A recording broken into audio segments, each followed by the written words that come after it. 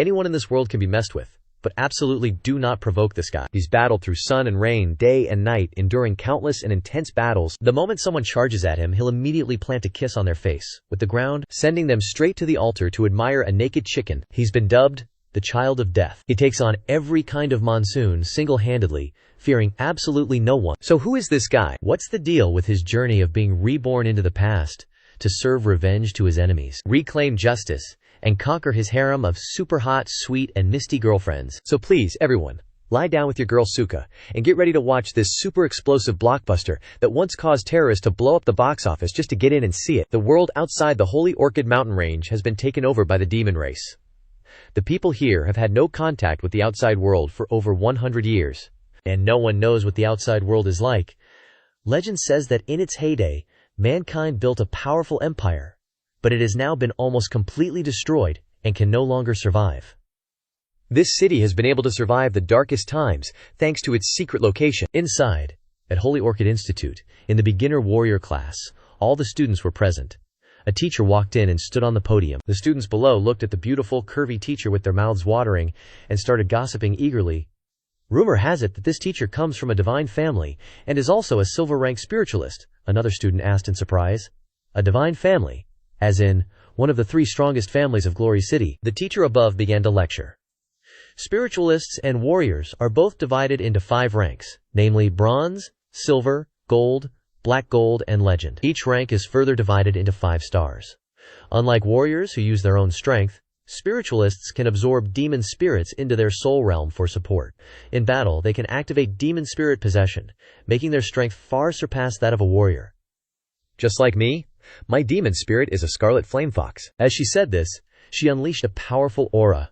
Claws began to emerge on her hands, and her body mutated, turning into a fox's tail. She continued, "After the demon spirit possession, I can gain the power of the scarlet flame fox and its flames. The scarlet flame fox is a gold-rank demon beast, which means I can cultivate to the highest level of a gold-rank spiritualist.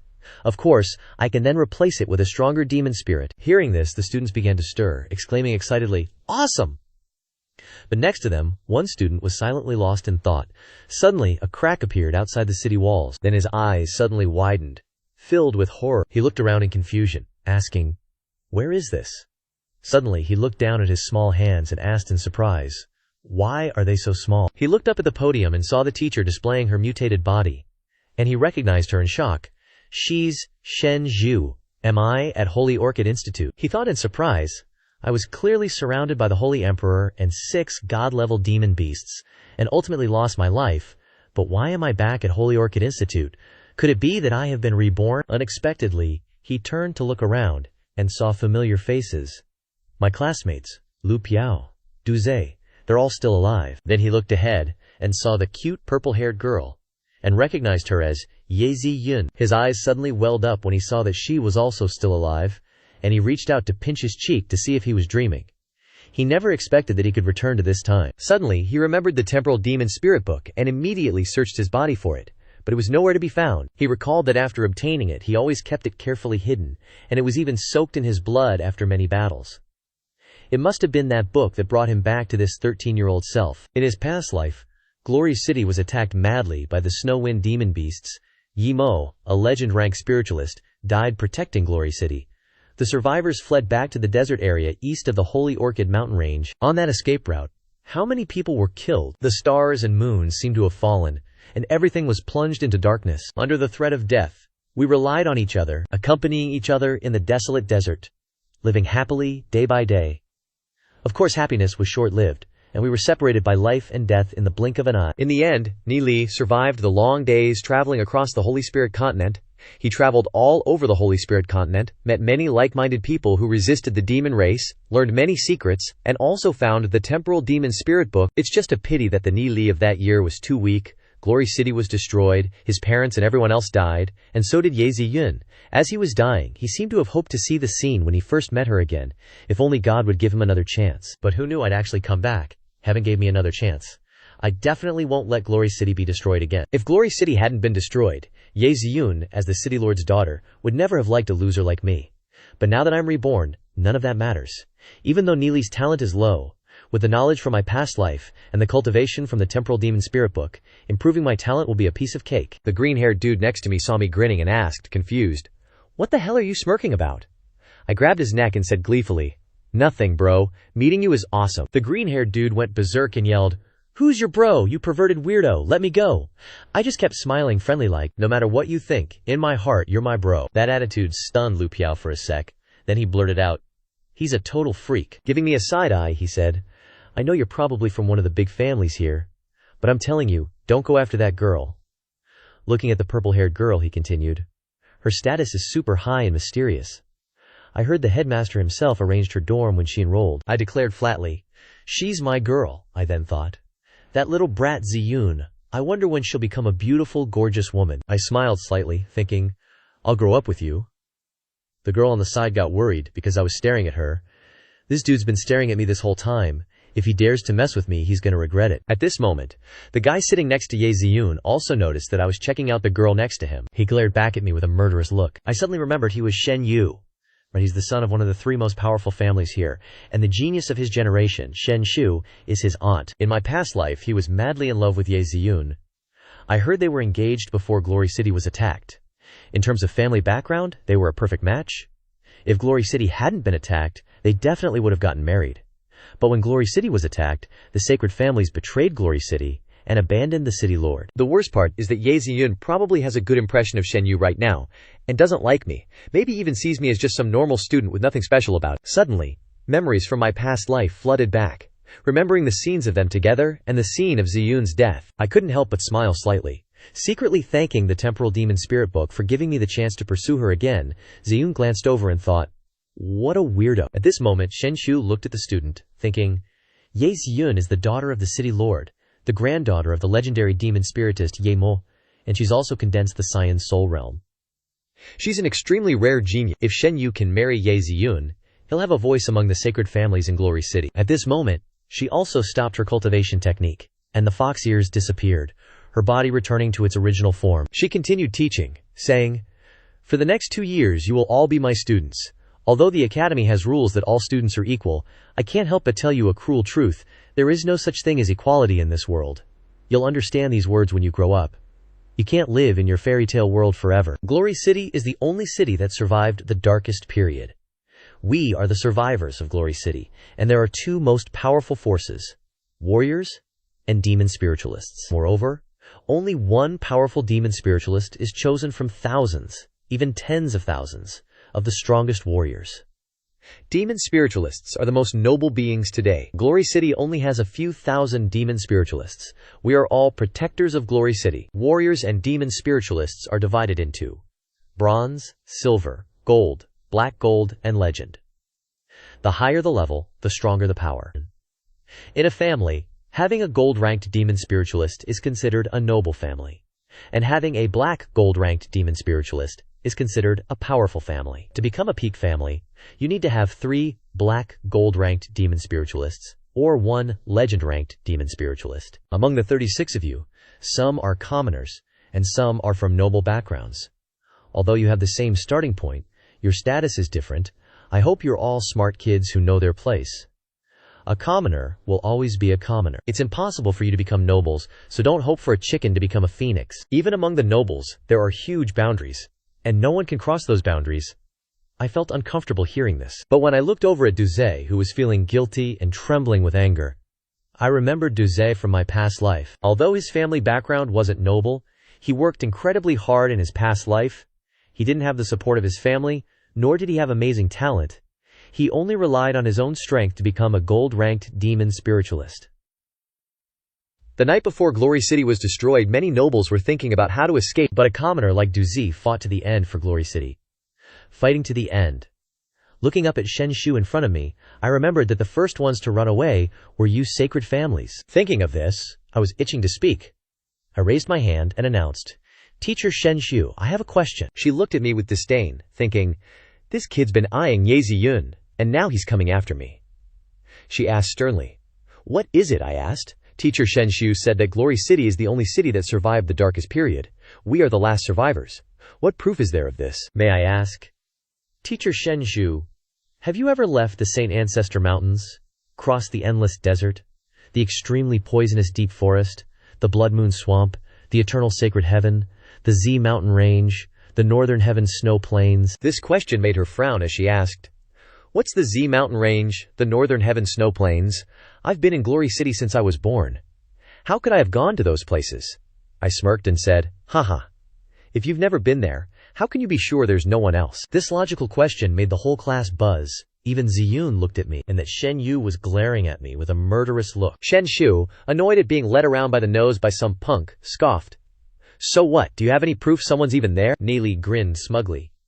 "Proof? Let me tell you a story. There was a frog who lived in a very deep well. Since it was born, it could only see a patch of sky through the well's opening.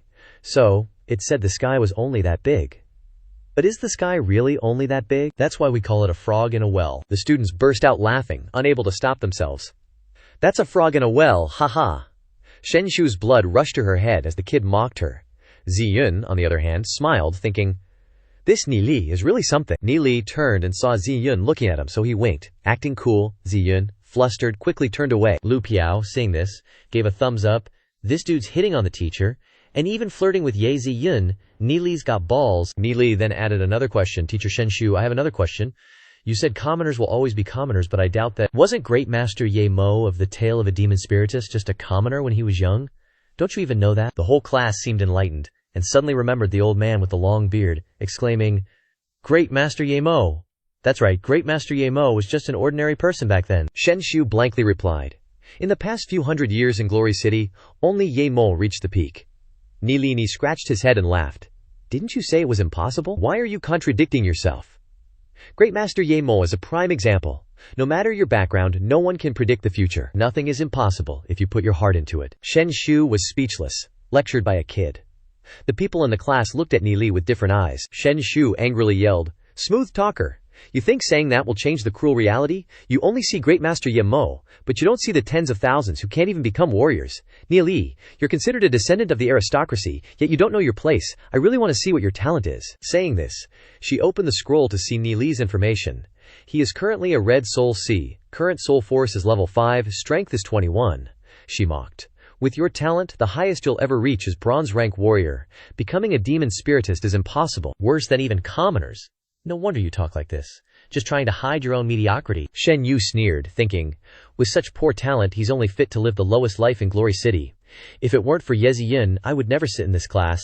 Just a bunch of trash." Shen Shu loudly said, "With this kind of talent, even in your own family, you wouldn't be taken seriously. Yet you dare to be so loud, truly ignorant." Ni Li said sternly, "Teacher Shen Shu, do you think a person's soul force talent determines their fate? With your terrible character, will you protect the students with good talent and attack and ridicule those with low talent? You spout all kinds of principles.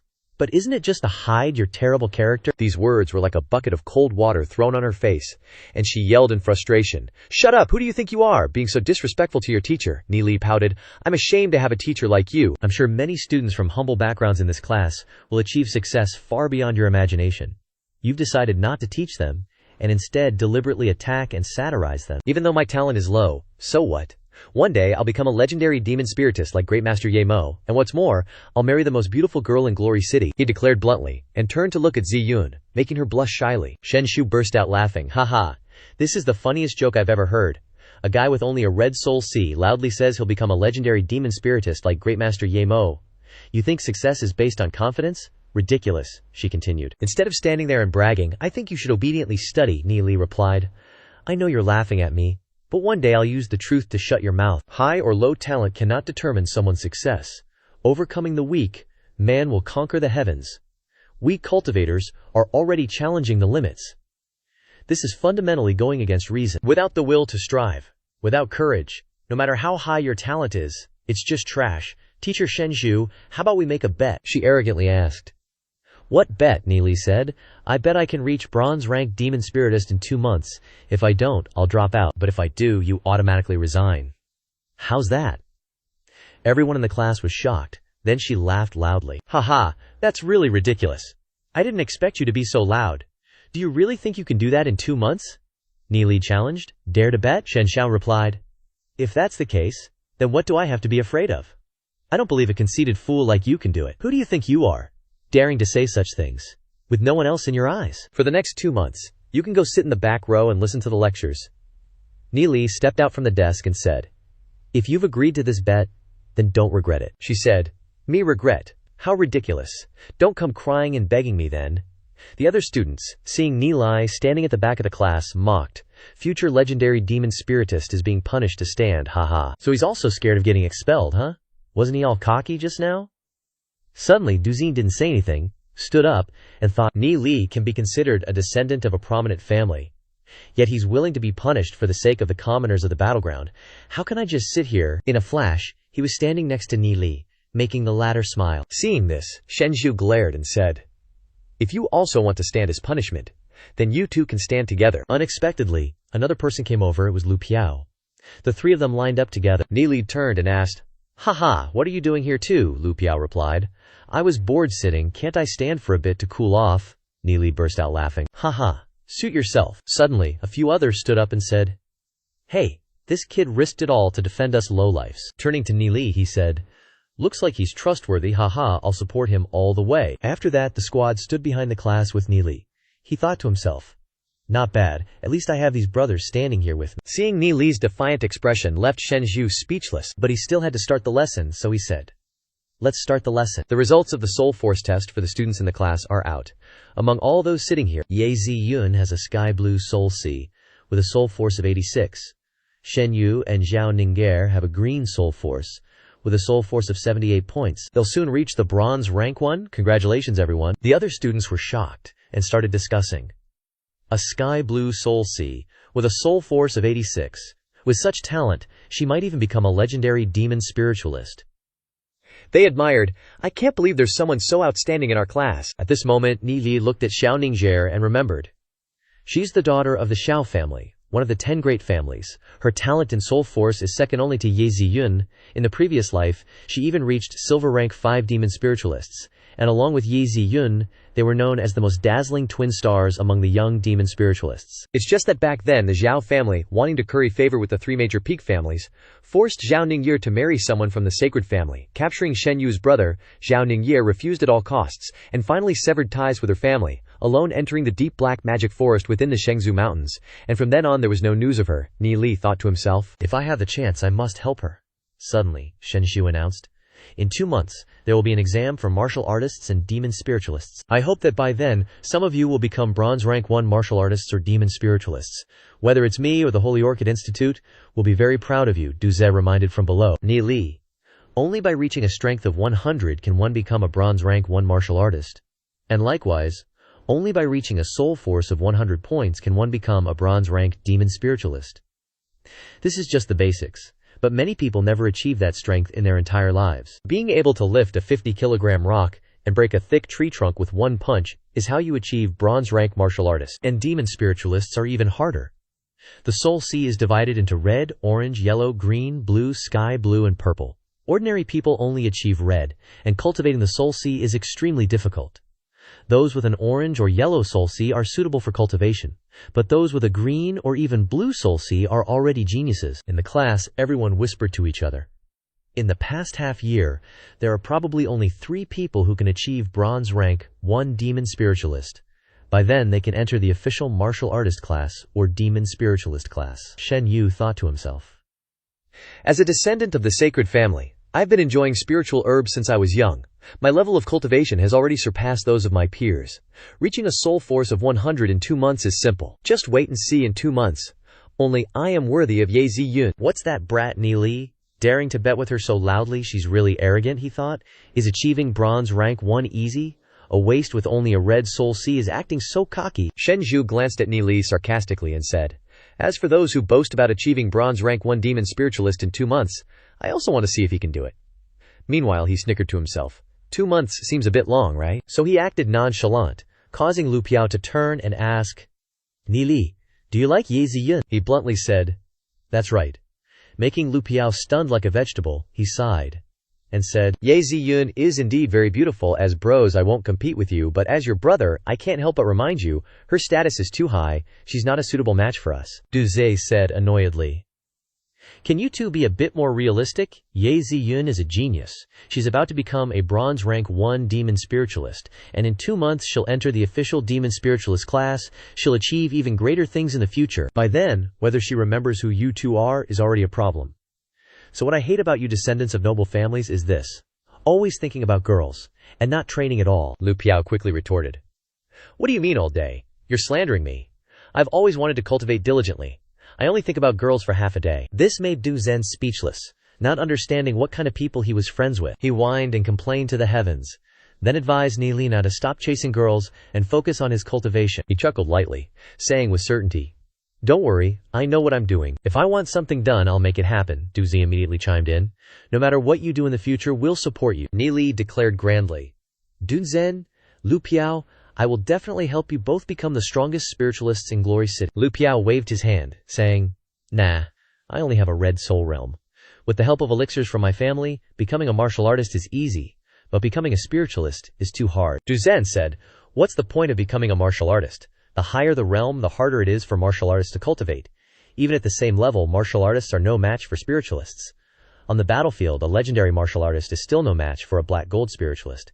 Spiritualists are powerful weapons of war." But Lu Piao, lacking ambition, stroked his chin and thought, "I don't need to become a legendary martial artist. A gold-rank martial artist is enough," leaving Du Zi speechless. At this moment, Ni Li patted his shoulder and said, "So what if you only have a red soul realm? Mine is red too." Making Du Zhen wonder, "Ni Li, do you have a way to cultivate soul force?" He replied, "Just listen to me. As long as you don't lose heart, you can definitely become powerful spiritualists," Du Zi firmly said. "Lose heart? Never," Lu Piao asked weakly. "Is it very difficult? If I become a spiritualist, my dad won't beat me anymore." Du Zi pointed, annoyed, and said, "You want to become a spiritualist, but you're afraid of hardship. Is becoming a spiritualist not difficult?" Ni Li laughed awkwardly and said, "Of course it's difficult, but it takes a lot of money." Lu Piao asked innocently, "As long as you have money, it's okay? Haha, that's easy.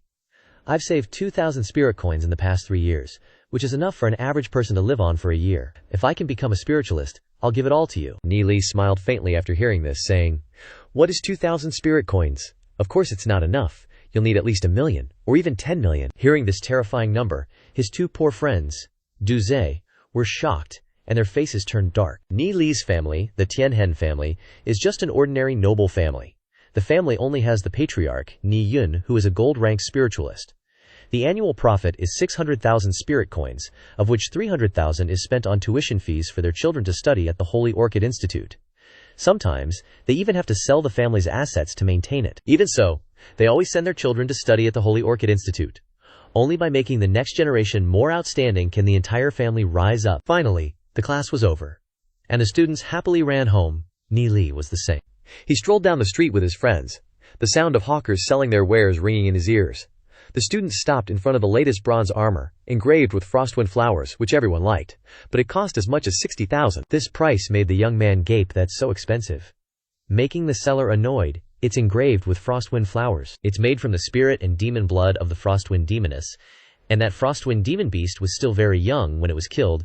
It's not easy to kill it like that. Moreover, its characteristics make this pair of gauntlets very powerful, absolutely suitable for martial artists or ice and snow spiritualists." At this time, Lu Piao also passed by and was lost in thought by these words. He sighed. "Bronze battle armor already costs 60,000. How expensive are silver and gold battle armor? My monthly allowance is only 500 spirit coins. Don't even think about it." At this time, Ni Li was still looking around. Lu Piao next to him turned to ask, "Hey Ni Li, what are you looking for?" Suddenly, Lu Piao saw a familiar figure in the crowd gathered in front. He recognized Shen Yu and signaled to his friends, "Look, Ye Ziyun is also there." Hearing this, Ni Li also quickly looked over and saw Ziyun, beautiful and radiant among her friends. She seemed to shine among the crowd. Meanwhile, Shen Yu looked at the weapon below and said to the seller, "It just so happens that I'm missing a pair of bronze gauntlets. Pack this pair for me." The seller packed it quickly, very professionally, and handed it to him. At this time, the ring on Shen Yu's hand lit up, sucking the item into it instantly. Then he handed over 60,000. "Here, take it," making the sisters nearby dazzled by his handsomeness and wealth, and because of this, Shen Yu grinned very pretentiously. On this side, the poor people were extremely jealous of his generosity. Du Zi sighed. "That's a spatial ring. Although it's very small, it has a very large space inside, and it can be worn on the body. Lu Piao also yelled jealously, saying, "He even has this? He didn't even look at the pair of bronze gauntlets just now. Directly put it into the spatial ring. How despicable. He pulls out 6 spirit coins like this. He's like a sugar daddy." Seeing this, his friends dissuaded Ni Lai. "This guy is handsome and rich. What are you going to compete with? Give up early." But Xu Feng just laughed and said, "Ye Ziyun isn't like that." Xu Feng naturally knew that what Ye Ziyun needed most right now was friendship. Because of her different status, she had very few friends, and even close relatives were becoming more and more distant. Lu Piao asked, full of doubts. Maybe Ye Ziyun really doesn't care about how much money there is. What kind of person is she anyway? He turned to Xu Feng with a grin. Could it be she likes girls? Then you're totally screwed. Which made Duzi burst out laughing. Xu Feng said, "Let's go, I need to start my plan." He said, "Lu Piao, go buy 2 crossbows and 5 boxes of arrows. 1 crossbow costs 150 demon spirit coins, and each box of arrows costs 30 demon spirit coins. Don't get ripped off. After you're done, meet us at the training ground." Lu Piao asked in surprise. Did Xu Feng buy these things before? How do you know the prices so well? Xu Feng thought. Although it's my plan, I should buy them myself, but I only get 50 demon spirit coins a month, so sorry. After that, he turned to Duzi and said, "Let's go buy some black swamp grass." The two quickly went to the stall. After buying the black swamp grass, Xu Feng continued to buy some low-level fusion herbs. Then the two of them, laden with stuff, went up the mountain outside the city to get some knotweed grass as well. Duzi blankly asked, "Black swamp grass, knotweed grass, and fusion herbs. What exactly are you planning to do?" Xu Feng just smiled lightly and explained, "Black swamp grass has a certain anesthetic effect, but the effect is very low. It's only used to apply to wounds to relieve pain. Knotweed grass is a very common grass, and no one knows if it has any special effect. But if you use it with fusion herbs to fuse with black swamp grass, you can greatly increase the anesthetic effect." Du Zhen asked in surprise, "How strong is the effect?" Xu Feng said, "It doesn't have much effect on ordinary demon beasts. It's no different from low-level anesthetics, but have you noticed that goats never eat knotweed grass?" Du Zhen was surprised to hear this, and laughed.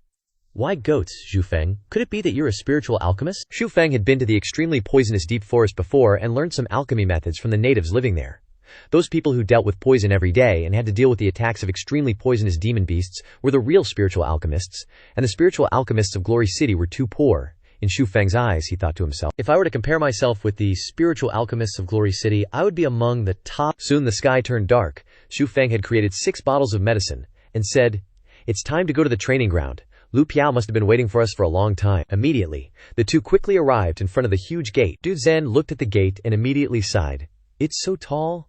Is this the training ground built by the legendary demon spiritualist Ye Mo and the black gold demon spiritualist Gao Yuan, the dean of St. Orchid Institute?" Xu Feng thought to himself. "The training ground? I've only been here a few times." At this time, Lu Piao also came flying over. Du Zi asked suspiciously, "Lu Piao, why are you even later than us?" Unexpectedly, Lu Piao appeared badass with 2 crossbows in his hands, fully equipped with a helmet and armor, which made Xu Feng annoyed, and he shouted, "Take it off quickly! We only need the crossbow and arrows." Lu Piao sulked. "What? It was so hard to get the whole set," Xu Feng explained. "This place is the hunting ground of St. Orchid Institute, exclusively for those below the silver rank. The strong people in Glory City capture a number of low-level demon beasts every year and release them here, and the students can freely capture and kill the demon beasts to cultivate. Things like demon essence and demon spirits will belong to the students." He went to the guard room and said, "To verify that we are students of the institute, we can go in now. With our current strength, we can just hunt in the outer area. Although these goats are herbivores, we still have to pay attention." Immediately after that, there was a goat standing there panting, its eyes full of ferocity glaring at them. The horned sheep is a low-level herbivorous demon beast. Normally they will not actively attack humans, but their temperament is extremely irritable. They have a very high sense of territory. When they discover an invader, they will immediately attack. At this time, it saw Lu Piao standing in front of it, and his whole body was furious, full of ferocity, which frightened him. Holy crap! He ran away for his life. While this goat was chasing wildly behind, he ran and complained to Xu Feng, "I didn't expect him to let me be bait, how annoying." He shouted, "Mom, the horned sheep is so scary, shoot quickly, hurry up." Meanwhile, Xu Feng was lurking in the bushes, annoyed, thinking, this kid was told not to run. As long as you stand still, the horned sheep will obediently run into the trap that has been set up. As long as it steps on the trap, it will break its leg, and we can deal with it. At this time, Duze picked up the crossbow, aimed, and shot an arrow straight at the goat. But this goat's actually pretty smart, dodged the hit real quick. Seeing that, Du Zhen fires another arrow, but dang, he totally misses. Lu Piao books it, screaming, "Seriously, you're messing with me!" Table flipping rage. When Lu Piao glances back, he's scared SHT less, cause the goat's gone berserk. Radiating killer intent, he shouts. Terrified, it's seriously pissed, Duze, worried from the bushes. We're screwed. No time to change our names now. He turns to Ni Lin, but finds him silently observing, then knocks an arrow, ready to fire. Meanwhile, the enraged goat accelerates, charging at Lu Piao, almost catching up. It's a now or never moment. Ni Li's arrow shoots out, heading straight for its butt. Bullseye. The goat gets a dose of the good stuff. The tranquilizer kicks in, and it slams face first into the ground. Lu Piao just stands there, staring at the goat, panting. The goat lies on the ground, trembling, lets out a few bleats, then suddenly passes out cold, leaving him totally bewildered. Duzi comes over and pats him on the shoulder, saying, "Didn't expect that stuff to be so strong." Lu Piao asks, surprised, "What stuff?" "That's a horned goat. It could take on 2 bronze rank warriors." Ni Li appears, smiling. "That's a tranquilizer arrow, specially designed for horned goats." Lu Piao angrily points at Ni Li. "Dude, you know how scary being bait is? Thanks to you, my butt almost got wrecked," Ni Li retorts. "If you hadn't freaked out and ran, it would have been over ages ago." Duzine chimes in excitedly. "But Ni Li, your archery skills are insane. To hit a horned goat from such a blind spot, normal people couldn't do that, even after 10 years of practice." Ni Li scratches his head and laughs it off, thinking to himself, "Maybe I showed off a little too much. I'm only 13 right now." Ni Li goes over to the goat. "Let's clean up. Besides the horns, we only need the neck hide and the demon spirit." He immediately starts harvesting the goods. Duzi holds the horns and says, "A pair of horns sells for 5 coins, the neck hide for 3, and the demon spirit for 5. We can kill them in less than 15 minutes. If we keep hunting horned goats like this, we'll easily make over 1,000 coins a day. At this rate, I can pay for my own tuition, and even pay back the debt from before." Ni Li smirks. "We gotta speed things up. No sleep for us tonight." Lu Piao is shocked. For people who've trained since they were kids like us, staying up for a few nights is nothing, even if we haven't hit bronze rank yet. Hours pass by, and the moon rises. They're still tirelessly hunting horned goats. Thanks to Ni Li's tranquilizer and their skillful teamwork, the goats quickly succumb to the drug, and they get their loot for cash. After a sleepless night, the sun rises. Ni Li grins. "It's almost dawn. Let's head back." Lu Piao plops down on the ground. "We got over 120 goats last night. If we sell everything, we'll make over 1,400 coins. That's over 400 each. Haha." For the next 7 days, Ni Li and his friends continue hunting horned goats in the training grounds. And during the day, they return to Holy Orchid Institute for class. The bearded teacher lectures at the podium, while the 3 of them, with dark circles under their eyes, barely keep them open from sleep deprivation. The students below gossip. "Did you notice? The number of horned goats in the training grounds has dropped a lot. Did a tiger get loose or something?" Another one replies, "I heard the academy sent people to check, but they didn't find anything." Scene changed to the 3rd watch on the 8th night. Ni Li says, "We've earned over 1,600 coins in the past few days. That's a huge amount. We can do a lot with it," Lu Piao complains. "Ni Li, I'm so sleepy. It's been 7 days. I want to get some sleep." Duzi yawns and says, "I want to sleep too," Ni Li says. "You guys find a safe place to sleep. You don't have to come tomorrow. I have another plan." Hearing that, Lu Piao immediately jumps up a tree to find a place to crash, saying, "Finally, I can sleep." Then he starts snoring super loud. Over here, Ni Li quietly ventures deeper, scouting the area, thinking, "Maybe I'll find something interesting." Suddenly, he hears some movement and realizes it's people. He quietly sneaks over to take a look. Who else would be here at this hour? Dude was hiding in the bushes, peeking through the leaves, and saw this chick radiating a green glow. That's light attribute soul force. She's probably about to hit bronze rank. When he got a clear look at her face, his jaw dropped. It was Zhao Ning'er. Xu Feng remembered something from his past life. Lu Piao asked him, "You hear the news? Zhao Ning'er's back at the academy, and she's in our bronze class." Hearing the name, he'd asked, "The Zhao Ning'er who was in our class before, she suddenly dropped out 3 years ago right after reaching bronze rank. Heard she was seriously ill, like, sick for 2 whole years. Her cultivation level took a major hit, and she's been constantly sick ever since. Didn't expect her to start cultivating again." Lu Piao next to him had chimed in, "Talk about a tough cookie." Xu Feng smirked slyly and said, "It's fate, man. She's known as the twin goddesses, beauty." Lu Piao warned, "Don't even dream about it. She's been engaged to Shen Fei from the sacred family since they were kids. The Zhao Ningquer's winged dragon family always wanted to suck up to the sacred family," Xu Feng exclaimed. "That playboy Shen Fei? What's he got that I don't?" Lu Piao snarked. "How else are you going to get stronger? Duzi's already in silver class." Xu Feng whined, "Aren't you in the same bronze class as me?" Back to the present. Xu Feng thought to himself, Still cultivating soul force at this hour, she's definitely pushing herself.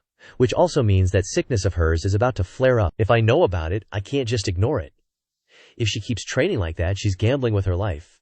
Thinking this, he walked straight up to her. Ninger, hearing the noise, was startled and opened her eyes, summoning a dagger. "Who's there?" She glared at Xu Feng approaching. He quickly raised both hands with a forced smile. "Wait, let's talk this out, and maybe put the knife down first." Recognizing him, she put the dagger back into her ring and asked, "You're that Xu Feng in the class." "What are you doing here?" he countered. "What are you doing here in the middle of the night?" Ningir answered bluntly. "I'm cultivating soul force," Xu Feng chuckled. "Just killing time, you know." But she immediately called him out. "Don't lie. Don't think I don't know anything. You guys have been hunting horned sheep these past few days." Xu Feng was speechless. "So you knew all along," he thought. "Women are such a pain in the ass." Then, he remembered Ye Ziyun and smiled to himself. At this moment, Ning Sur said, "I need to continue training." He propped his chin up. I'm leaving. But Ninger was annoyed that he dared to stare directly at her. "How rude," she angrily snapped. "Aren't you leaving yet?" Xu Feng looked down at her bare feet, which were red and had blue vortexes, and asked, "Is it like your feet are burning every night?" Ningir was shocked, turning to ask, "How do you know that?" He glanced at her feet. "I know even more than that. Even though your feet are burning hot, your body is ice cold. Every night at midnight, it's like falling into an ice pit, and it's incredibly painful." Trying to cultivate soul force is also a struggle, right? Seeing Ninger stay silent, Xu Feng affirmed, "Just as I thought. That's the extreme cold phenomenon. It's because you cultivate so much at night, causing cold energy to invade your body, blocking your meridians. Plus, your body is naturally cold. If you cultivate to bronze rank, at best you'll be bedridden and your cultivation will regress. At worst, you'll die. I bet there are a lot of blue vortexes all over your body right now. It's incredibly painful and persistent as your cultivation gets higher." She was hit right in the heart, clenching her fist and blurting out, "I'm desperate. I don't want to be forced to marry that Shen Fei. To take control of my own destiny, I've been relentlessly training, wanting to become stronger. I'm finally about to reach bronze rank 1 star, and you're telling me that everything I've worked for will be wasted and I'll die." Xu Feng was stunned, frozen like a statue. Ningir asked Xu Feng, "If you know what's wrong with me, you must know how to cure me, right?" Then, she bowed sincerely, tears streaming down her face. "Can you help me?" He pondered for a moment and said, "This illness is recorded in the Academy's library. It's not incurable." Hearing this, Ninger asked in surprise, "Is that true? Then how can it be cured?" He said, "You need to use the meridian guidance technique, using meridian nurturing, to reharmonize your body and dispel the blue vortexes. You'll also need to take medicine made from golden thread grass and heavenly pattern grass daily. With your current condition, you should recover in a month." Xu Feng added, "The important thing is that you absolutely must ensure that you never cultivate soul force at night again." Ninger lowered her head and agreed to this. Suddenly, Xu Feng remembered something and reached his hand out towards Ninger, saying, "Give me your soul force cultivation technique." Seeing her surprised, but looking at his sincere face, she thought, Xu Feng probably ain't lying to me. So she grabs the technique from her ring and hands it over to Ni Li right away. Their hands touched, making Ninger a bit shy, and she quickly pulled her hand back, blushing. At this moment, Ni Li looked at the technique, his face serious, and said, "I can't believe even a prestigious clan like yours practices this low-tier soul force cultivation technique. No wonder Glory City is doomed later on." Ninger asked in surprise, "What did you just say?" Ni Li paused, and said, "Nothing. This cultivation technique is just too low grade. So practicing it will damage your meridians. That's what caused your condition. You have to change. Enlightenment of the mind. 2. Penetration of the spirit. Then change this phrase to soul and spirit unite. Heart and spirit penetrate." He rambled on, leaving Ninger dumbfounded, thinking, "This is my family's ancestral technique," she said sternly and suspiciously. "It's the 6th most important technique in the family's treasury. How can you just change it as you please?" At this moment, Ni Li yawned after talking for a while, then nodded and said, "Changing it like that is all right, I guess." He asked Ninger, who was still frozen, "Why are you spacing out? Did you hear what I said?" Then she widened her eyes and said, "Wait, Ni Li, can you say it again?" "I'm writing everything you say down," making him shake his head in frustration. "Just as I thought, you weren't listening." Ni Li patiently stood and read it all over again for Ningir, but she didn't understand a single thing he said. But looking at him, she thought, from the perspective of a cultivator, I think the changes he made when using it to practice would be very suitable. Compared to what I've learned, these changes are much more profound. How much profound knowledge does one need to fix such a high-level technique? Even the family head probably isn't skilled enough. How ridiculous. I used to think of him as a useless guy. Maybe his understanding now even surpasses black gold rank demon spiritualists. But Ning Krayer remembered the scene in class earlier, thinking to herself, we're the same age, yet the gap between Neely and me is so big. The teacher and the others mocking him back then is so laughable now. Neely will definitely become a legendary demon spiritualist. She remembered what he had proclaimed before, the most beautiful girl.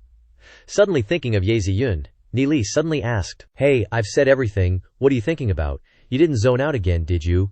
Ninger quickly shook her head and said, no, I'm not thinking about anything. Do you know about the Tao guidance technique? He replied, I know it, blushing and saying, but it requires massaging the patient. I don't think I'm suitable for that sort of thing. But she blanked out, then said shyly, I don't care. Aren't you just helping me treat my illness? I don't want to become a useless person. Neeli reluctantly agreed. All right then. You keep this book for now. From now on, I'll help you once every 3 days massage. Just do as I say, and using certain herbs will help you recover soon. He asked, right, where's the swirl located on your body? She looked down, pointing to her foot, and said, here. There's one here. Neeli looked at the blue mark and thought seriously, is that so? Then he said, good thing it's on the back of your foot. It would be troublesome if it was somewhere else. This mark will be gone in a little while. She hesitantly sat down to let Neeli treat her. He saw her blushing face and thought to himself, embarrassed, huh? Girls at 13 or 14 years old sure think a lot. Then, Neeli channeled his energy into his 2 fingers and brought them to the wound. Suddenly, he spoke up. Don't get me wrong, I'm just helping you. The person I like is Ye Ziyun. It's nice to meet you. I hope we can become good friends. Ningxia nodded in agreement. When Neeli pressed on the wound, causing Ningxia to cry out in pain, he reassured, it'll be quite painful the first time, just try to bear with it. Looking at Ningxia, who was struggling and enduring with her head down, this posture made Neeli think, she really lives up to being on par with Ye Ziyun in beauty, only 13 years old and already showing the beauty that can topple empires. After getting used to the treatment, she felt less pain and felt itchy, as if there were 10,000 ants crawling around. Ningrayer's expression made Neeli break out in a cold sweat. Ninger looked at the wound, thinking, this swirl has been there for 6 or 7 months, and it's always been extremely painful. Although I can use my willpower to endure the pain, the constant, everywhere pain is really terrifying, yet after just a short massage it's already much better. She thanked. Thank you, Nikolai. He looked at the wound that had improved and smiled. All right, but next time there will still be some pain, but less. Just pay attention to resting and you'll be fine. She quickly bowed her head to thank him. Looking at him, her face suddenly flushed red, leaving Neeli utterly confused. Ningxia said, I still have another birthmark, Neeli. Could you help me again? Causing him to wonder. That's right. If there was only one on the back of her foot, it wouldn't have led to her being bedridden for 2 years, would it? He immediately asked, where is the location of the other birthmark? Ningxia stalled, making Neeli scratch his head and say, if it's inconvenient. Suddenly, Ningxia interrupted. Neeli, you said you like Ye Ziyun, right? He immediately nodded. Yes. She hurriedly asked back, does Ye Ziyun like you? He immediately thought of her attitude and shook his head. But a second later, he resolutely said, she will like me. This made Ningxia burst out laughing. Ha. So it's unrequited love. Why is he so confident? She thought to herself. Right now, no one knows Ning Li's true talent, but there will come a day when Ning Li's name will resound throughout the land, and Ye Ziyun will also be captivated by him. If my illness never gets better, I will definitely be left behind by my peers. I have to treat my illness. If Neeli can cure me, that would be great. She immediately stood up and took off her clothes, reassuring herself. It's not like it's anything unacceptable, causing Neeli to be stunned, and he hurriedly covered his face and turned away. Then, turning back, he saw a pair of full, ripe breasts before his eyes, making him jump back in shock. Ningxia at this moment closed her eyes and used her hand to pull down her clothes, revealing another birthmark, located in an extremely sensitive spot. Neeli asked awkwardly, is this okay? I'm a very upright person, causing Ningxia to be annoyed to the core. But Neeli then declared, for the sake of treating illnesses and saving people, I can't worry about so much. Then, before his eyes was an image of a flawless beauty, but Neeli immediately focused on his professional task, looking at her chest and thinking, the color of this birthmark is even darker than the one on the back of her foot. How can a girl who's only a teenager endure this much? He then channeled his strength into his 2 fingers and gently touched Ningxia's body to treat her. This was the first time since she was young that Xiao Ningxia had allowed a boy to touch her body like this. The pain caused her whole body to tremble, while Neeli focused on treating her injuries to the point of breaking out in a sweat. The coldness of her family, tormented by pain, made Xiao Ningxia become increasingly resilient. But there were also times when she felt very lonely and tired. Neeli at this moment gave her a sense of being able to rely on someone. A moment later, Neeli was done, and he smiled brightly and said, all right. Ningxia hurriedly put on her clothes and said, Thank you, Nila. He instructed her to rest for the next few days and she would recover very quickly. Every 3 days he would help her with a massage once, and just a few times would be enough. Before reaching the bronze realm, she absolutely must not practice at night, because absorbing too much moonlight essences without being able to regulate it would cause enormous consequences. After speaking, he stood up, stretched, and warmed up his hands and feet, saying, I have to go, Ningxia said emotionally. Thank you so much, Neely. If it weren't for you, I really don't know what would have happened if I had continued practicing like that. Neely, you have helped me. If you need my help in the future, I will definitely do my best. He turned his head and smiled, saying, If I need your help, I will definitely come find you. Then he turned and dashed off. She looked at his departing back and smiled slightly, thinking, Neely, what kind of person are you, after all?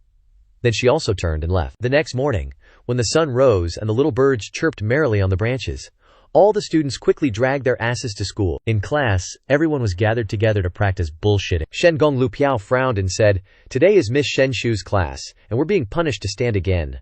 All she talks about is the affairs of the nobles, and we don't learn anything. Du Zi laughed and said, The exam is in 2 months. When Neely reaches Bronze Eye Star, he won't need to study with her anymore. In just a few days, he led us to earn 16,000. I believe he can do anything. Over here, Shen Yu sneered. What are you dreaming about? Reaching Bronze Eye Star in just 2 months. You believe this trash can do it. Then the sun will rise in the west. Meanwhile, Ye Ziyun was sitting on the side, chatting happily. At this time, Du Zi asked Neely, We're not hunting horned sheep anymore, so what should we do next? But all he can think about right now is scoring with a hot girl, scheming, how do I get close to Ye Ziyun, how do I make her fall for me, without a second thought. Suddenly, Ninger stands up and heads towards Neely, catching everyone's attention. They're all thinking he must have pissed her off, and now he's toast. This also makes Ziyun curious. Did Neely actually provoke Xiao Ningxia? That guy really needs to be taught a lesson. Everyone else is watching too, whispering, How do you think Xiao Ningxia is going to punish him? Someone else says, Neely's got like 5 spirit power, he's going to get tossed out of here. When Ningxia reaches Neely's desk, Lu Piao and Du Zi are sweating bullets and jump to their feet. They're both pale, thinking, if Ningxia throws down, the 3 of us can't even fight back.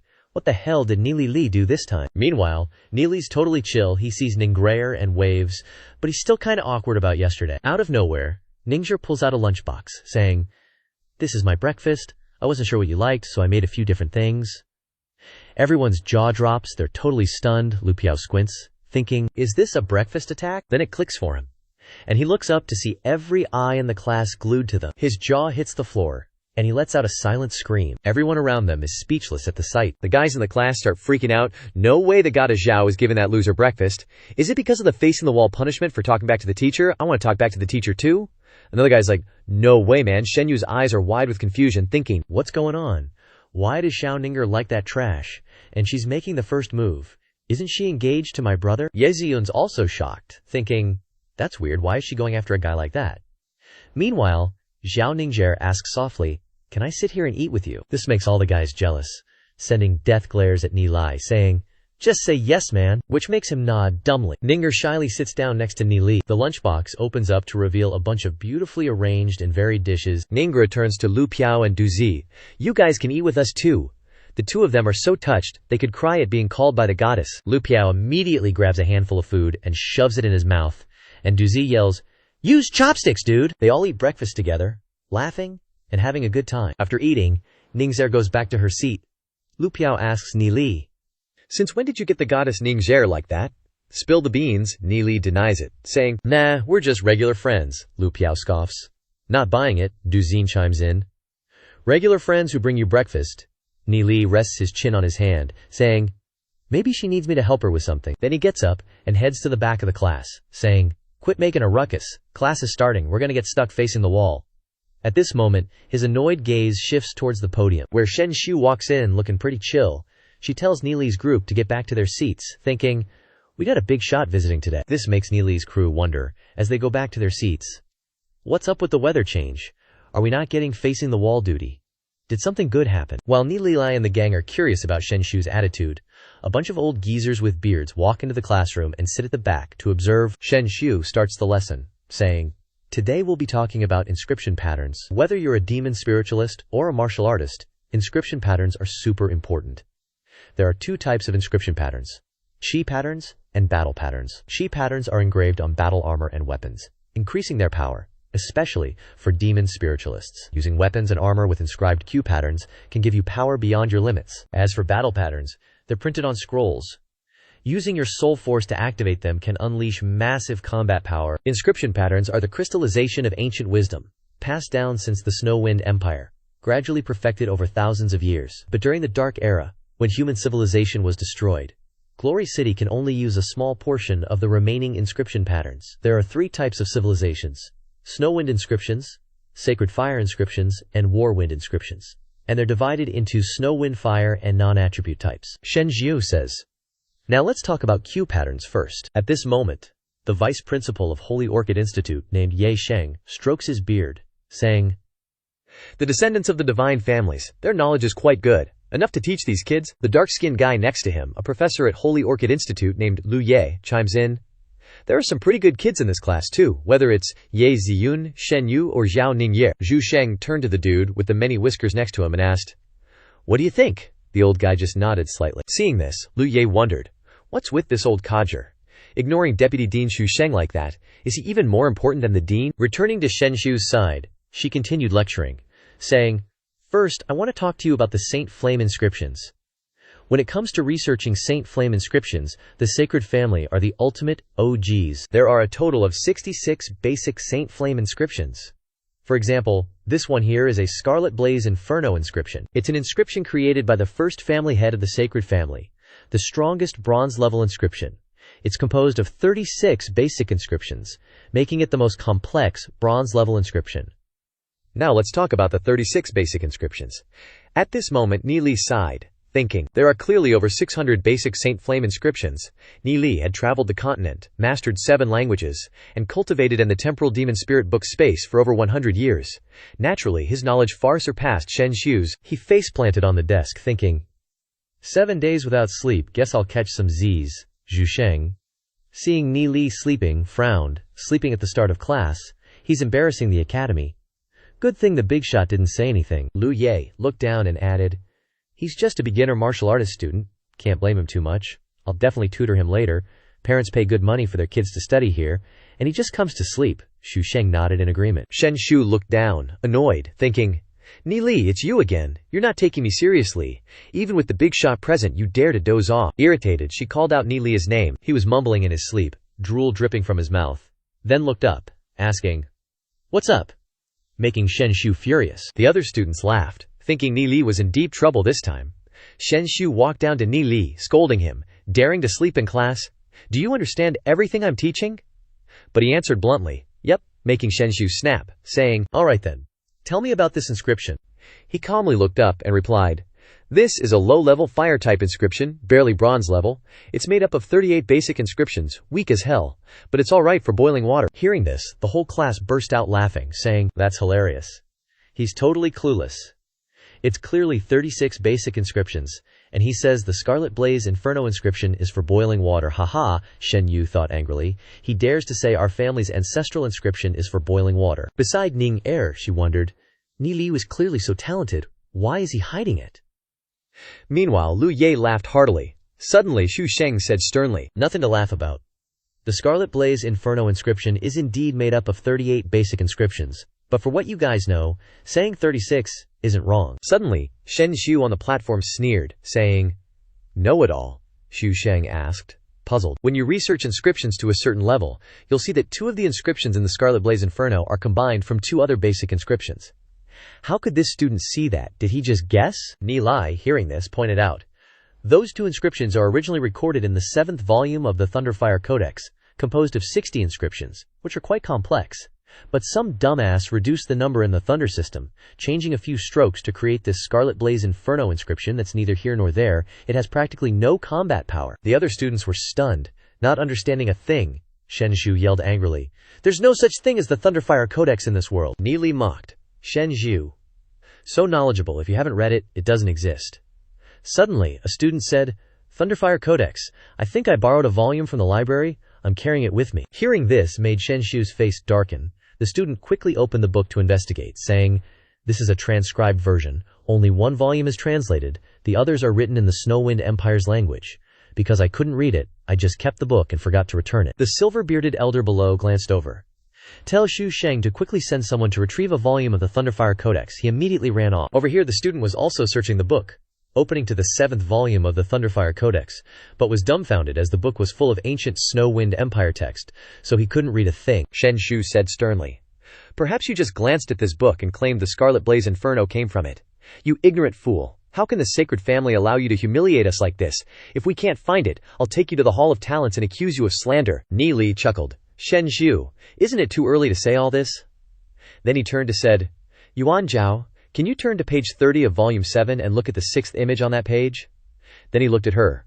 "Chao Yuan, Miss Shen Zhu, this Thunderfire Codex is more ancient than your family's first head, right? The sacred family is just buying fame and reputation, always telling everyone in the family that the ancestors' talents were extraordinary, and they created inscriptions themselves to save Glory City in its time of crisis. When Glory City was breached, all the families fought for Glory City, but the sacred family was the only one who wanted to preserve their family's strength, and allowed the strong members to hide in the Saint Ancestor Mountains, making the sacred family's West Gate guards get easily defeated. The Snow Wind demon beasts advanced at will and wantonly killed. Those who survived had to go into exile.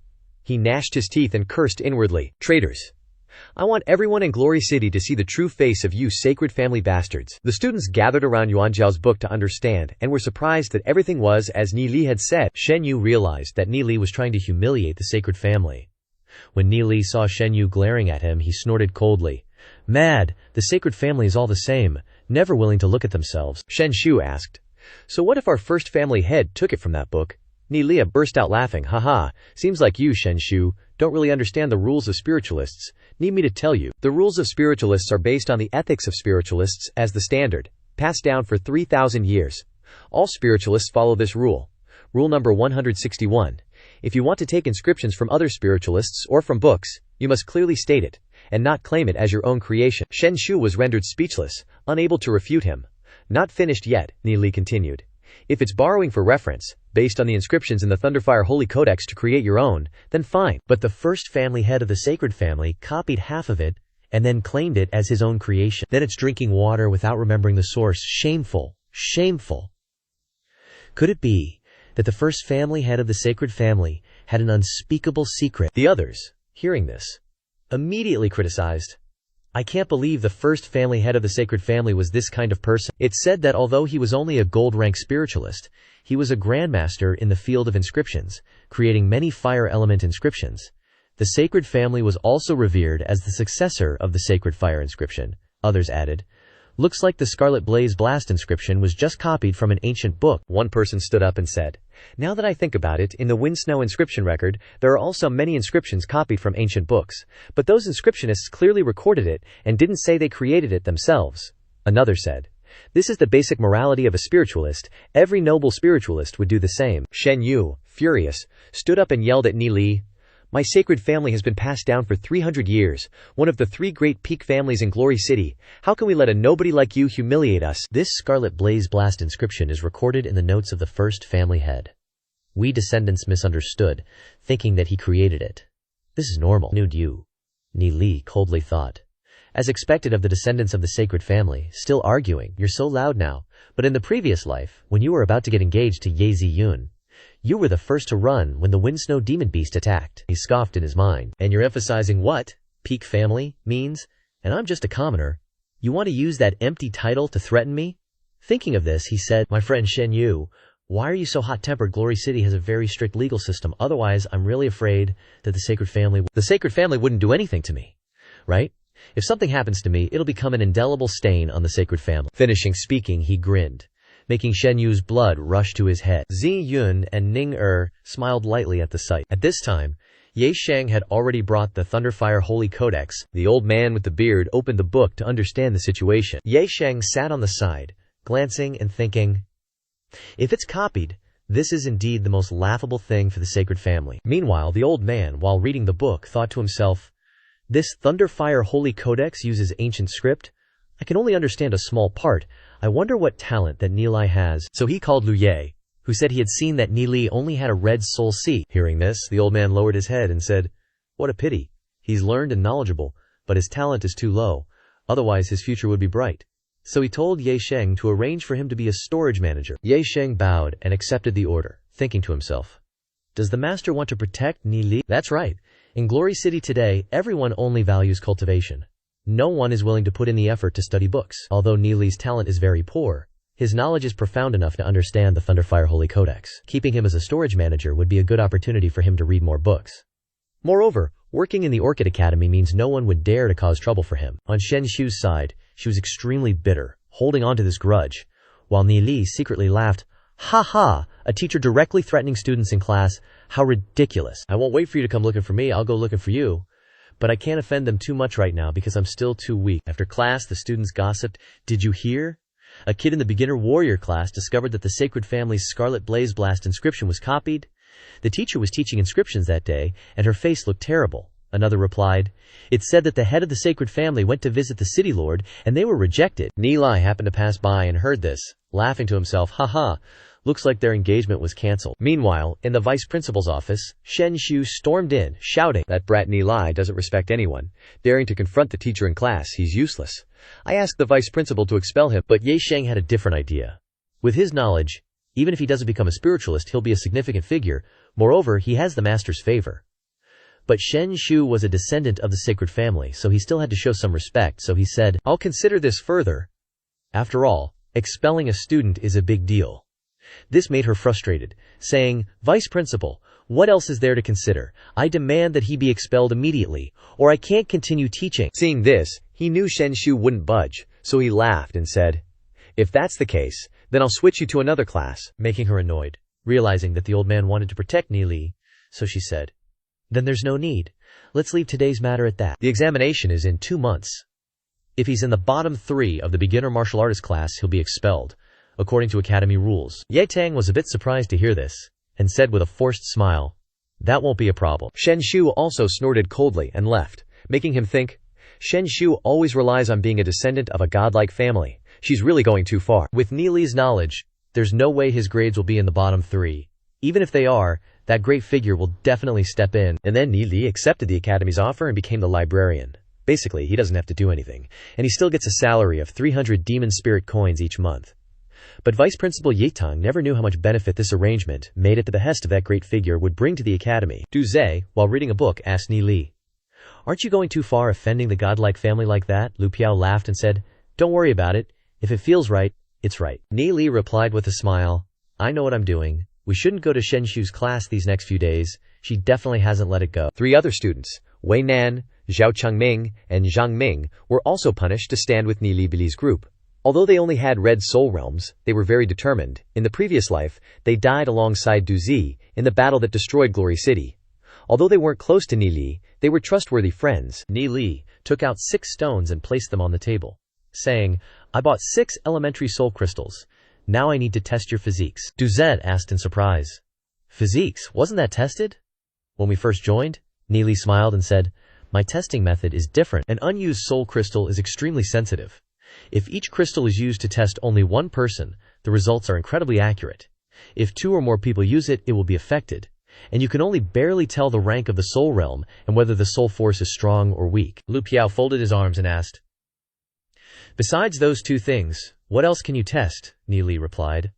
The shape of the soul realm and the attributes. Hearing this, they were all dumbfounded. Ni Li then handed over a stone, explaining, everyone must protect each soul crystal. Before reaching 500 soul force, it can be fully utilized. If you exceed that, you'll need a mid-level soul crystal. When he handed the stone to Wei Nan, he was afraid to accept it because each one cost over 1,000. It's so expensive, how can we accept it?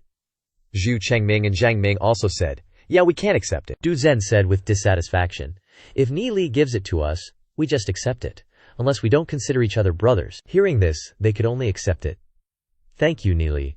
From now on, we'll call you Big Brother and listen to you wholeheartedly. Ni Li grinned and said, with brothers like you, I'm already halfway to success. Du Zin, you go first, just like when we tested when we first entered the academy. So Du Zhe did as he was told, circulating his soul force, and a beam of light emitted. Lu Piao praised, Du Zhe, you've improved so fast, you already have 52 soul force points. Ni Li looked at the stone and said in surprise, I didn't expect it to be lightning fire attribute, and it's in the shape of a Cale lightning cloud. No wonder Du Zhe cultivated so quickly in his previous life. A soul realm in the shape of a Quicklin lightning cloud, plus the innate talent of lightning fire attribute, is truly a perfect combination. It's just a pity that in his previous life, he cultivated the sacred fire inscription, so reaching golden rank 1 star was his limit. Duze asked in confusion, so Nili explained, the soul realm has 7 colors, representing that each person has a different personality and talent.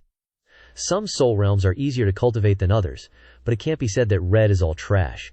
As long as you choose the right technique, even a red soul realm can unleash great power. Those who want to use that to divide people into 5 or 7 categories are just a bunch of idiots.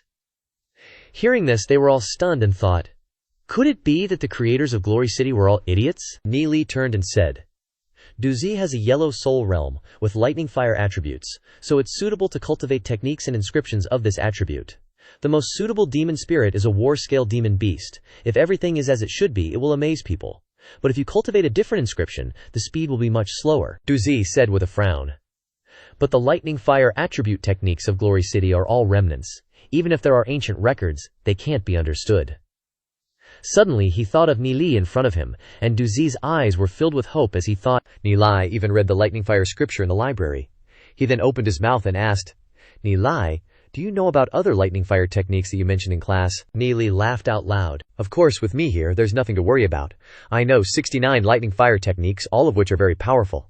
He thought to himself, Crimson Lightning Heavenly Fire Decision is no good. That technique is too overbearing, and it will damage the meridians when cultivated to the later stages. Cale Decision. This technique is really suitable for his physique, but even the creator of this technique has never cultivated it. The mantra for the first 9 layers is completely fine, but the 3 layers after that. He then said, let's just learn the Cale Decision. This is the 3rd-ranked lightning fire technique that I know. I'll teach you the mantra, and later I'll find time to write down the martial arts techniques for you. Thinking to himself, it's already terrifying to cultivate to the 9th layer, and the 3 layers after that will depend on your fate. Nili immediately recited the mantra so that Duze could memorize it instantly. Duze immediately began to practice, and suddenly a powerful source of energy surrounded him. Suddenly, Duze woke up and exclaimed, the technique is too powerful. Just reciting the mantra has already activated the soul realm. The soul force has begun to become stronger. I can feel it, Nikili added. In a few days, I'll write down all the components of this technique for you in detail. Duzine excitedly thought, great, I can cultivate it to change the fate of my parents and my family. As long as I diligently cultivate the Cale Decision, everything will no longer be a problem. With tears in his eyes, he said emotionally to Nikli, Duzi will remember in his heart the kindness of you giving me this technique. If Nili ever needs my help, I'll go through hell and high water for him, I swear on my life. Seeing this, Nili patted his shoulder and said, don't say that, we're brothers. It's just a cultivation technique. Lu Piao, trembling in disbelief as he heard them talking like brothers, chimed in.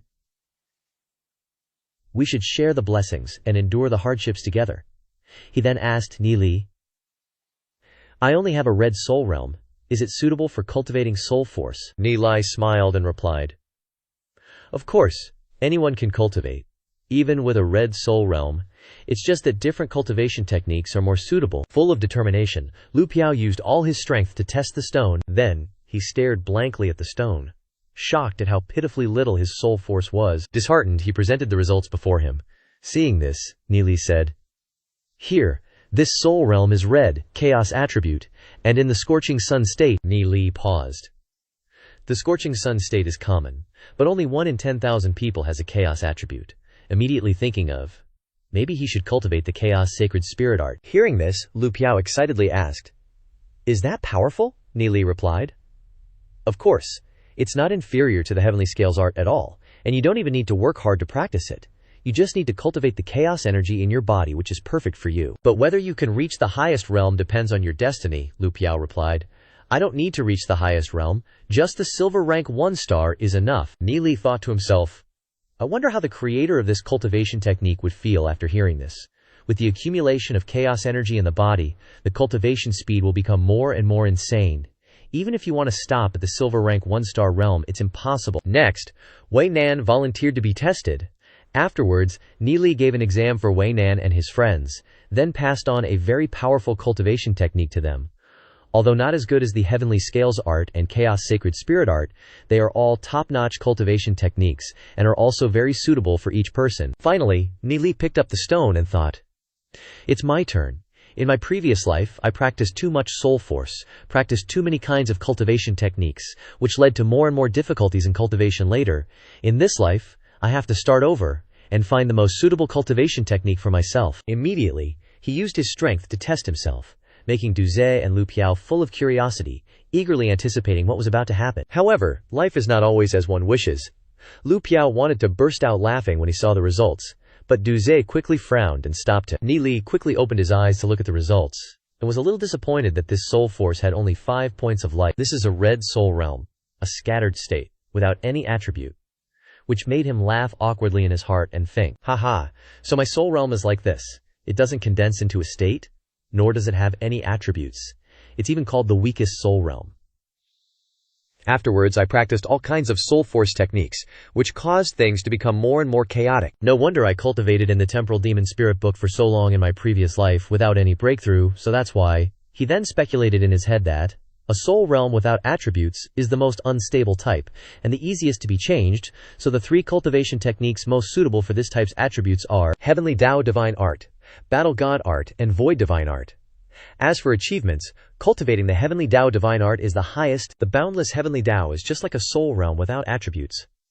If you successfully cultivate the Heavenly Tao Divine Art, you can cultivate all other attribute cultivation techniques, obtain boundless power, and create the Heavenly Tao yourself. Cultivating ordinary cultivation techniques, the soul realm can only accommodate 1 demon beast at most. If you get a stronger demon spirit, you can only push out the old demon spirit and replace it. But if you cultivate the Heavenly Tao Divine Art, the soul realm can accommodate 7 demon spirits of different attributes. Each time they fuse, the power will increase exponentially, and the final strength will reach an unimaginable level.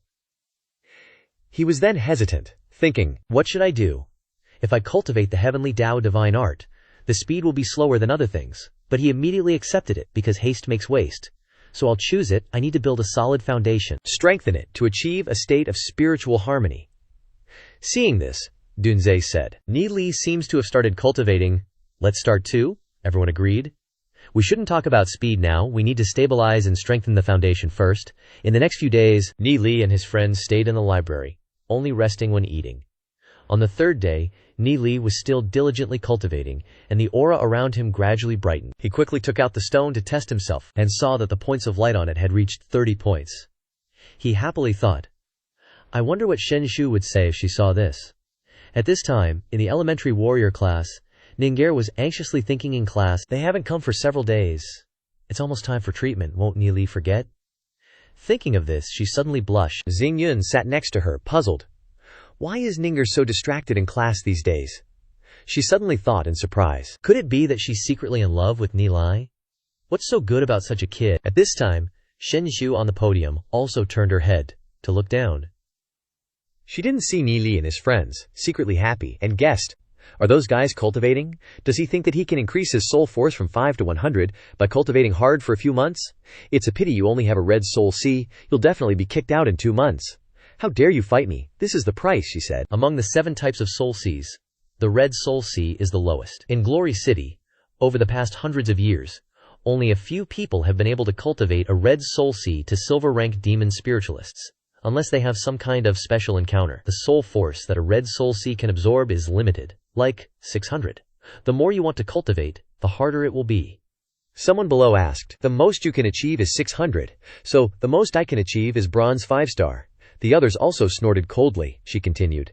Some things are decided by fate and cannot be resisted. For example, some people are born into wealth and glory, while others are born as the children of commoners. Xingyun looked up, thinking, Glory City is in turmoil, yet this Shen Shu is trying to create more distance between the nobles and the commoners. This isn't good at all. Meanwhile, someone who was extremely annoyed by Shen Shu's arrogant attitude thought, if Ni Li were here, he would definitely help us resist. After class, 2 commoner students lay on the grass to look at the vast sky, Ni Li said, raising soul force from 5 to 100 in 2 months. Honestly, isn't that a bit too ignorant of one's limits? The nameless guy also agreed.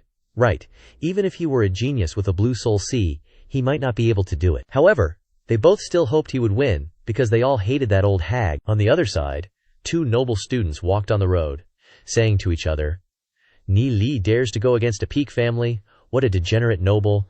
There's nothing we can do about those who like to hang out with commoners. Quickly, the sky gradually turned to dusk, and Ni Li and the others went to eat their fill. Dunzen said, Ni Li, my soul force has reached 89. I should be able to reach the bronze 1-star realm in about 7 days, he praised.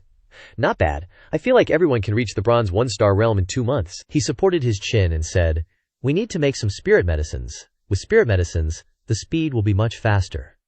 Lu Piao also happily agreed. Our speed is already so fast without using spirit medicines. If we use spirit medicines, wouldn't the speed be terrifyingly fast? Zhao Chengming asked curiously. But where can we find spirit medicines now? A spirit medicine that increases cultivation level costs at least 10,000 to get one, Du Zane also said. Right. Although we earned 16,000 from hunting horned sheep, after buying soul spirit stones, we only have about 10,000 left. Nilil then spoke up, saying, how about this, everyone go to the 3rd floor to continue cultivating. I have some things to do tonight. I need to think of a way to get that money. Lu Piao sighed and asked, are you sure you'll be okay alone? Do you need me to go with you?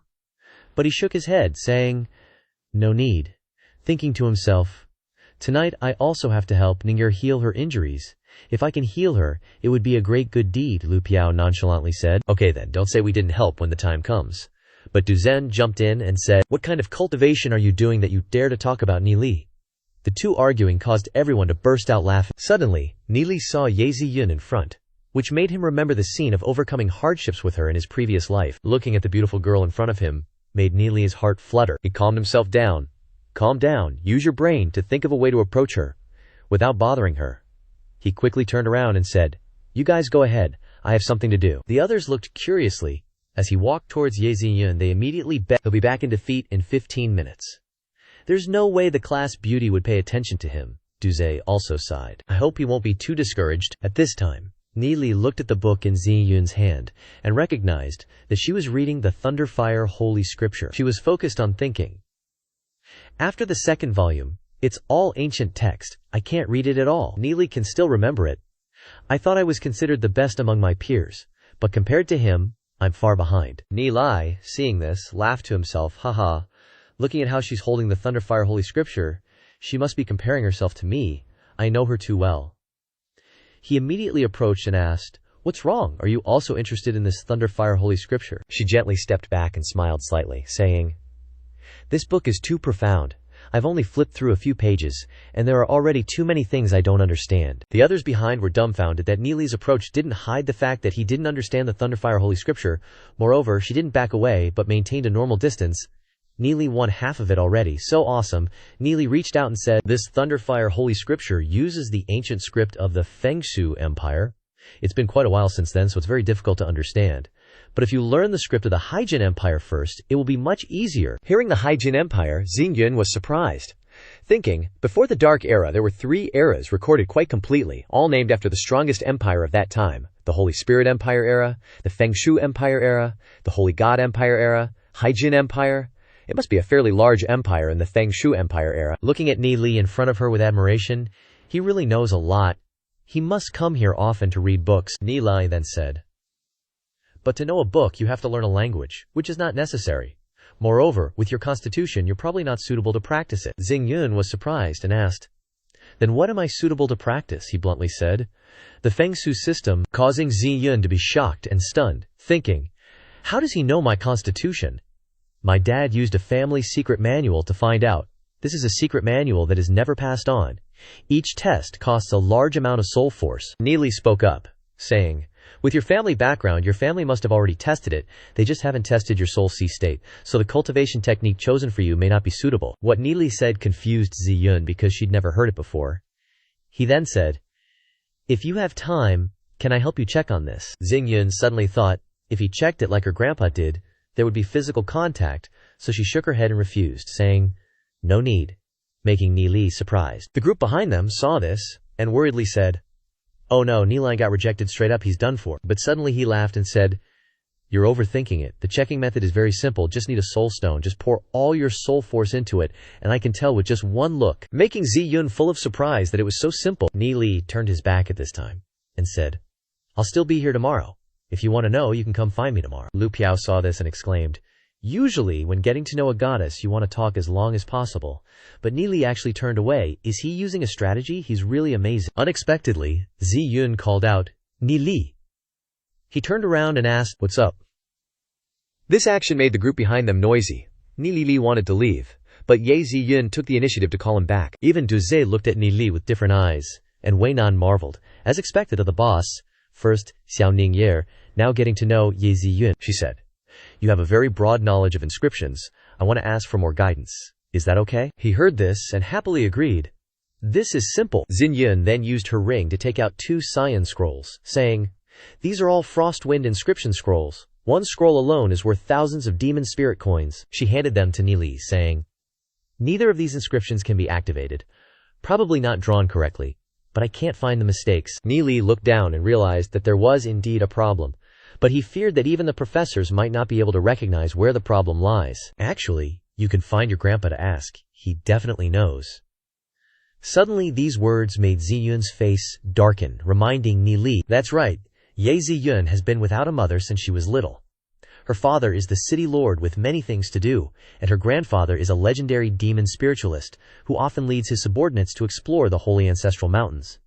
Of course there is no one to answer her questions, so he said generously, How about this? If anything comes up in the future, just come find me. Making Ziyun excited, Nili held out his hand and said, This scroll is a cyan frostwind inscription, frostwind like a blade. The structure of the inscription is not wrong, but it is a poor quality scroll, he continued. This person is quite clever, but it is understandable to buy such a scroll. This inscription uses the blood of the frostwind spirit insect to write. The blood of the adult frostwind spirit insect is normally silver gray, but this inscription is silver red, so this scroll must be written with the blood of the larvae. The larvae of the frostwind spirit insect are not strong enough, so this scroll cannot be activated. Hearing this made Ziyun suddenly enlightened. So the problem lies here. No wonder I have consulted many professors before, and even the vice president did not know, because this cyan inscription is inherently very complete, she thought to herself. Nili recognized it with just one look. Could it be that what he knows is even more than the vice president? It seems that he is not as hopeless as I thought, she shyly said. Let me take a look again. Nili held the scroll in his hand, saying, The Frostwind Howling Snow inscription of the Frostwind system was originally a silver grade inscription, but after the dark period, what remains is only the remnants of it. After being studied again by people, this inscription was lowered by 1 grade, only reaching the cyan inscription. Ye Ziyun stood blankly, thinking. The Frostwind Howling Snow inscription was originally a silver inscription. Never heard of it, Nili said. After being fully restored, its layout has encountered some problems. Let's go to the table and talk. I have to change the structure of the inscription. Ziyun asked in confusion.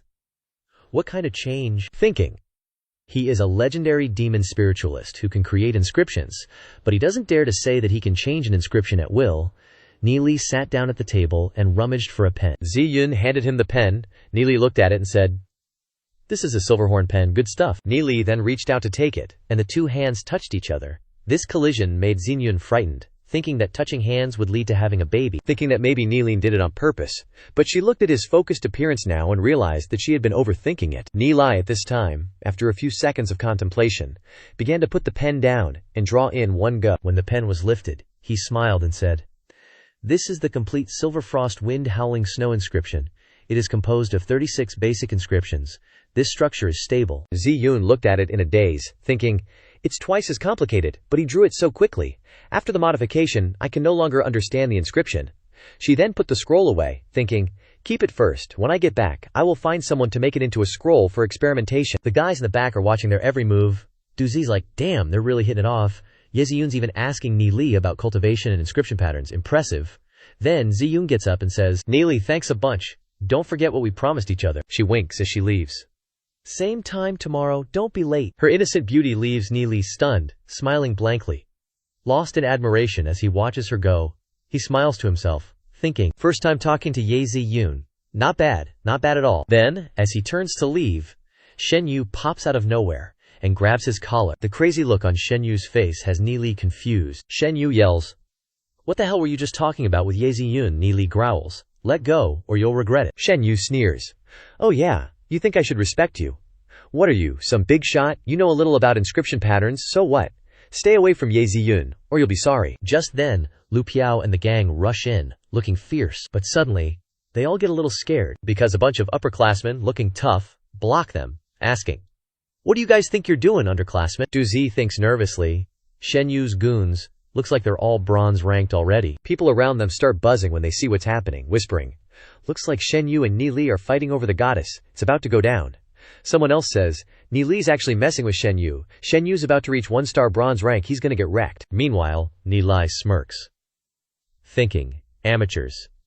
Even though my strength is only 38 right now, and my soul force is only 32, it's still enough to beat him. He twists Shen Yu's arm and asks, you wanna mess with me? Making Shen Yu cry out. Ni Li puts more strength into it, asking, just because you have the sacred family backing you, you think you can do whatever you want?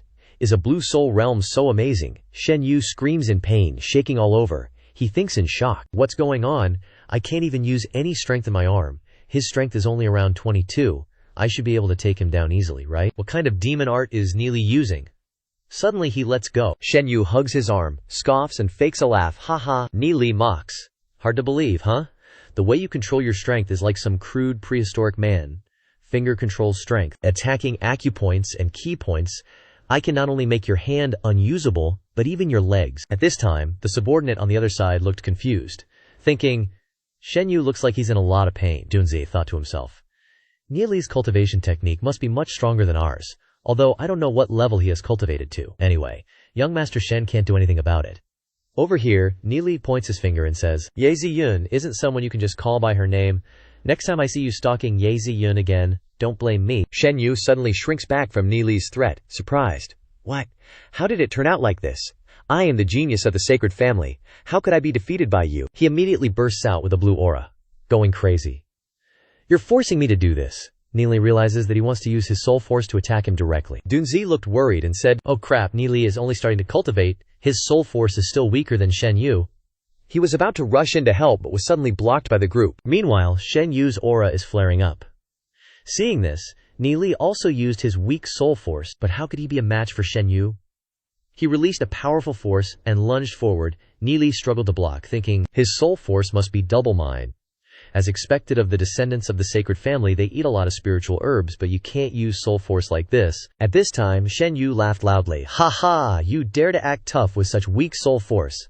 Suddenly, Ni Li took a few steps back, making Shen Yu complacent. Thought he couldn't resist anymore. Suddenly, Ni Li coldly snorted. You know nothing? He glared, focused his spirit, and unleashed a move. Use a point to break the surface.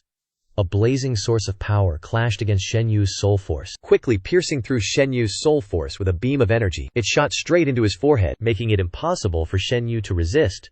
He broke out in a cold sweat, screaming in pain as his soul force rapidly dissipated. Shen Yu collapsed on the ground, trembling in agony, as he looked up at the approaching Ni Li in terror. He suddenly saw a bizarre and terrifying crimson power emanating from Ni Li, making him jump. Ni Li had faced too many life-and-death situations in his past life. Many powerful figures had died by Ni Li's hand. The soul force collision earlier had fully conveyed the killing intent of his soul force to Shen Yu. Suddenly there was the sound of liquid dripping onto the floor. The subordinates were stunned when they saw that Shen Yu was so scared he had wet himself. That terrifying feeling was more than Shen Yu could handle, Ni Li coldly said. So scared you pissed yourself, and you dare to threaten me? He approached, saying, I don't want to waste time with you.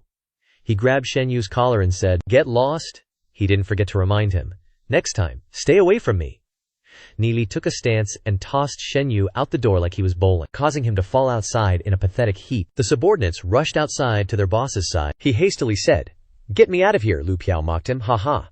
Has young Master Shen wet his pants? Shen Yu, on the other hand, wanted to find a hole to crawl into out of sheer humiliation. Everyone immediately started discussing in shock as Ni Li threw Shen Yu out. Even though he was about to reach 1-star bronze rank, another person said, I thought Shen Yu would give Ni Li a beating. The red-haired guy laughed and said, ha. Looking at his state, it's obvious his soul sea was shattered. The purple-haired guy blankly asked, isn't Ni Li the guy who went up against the teacher? He said he'd reach 1-star bronze rank in 2 months, and Shen Yu would have to resign. Looks like he's stronger now. On Ni Li's side, everyone was cheerfully laughing, enjoying the lesson they had taught him. Duzi praised, Ni Li didn't think you were this awesome. He definitely won't dare to brag again. Afterwards, Ni Li told everyone, let's go, it's getting late. He had to leave immediately. Ni Li hurriedly went to the Jiaoyang training ground. Over there, seeing him arrive startled them. He rushed like the wind to his meeting with Ning'er. Just as he arrived, Ning'er was already waiting. She was happy to see him. Thinking Ni Li wouldn't come anymore, he smiled and said, how could that be? I keep my promises. No matter what happens, I will take the blame for you. Hearing that, Ning'er lowered her head and said, thank you, Ni Li, she quickly said. Let's start. He looked at her vortex and said, the swirl is fading. Ninger shyly said. And it's been much better these past few days, Nilai then said. There's something I want to ask you. I don't know if you'll agree, she replied. Anything is fine, as long as I can do it, he said. I have 10,000 demon spirit coins. I want to ask you to go to the pharmacies to buy Zifeng grass. Tue. Untranslatable without more context, assuming it refers to some item he needs. Hearing this surprised her, since you could buy a handful of this stuff for just 1 demon spirit coin. How much did he need? Nili replied. The more the better. I'll take all you can get, making Ninger confused, thinking, besides repelling insects, what else does that stuff do? What was Ningsli planning to do? But Ninger still agreed, saying, leave it to me.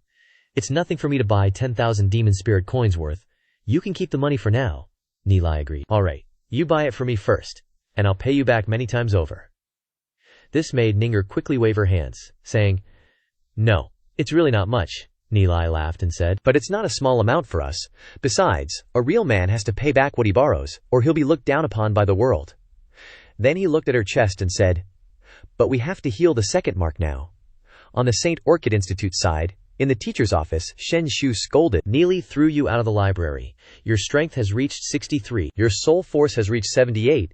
Is Nili really stronger than you? Shen Yu sulkily said. Aunt, Nili, that guy, knows black magic. As soon as he grabbed my wrist, my whole arm lost all its strength. Your soul force is indeed stronger than his, but the moment it touches his, it's like it gets crippled. Shen Yu gnashed his teeth in frustration. How dare he humiliate me like this, Nili? You're so dead. Shen Shu immediately asked. What's his strength and soul force? He replied. His strength is probably around 30, and his soul force is at most 10. This made Shen Shu slam the table in anger and yell, and you lost to such a piece of trash. Maybe this kid knows how to control his strength and soul force? Some people have weak soul force but a natural talent for control. You're still young and haven't learned how to use your soul force, so he was able to win despite being weaker, she snorted coldly. But it won't be easy for him to reach bronze rank in 2 months. Shen Yu nodded to himself, thinking, he better drop out soon and disappear. See if he dares to touch Ye Ziyun again. Cut to Ni Li. He was healing Ningzher's assets, thinking, pink, huh? Is that the color of a maiden? Then he asked, have you been taking your medicine these past few days? Ningzher said, yes, I also practice the cultivation technique you modified for me. When I get home, I feel like my soul force has increased a lot, she praised. I think you're the real genius. No one pays attention now, but when you truly show off your talents, you'll shine everywhere.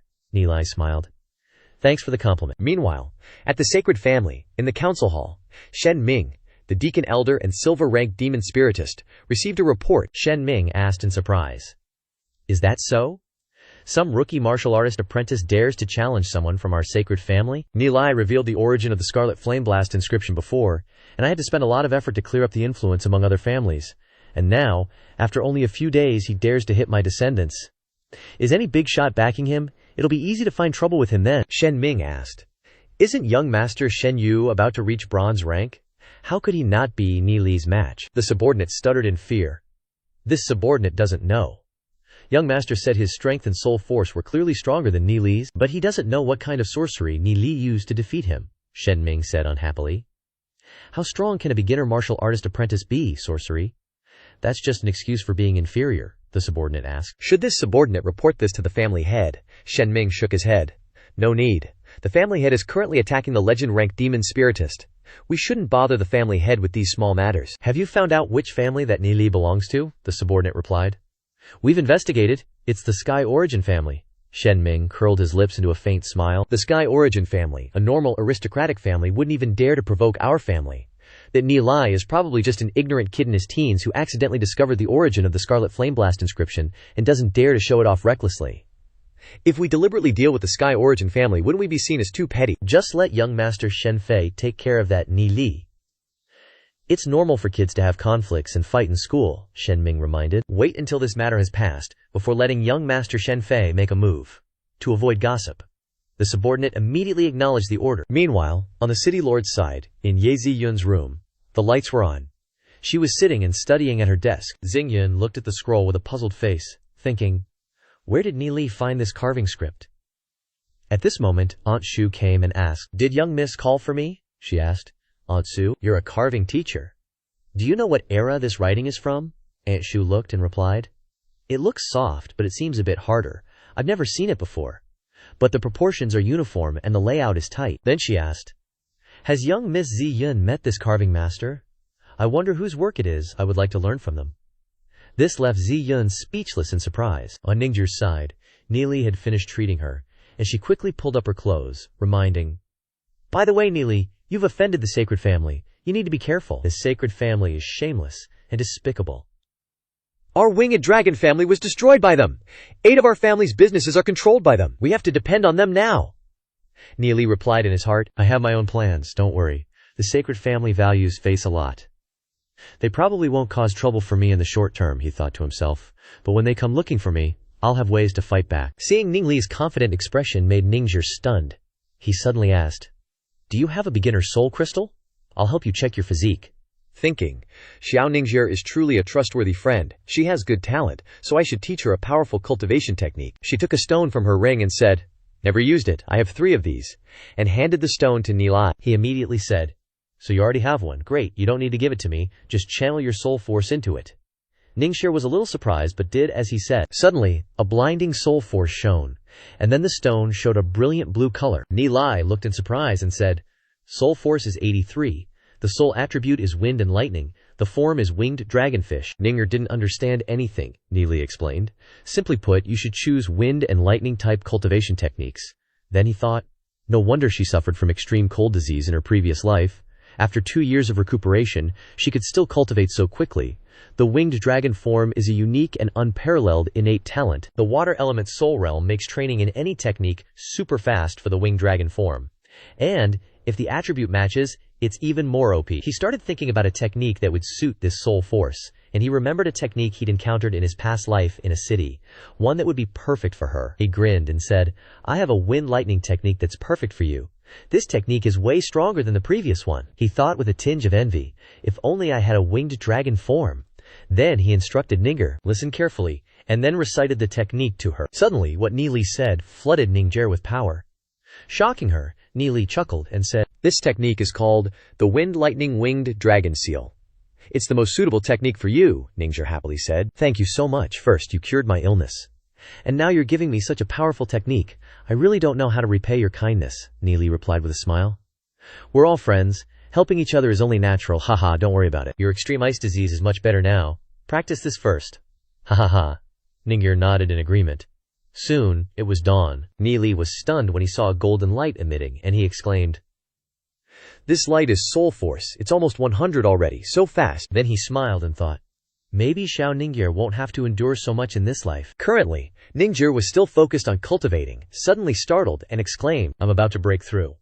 When Xiao Ningir opened her eyes, she no longer saw Neely. The next morning, someone ran frantically to the pharmacies. He wanted to buy purple orchid grass, which surprised the shopkeeper, who asked, "Are you also a servant from the winged dragon family?" "Your people just bought all the purple orchid grass here," the servant said. "Even herbs from the garden will do."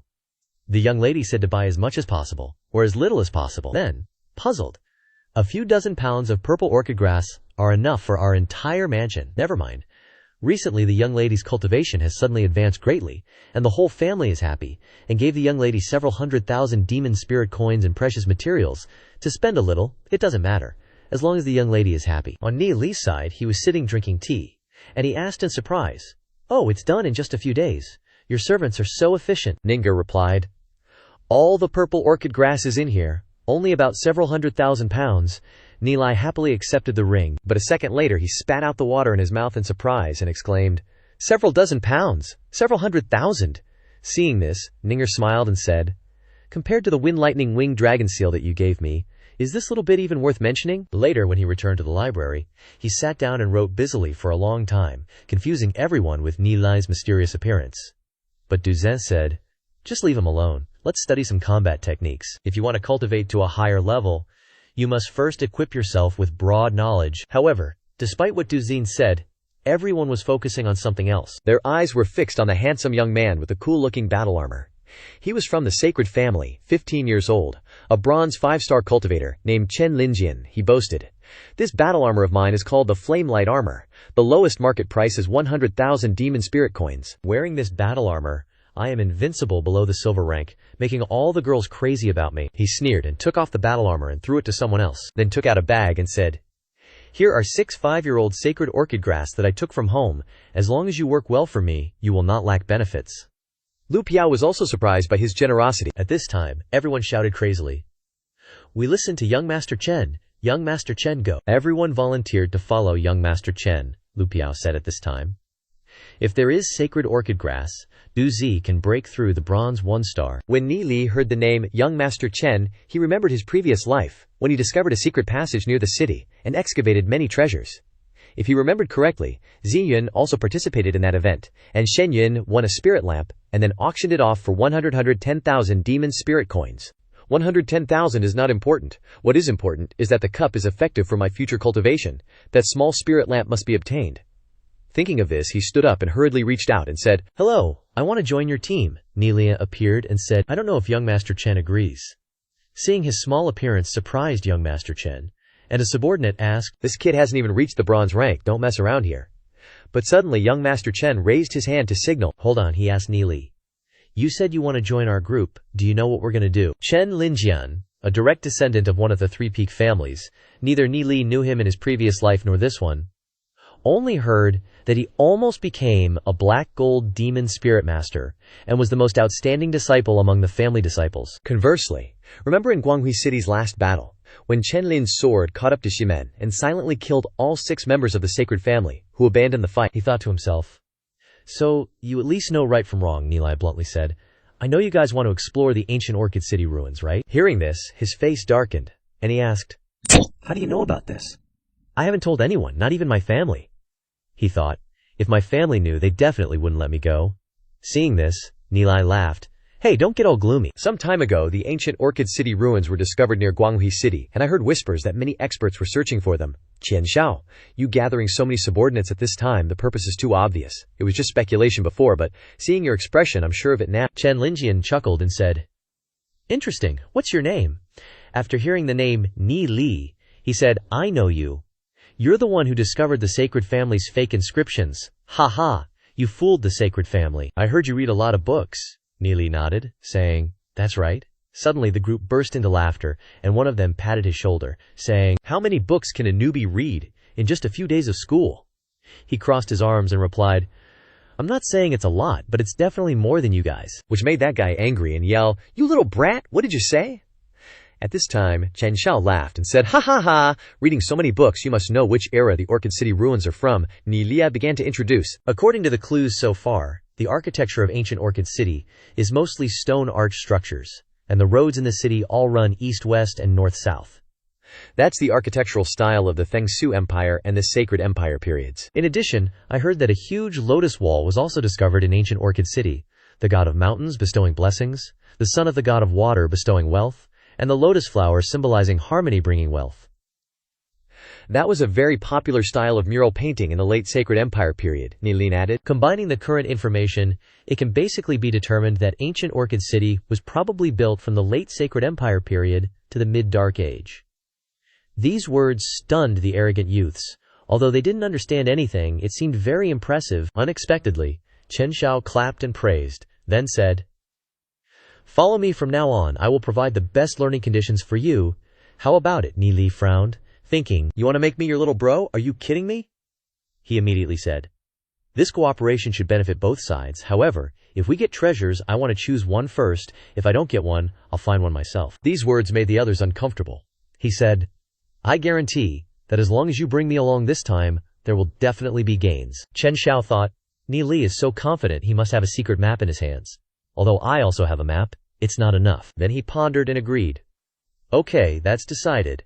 However, I still have to tell you, if you follow me, I will definitely not mistreat you." Nilai waved his hand and said, "Happy to cooperate." 3 days later, at sunrise here, no returns until we meet. The deal was made. Cut to the afternoon. At the Alchemist Association, a girl was sitting dejectedly in her room, sighing. As the Alchemist Association became increasingly bleak, she was the association's deacon, Yang Xin, 25 years old, of the Golden Demon Spirit rank. She was staring blankly at the letter, wondering, "What is this?" Then she threw it away, saying not to reduce the price of pills or increase their effectiveness. No one will want to be an alchemist in the future. I wonder if today's letter of recommendation has any worthwhile alchemic insights. Suddenly, she saw a very long letter, and opened it with some curiosity. Yang Xin read the letter, and was surprised when it talked about the use of purple orchid grass in alchemy.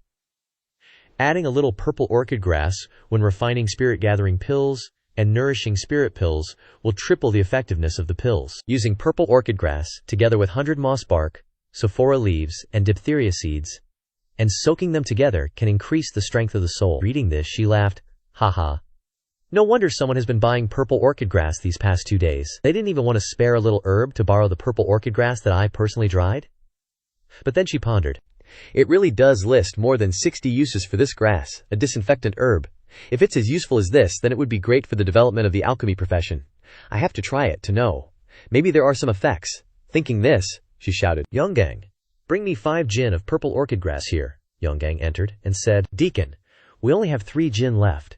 Hearing this, Yangshin was a little puzzled, thinking, how much purple orchid grass did they buy in the end? The formulas for making spirit-gathering pills and nourishing spirit pills took hundreds of years to perfect. Even if Huatuo were reborn, he would still face considerable failures and exorbitant costs, but they bought such a large quantity of purple orchid grass. At this time, Yangshin focused on refining pills, emitting surging energy. Yonggang stood aside and admired, thinking, as expected of the deacon, her temperature control is very stable. I have to learn more. After an hour quickly passed, the pills were refined. She looked inside and was a little surprised, saying, look at this, Yonggang. The yield is half more than before, he confirmed. That's right. The success rate of alchemy is higher now. The cost will be reduced, and there will be more spirit-gathering pills and nourishing spirit pills. Before he could finish speaking, Yangshin threw a pill into his mouth, saying, taste it, it's very expensive. When Yonggang swallowed the pill, a surge of power caused his cultivation to be absorbed faster. Yangshin curiously asked, how do you feel? Which made him scream, Deacon, Yonggang is absorbing the power of the soul, please don't scare me. After saying this, he took a deep breath and felt it, then expressed his feelings, saying, feels way stronger than even a high-grade soul convergence pill. Yangshin was so shocked her jaw dropped, saying, it's for real. There's still some purple haze grass left, let's try the other stuff. Oh yeah, tell everyone to make more pills for me. And tell them, I've already checked them. This is the first verification under the name of Glory City, and the Alchemist Association. Got it. Yonggang immediately ran off to do as he was told. An hour later, Yangshin was soaking in the tub, experiencing it herself, thinking, this is seriously unbelievable. The next day, Ni Li and the gang were out bright and early, hiking and climbing. Lu Piao got back and immediately whined, hiking and carrying heavy stuff. I'm gonna die. Which made Duzi grab his backpack and yell, we gotta carry like 50 jin, you're the strongest and you only got 20 jin and you're complaining. Ni Li laughed and said, that's it for morning training, but listen up. We're cultivating a top-tier technique now. If you don't work hard, your bodies won't keep up with your soul force, and you'll go berserk. Hearing that, Lu Piao got scared shitless, hugged his head, and screamed, then anxiously poured all his energy into training his body. The gang quickly got back to the city gate when someone suddenly came up and said, hello there, young men. I'm from the Alchemist Association. Ni Li felt a twitch, thinking, getting called young man by someone younger, it's kinda irritating, he then said. Judging by your clothes, you're probably a farmer, right? Do you guys have any purple haze grass? We're offering 3 demon spirit coins per jin right now. Hearing that, Duzi and Lu Piao were overjoyed, thinking, doesn't Ni Li have purple haze grass? Just then, Ni Li stopped his buddies and stepped forward to ask, Uncle, what do you guys need purple haze grass for? I thought purple haze grass was super cheap. The guy suddenly burst out laughing, then leaned in and whispered to Ni Li, yesterday we got a letter listing over 60 uses for purple haze grass. Under the guidance of the director, we've been testing it day and night. Haha, guess what the result was? He exclaimed happily, saying, totally effective. He remembered when Yang Jin soaked in the herb and came out even prettier. He then laughed and said, the most important thing is that purple haze grass also makes you beautiful. Yesterday, Director Yang only soaked in it once and seemed to get a few years younger, so gorgeous. So, the noble ladies are going crazy buying purple haze grass, the market is almost out. This herb takes 3 years to mature. It's such a waste to use something so useful for beauty. Get it now. Ni Li chuckled. Got it. Impressive. But we're students at Holy Orchid Institute, so we don't have any purple haze grass. After speaking, he waved goodbye to his buddies and left, not forgetting to remind him, your beard's getting longer, leaving the guy stunned like a rock in the wind from the taunt. On the way back, Dunzi wondered. That guy was offering such a high price, why didn't you sell to him? Ni Li replied. It's not time to make a move yet. Let them help us advertise first. I think we are now. Meanwhile, on Ninger's side, the maids in the mansion shouted, I'm going crazy, Miss Ninger, good news. Ninger was surprised when the maids ran over, practically tripping over themselves, to report, didn't you tell us to buy a lot of purple haze grass before, miss? Now purple haze grass outside has increased to 12, even over 100 demon spirit coins per jinn. Moreover, I heard that someone from the sacred family is offering 300 demon spirit coins per jinn to buy 100 jinn of purple haze grass. Hearing that, Ninger was completely surprised, thinking, what exactly did you do, Neeli? On Neeli's side, they were all huddled together, grinning. Neeli held out a shiny gold card, saying, today, the Guardian Forest has entrusted us with selling over 10,000 jinn of purple haze grass, mostly to noble ladies, for a total profit of 30 million. But the market's consumption is limited, and we can't sell it all at that price. I'll release the goods slowly. Which made Lu Piao beside him ask suspiciously, release what goods? Neeli picked up the pill bottle and said, however, this is just the beginning. He tossed the pill bottle to everyone, saying, this is a superior soul convergence pill, catch one each, cultivate fast. Lu Piao opened the bottle, took out one, and exclaimed in shock, this one's worth over 6,000. Neeli smiled and said, we're rich now, let's start cultivating. After swallowing the pill, Neeli thought to himself, ordinary people can only absorb part of the soul convergence pill. My heavenly god technique can completely absorb it. Suddenly, he felt a force being transmitted to his brain, completely absorbing the pill's power. Then, he blurts out, my soul force has increased 5-fold. Suddenly, a dazzling light erupts, causing Neeli to stare in astonishment at Duzi, exclaiming, reached bronze rank 1 star. Duzi joyfully responds, breakthrough to bronze rank 1 star in just a few days. This is too awesome, thank you, Neeli. Moments later, hearty laughter and an outburst of energy erupt from Lu Piao, who proclaims proudly, this time, there's absolutely no way I'll be lazy and get beaten by the old man. Those Shen Yu guys usually flaunt their talent and bully everyone. They definitely wouldn't expect that someone they treated like trash would advance to the bronze realm before them. Haha, Lu Piao happily approaches Neeli, saying, I really want to see their faces after the test in 2 months. Neeli replies nonchalantly, the heavenly Tao divine technique I cultivate is much slower than your techniques. Then cupping his chin in contemplation, then pointing, asks, what's that? You guys keep practicing, I'm gonna go take a stroll downstairs.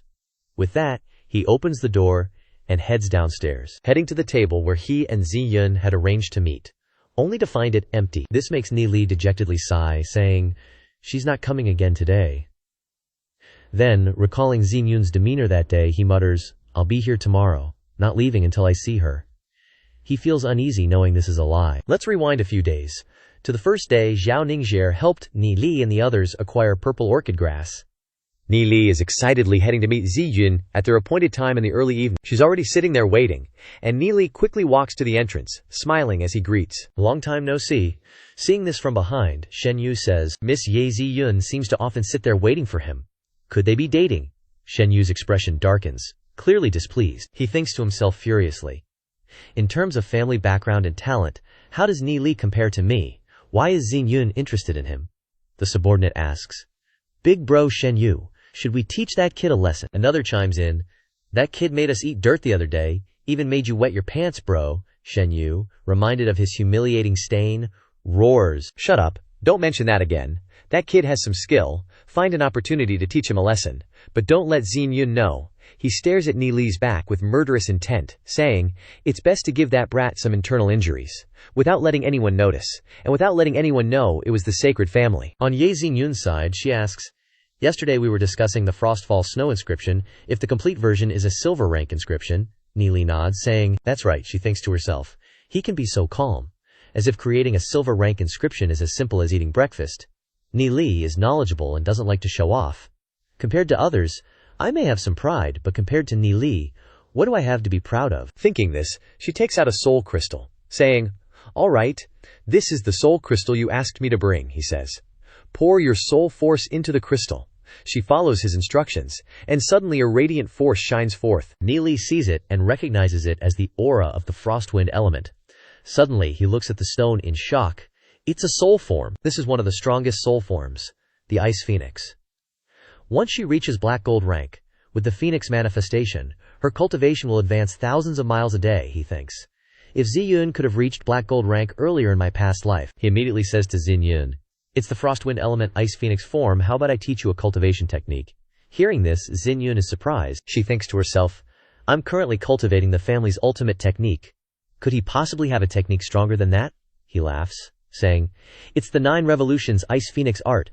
Let me teach you the incantation. Although it's not the strongest cultivation technique, it's the most mysterious technique. If successfully cultivated, you'll obtain 9 lives, and as long as your soul is undying, you can be reborn." He thinks with determination, "In this life, I won't let Ziyun leave my side again." When Ziyun comprehends the technique, she's stunned to realize how powerful it is, probably even better than the family's ancestral technique. She asks, "You're giving me such a powerful technique for free." But Ni Li just chuckles, saying, "It's nothing much. Why bother caring?" causing Ziyun to feel both embarrassed and grateful. Meanwhile, Shen Yu, seeing the two of them happily together, is seething with rage. Unable to bear it any longer, he goes over to call out to Ziyun, then pulls up a chair and sits right next to her, looking at Ni Li provocatively, saying, "Ni Li, what a coincidence. It really is a small world. We meet again." Ni Li retorts, "Yeah, so what? Didn't I teach you enough of a lesson last time?" This causes him to slam the table in fury. He grits his teeth, saying, "My family and Ziyun's family are allied. We've been childhood sweethearts since we were young. Both families agree on our relationship. I can tell you that Ziyun and I are well acquainted. We're fond of each other, and I even know both our living habits clearly." These words stunned Ziyun, who turned and asked, "Are we that close?" She quickly turned to look at Ni Li, wondering if he was going to do anything to him. But Ni Li just smirked, tapped the table, and said with a laugh, "Oh, is that so? Then I'm very interested to know what exactly you know." Shen Yu began to declare, "Ziyun likes to eat wintermelon soup, enjoys reading, and often stares out the window lost in thought." He turned to ask Ziyun, "I'm not wrong, am I?" She nodded in acknowledgement. Suddenly, Ni Li said, "Actually, Ye Ziyun doesn't like wintermelon soup. It's just that Lord Ye Mo tricked her, saying it could enhance soul force. Anyone who likes reading those incomprehensible, incoherent books is an idiot. Ziyun's favorite thing is to go out and have adventures. Staring out the window lost in thought is because she yearns for the world outside." Shen Yu screamed upon hearing this.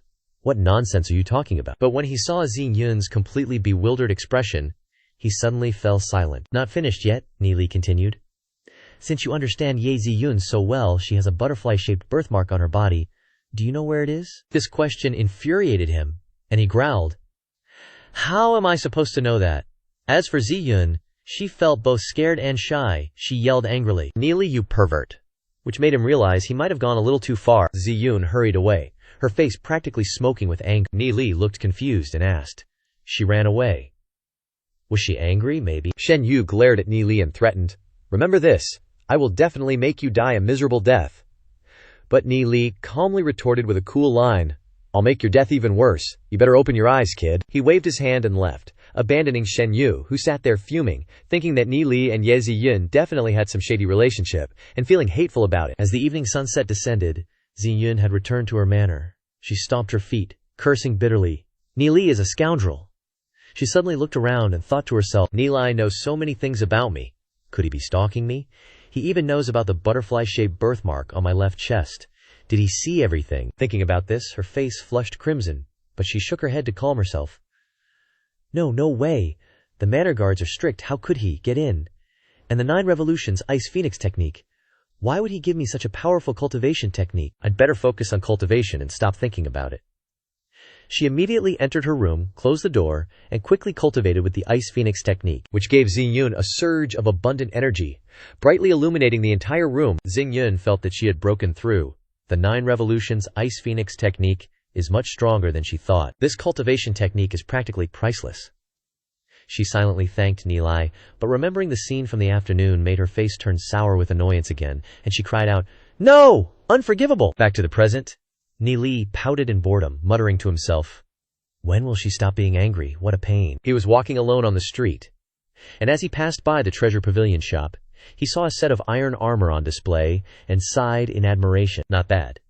But when he got closer to examine it, he found it too heavy, so he looked over at the compact armor set next to it. He turned to the shop owner and said, "Boss, wrap up this armor set for me, and take the Blazing Fury sword as well." The owner saw that Ni Li was just a kid, and chuckled lightly.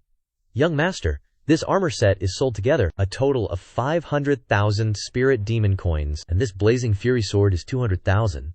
Does the young master really want to buy them?" But Ni Li scattered a pile of money in his hand and said, "Of course I came all this way. Why would I be joking with you? which made the shop owner's eyes pop out in shock, his expression changing faster than a cracker. He smiled sweetly after Ni Li handed him $700,000 to package the items. He immediately introduced enthusiastically, "This black bronze armor set was specially made on the mountain peak, forged from a killing beast's claw using a great fire. Demon beasts can't break the black bronze, and it can even withstand attacks from silver-rank demon beasts." Ni Li signaled him to stop. "Don't talk so much, get me a few more black bronze scrolls quickly, and get the 5-sided ring too." Then he pointed and said, "I want that armor set too. Bring it here for me to look at quickly." The shop owner, hitting the jackpot, immediately and swiftly complied. Ni Li looked at the armor set in his hand and rushed in to borrow the boss's room for a quick change. The shop owner happily invited him. "Feel free to go inside." Ni Li thought to himself, "I might as well just put on this Blazing Fury outfit right away. With this special outfit, there's no threat at all." When he put it on, he felt, "Not bad. I thought it wouldn't fit, but it actually fits perfectly." Then he changed back into his clothes and left.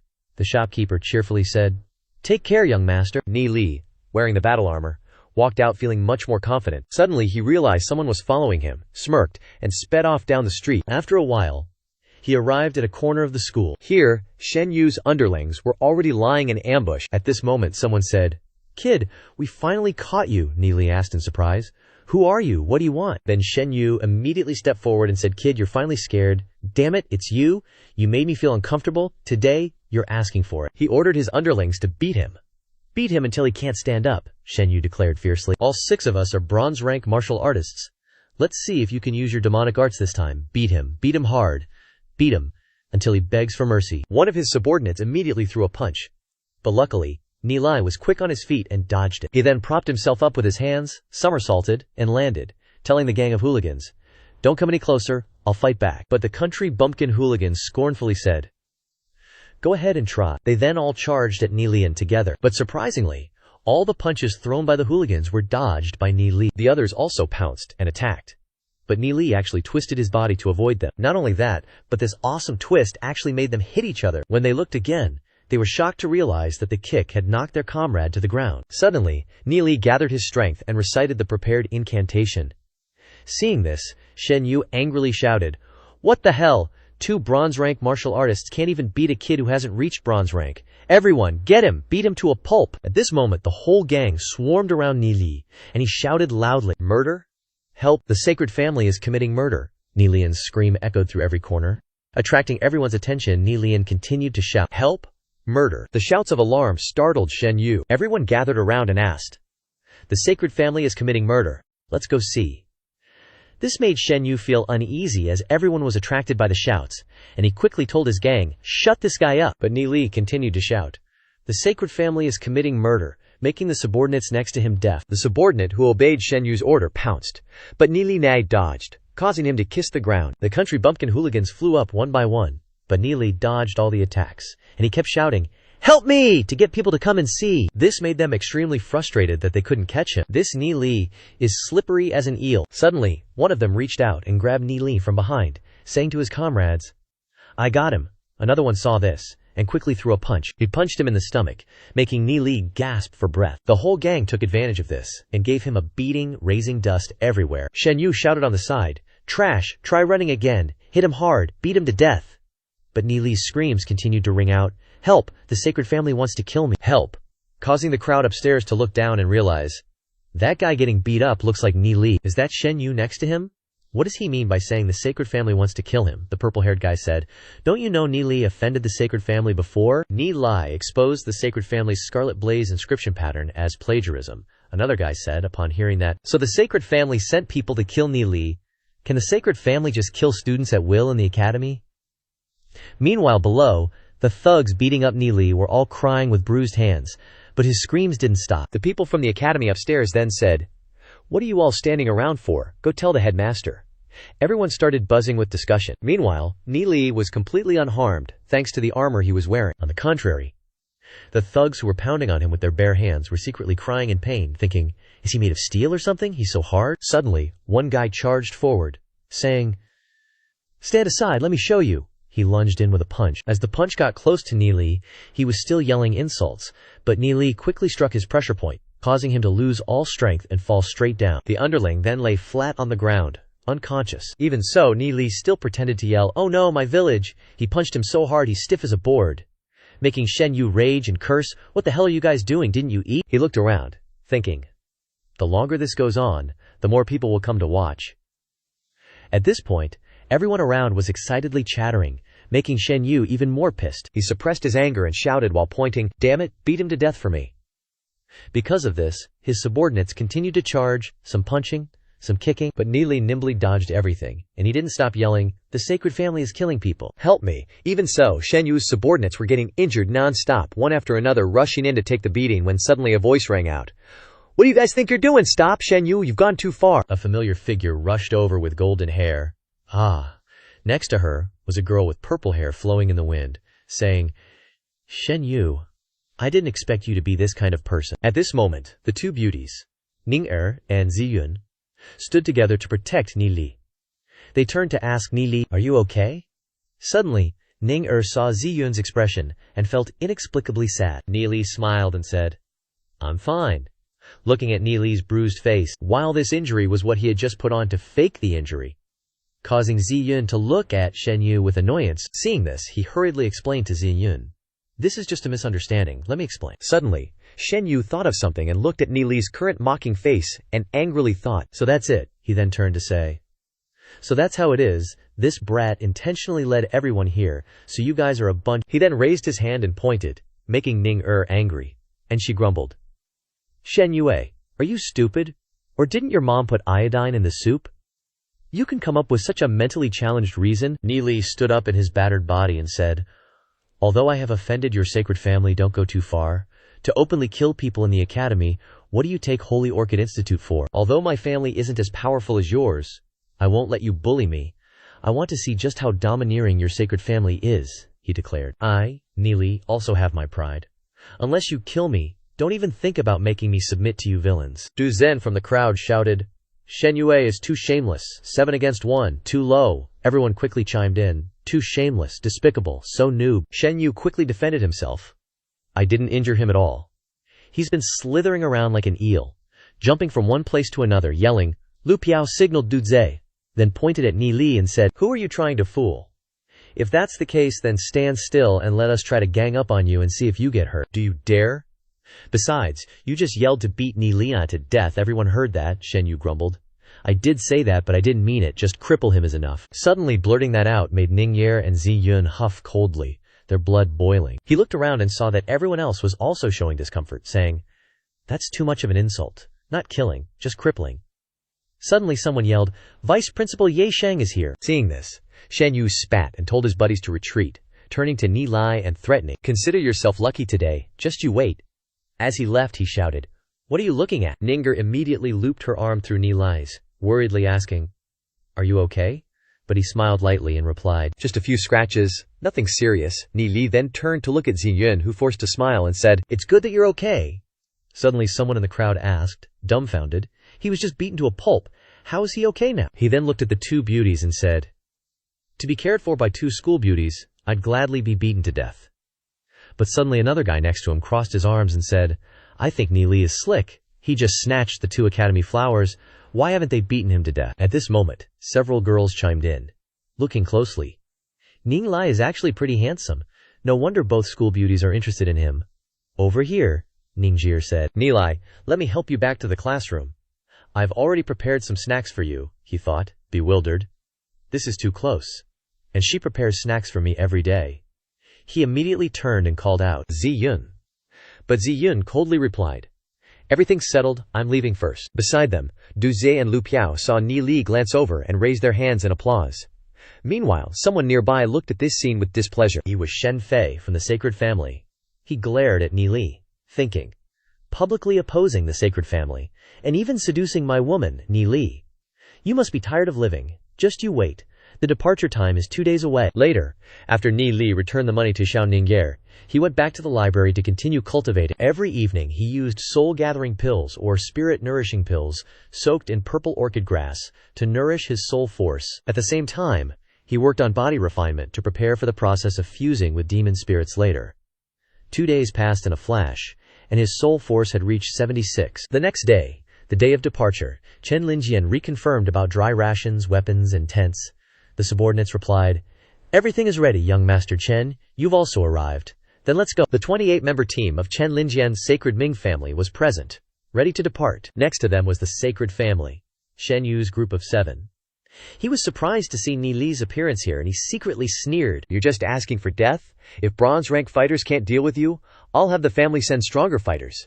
He leaned close to his subordinate's ear and whispered, then flashed a sinister smile. Ni Li looked and thought to himself, "That guy's smile is so creepy. I wonder what kind of evil scheme he's got." Meanwhile, Xingyun was present with the Wind and Snow family. Ni Li went over and scratched his head to greet her. Xingyun asked in surprise. "You're here too," Ni Li nodded, thinking, "Luckily she's not angry about yesterday. I was overthinking." Over here, Chen Linjian spoke up. "All right, this time we're setting out on an adventure, under the guise of going to Ushan Gorge for training. Is that clear to everyone?" The crowd shouted in unison, "Clear!" Causing Chen Linjian to jump, he yelled, "Keep it down!" And so the group set off and walked down the street. On the road, Xingyun asked curiously, "Ni Li, do you know Chen Linjian?" He replied, "Not really. Just chatted a few times in the library a few days ago." Xingyun was surprised. "Just like that, and he let you come along," she said softly. "I've known Chen Linjian since I was a kid. He's very arrogant and conceited. Why would he let you come along?" He then joked, "Haha, maybe it's because I'm too handsome," making Xingyun burst out laughing. Shen Yu, standing nearby, was jealous seeing the two of them happy. "Yay, Xingyun, you've never even smiled at me, Ni Li, you bastard. You just wait, you'll go on this expedition, but you won't be coming back." Thinking this, he revealed an evil expression. Quickly, the group reached the protection of 6 silver rank experts, and everyone climbed up the big mountain. The adventure team went for 5 hours without a hitch. Seeing the sky gradually darkening, Chen Linjian said, "Everyone, set up camp and rest here." Looking around, Ni Li suddenly realized that this place was a bit off. Over here, Shen Yu came to the beauty and said, "Ziyun, let's camp together, that way I can protect you." But Ziyun ignored him, flatly refusing, "No need. I'll camp with the other senior sisters." Causing Ni Li to stifle a snicker. Night fell fast, and the wind howled. Xu Feng gazed at the sky, lost in thought. 2 more months of training, and then graduation. After that, I get a break to go home. Wonder what the folks are up to this year. He recalled the Battle of Glory City in his past life, the explosions turning everything to rubble, bodies flying everywhere, his parents, uncles, brothers and sisters, all fighting together until their last breath. Thinking of this, he stood up and told himself, "Before the beast tide, I have to reach Black Gold rank, even Legend rank, to protect Glory City. Time's a bit tight, gotta get training according to plan. First, I need to get that thing." Inside his inner vision, a blue vortex was forming, and Xu Feng thought, "Practicing the heavenly Tao divine art, my soul sea was originally an ethereal void. Who knew it would gradually turn into a sphere? And it seems like there's something in the center of the soul sea. I don't even know what it is. I felt it before, but I don't think it was there in my past life. With my current cultivation, I still can't explore the deepest parts of my soul." Meanwhile, on the other side, in the winged dragon family, Ning gazed out the window with a heavy heart. Looking at the letter in her hand, Ni Li left a letter saying he's going on an adventure, and he didn't take me. Suddenly, someone entered and said, "Young miss, the patriarch wants you to go to the council hall as soon as possible." Startling her, she replied, "Okay," she thought. "Father is calling me so late. Could something have happened?" She quickly arrived and asked, "Father, did you want to see me about something?" He and the elders, already present, said, "We called you here because the elders have some questions to ask." She looked at them, thinking, ever since father took over the family, these 3 elders have always opposed him. Looks like something's up today. At that moment, the bearded one, Elder Zhao Yi of the Winged Dragon family, spoke up. "Ning I heard you spent a large sum of money buying a lot of purple orchid grass some time ago. Now the price of purple orchid grass has increased 100 times. That purple orchid grass must be worth tens of millions of demon spirit coins now. With that kind of money, the day our winged dragon family changes its fate might not be far off. Ning you've contributed so much to the family, you're truly the lucky star of our winged dragon family." Hearing this, she realized, "So that's it. Uncle Zhao Yi knows about my purchase of purple orchid grass, so he's come to pressure father, wanting to take a share, or even all, of the purple orchid grass." She glanced at her father's stern and troubled expression. She then spoke. "Uncle Zhao Yi, you've probably misunderstood. That purple orchid grass was bought with my own money, under my own name. What the family head said is right, it's my personal matter. No matter how much purple orchid grass Ning buys or how much she gets, it has nothing to do with the family." Zhao Yi coldly snorted, then said, You must understand the family is in a difficult situation right now. If you can hand over a portion of the purple orchid grass, it would be a good thing for you and for the family. Child, the family has raised you since you were little. I hope you can consider the bigger picture and contribute to the family. Ning immediately retorted. Elder Xiao Yi, I used my own money to buy the purple orchid grass. How does that have anything to do with the family? Does Elder Xiao Yi hand over the herbs, war armor, and equipment he buys with his own money to the family? Her words left him speechless, and he wondered, why is she so sharp-tongued today? Even the family head noticed that Ning was different from usual. The family head spoke up in Ning defense. That's right, I don't think this is the obligation of the clansmen, Xiao Yi then said.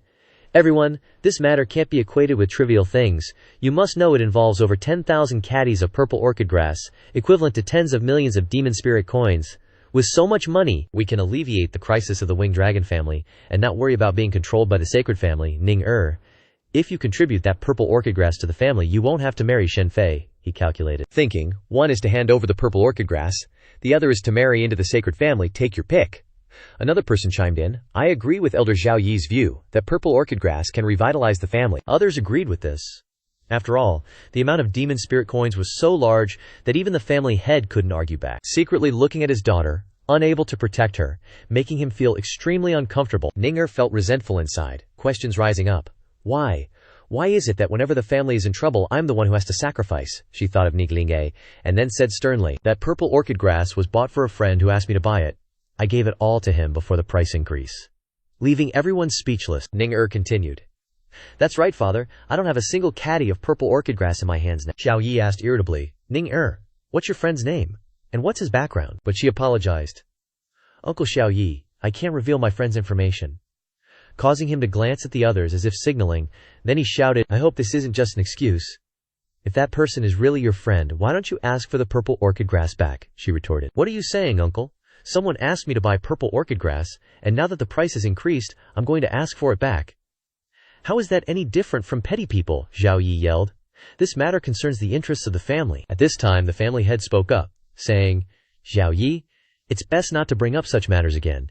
Do you think they'll agree to hand over the violet myrtle grass, just because we ask? Xiao Yi replied.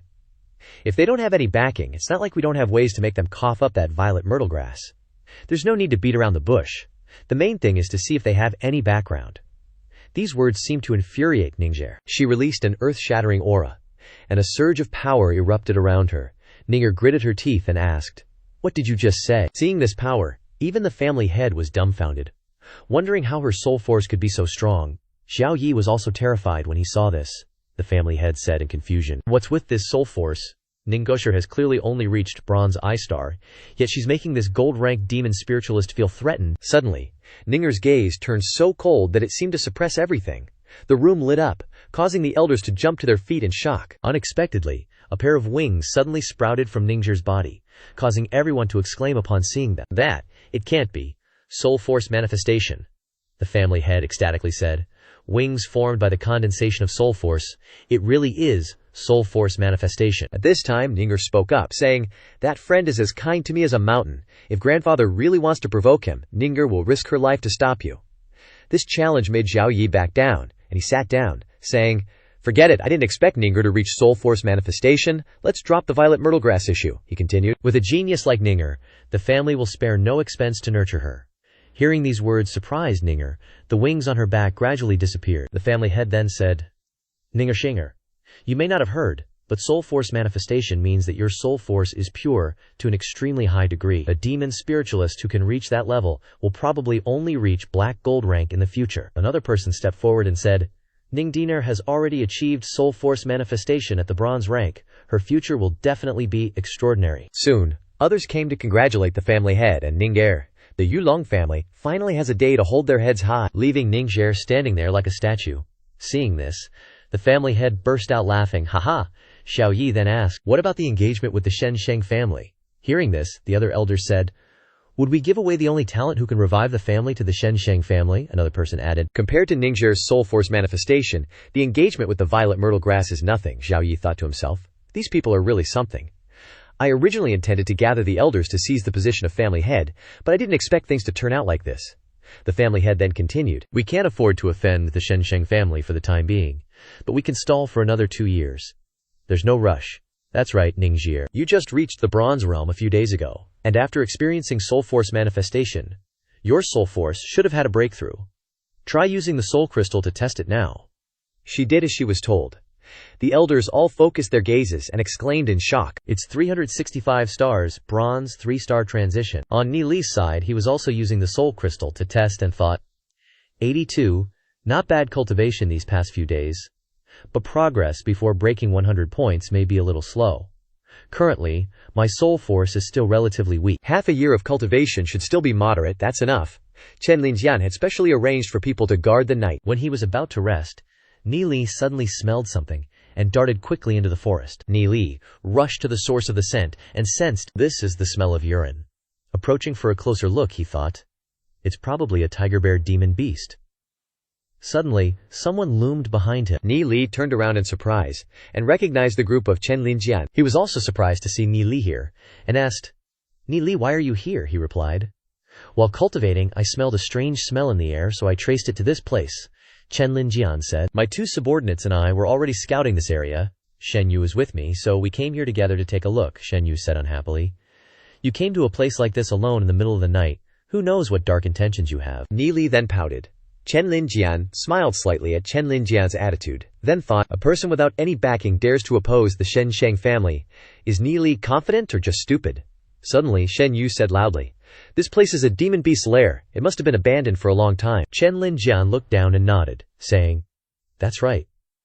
Turning to ask, what do you think, Ni Li? He picked up a few strands of fur and said, there are some animal hairs left on the branches here.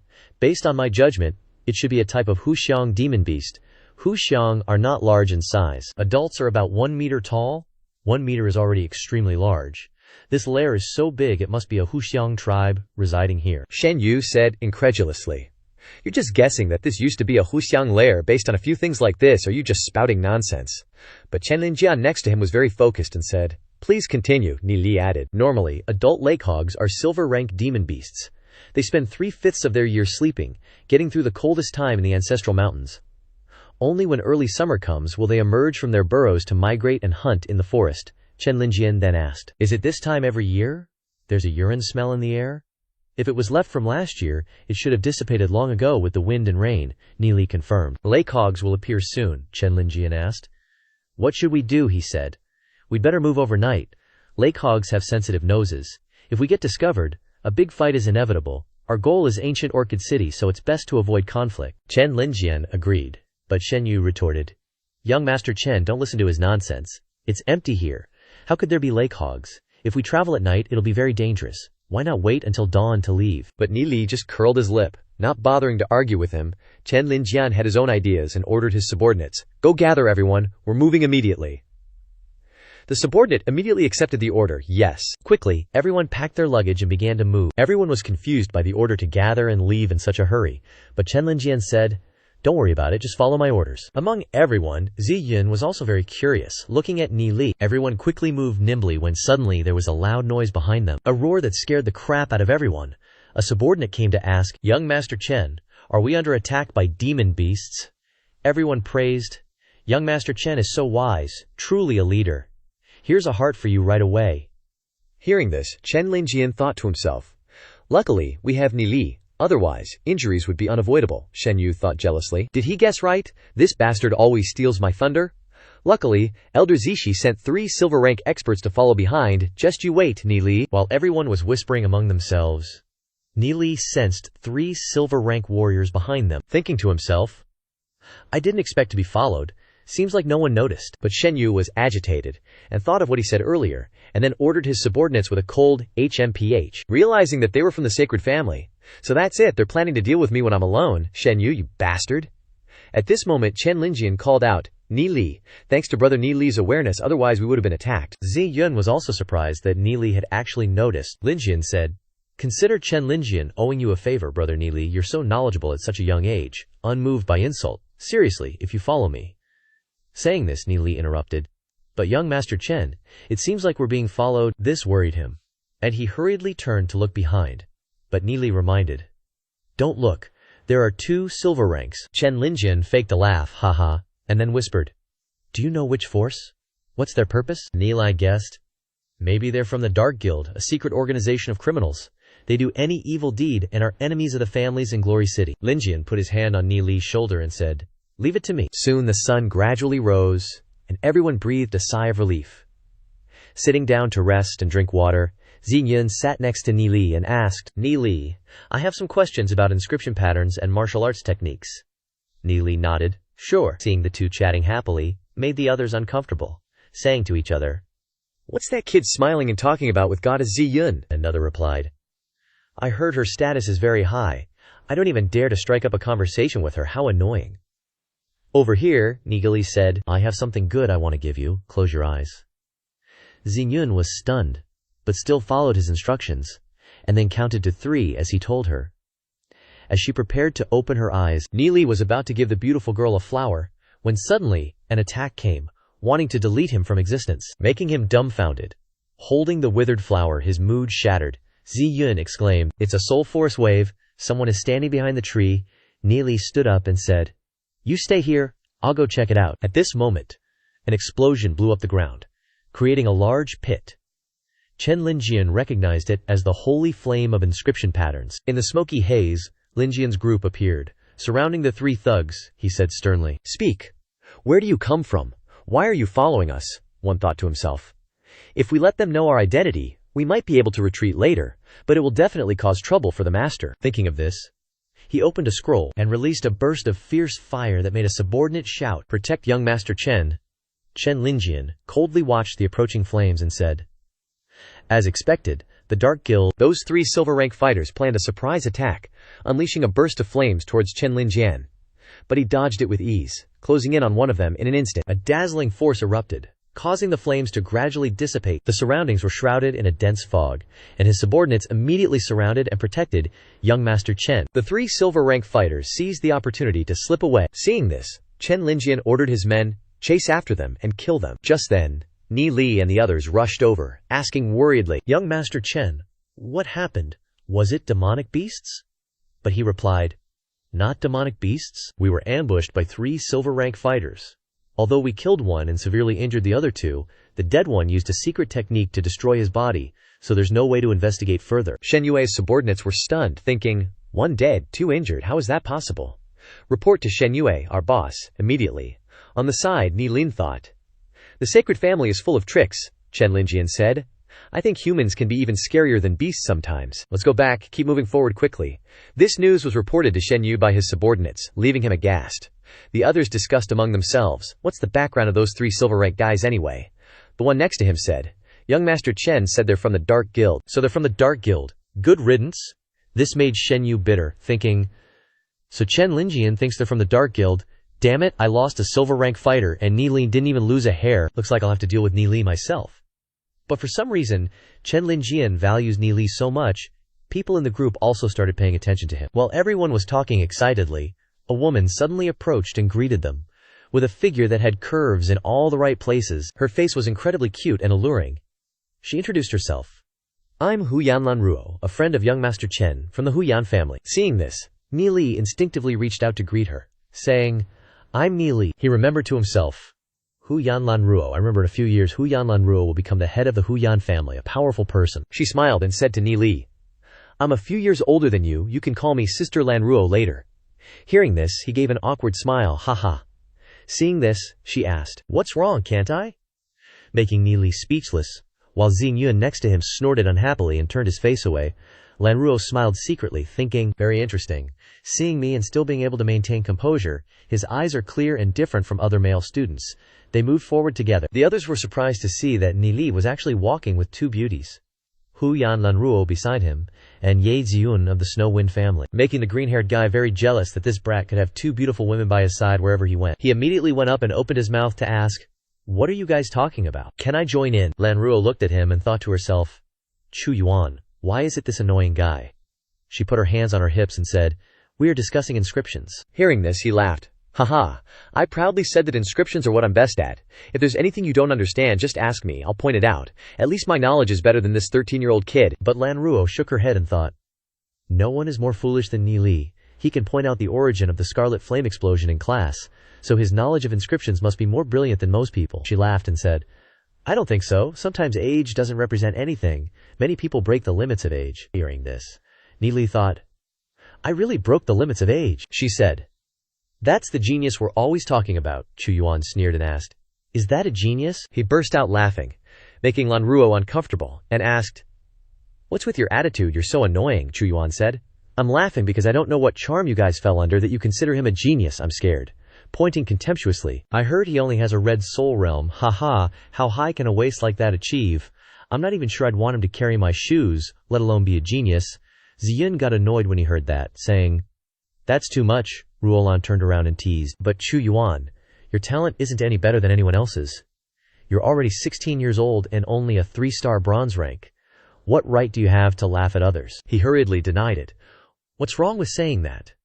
My talent is originally a yellow soul realm. With just a little effort, I can easily break through to silver rank. This trash, the highest achievement in his life, will only be limited to a bronze rank fighter. Meanwhile, Neely frowned, thinking, You two are arguing, why drag me into it? Suddenly Chu Yuan burst out laughing again. Ha ha! This brat has been silent all this time. He must be scared out of his wits. Suddenly, Neely closed in, patted him on the shoulder, and said, I challenge you, okay? If anyone loses, they will have to crawl around the camp on all fours and bark like a dog 3 times. Okay. Ziyun pulled Neely's sleeve from behind, signaling him not to get worked up. At this point, Chu Yuan laughed gleefully. Haha, did I hear wrong? A little brat who hasn't even reached 1-star bronze wants to challenge me? I don't even need to use my soul force. Just my physical strength is enough to beat you into next Tuesday, he said sternly. I'll give you one chance, just bark like a dog a few times, and I'll pretend this never happened. But Neely impatiently asked, Are you done talking yet? Leaving Chu Yuan dumbfounded, Neely continued. Every day, I have dogs barking in my ear like that. Who the hell can stand it? My motto is, when I meet dogs like that, I beat them until they listen. He cracked his knuckles. Shen Yu thought to himself, Good, good, good. There are plenty of people you can't beat. Chu Yuan went ballistic, yelling, Motherfucker! You want to die? I'll grant your wish. From a distance, Chen Linjian, seeing this, said, One-on-one, Neely has absolutely no chance of winning against Chu Yuan. Could he have another trick up his sleeve? So he ordered, telling everyone, Step aside, let them fight. Quickly, everyone gathered on both sides, whispering and gossiping. Ziyun worriedly called out, Neely. But he reassured her, Relax. As your man, if I can't even handle this little thing, I'll bash my head and die. Causing Ziyun to blush intensely, she stomped off, full of resentment. Just friends. He's so damn slick, such a bastard. Over here, Shen Yu was burning with jealousy, thinking, Neely actually dares to challenge Chu Yuan. He's definitely courting death. If he gets the chance, Chu Yuan will definitely beat Neely to death. It's just that his look makes me a little uneasy. At this moment, Neely channeled his energy. A surge of soul force erupted, surrounding Nelian's body, gradually taking shape. Soul force enhances the body's strength, giving him a ripped six-pack. Meanwhile, Chu Yuan clenched his fist, reassuring himself. This is just a piece of cake. I'll let you have 3 moves, so I don't get accused of bullying the weak. Immediately, Ningli charged forward, saying, All right then. He rushed forward like the wind, followed by an elbow strike. Chu Yuan provoked when the elbow strike came, laughing and said, Why are you so weak? It's not even enough to scratch my itch. But the next second, Neely unleashed a punch, said, Weak! Then taste this. The punch slammed into his stomach, making Chu Yuan's face turn green as he gasped for air. He seemed ready to ascend to heaven after taking this blow, Neely coldly said. Don't underestimate kids. Shen Yu nearly shit his pants when he saw Chu Yuan kneel on the ground like that. He kept vomiting in front of everyone, leaving Ziyun speechless in astonishment. Even Chen Linjian exclaimed, Interesting. 1 punch to knock Chu Yuan down, just a 3-star bronze but possesses the strength of a 1-star warrior. Meanwhile, Chu Yuan was shaking all over, vomiting non-stop, unable to lift his head. Seeing this, Nelia thought to himself, Too weak. As expected of a rich family, relying on pills to get to this level. Chu Yuan was extremely furious that he had prepared so carefully, thinking he could show off. But unexpectedly, it turned out like this. Everyone said, Chu Yuan was too careless, that's why it turned out this way.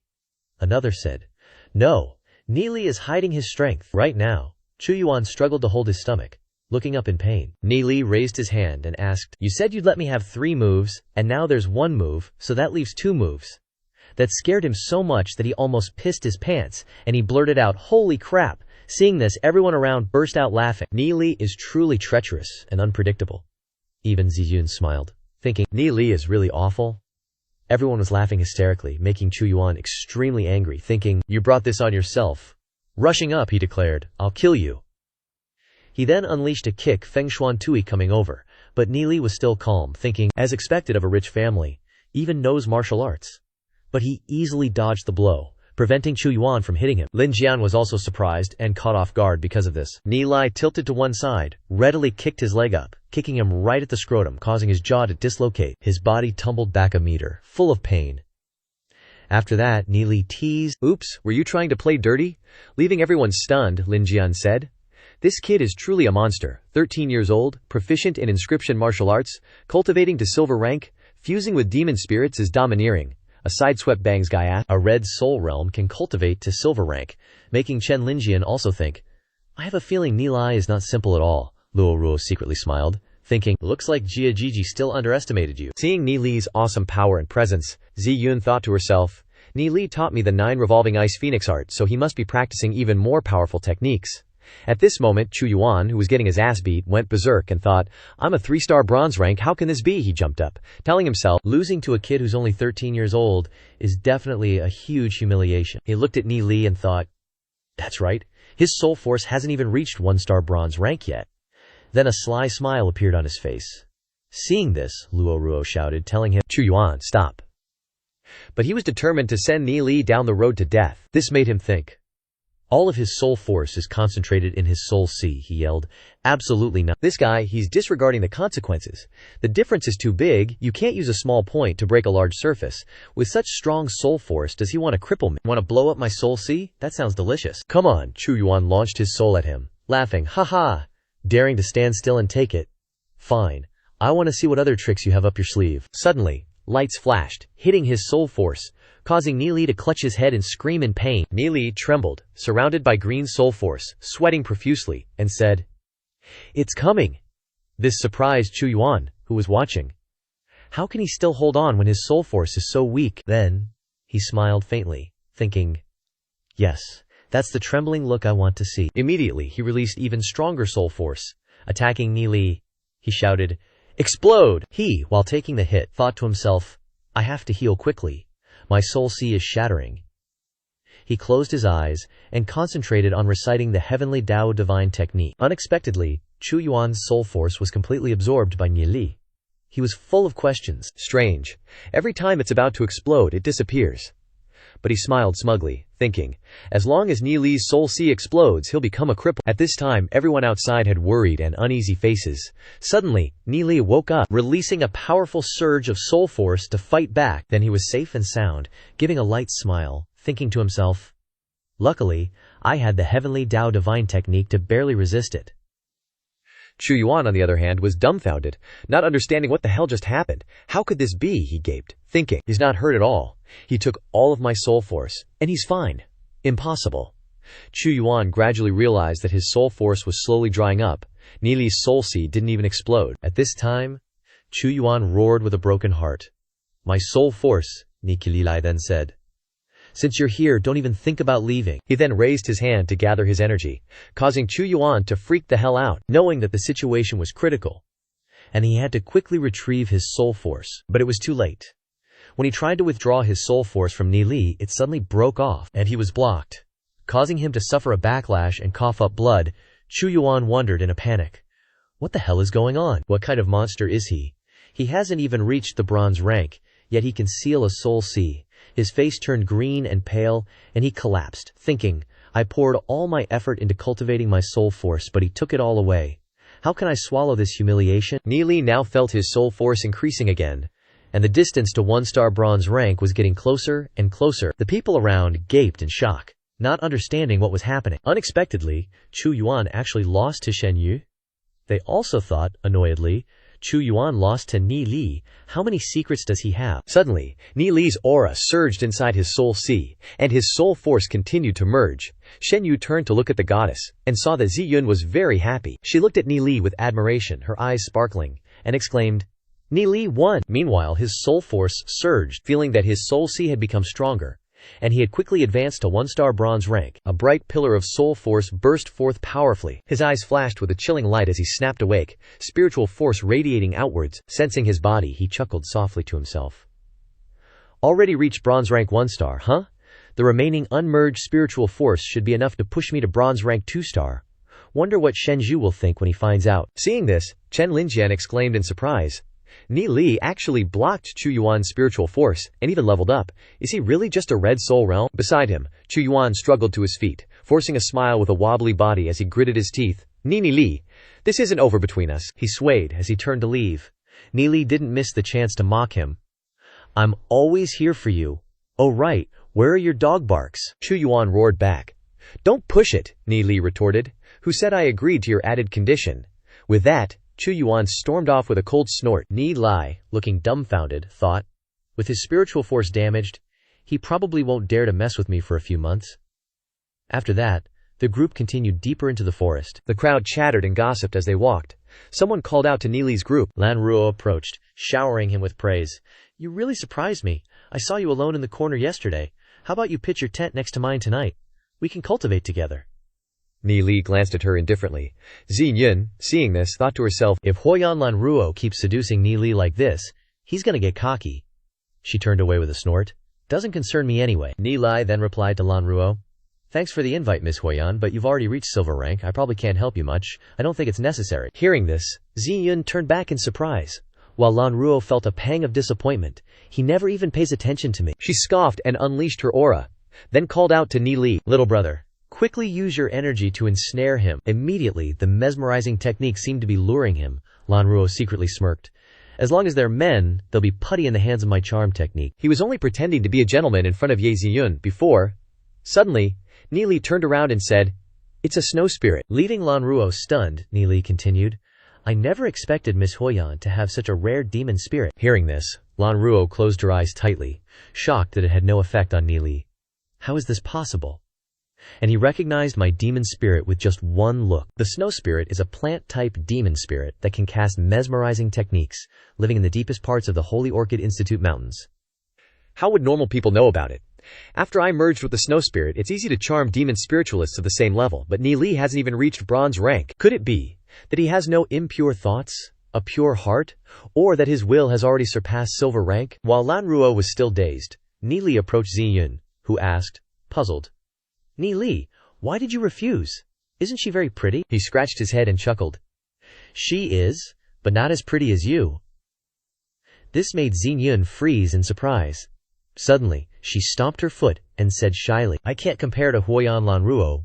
You like her a lot, don't you? But when he heard that, he just smiled gently, making Xingyun blush as she thought, well, Ni Li can be cute sometimes. Seeing the two of them flirting, Lan Ruo was consumed with jealousy, thinking with annoyance, what do I lack compared to that girl that this brat keeps ignoring me?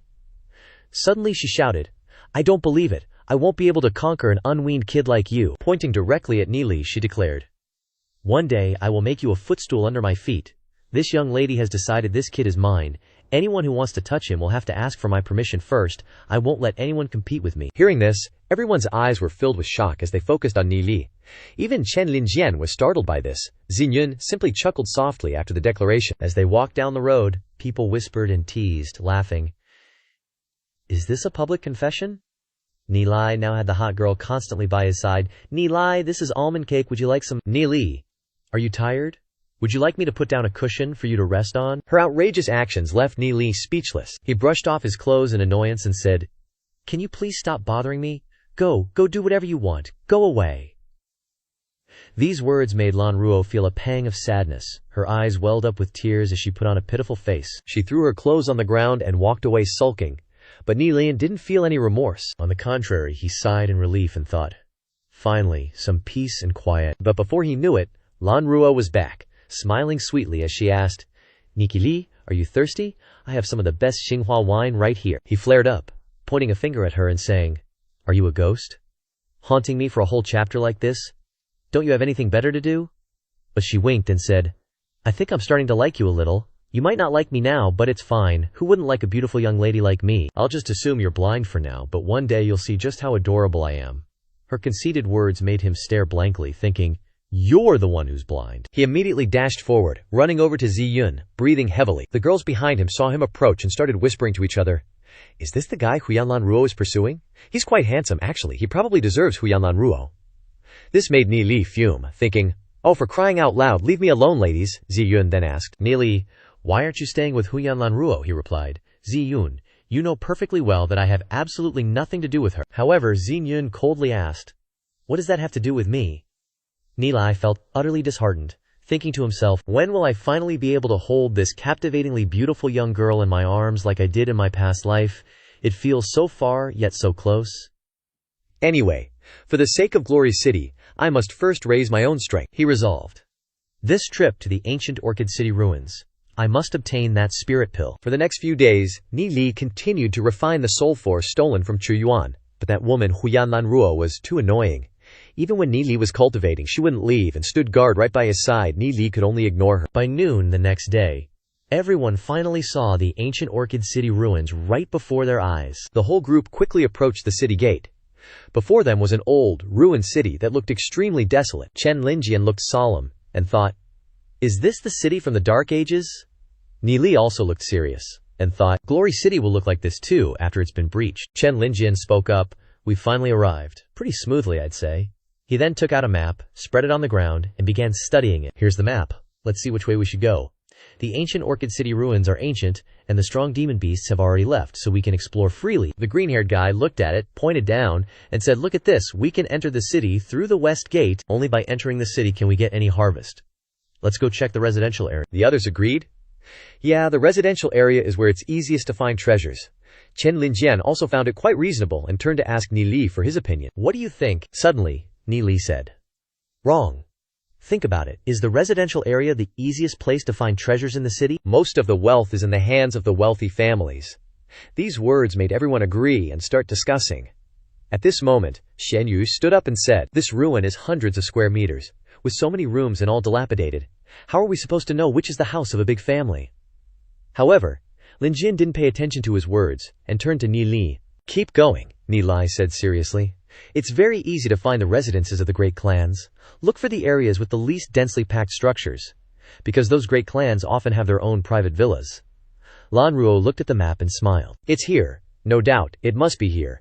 The structures in this area are all very large," Chen Linjian said with a serious, cautious expression.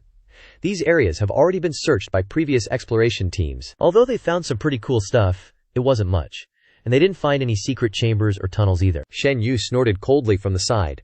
"What I'm trying to say is, what you know others have already figured out. Do you think the great clans of Glory City are all vegetarians?"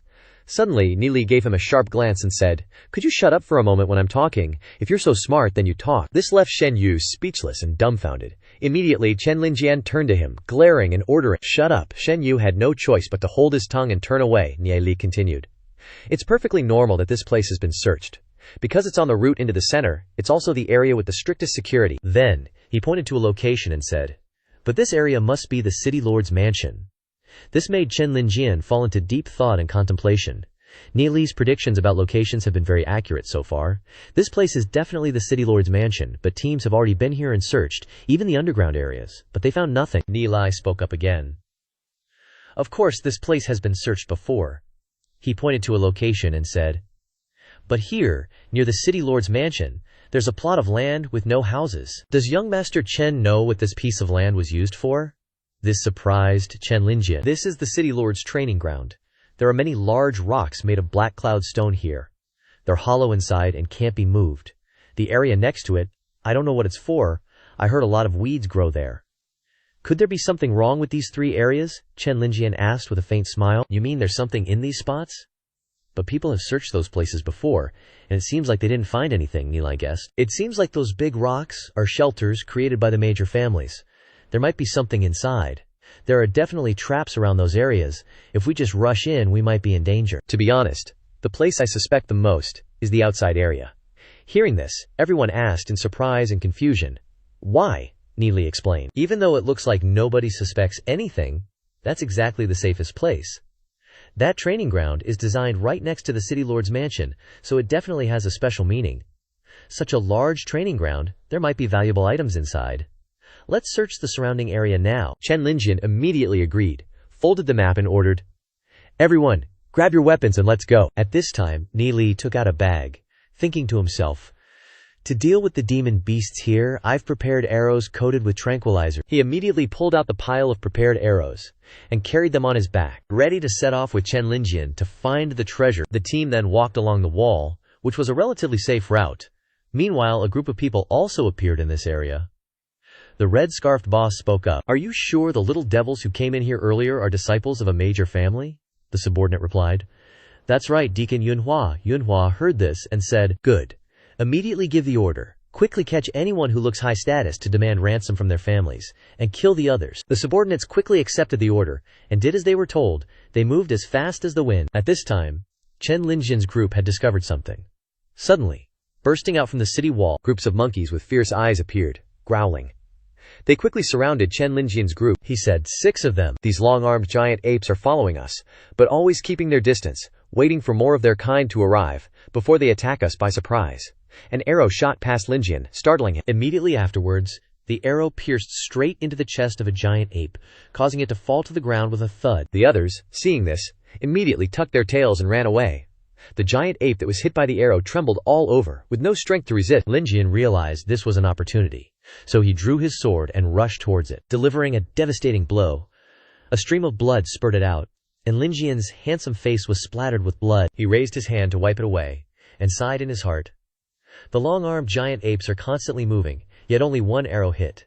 The others looked at each other blankly and asked, "Who shot that arrow?" When they looked back, they were shocked to realize that it was Ni Li who had done it. At this time, the giant apes glared at them. Chen Linjian hurriedly ordered, "Everyone, raise your bows." So the whole group listened and did as they were told. Shen Yu in the group was no exception, but he still felt resentful, thinking of Ni Li. Since he appeared, Zi Yun has become more and more distant from him.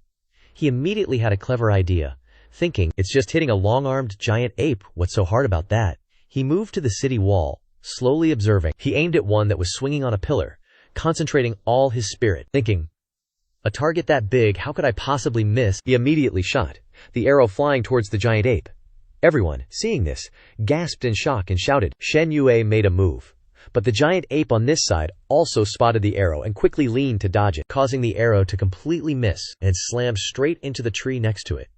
The giant ape quickly ran away, causing the group to be unable to hold back their laughter. Full of teasing, Zi Yun also realized that Shen Yu was probably jealous of Ni Li. Meanwhile, Shen Yu was super embarrassed, thinking, "How did this happen? I clearly aimed right." He wasn't giving up, so he knocked another arrow and prepared to fire again, aiming at the giant ape swooping in the air, thinking, "This time it's gotta hit."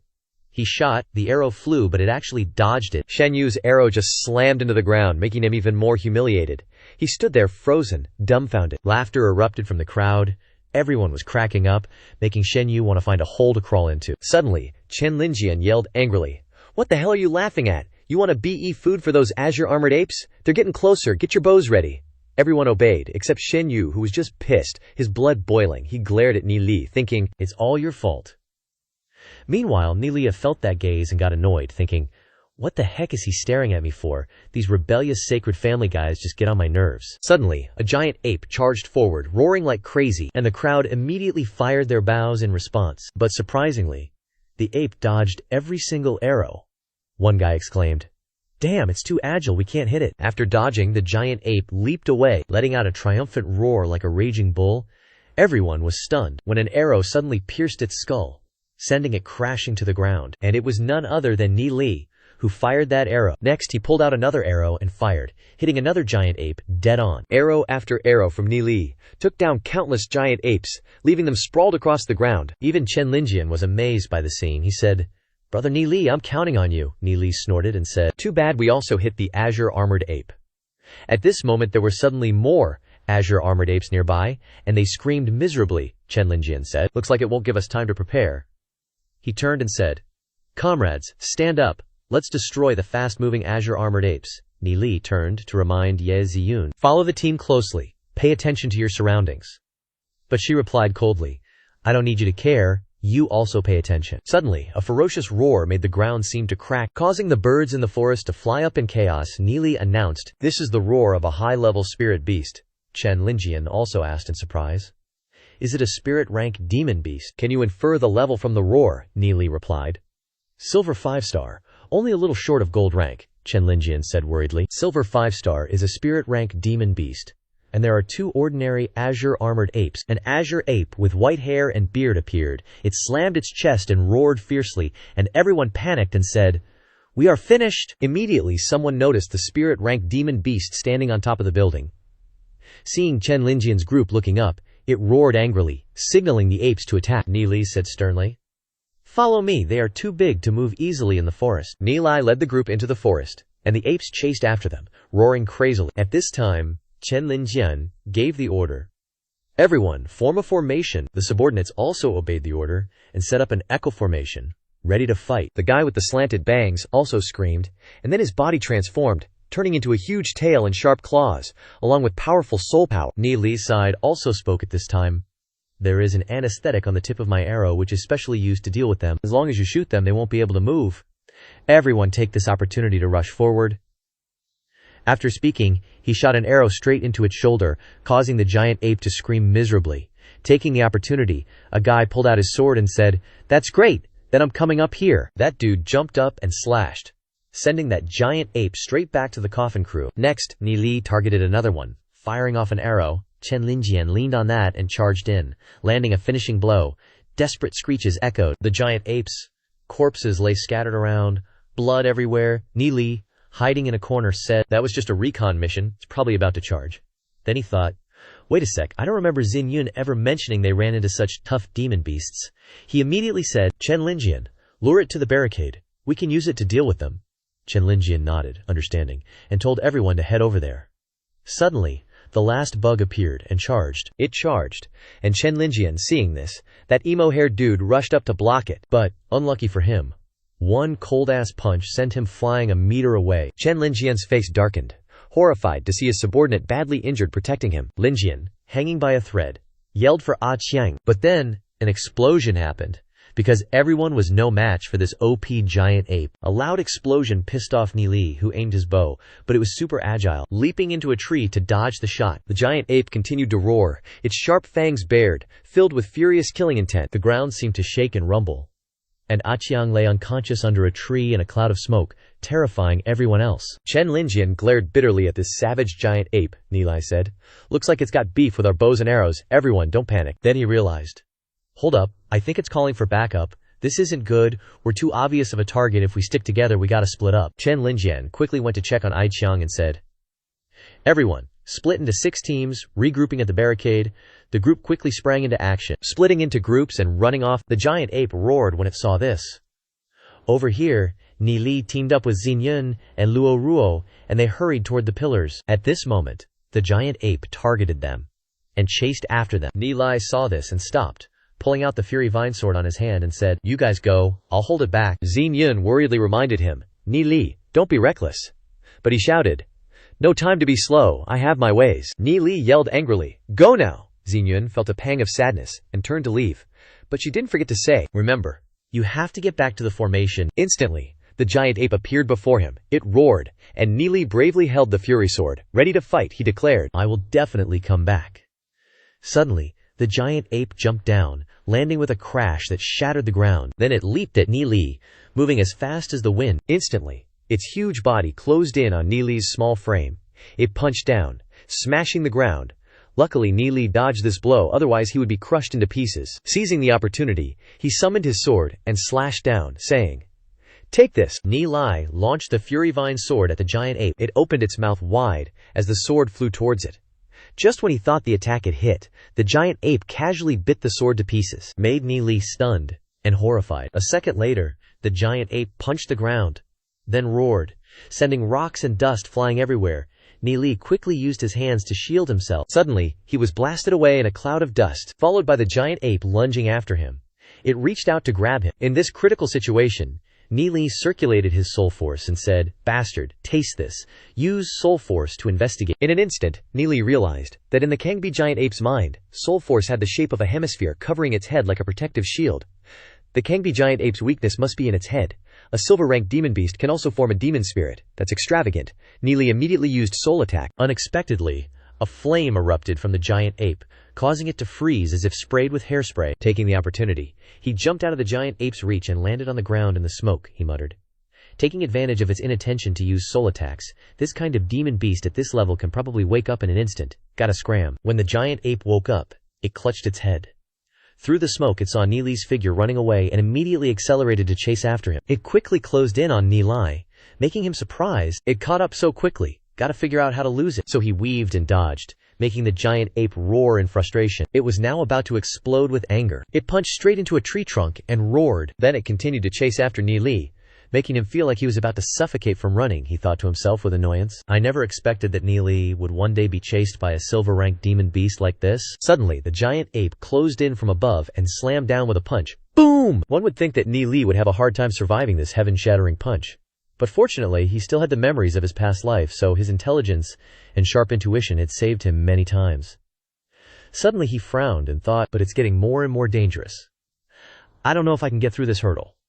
Suddenly, he jumped and grabbed the vine in front of him, then sprang away before the giant ape's eyes. Seeing this, it threw a punch at him, but with his skillful technique and agile body, Nili was able to dodge, but at this moment he seemed to feel that things were not right. Dude, my stamina is being consumed too quickly. As he was worrying, he suddenly saw a figure flash by and realized that it wasn't the Dark Guild, was it? That group of people was coming together, the leader said. There are always sounds of demon beasts on this side. Those people must be around here. As soon as he finished speaking, he saw Nili jumping around in front of him. Nili was also in a daze, thinking to himself, the Dark Guild, why are they here? Then Yunhua pointed and ordered, catch him. Seeing this, he smiled faintly and said, but it just so happens that I have a gift for you guys. So he took out the giant frost scroll he had prepared to create fog. Immediately, booms and bright flashes erupted, followed by a thick fog, causing the cloaked figures to shout in horror. Oh, what the heck is this? When the smoke cleared, the figure of the giant ape appeared above them. The giant ape looked left and right, searching, and when the smoke cleared, it immediately saw the group of people standing there. It roared madly. Yunhua saw this and quickly drew his blade and said, not good, ordered his subordinates. Deal with it first. So they charged at each other, creating a melee. While Nili watched the show from a corner, he grinned and shouted, here's a gift for you, making Yunhua bitter and angry, you little brat. But he was immediately attacked by the giant ape, punching down. Fortunately, he dodged in time and sprang away. Taking advantage of this, Nili quickly ran away, and he shouted to his subordinates, quickly deal with the giant ape. That little brat must be one of the descendants of the aristocratic families. They are nearby. When Nili had been running for a while, suddenly there was a rustling sound in the nearby bushes, making him startled and turn around. Then he realized that it was Ziyun coming. He quickly asked her, why are you here? Weren't you told to go ahead with everyone? Ziyun was like, I heard a big commotion over here and was worried you were in trouble, so I came to help. Nili was super touched by this. He suddenly thought of her always being by his side in his past life and mused, she's still the same, but I'm not the weak Nili from before. Thinking this, he grabbed Ziyun's hand and said, the Dark Guild guys are fighting that giant ape. They'll probably be here soon. Let's get out of here. With that, he grabbed her hand and pulled her along. This made Ziyun blush all shy-like, her heart thumping like crazy. She thought to herself, I've never held a boy's hand before. What if I get pregnant and my mom finds out? A few hours later, the sky gradually darkened. Ruolan and the others were wandering around the forest, and she was worried sick, thinking, it's getting dark, and there's still no sign of Nili. She started blaming herself. It's all my fault that Nili left. Nili, please don't let anything happen to you. Meanwhile, Nili was sweating buckets, taking deep breaths, and thinking, there's no smell of demon beasts, so why do I still feel uneasy? He turned to Xingyun and said, it's getting late. Let's set up camp. Xingyun was suddenly stunned and said, wait. Pointing ahead, she cautiously said, I think there's something over there. Nili quickly looked and said, looks like some kind of structure. Xingyun immediately volunteered to go first, saying, I'll go check it out. This made him panic and say, be careful. In the faint moonlight, the two of them peeked over for a look. They both stood observing a stele. Xingyun was totally confused, not knowing what was written on it. Nili immediately recognized the script of the Sacred Empire. It said, those who respect me will be respected. Those who betray me must die. Such big talk. This made Xingyun surprised and asked, Nili, when did you learn the script of the Sacred Empire? But this question made it difficult for him to answer, causing Xingyun to pout. If you don't want to tell me, fine. Turning around, she said, let's go check out these ruins. Suddenly, she screamed, making Nili jump. Unexpectedly, the ground beneath Xingyun collapsed. A landslide occurred violently, pulling down earth and rocks with a rumble. Seeing this, Li hurriedly lunged forward to grab Xiyun. Quickly, his hand grabbed hers, and he hurriedly wrapped his arm around her waist to protect her. Instantly, both of them fell freely, straight down below. In the critical situation, Li yelled, "Xiyun, hold on tight!" Then a sword appeared in his hand, and he stabbed it hard into the cliff wall to use as a fulcrum. But because of the weight of both of them, there was no way to stop the fall, and the sword was knocked out of Nilin's hand, making him exclaim in surprise, "Oof, you're heavy!" Hearing this, Xiyun unhappily asked, "What did you just say?" But he blankly said, "Nothing." Xiyun quickly extended her hand and released a silk thread, which firmly attached to the cliff wall. Then, both of them quickly swung on the line. Li said in surprise. "Turns out it's an ice blood spider." Xiyun breathed a sigh of relief and looked around, asking, "Li, where is this?" But he replied casually, "How would I know?" Looking at the current situation, he said, "Looks like we can't climb back up. Luckily, the thread is long enough. The only way is to lower ourselves down slowly." The two of them were standing close together, their eyes meeting. This distance was too close. Making Xiyun shy, she spoke up, saying, "Don't move, I'll go down first." This made the rope sway, causing Li to panic and yell, "Don't shake it!"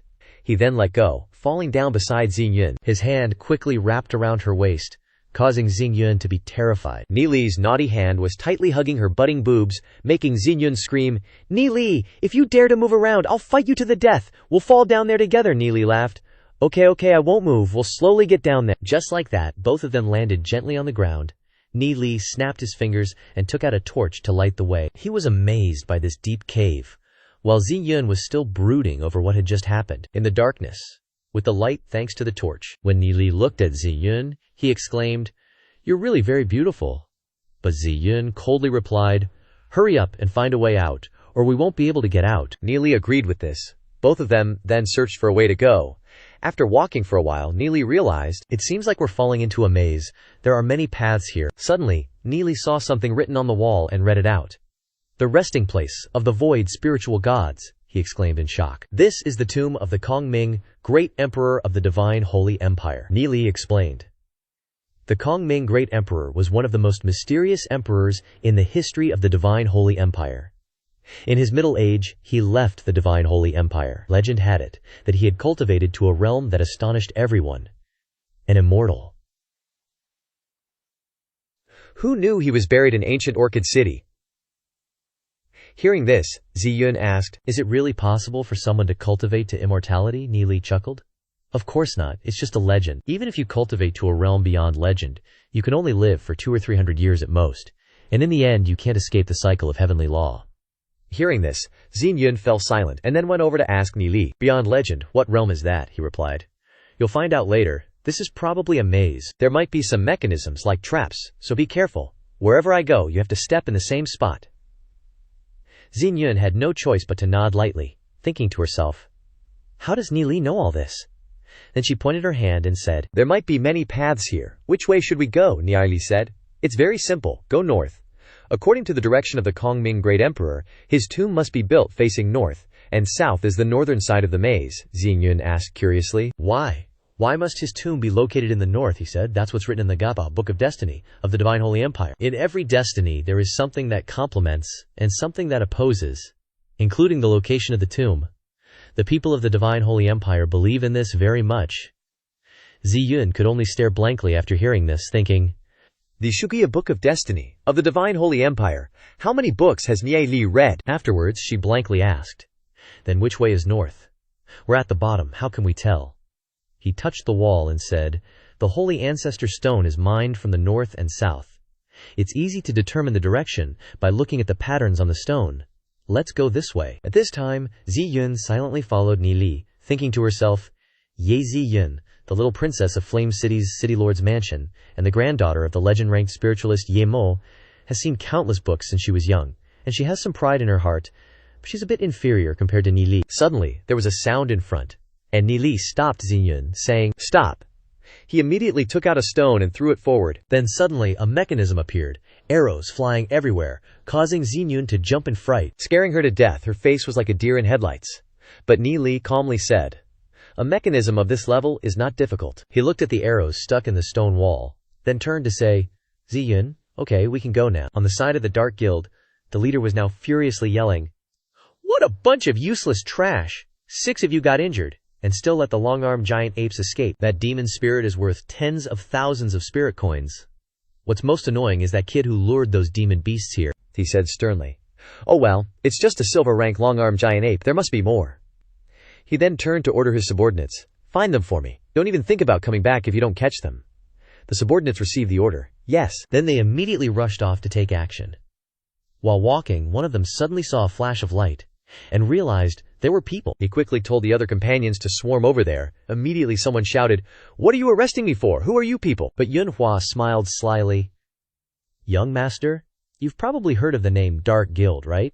We just want to catch the descendants of noble families like you. He grinned and said, should I take you to exchange for money or kill you? Hearing this, Shen Yu was terrified and broke out in a cold sweat, quickly begging, don't kill me. I'm from the sacred family. My family will definitely redeem me with a lot of money. Hearing the name Sacred Family, Yunhua was shocked. He snorted coldly and sighed, thinking, I thought I got a good deal. Who knew it was someone from the vice president's family? Then he said, subordinates, keep him. One person stay to watch him, the others continue searching. The subordinates immediately received the order and left, making Shen Yu breathe a sigh of relief, thinking, looks like they are afraid of the sacred family. Then he crossed his arms and smirked coldly. Ni Li at this time didn't know how long they had been walking. Ni Li and Ziyun finally saw the exit. He held the torch and went to the door, then was shocked to see corpses lying all over the ground. Looking at the skeletons in various poses of horrific death, skulls scattered everywhere, Ni Li couldn't help but feel saddened by the scene. Making Ziyun unable to hold back her tears, she asked, what's going on? What happened? Ni Li replied, this underground palace was probably used by the people of ancient Orchid City as a place of refuge. They brought all the old and young here, probably wanting to wait for the war to pass before going out. Who knew ancient Orchid City would fall into danger? He said somberly. So they were locked in here, buried alive, causing Ziyun to look at him with an unusual gaze. Ni Li thought to himself, the City of Glory was like this before. Those who were brought here probably couldn't escape this fate either. He unconsciously clenched his fist and thought, I can't let this happen again. Ziyun turned to say, Ni Li, let's go. But he shook his head and said, no, we can't leave. Moreover, we have to take all these treasures out. These treasures can increase our strength, so that we can defend the City of Glory. Otherwise, the City of Glory will become the second ancient Orchid City. Ziyun was a bit surprised, but then she resolutely thought, that's right, we must pay any price. Although this is disrespectful to the dead, for Glory City and those other lives, I'm sorry, everyone. The two of them went searching and found a set of bronze battle armor here, and there were pills over there, but they were afraid they were expired and couldn't be eaten. Suddenly, in the next second, they found a spirit stone on a dried corpse. Ziyun clasped her hands in prayer, then took out the spirit stone and said, spirit stones are very important to the cultivation speed of many experts, and we really need it. I'm really sorry. I pray that your soul will be liberated and at peace. Ni Li also picked up quite a few bronze weapons, more than 10 pieces in total. There were also other demon spirit materials, and a silver dagger outside. The harvest wasn't small, but something didn't seem right. He looked at the coffin above, thinking about that stone coffin. After thinking about it, he stepped up the stairs to it. Then he saw a strange pattern, looking familiar, as if he had seen it somewhere before. He reached out and touched it, and suddenly a powerful soul force burst out. He saw a strong whirlpool, seemingly able to pull him into it, making Ni Li gape in surprise. Standing next to this stone coffin feels like standing in the middle of the ocean, like I could be swept away at any moment. Suddenly, Ziyun approached and asked, Ni Li, what's wrong? Then she suddenly trembled and screamed. Seeing this, Ni Li turned back in surprise and asked, what's wrong? Ziyun immediately stepped back, pointing and saying, I just got close to it, but I felt like my head was about to split open. Ni Li thought, this must be a restriction set by some expert, not wanting anyone to approach the stone coffin, but why can I get close? Then he told Ziyun, go look around somewhere else. She nodded in agreement. Ni Li studied the ancient coffin, seeing mysterious patterns covering the stone coffin. I've never seen this before. Is this the stone coffin of the Kongming Emperor? But why is the writing different from the writing of the Divine Saint Empire period? The surface is also emitting soul force. Left by that expert, he had many questions in his head when suddenly a shockwave burst out. Ni Li's soul force burst out powerfully. The rising blue force horrified him. Something deep inside his soul sea sensed it, causing his soul sea to boil. What exactly is this stone slab? He reached out and placed his hand on it, and immediately a pillar of light erupted. The domineering soul force exploded, astonishing Ziyun beside him. Ni Li screamed in pain at this moment, the brilliant force bursting out. Seeing him, Ziyun asked anxiously, Ni Li, what's wrong over there? She was about to go there when suddenly a beam of light shone out, making it impossible for her to get close. On the contrary, she was hit by that force, and Xiyun couldn't dodge and was knocked away, falling with a crash. Full of pain, the clothes on her body were torn to shreds because of this. Lying upside down, Xiyun vomited blood and shouted, "Ah!" Realizing things were bad. "Oh no, my soul sea has been seriously injured. Just a few wisps of the aftermath outside are so powerful, so isn't Ni Li in the middle doomed?" She was full of worry for him, reaching out towards the pillar of light in despair. At this moment, Ni Li's body steamed, he was grinding his teeth and enduring. His whole body was dripping with sweat, and he gasped for breath, thinking, "So thirsty, I feel like the water in my body is about to evaporate." Immediately afterward, the force continued to surge out, accompanied by a loud rumbling sound. "The soul sea is under attack. If I lose consciousness this time, I'll have to kick the bucket here." Suddenly his soul sea gradually bloomed. He used his strength to resist, surprised that his soul sea was now absorbing this light. What exactly is that thing? But my soul sea is also expanding? But in the next second, Ni Li had to give up. If I can absorb this light, then just absorb it. A rumble sounded. Quickly, that terrible light was absorbed into Ni Li's soul sea. Immediately, the light gradually dissipated. Ni Li's body was exhausted. Sweat flowed like a stream, and before he had time to rest, the soul force in his body continued to bloom. The power almost burst out, shocking Ni Li. He roared and released the energy. After absorbing the white light, Ni Li's soul realm expanded even further. The overwhelming soul force seemed to rejuvenate his body. Then, steam uncontrollably poured out of his body. He rummaged through his belongings and took out a few bottles of water, pouring them into his body. Just as he was happily overflowing with energy, he suddenly heard a sound. He looked over and saw the stone coffin gradually opening. He stared blankly, approaching to take a look, but was disappointed to find nothing inside. He hurriedly rubbed his eyes and looked again, but still saw nothing. But suddenly, as he lowered his head, he had a revelation. Surprised to find a piece of paper and a necklace. Ni Li was stunned, thinking, "No mistake, this is a remnant page from the Temporal Demon Spirit book. In my previous life, it was thanks to this book that I gained immense power, but the last 8 pages were torn off. I never understood a single word before, nor could I find those 8 missing remnant pages. My rebirth and the new things appearing in my soul realm must also be related to the Temporal Demon Spirit book. I wonder what will change with the addition of one more page," he suddenly realized. "This really is one of the pages that went missing in my past life. In my previous life, I went to the very end of the endless desert, entered the deep palace of the desert, to obtain the Temporal Demon Spirit book. I wonder if this life will be the same." Suddenly, he reached out and touched his chest, feeling his soul realm begin to surge. A remnant page can also quickly nurture soul force. He put it in his pocket and then picked up the necklace, saying, "This is a deep sapphire gem, a rare treasure. This necklace can increase cultivation speed by 3 times. He grinned, thinking, hey, this is for Xiyun." Then he looked back, puzzled. What is the meaning of this stone coffin? Why is the remnant page of the Temporal Demon Spirit book here? Where is the remains of the Kongming Emperor? He stepped back, sighing. Mazes within mazes. Then he asked, "Xiyun, did you discover anything?" He was dumbfounded when he didn't see her anywhere. Suddenly, he panicked when he saw her body lying flat on the ground. Seeing her tattered clothes revealing her fair skin, Ni Li worriedly called out, "Xiyun." He rushed over to check on her and sighed in relief. Luckily, she's just unconscious. Looking at the wounds on her body, he thought to himself, these burns were caused by the white light. So Xiyun was attacked by the stone coffin to save me. I'm afraid her soul realm was also attacked. He immediately took out the necklace he had just obtained and put it around her neck. Instantly, the necklace took effect, emitting a light that rapidly healed her wounds. Ni Li took out a vial of medicine, saying, "Good thing I prepared healing medicine," he thought to himself. "Sorry, Xiyun, your wounds need to be treated. I can't help but be a little intrusive." He reached out and took off the charred clothes from Xiyun and then threw them straight to the ground. Quickly, Xiyun's body was properly treated by him. The external wounds have been treated. Thinking in his heart, quickly cover this on her. Looking intently at Xiyun's face, he said, "This should be all right now. With the deep sapphire gem and 9 revolutions ice phoenix, she will quickly recover from her internal injuries."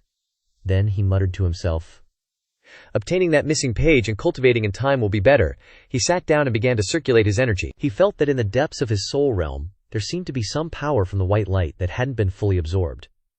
But his soul force was probably over 150 now. If I have the chance to go to the endless desert, I will definitely obtain the Temporal Demon Spirit book. He just released a burst of bright aura, the light shining everywhere. Because of this, Xiyun on the other side gradually woke up. She opened her eyes and saw the image in front of her of Ni Li, still alive and sitting in cultivation. Thinking to herself, It seems he helped me heal my wounds. But wait, why am I not wearing any clothes? She was full of confusion, not knowing what happened while she was unconscious. At the same time, Ni Li also gradually opened his eyes. Seeing that Zi Yun had woken up, Ni Li happily sat up and asked, "You're awake." Zi Yun blushed and shouted, "Don't come over here. Turn around, I want to change." He agreed and turned his back, but Ni Li couldn't resist teasing. It's not like I haven't seen it before, making Ye Yun yell, "What did you say?" She fumed, thinking, Ni Li even knows the birthmark on my body. He must have peeked while I was bathing, she cursed. "You perverted creep." A few minutes later, Zi Yun found some clothes to wear and said, "I'm done." Ni Li, hearing that, curiously turned his head and saw her radiant in the new clothes, like a purple doll before his eyes, making Ni Li's heart flutter, unable to look away. Suddenly, Zi Yun touched her neck, saw the necklace, and asked Ni Li in surprise, "What is this?" He smiled and said, "It's a gift for you, the deep sapphire gem. It can help the wearer increase their soul force. Wearing it will triple your cultivation speed." Making Zi Yun stunned that such a valuable gift was given to her, Zi Yun quickly refused, reaching out to take it off, saying, "No, I can't accept it. Here, take it back." But Ni Li quickly grabbed her hand, smiling and saying, "No need. I have many other things. Just wear it. Besides, you look really beautiful wearing it." Unexpectedly, Zi Yun quickly pulled her hand back, looking flustered, and said, "Then I'll keep it for you. For now, you can come and get it back any time." He turned his back in agreement. "Okay, I'll go ahead and find a way out." At this time, Zi Yun came to his side and asked Ni Li, "Why are you so nice to me?" He laughed gleefully, then turned to give her a loving smile and said, "Because I like you." Hearing this, Zi Yun jumped back, confused, and asked, "Like me, Ni Li, we're still young. We don't know what will happen in the future. Maybe in a few years you'll like someone else even more. Glory City is always threatened by demon beasts. We must prioritize studying. Only by focusing on cultivation can we go further on the path of martial arts. Wait until you become a gold-ranked demon spiritualist. I'll consider it." After saying that, she was completely flustered. Seeing this, Ni Li smirked inwardly, thinking, "Does she still think I'm a kid joking around? Okay, then I'll wait a little longer." Then he exclaimed with a surprised expression, "Are you serious? That's great. As long as I work hard, I can reach the gold rank next year." "You can't go back on your word then?" Zi Yun was stunned when she heard Ni Li declare that he would reach the gold rank in cultivation next year, admiringly thinking, "This cultivation speed is too terrifying." She quickly waved her hand in denial, saying, No, I mean we'll consider it then." Ni Li was stunned and asked, "Could it be that Miss Zi Yun has changed her mind?" He said with a dejected face, "I understand. You peak aristocratic families. All say words you don't keep." "Forget it. Consider it meaningless words then." Seeing this, Zi Yun got hooked and said, "Who said that? A word spoken is like a horse let loose. If you can reach the gold rank next year, I'll give you my word." Ni Li happily replied, "Okay, it's a deal." For the next 2 days, Ni Li and Zi Yun searched for a way out. This place was built like a maze. Without going through it, you wouldn't know where the exit is, Ni Li said. What kind of person is this Ming emperor to be able to build such a large underground maze, not to mention the dangerous stone coffin? But his remains are nowhere to be seen. But the two were still groping for a way out. Scene change. On Chen Linjian's side, everyone was counting, and there were only 27 people left, causing him to frown and think, "What a pity. After searching for so long, I didn't find a single 1-star bronze treasure, and lost 8 people, especially Zi Yun. She is the city lord's daughter. If anything unfortunate happens to her, I can't bear the responsibility. I must find her quickly." On Hu Yanlanruo's side, she was also worried because she hadn't seen Ni Li return after waiting for so long. Tu Yuan next to her said, "Stop looking. That short-lived brat is probably already reincarnated." Making Lan Ruo angrily yell, "Shut up!" Tu Yuan still didn't give up, continuing, "I'm just stating the truth. Now I'm afraid even his corpse has been swallowed by that giant ape." Thinking to himself, "Ni Li made my several years of soul force cultivation disappear into thin air. You deserve to be killed by that giant ape 100,000 times. Thinking of this, he laughed happily. "Ha ha!" Lan Ruo went berserk, glaring and saying, "Get lost?" This murderous aura made him shrink back. He could only turn away, swallow his saliva, and snort coldly. Chen Linjian, seeing this, thought to himself, "I shouldn't have put her and Ni Li on the same path before, or had a few silver rank experts secretly protect them. It wouldn't have come to this. There's no use waiting here. Now, I'll go to the training ground and dig around a bit, then come back and look for Zi Yun and Ni Li." Thinking this, he turned and ordered, "Leave 2 people here to wait for them. The rest of you follow me to the training ground." The subordinates received the order and immediately ran off. Lan Ruo was stunned, and then said, "I will stay here and wait for them." A moment later, Chen Linjian and his group arrived at the martial arts training ground. This is the place. According to Ni Li's guess, the wealth of Jiyulan City might be in this place, he said. Everyone, dig around a bit, the subordinates enthusiastically replied. Got it, everyone. Scatter and dig like your lives depend on it. Meanwhile, deep underground, Nili was still searching for a way out. Xingyun asked Nili worriedly, "Where the heck is the exit? I feel like we've been walking forever." But he replied sternly, "There's no exit. If there was, those people wouldn't be trapped in the main hall." This left Xingyun bewildered, and she asked blankly, "So are we just gonna die here?" Nili denied it. "Not necessarily. Everyone in the main hall came from the outside, so there must be a way in and out. Now I just hope Chen Linjian and his crew can find us an exit. I think it's somewhere near that weird training ground." He chuckled. "Confident they would come?" Xingyun asked, confused. "How do you know they'll find it?" Suddenly, a noise came from above, and Nili said, "There, it's starting." He waved his hand and said, "Ziyun, this way, let's go," leaving her completely puzzled. She could only follow him. Nili's prediction stunned Ziyun. Could he be right? Am I really gonna marry him in the future? Nili went to where the sound was coming from, only to find a wall blocking his path. He pressed his ear against it, listening, and touched it with his hand. Suddenly, a rumbling sound echoed out. Unexpectedly, a secret mechanism opened. Nili was slightly surprised and led Xingyun inside. When the two entered, it was dark and murky inside. The stone chamber was filled with battle armor, warriors, and also paintings of wealth, resources, and gold coins. Nili and Xingyun were stunned by what they saw and stood frozen on the spot. Nili spoke. "This place is probably under the training ground. Turns out, the wealth of Jiyulan City was hidden here." He turned to Xingyun and said, "Pick a few things." She nodded in agreement. Nili reminded her, "Of course, don't take too much, or Chen Linjian and his crew won't be happy." Xingyun asked, "What about you?" He chuckled and glanced at the lamp. "This is all I need." Shadow demons are an incredibly mysterious and rare type of demon beast. Although they don't have strong combat power, they have extremely bizarre abilities. Fusing with a shadow demon spirit, if cultivated to the later stages, can unleash powerful effects. But they were wiped out during the age of the Frostwind Empire, leaving only 7 shadow demon spirits, which were crafted into 7 spirit lamps later. They were stolen by thieves and scattered everywhere. And this is one of the 7. Nili quickly grabbed the lamp, delighted that the heavenly god technique could fuse with the 7 spirit souls. "I don't want all the spirit souls to be aphrodisiacs, but my soul realm is still too small to accommodate spirit souls of too high a level. This shadow demon is perfect for me." He then put the lamp into his ring and thought to himself, "In my past life, this treasure was sold off by Shen Yu. What a waste for the shadow demon." Afterwards, he turned to Xingyun and said, "I've finished picking. How about you?" She smiled and replied, "I've picked a few things." She presented them, and Nisling exclaimed at the black gold rank demon core and the Frostwind legendary beast's bone essence shard, "Not bad eyes." Seeing this, Xingyun put them into her ring and smiled lightly, pointing to the side and saying, "By the way, there's a flight of steps going up there, but it's blocked off.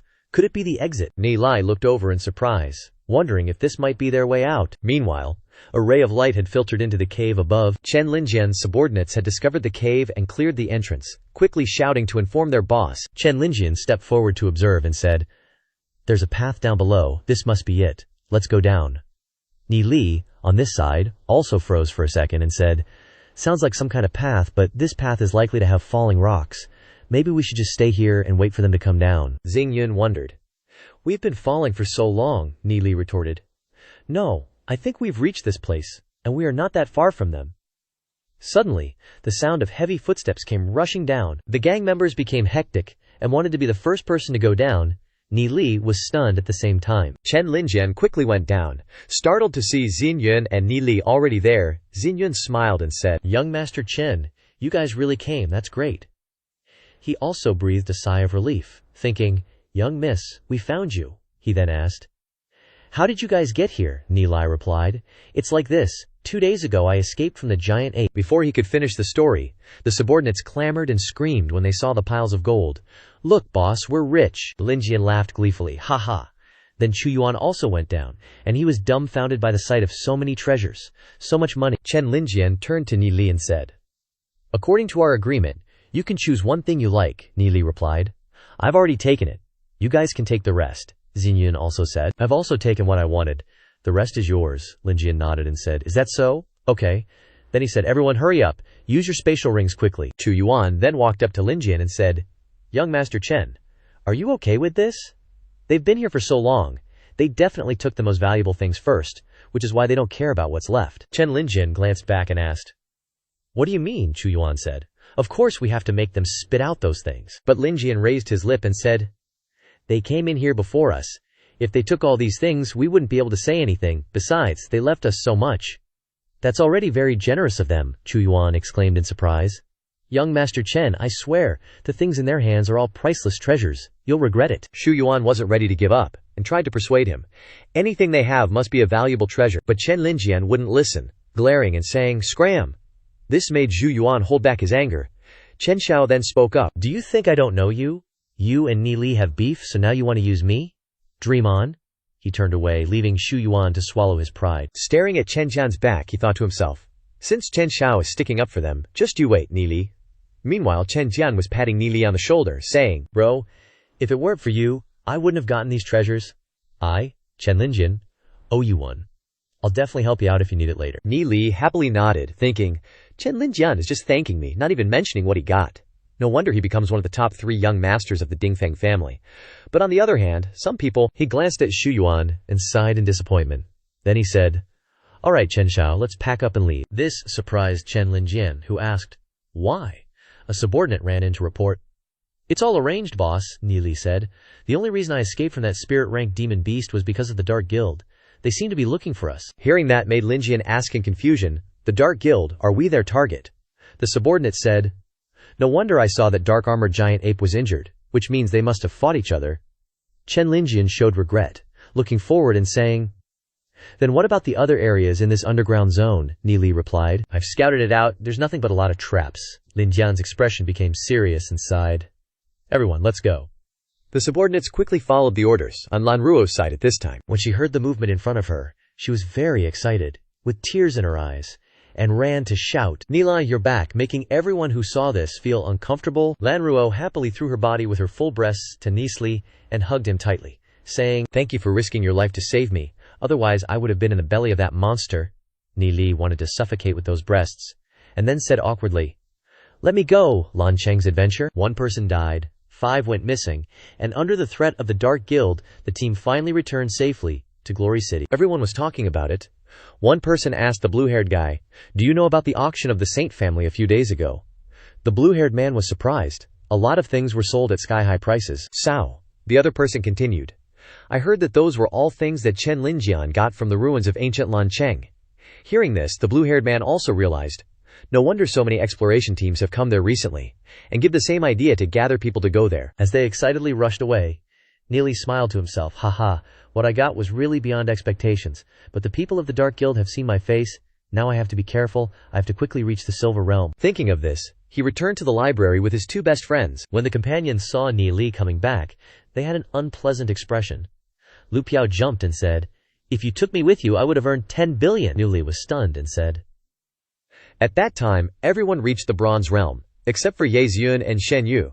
They all had real combat experience, but they still lost 6 people, including Shen Yu. If everyone followed, then... Lu Piao heard this, and said in surprise, "Shen Yu? Why did I meet him last night?" Ni Li asked in confusion. "Did he come back?" "He didn't come back with the team." But Lu Piao guessed. Maybe he got back himself. Ni Li nodded in agreement and said, "Maybe." But the next second, grinding his teeth and shouting, "Oh, how could that be?" Ni Li coldly said, "Shen Yu has only set foot in the 1-star Bronze Realm. How could he come back by himself?" Lu Piao sulked and said, "Maybe he met someone on the road." Ni Li asked in surprise, "Is it a companion?" He thought, if Shen Yu's companion, Dark Guild, Holy Family. After a few seconds of speculation, he seemed to understand the problem, and angrily said, "So that's it," making Lu Piao next to him confused and asked, "What's wrong? Do you know something again?" Ni Li suddenly sat down on the chair without saying a word, then silently said, "It's nothing, I'm just guessing a few things." Ni Li's secretive actions made the group upset and shouted, "Tell me quickly, what did you guess?" But he said, "I'm not going to say it." Thus, 3 days later, Ni Li reached the 2-star Bronze Realm. On the way, everyone was talking about Ni Li. "Did you know? Ms. Hu Yanlan Ruo comes to the elementary class to find Ni Li every day," others said. "I heard she declared to everyone that she would pursue Ni Li." Xiao Ning-er was unhappy. "Almost fought over there," Kak is discussing. "Have you heard? The 2 of them fought over a man. And they ended up fighting. It was a great fight." At the same time, another news was spread everywhere. Lu Piao asked Ni Li, "You climb the wall in and out of the academy every day. What if you get caught?" Then he smiled. "Protecting It will be very beautiful, Duzang glanced and asked. Aren't you climbing too? Ni Li replied. If I go through the main door, I will meet the crazy girl of the Hu Yan family. Moreover, after all, I have reached the 2-star bronze realm, I can jump over it. Lu Piao excitedly asked. Tell me quickly, what did you do to her that we, who have been in the 2-star bronze for a long time? Ni Li said tiredly. I didn't do anything, she's really hard to understand. Suddenly there was a shout. Hey, which class are you guys in? What are you doing? Ni Liao's group panicked and quickly jumped over the wall to escape. On the other side, at St. Orchid Academy, in the genius class, everyone was gossiping non-stop. Just then, a purple-haired dude leading a group rolls up. It's Hong Yi from the Feng Shu family, and he's all like, Shen Fei, heard your fiancé almost threw down with Hu Yanlan Ruo over some guy. Zhang Yun told me. Sounds like she ain't that into ya? If that's the case, why bother? Just let her go. Save yourself from getting cucked later. He finishes, then bursts out laughing, followed by the rest of his crew, making Shen Fei's face dark. Shen Fei snarls coldly, if I can't have a woman, no one can. Hong Ye, seeing Shen Fei's nasty look, scoffs and turns away. Xiao Ningjier and my sis are tight, if you try anything, I'll know. He leads his crew away, leaving Shen Fei fuming. TCH. Feng Shu family. Just cause you got a legendary demon spiritualist, doesn't mean you're hot stuff. Guanghui City will be mine, the sacred families, sooner or later. Thinking this, he smirks, clenching his fist, trying to hold back his rage. Meanwhile, back with Ni Li, Lu Piao's cracking up. He's dancing around all hyped up with his friends. Suddenly someone shouts, Ni Li! When Ni Li hears the shout and dumbly turns back, he realizes it's Zhao Ningge. She smiles and comes over, saying, good afternoon. Making Ni Li awkwardly scratch his head, saying, haven't seen you in a few days? You've gotten even prettier. Hearing this smooth talk, his two best bros are shocked, turning to stare, while Ninger, shy from the compliment, says, stop teasing, then gently moves closer to Ni Li. Like you told me before, I sold the rest of the violet orchid grass. Here's the money, she says, handing the ring to Ni Li, making Lu Piao and Du Zhen's eyes bug out like, WTF, then coldly turn away whispering, isn't that our goddess Ninger? Why is she so obedient to Ni Li?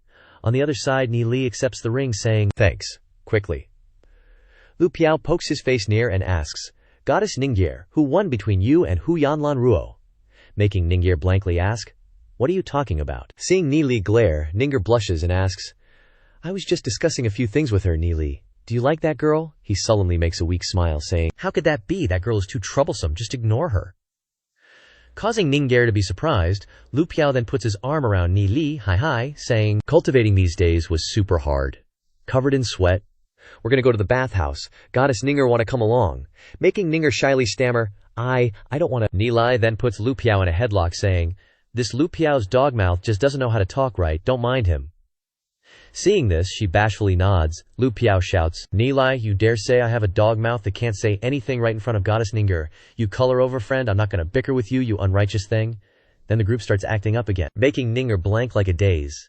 Then she also starts laughing. At the same time on the street, there's a blonde guy leading his subordinates and walking past. He glances past Ni Li, who's joking around with his friends. Suddenly he looks at him and feels a bit familiar. But he also quietly leaves. After they walked far, the subordinate then calls, boss. Yun Hua solemnly replies, I know. That guy asks again, do we need to eliminate him? He then says, no need. Killing people in Guanghui City is extremely dangerous. Moreover, he didn't have any abnormal expression.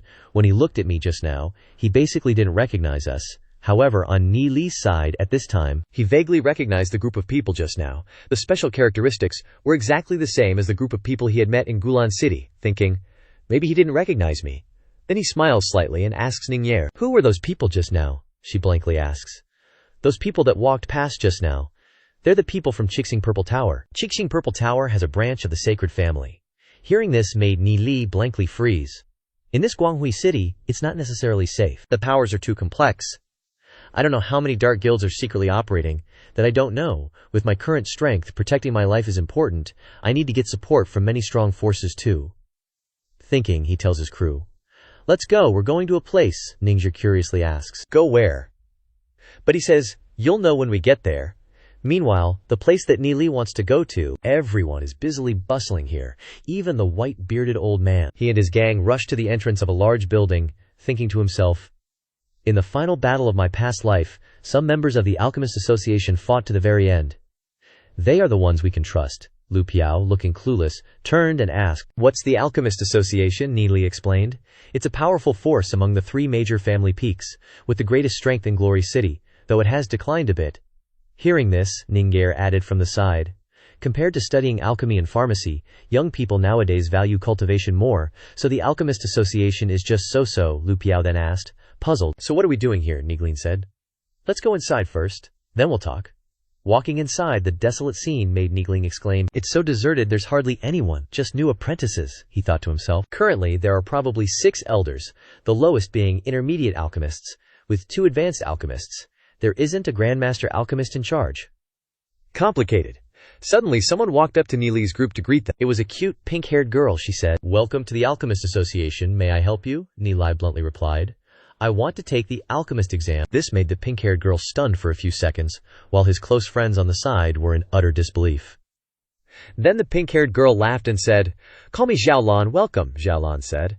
"Alchemists are divided into apprentice, master, and grandmaster, and within each level there are beginner, intermediate, and advanced. Are you here to register as a beginner apprentice? Are you prepared? To become a beginner apprentice, you need to memorize 10 beginner alchemy books." Before she could finish, Neely interrupted with a smile. "I want to register as a beginner grandmaster alchemist." This made Xiaolan falter, then burst out laughing. "It's not impossible, but to become a beginner grandmaster alchemist, you need to read 100 books, and a beginner grandmaster usually spends over a decade as an apprentice." Getting close to Neely, she asked, "Little friend, if you don't read enough, it's very dangerous. You need to work hard when you're young." But Neely smiled faintly and said, "Of course I know that, but talent doesn't wait for age, right?" Xiaolan seemed to freeze for a few seconds, then reluctantly said, "All right, registering costs 200 demon spirit coins up front." But Neely immediately replied, "No problem, let me go in." Turning to his friends, he said, "You guys wait for me. I'll be right back." Everyone shouted, "Okay, we'll wait for you for dinner." Ningter happily encouraged Neely, "Good luck." Seeing this, Xiaolan pouted, thinking, "What a kid. It's not that easy, haha." He just wasted 200 demon spirit coins, and led Nilai inside. They quickly arrived at the beginner grandmaster alchemist exam hall. Zhao Lan introduced, "This corridor is the beginner grandmaster alchemist exam hall. Each examinee must enter a separate room."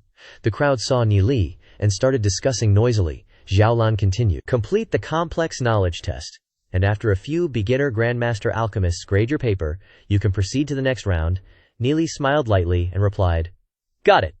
The eyes of all the old-timers were focused on a kid like him. At this moment, a tall, dark, and burly guy walked over, wondering, "Neely, you little brat, what do you want to do?" He smiled lightly and replied, "Of course, I want to be like you guys, participating in the beginner grandmaster alchemist exam." Hearing this, he pondered for a moment, then burst out laughing. He mocked, "A snot-nosed kid taking the grandmaster alchemist exam? What a joke, kid. You're in the wrong place." Neely calmly asked, "May I ask who you are?" He snorted coldly and said, "I am a disciple of the alchemic family, the Chu family, Chu Ning." Neely frowned, thinking, "The Chu family? So, he's related to Chu Yuan. Look at that condescending attitude, just like him." He then asked, "Alchemy? So what?" Chu Ning sneered and asked, "You guys are worthy," annoyed, Chu Ning said. "In the history of my Chu family, there have been 3 advanced grandmaster alchemists, 6 intermediate grandmaster alchemists, and more than 20 beginner grandmaster alchemists. How could we not be worthy?" Nilai then said, "What's the point of talking about past glories? What about now? The entire Chu family now has only 1 beginner grandmaster alchemist left, and you still call yourselves an alchemic family." Chu Ning seemed stunned, then snorted coldly and said, "So what? I, Chu Ning, will quickly become the 2nd beginner grandmaster alchemist. You milk-smelling brat, get lost? This is the exam hall for grandmaster alchemists, not a place for you to play around." At this time the crowd also joined in, laughing loudly, "Ha ha!" But Neely confidently said, "You'll know after the exam." With that, he walked to the door, pulling it open amidst everyone's jeering laughter. Chu Ning coldly snorted, thinking, "I've been striving on this path of alchemy for over a decade, failing the beginner grandmaster alchemist exam twice. How could just a kid be able to do it?" Meanwhile, Neely quickly closed the door behind him and greeted, "Hello, gentlemen." The 2 white-robed old examiners sitting inside asked, "Is this a student? It seems you're in the wrong place, aren't you?" But Neely smiled lightly and replied, "The beginner grandmaster alchemist exam hall. 2 grandmasters, I'm not mistaken, am I?" This made the 2 old men somewhat puzzled. The fat old man said, "All right, you see there are 360 papers on the table. You must choose 2 of them and answer them within 2 hours. If you get 90% correct, you can proceed to the next round." Neely walked over and said, "2 copies. You 2 masters, pick one." The skinny old man was a bit surprised, then chuckled and said, "Is he trying to prove he's not cheating?" He stood up, agreed, then picked up a stack of exam papers and placed them down, saying, "Do these." Neely went over, grabbed the papers, sat down at the table, and picked up a pen, then buried himself in the test. Looking extremely confident, thinking, "Too easy."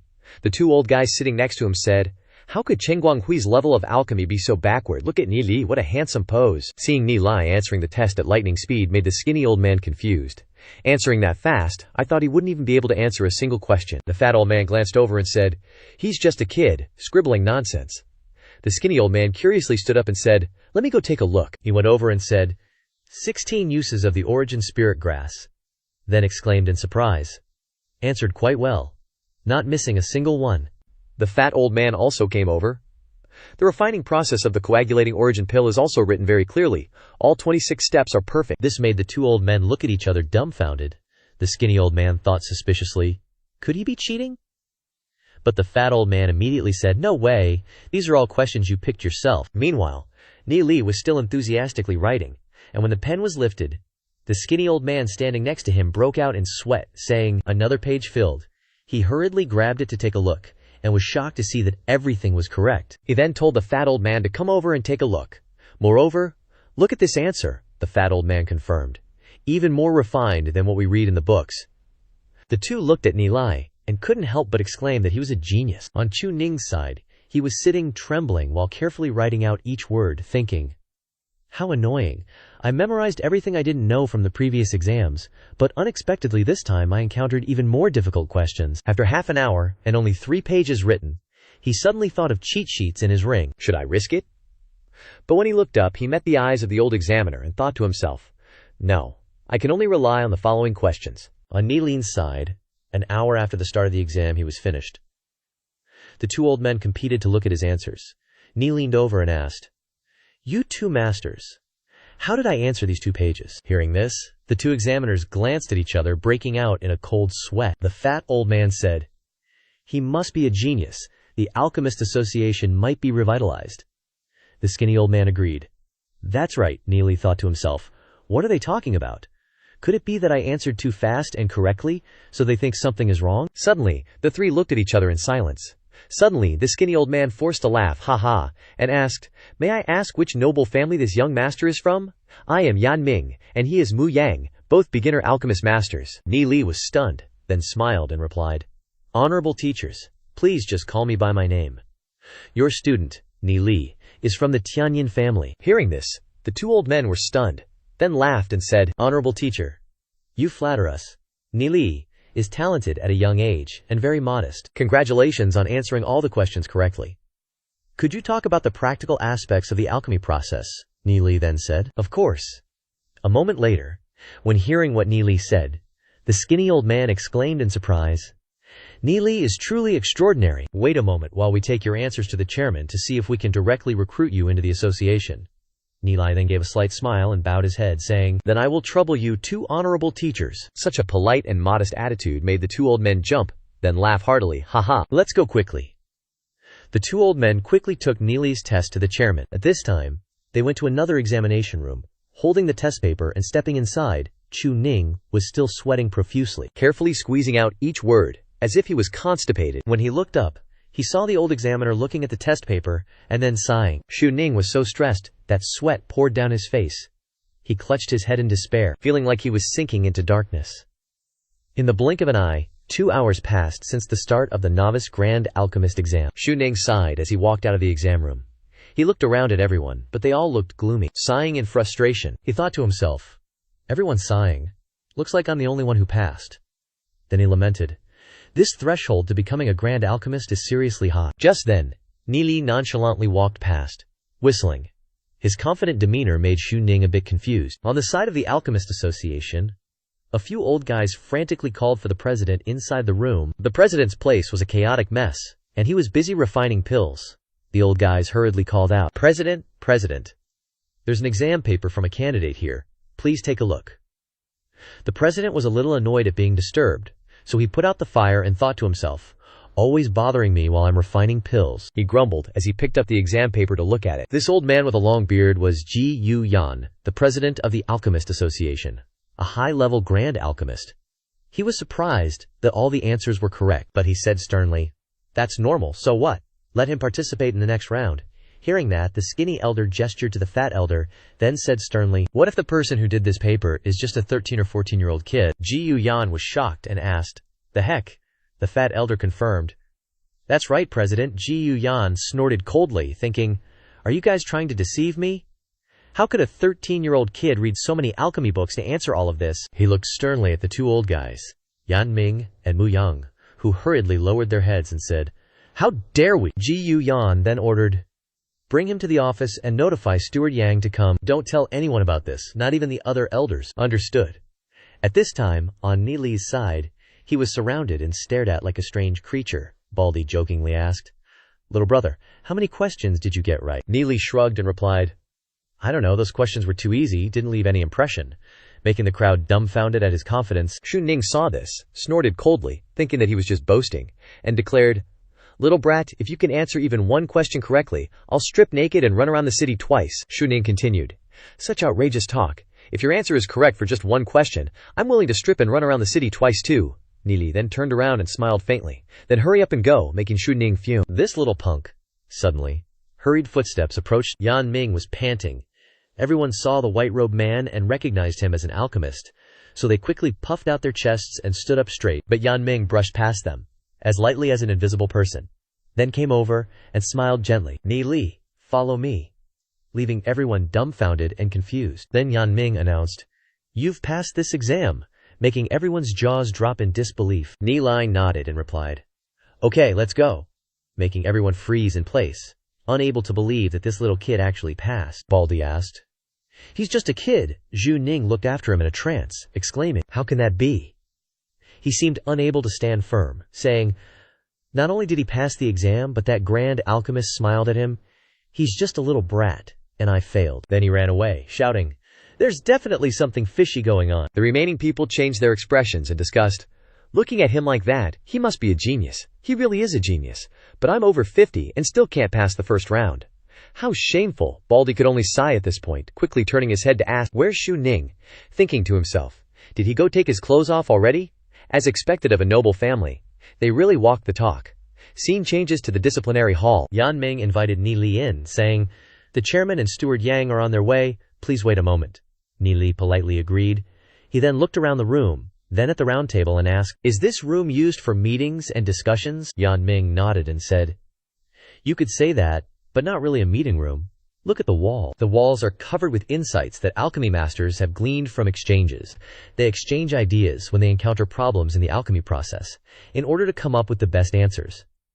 Sometimes the chairman and the elders will answer. Once they know the answer, they write it down for everyone to discuss. Everyone uses this method to improve their skills, but there are even more things that remain unsolved." Hearing this, Nili was surprised and went over, thinking, "It's not just about passing the exam.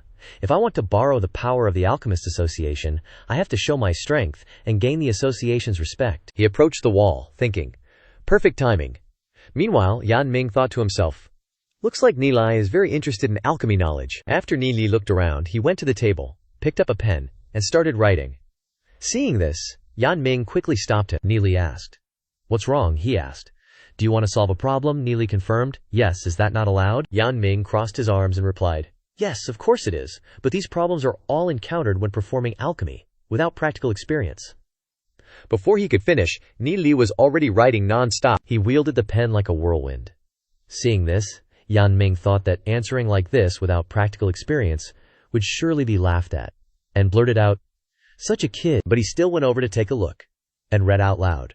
According to medicinal theory, ice snowgrass, 9 immortal grass, and dragon gallgrass can be used to concoct a powerful antidote. But what is the ratio of these 3 herbs? Today I will solve this. His answer is that no matter what the ratio is, it cannot be successfully concocted. This left Yan Ming dumbfounded. But if you replace dragon gallgrass with dragon turtlegrass, according to the formula ice snowgrass, 9 immortal grass, dragon turtlegrass, in a ratio of 3:1:2, then it can be successful. This enlightened Yan Ming, who thought to himself, "How marvelous. These two have the same medicinal effect, but the medicinal properties of dragon turtlegrass are slightly milder. According to the ratio that Nili wrote here, it might actually work." At this moment, He looked back at Ni Li. He was still diligently answering the unsolved questions and rushed over to see, his face suddenly blank like a mud skipper, saying, "Every problem is answered extremely clearly, even if I don't know if it's right or wrong, just trying it out will tell. These are all great academic discoveries. There are some questions that even the chairman can't answer." He looked at Ni Li, thinking, could this kid's level be even higher than the chairman's? He shouted, "Ni Li is an alchemy grandmaster. Is the Alchemist Association about to enter a new era?" While looking at the questions on the wall, Ni Li made a blunt statement. "These questions aren't difficult to do." Yan Ming was shocked, thinking, he even says that. These are all questions that haven't been solved for decades. At this moment, Ni Li saw people coming and greeted them with a slight smile. Chairman Ji Yu Yan and Steward Yang Xin. Suddenly, Ji Yu Yan laughed heartily, praising, "Well done! I just saw you. All the answers are excellent." In recent years, demonic beasts have been rampant, and everyone is focused on the path of martial arts. The Alchemist Association is no longer what it used to be. Without good elixirs, cultivation is also very difficult, and martial arts will eventually reach a dead end. He said loudly, "I didn't expect to welcome a genius today. How delightful. I see that your talent has surpassed the level of an alchemy grandmaster." Yang Xin beside him patted his back to remind him, "Old man, calm down." He turned to Ni Li with a smile and asked, "Do you know our names?" He replied with a smile, "Of course. Anyone who studies alchemy knows the names of you two. I even wrote you a letter before." Yang Xin was stunned and asked, "A love letter?" Hearing this, Ni Li laughed loudly and said, "Of course not. I'm still young." It was a letter discussing the application of purple orchid grass in alchemy. Hearing this information made Yang Xin and Ji Yu Yan's eyes widen, and they quickly asked back, "That essay was written by you," Ji Yu Yan said. "Even I am not sure I can research that deeply into one kind of herb." Suddenly his face fell, and he said timidly, "No, I definitely can't do it." He asked Ni Li, "How old are you this year?" Hearing the answer 13 years old made him even more unbelievable, and he continued to ask, "How exactly did you study and research alchemy to gain such knowledge?" His whole body trembled as he asked, to be able to discover more than 60 different effects of a common herb like purple orchid grass, truly a genius. But Ni Li denied, "Not at all, that was written by my master. My coming here was also his idea." He thought to himself, "I have to use this trick to avoid them thinking too much." Hearing this, Ji Yu Yan thought it made sense. He's just a young child from a noble family, how could he have that level? He must have a master teaching him, probably an alchemy grandmaster. He asked, "May I know who your honorable master is? We would like to pay our respects to him." However, Ni Li refused with a slight smile. "Sorry, my master doesn't like to be disturbed," he thought to himself. "There's no master to meet." Meanwhile, Yang Xin was quietly observing his attitude, secretly admiring. "I can't read any signs of lying. This child is so calm." Ji Yu Yan nodded, saying, "Since your esteemed master doesn't wish to reveal himself, so be it. I hope to have the opportunity to meet him in the future." Thinking, I wonder what Ni Li's true level is, but with this knowledge, he's already surpassed me. Directly promoting him to a high-level alchemy master is fine by me. It'll keep his master happy too. Thinking this, he held out his hand and said, "Yang Jishi, quickly fetch the certificate for a high-level alchemy master, along with the badge and robes." Yang Xin hurriedly complied, sighing softly with emotion, thinking, a 13-year-old high-level alchemy master. Ni Li spoke up. "Besides this, I'd like to discuss something else with the Grandmaster." Hearing this, Ji Yu Yan was surprised, assuming it must be his master's intention, and readily invited, "Little brother, please speak your mind." Ni Li cut straight to the point. "I have the methods to create 5 types of elixirs: the soul-nourishing pill, the soul-solidifying pill, the soul-gathering pill, the scarlet flame body tempering pill, and the 9-revolution pill." Hearing the names of these top-grade elixirs, Ji Yu Yan trembled, almost losing his footing. He quickly asked for the names of those elixirs again, and Ni Li smiled, confirming, "That's right. Compared to the current soul-nourishing pill and soul-gathering pill of Glory City, these 3 are different types and levels. The soul-nourishing pill, soul-solidifying pill, and soul-gathering pill from the era of the Divine Saint Empire have effects hundreds of times greater." Ji Yu Yan added, "And there's even the scarlet flame body tempering pill for martial artists to temper their bodies, and the 9-revolution pill for use in the event of fatal injuries. Of course I know these.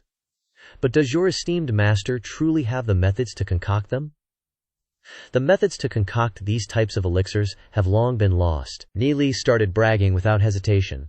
"Of course, they still exist. My master had to travel all over the great continent of souls, accumulating vast knowledge for many years before coming to Glory City. But he doesn't like to show his face, so he conveys everything through me. Oh right, with these 5 types of elixirs, alchemy apprentices can already concoct intermediate soul-nourishing pills.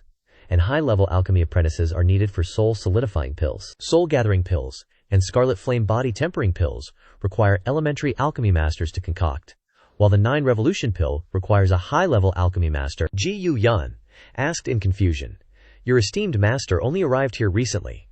Does he think there are still humans in other cities besides ours?"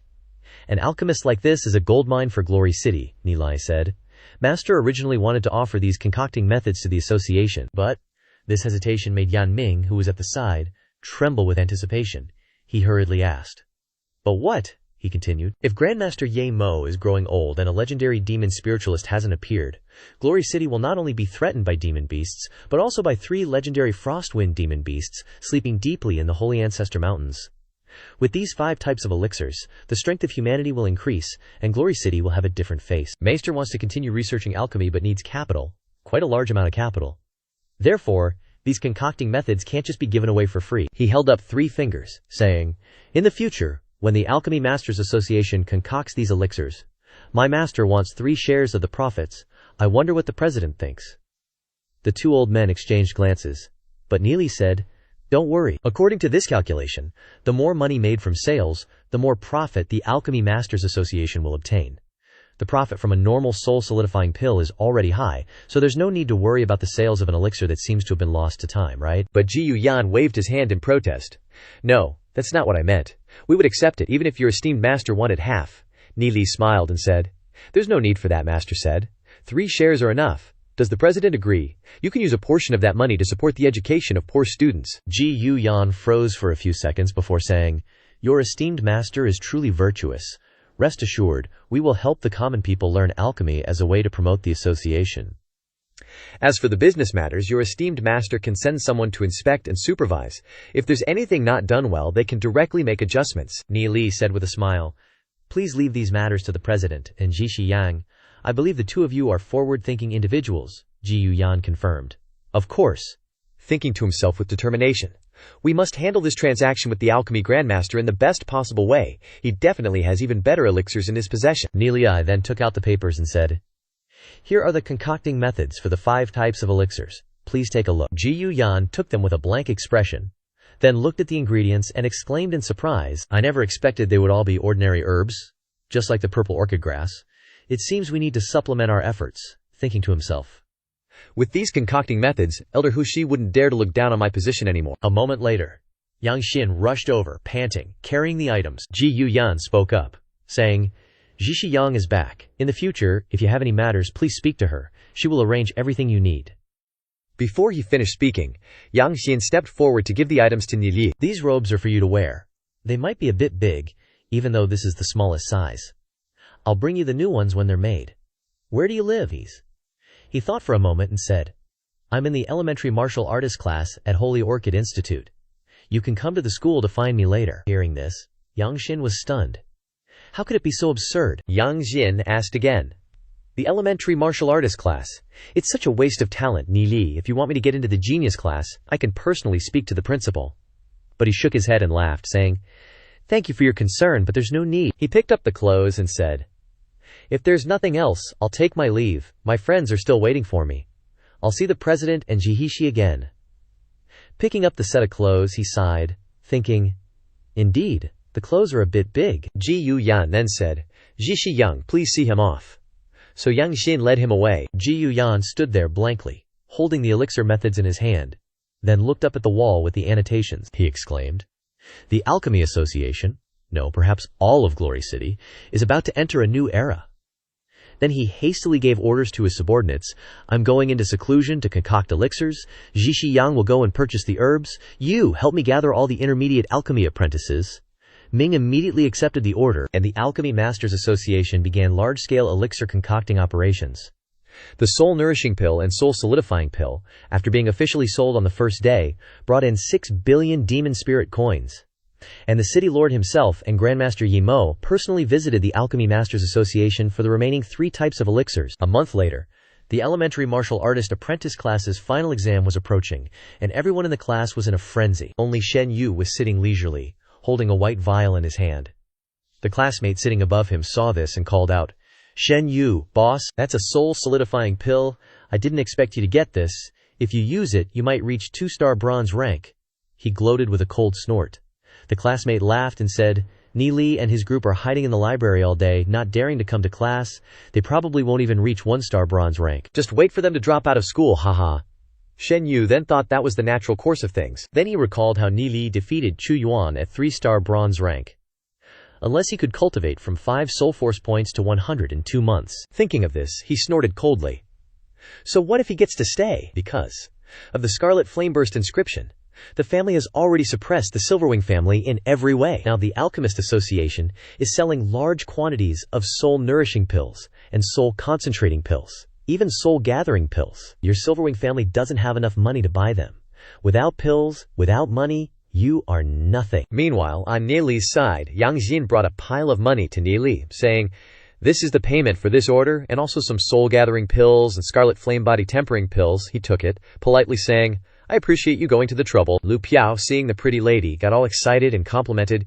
"You're so beautiful, Duzhen," sweating profusely, reminded him, "Watch your words, do you know who she is?" But Yang Xin immediately retorted, "You watch your words too," which made the students around them start gossiping. After the year-end trial, the new students will be reassigned to classes, and the gap between students in the same class will widen from here.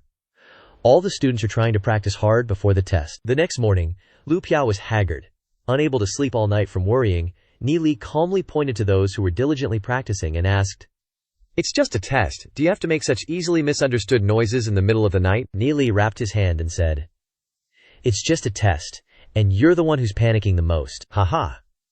The day of the test has arrived. Nili led the group with imposing momentum and said, "Let's go." The drums resounded in the hall, and the students below chattered happily, running around in a chaotic mess. Meanwhile, Vice Principal Ye Sheng was sitting blankly, saying, "I wonder how many of these new students will get into the genius class. It's so exciting. But the bet between Shen Shu and that student is what I'm really looking forward to, haha." Soon the students gathered and were present at this place.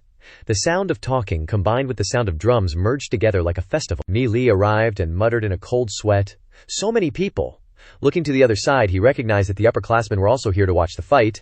Lu Piao next to him also looked around, and as soon as he saw an acquaintance, he waved his hands repeatedly, causing Ni Li to be puzzled and turn his head to look. It turned out to be the two beauties, Ziyun and Ning Er. They came over to greet Ni Li. "You're here." He also greeted them happily, making the surrounding people jealous that Ni Li was talking to their two goddesses. Cursing inwardly, "One has 2 watermelons, the other has none. How annoying," Ziyun suddenly said. "You guys talk. I have something to do." Nili was full of disappointment. Ning Er next to her spoke up and asked, "That's right, Nili. I heard people in the family talking about the business dealings of the Silverwing family encountering suppression from the sacred family." Hearing this, Nili asked with a serious face, "Just business, nothing else?" Ning Er nodded worriedly. Then Nili replied coolly, "If it's just a matter of money, then it's not a problem." Hearing this caused Ning Er to jolt in shock and wonder, thinking, could it be that Nili has a way? Suddenly, someone appeared, causing the crowd to buzz with excitement. Ning Er also glanced over, and her face suddenly turned pale. She exclaimed in surprise, "It's Shen Fei." He and Shen Yu led a group of people over aggressively. Looking at Shen Fei's stern eyes made Ning Er remember, "That's right, I can already materialize my soul force. I don't need to pay attention to the faces of the sacred family anymore. It's just when I'm with Ni Li." Thinking of this, she turned around to leave, not wanting to cause more trouble for Ni Li, when suddenly a hand gently pulled her back. Ni Li asked, "Where are you going, Ning Er?" causing Ning Er to freeze. The two holding hands caused the crowd to stir. Ning Er said worriedly in a low voice, "Let go of me, we'll be in trouble." But Ni Li replied, "It's okay, anyway. They're always looking for trouble with me, aren't they?" Before he finished speaking, Shen Fei suddenly swung a palm attack. In an instant he roared, "Let go of her hand immediately." As Shen Fei's palm approached, Ni Li suddenly swiftly pulled Ning Er aside. Both of them dodged, and Ni Li added a bonus by punching him in the chest, causing the crowd to be stunned and given the opportunity to gossip. The Shen Yu gang on the side also had their mouths wide open in surprise at this attack. Shen Fei actually took the hit and was knocked backwards. He was flustered, dazed, and quickly put his foot down to avoid falling flat on his face. He glanced at Ni Li and snorted coldly. He, with a provocative look, made Shen Fei go crazy, and spat and asked, "Are you Ni Li?" He thought to himself, "Better to have the Shen Fei gang focus on me than on Ning Er." Thinking this, he casually put his hand on her shoulder and yanked Ning Er close, declaring loudly, "That's right, and who are you supposed to be?" This made Ning Fear blush and ask, confused, "Ni Li." Meanwhile, the crowd erupted in wild cheers at this provocation, sending Shen Fei into a blood-fueled rage. He pointed, snarling, "Listen up, I'm Shen Fei, Ningzhi's fiancé. Get your hands off her." But Nili calmly replied, "Fiancé? Says who?" Turning to Ning'er, he asked, "He's your fiancé." Then he shouted, "See? She doesn't think so." Then, pointing at Shen Fei, he cursed, "What the hell are you, a toad trying to eat swan meat? Wake up, you think you can marry Ning'er?" Ning'er was like a deer in the headlights, wondering, "I haven't even said anything yet." The surrounding crowd roared with excitement. Shen Fei's face darkened as he spoke up. "What am I? I'll tell you myself." At this moment, Ning'er looked directly at Shen Fei and declared bluntly, "He's not my fiancé. I've never acknowledged that. I know exactly what kind of person you are. Do you think nobody knows about what happened to the female students at the academy before, and how you found someone else to take the blame?" These words caused an immediate stir among the crowd. Shen Fei's eyes widened in disbelief. Then he chuckled dryly. "Very well, Xiao Ning'er. Don't regret what you said. A minor scarlet family trying to act recklessly." Suddenly, Ning'er paled at these words, thinking, "Oh no, what did I say? The sacred family will definitely take revenge on my family." Other students started buzzing, using their power to bully others. How despicable, it's the sacred family again. Such arrogant jerks. Another student folded his arms, saying, "No wonder she's never been seen associating with him. So that's why, now that I see it, Nili's not bad either. He opposed the sacred family before, and now he's saving Ning'er." Shen Fei glared at them upon hearing this, causing them to shrink back, pretending to be silent. At this moment, Ning'er removed his hand from Ningzhi and stepped forward, saying, "If you're so tough, come at me. What's so great about threatening a girl? I'll take you on however you want to play." Ning'er immediately tried to stop him. "This has nothing to do with him. It's my decision, Shen Fei. I'd rather die than marry you." Shen Fei burst out laughing. "Haha, this isn't up to you guys to decide," Ningzhi then said. "Shen Fei, I'll apply to the Heavenly Note Holy Orchid Institute. If I can pass, even the sacred family won't be able to do anything to me." Shen Fei sneered. "The Heavenly Note Holy Orchid Institute? Haha, that's a place only for geniuses under 15. Don't tell me you think you're a genius. Moreover, in the history of Glory City, you passing the test, including Lord Yemo, there have only been 3 people.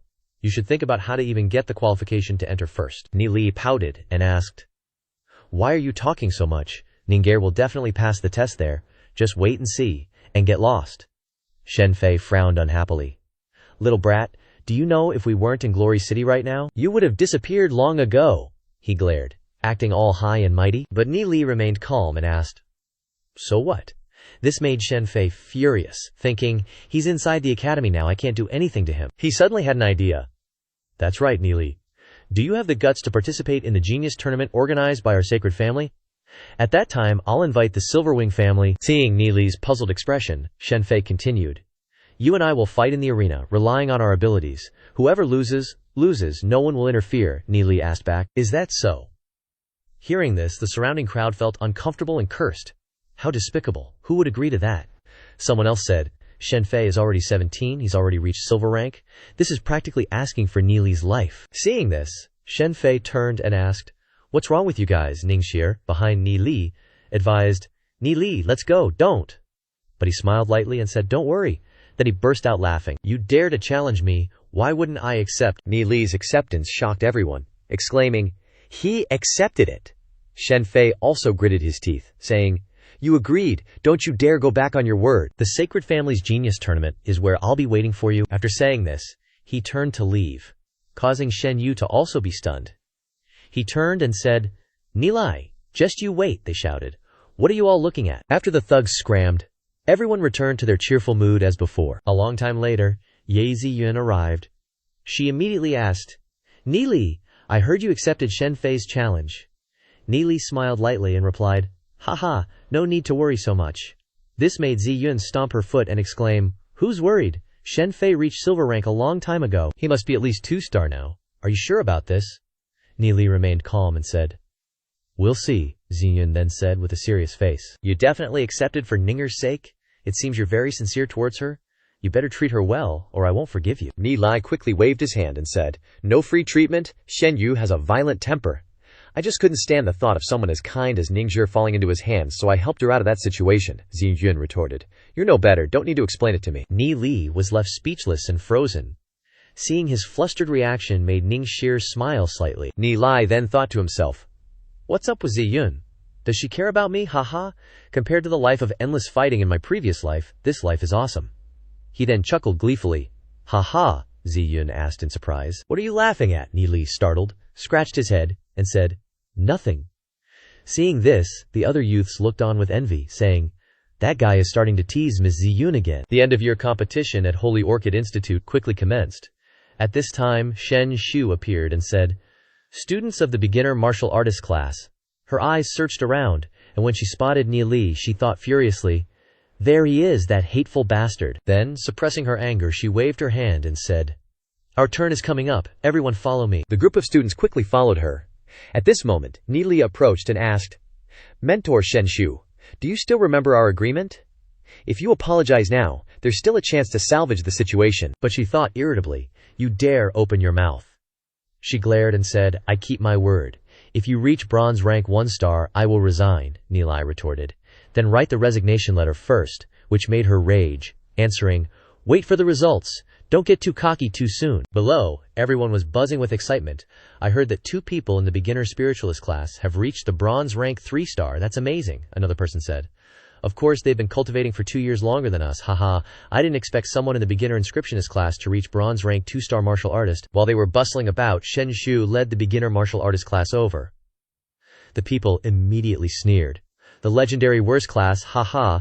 Another person glanced over and asked, Didn't you come from that class too? At this time, a blonde guy wearing a strange uniform brought out a big, ugly machine, and he grinned. First, we test strength. Shen Shu walked over and asked, What is this? He smiled and replied, This is the punch measuring machine I just invented. The perfect combination of magic and martial arts. Testing by hitting rocks is too outdated, the results aren't direct, and students can even get hurt. We'll test the fragments of the rock inside the machine. We will convert the student's strength into numbers. He babbled on non-stop, causing Shen Shu to ignore him and turn to the students, asking, Who wants to try first? Everyone looked at each other nervously. Suddenly, Shen Yu volunteered, rolling up his sleeves and saying, I will. When Shen Yu stepped forward, the blonde guy instructed, Stand at the point, punch with all your might. Each student has 3 chances, and will take the highest score. The others below discussed, Shen Yue is one of the most talented students in the class, and he's also taken a lot of elixirs. His score will definitely be good. At this moment, Shen Yu warmed up his limbs and shouted, Watch this! The numbers immediately jumped to over 100, causing everyone to exclaim in surprise. Amazing. Shen Yu must have focused on cultivating his soul force. I didn't expect him to be so strong. He's already reached the bronze rank martial artist level. Therefore, Shen Yu's face was very smug right now. He immediately threw 2 more punches. Both were 130-135, bronze rank 1 star. This made him smirk, saying, Not bad. As Shen Yu turned to leave, the blonde guy reminded him, Next, go to the side to test your soul force. He waved his hand and said, I know. He went to the side, touched the stone with his hand. When the number 115 appeared, the proctor smiled and said, You're already a bronze rank spiritualist. Everyone below was stunned, praising, He cultivates so fast. Worthy of being a descendant of the Holy Family. Next semester he can probably upgrade to the beginner spiritualist class. On the side, an old man with a white beard said, To reach bronze rank 1 star after only being in the beginner martial artist class for 1 term, pretty good. Back below, after Shen Yu's test was finished, the proctor called out, Next person. Shen Yu glared and snorted. The Nili gang, who made them furious, immediately suggested, Let's play rock, paper, scissors to see who goes first. Lu Piao immediately stepped forward, roaring.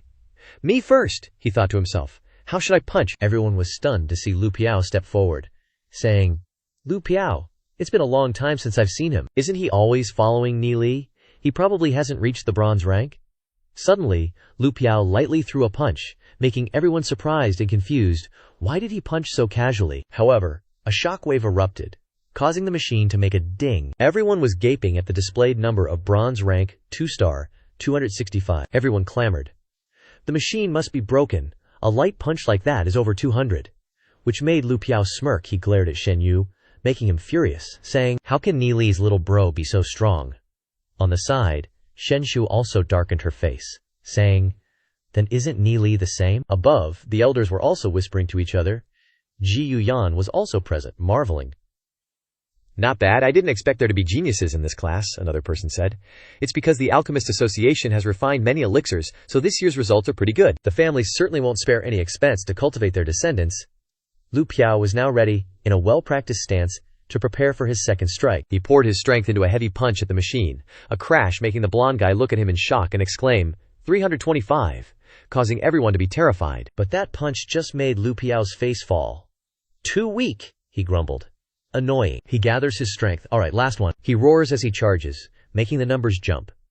The blonde guy is stunned as he announces, Lu Piao, bronze rank 3-star, 370.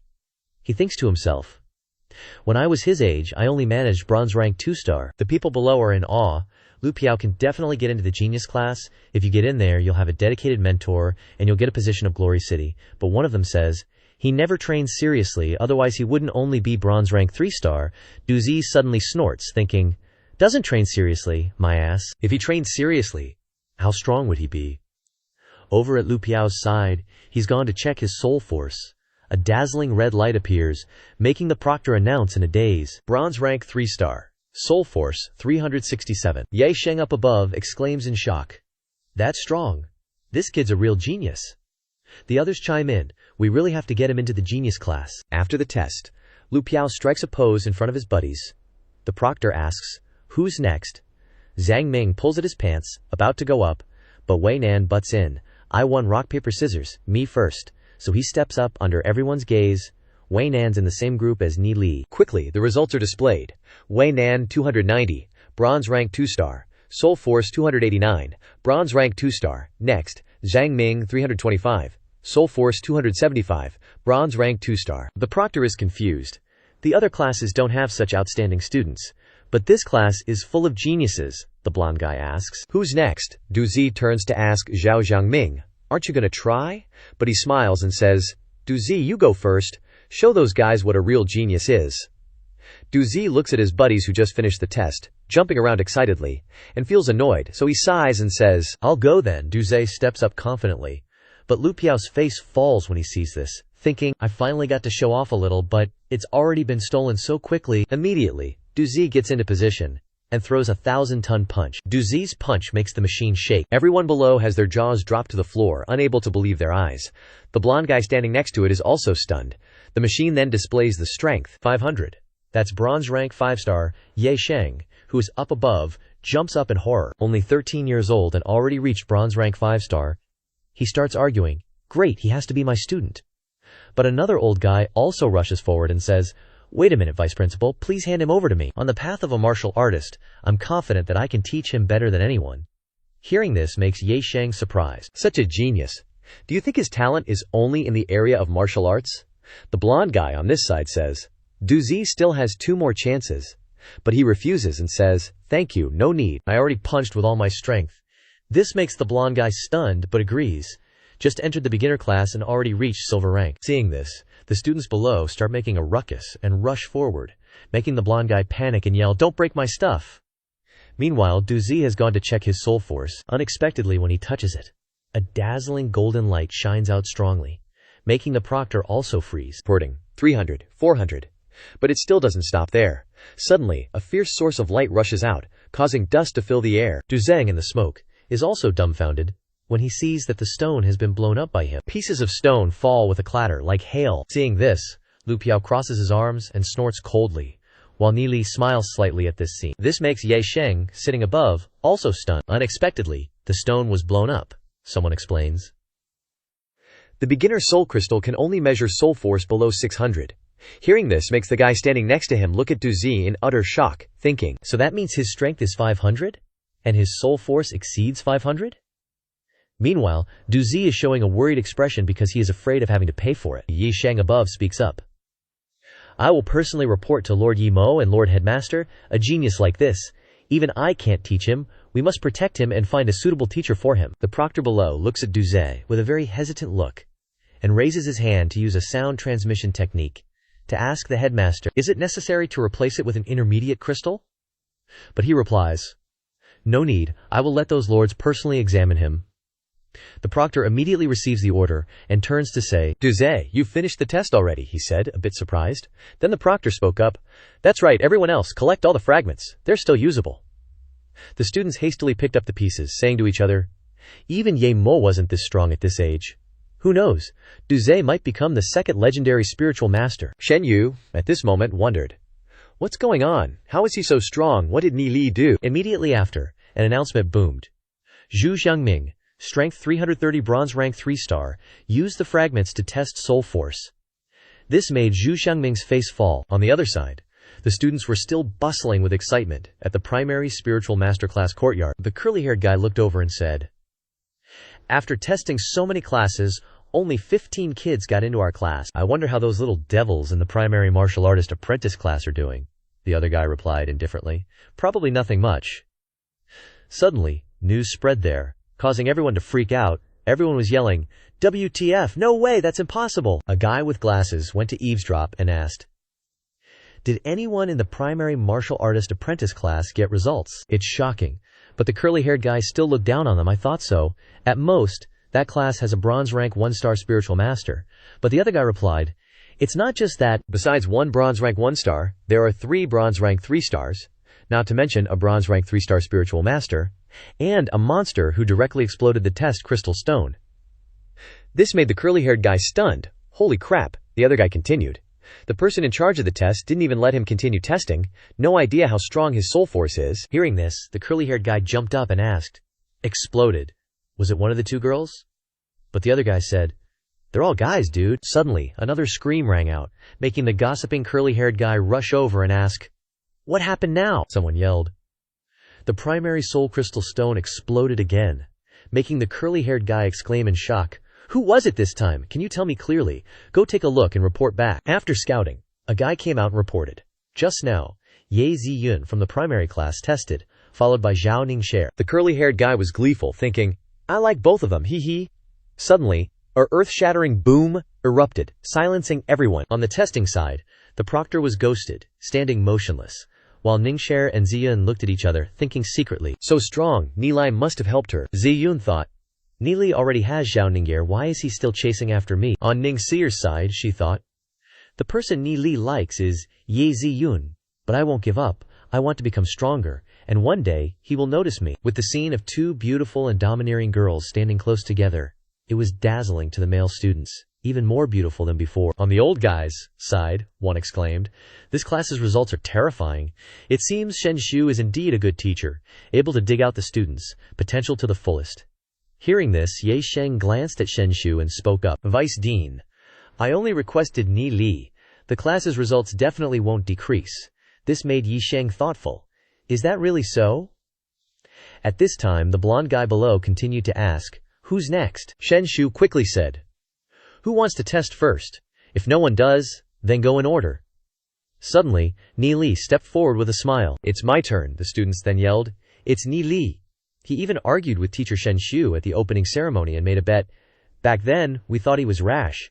But look now, those who follow him have made terrifying progress, and they only have red soul seas. This must be more than a coincidence." Hearing these words made Shen Xiao speechless with annoyance, and the old guys above spoke up.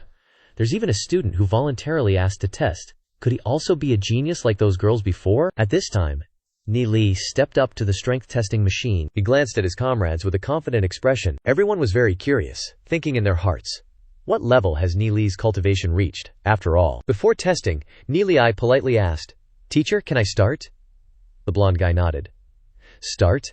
He breathed out, took a stance, and immediately threw a powerful punch at the machine. Duzim pouted worriedly and said, "Ni Li's talent is the worst in our group, plus he chose the slowest cultivation technique. I estimate Ni Li's strength is around 200 or 300. But the blonde guy looked at the results in horror and exclaimed, "It's 10,000, making everyone's faces freeze, mouths agape. "It's bronze rank 1-star, Duzi blankly asked. "Are you kidding me?" Quickly, the second and third punches were also thrown, and they were also exactly 10,000. "It's bronze rank 1-star. Then Ni Li breathed a sigh of relief and said, "Luckily, just enough bronze rank 1-star. This made the blonde guy incredibly confused, thinking, "That's strange. The strength of each student's punch is different, but every punch of his is exactly 10,000. Duze also realized and said, "That's amazing. His strength must be more than 10,000. But he controlled his power. All 3 punches were exactly 10,000. What kind of manipulation is that?" Making Lu Piao beside him stunned, then slapped his hand and laughed. "Haha, so that's how it is. Xu Feng scored bronze 1-star with 3 hits. Shen Shu's gonna be pissed when she sees this." Then they all burst out laughing. Haha. On the side, the old geezers with long beards were also nodding, thinking, bronze 1 star isn't bad, considering it's compared to students from previous tests. But Ye Sheng piped up, isn't that Ni Li? Let's see what his soul force is like. Might just surprise us.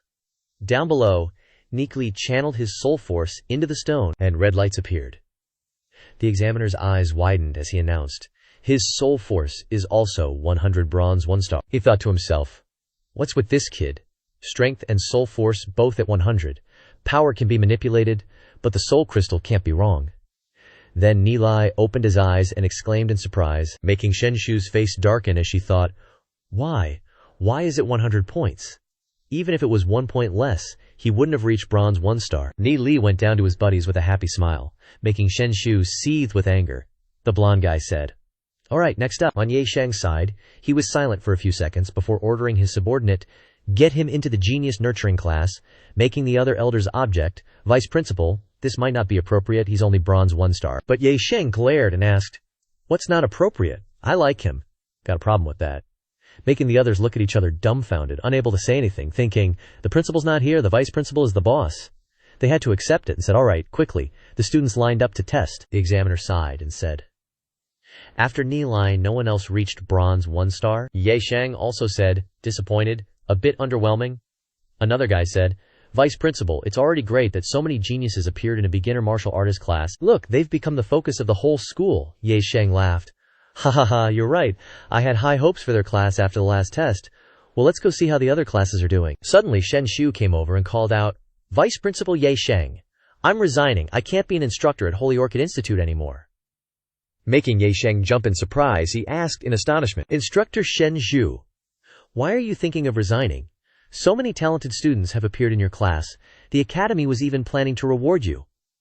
I think all the students in this beginner martial artist class need your excellent guidance. Hearing this, Shen Shu said resentfully, my mind is made up. Please approve it, Vice Principal. Ye Sheng also sighed helplessly and said, if that's the case, I won't make things difficult for you. Go through the formalities.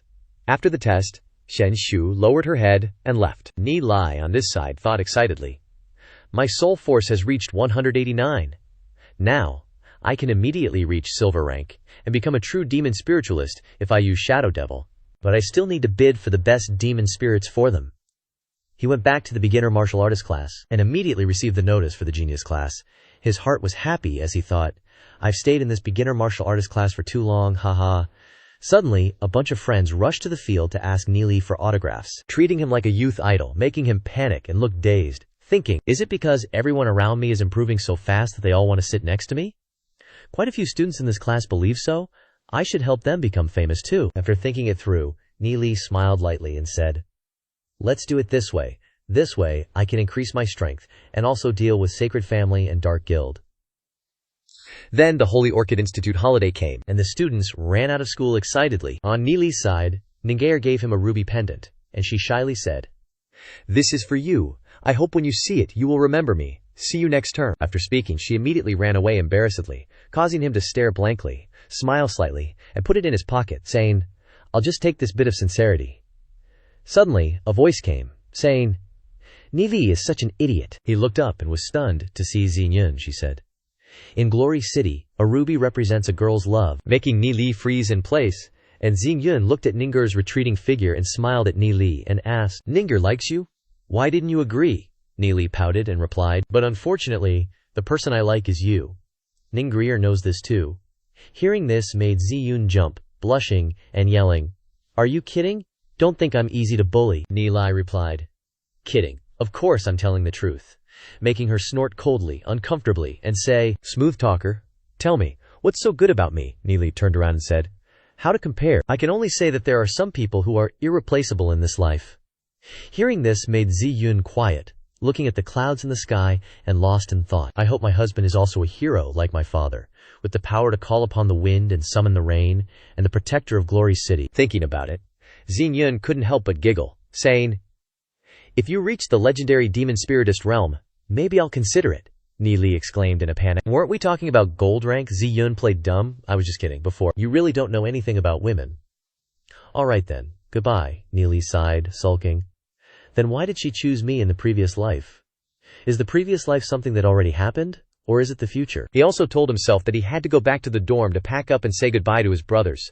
They quickly said their goodbyes and agreed to meet again in a month. Before leaving, Lu Piao also wanted to give Ni Li a deep kiss, which left Du Zi speechless. After that, Ni Li went to the carriage to return to his home, Glory City. In addition to the two most prosperous districts, there are 6 other districts, and Ni Li's Sky Origin family is located in the northern part of Glory City. Ni Li lay in the carriage and closed his eyes, saying, "It will probably take several hours to travel. Let's take a nap." At this time the wind was howling and the sky was clear with a bright moon, making Ni Li recall the time when he was little, sitting with his father eating watermelon. His father, Ni Ming, 37 years old, was just a farmer. He said to Ni Li, "Do you know what is the highest thing in this world?" He innocently replied, "It's the sky." But he laughed and asked, "Then what is higher than the sky?" Ni Li replied, "Is it the stars? Didn't Dad always say there are stars in the sky?" But he shook his head and snorted, "Stars don't count. Besides that." Hearing this, Ni Li was stunned. He then explained, "What's higher than the sky is the husband in the word husband, Zhangfu." Ni Ming then patted his chest and said loudly, "Husband here means man. The dignity of a man is higher than the sky. As a man, you must shoulder responsibilities, have ambition, and be determined to shoulder the responsibility of protecting Glory City. The words spoken weighed 1,000 pounds, and the important thing is to protect the person who is important to you, even if you have to sacrifice your life. For me, the most important person to me is you." After saying these words, the next morning he rushed to the beast horde with his weapon in hand. He roared, "Don't even dream of taking another step, you beasts." Back in the present, Ni Li thought to himself in the carriage, "In this life, let me shoulder the responsibility of a man. Dad, I will always remember your teachings." In the dark of night, the carriage continued to roll on, traveling through the night on the deserted road. The next morning, they finally arrived. The carriage stopped, and everyone working in the fields was surprised to see Ni Li appear. They asked, "Ni Li, are you back alone?" He replied, "Yes, the others will be back tomorrow." Everyone started talking excitedly. The Sky Origin family is a family in the northern part of Glory City, with more than 1,000 households. The family mainly relies on farming as its main source of income. Only the family head has reached the gold-rank demon spiritist. If no one reaches that realm, the Sky Origin family will no longer be considered a noble family. When Ni Li returned to the gate, everyone asked about him.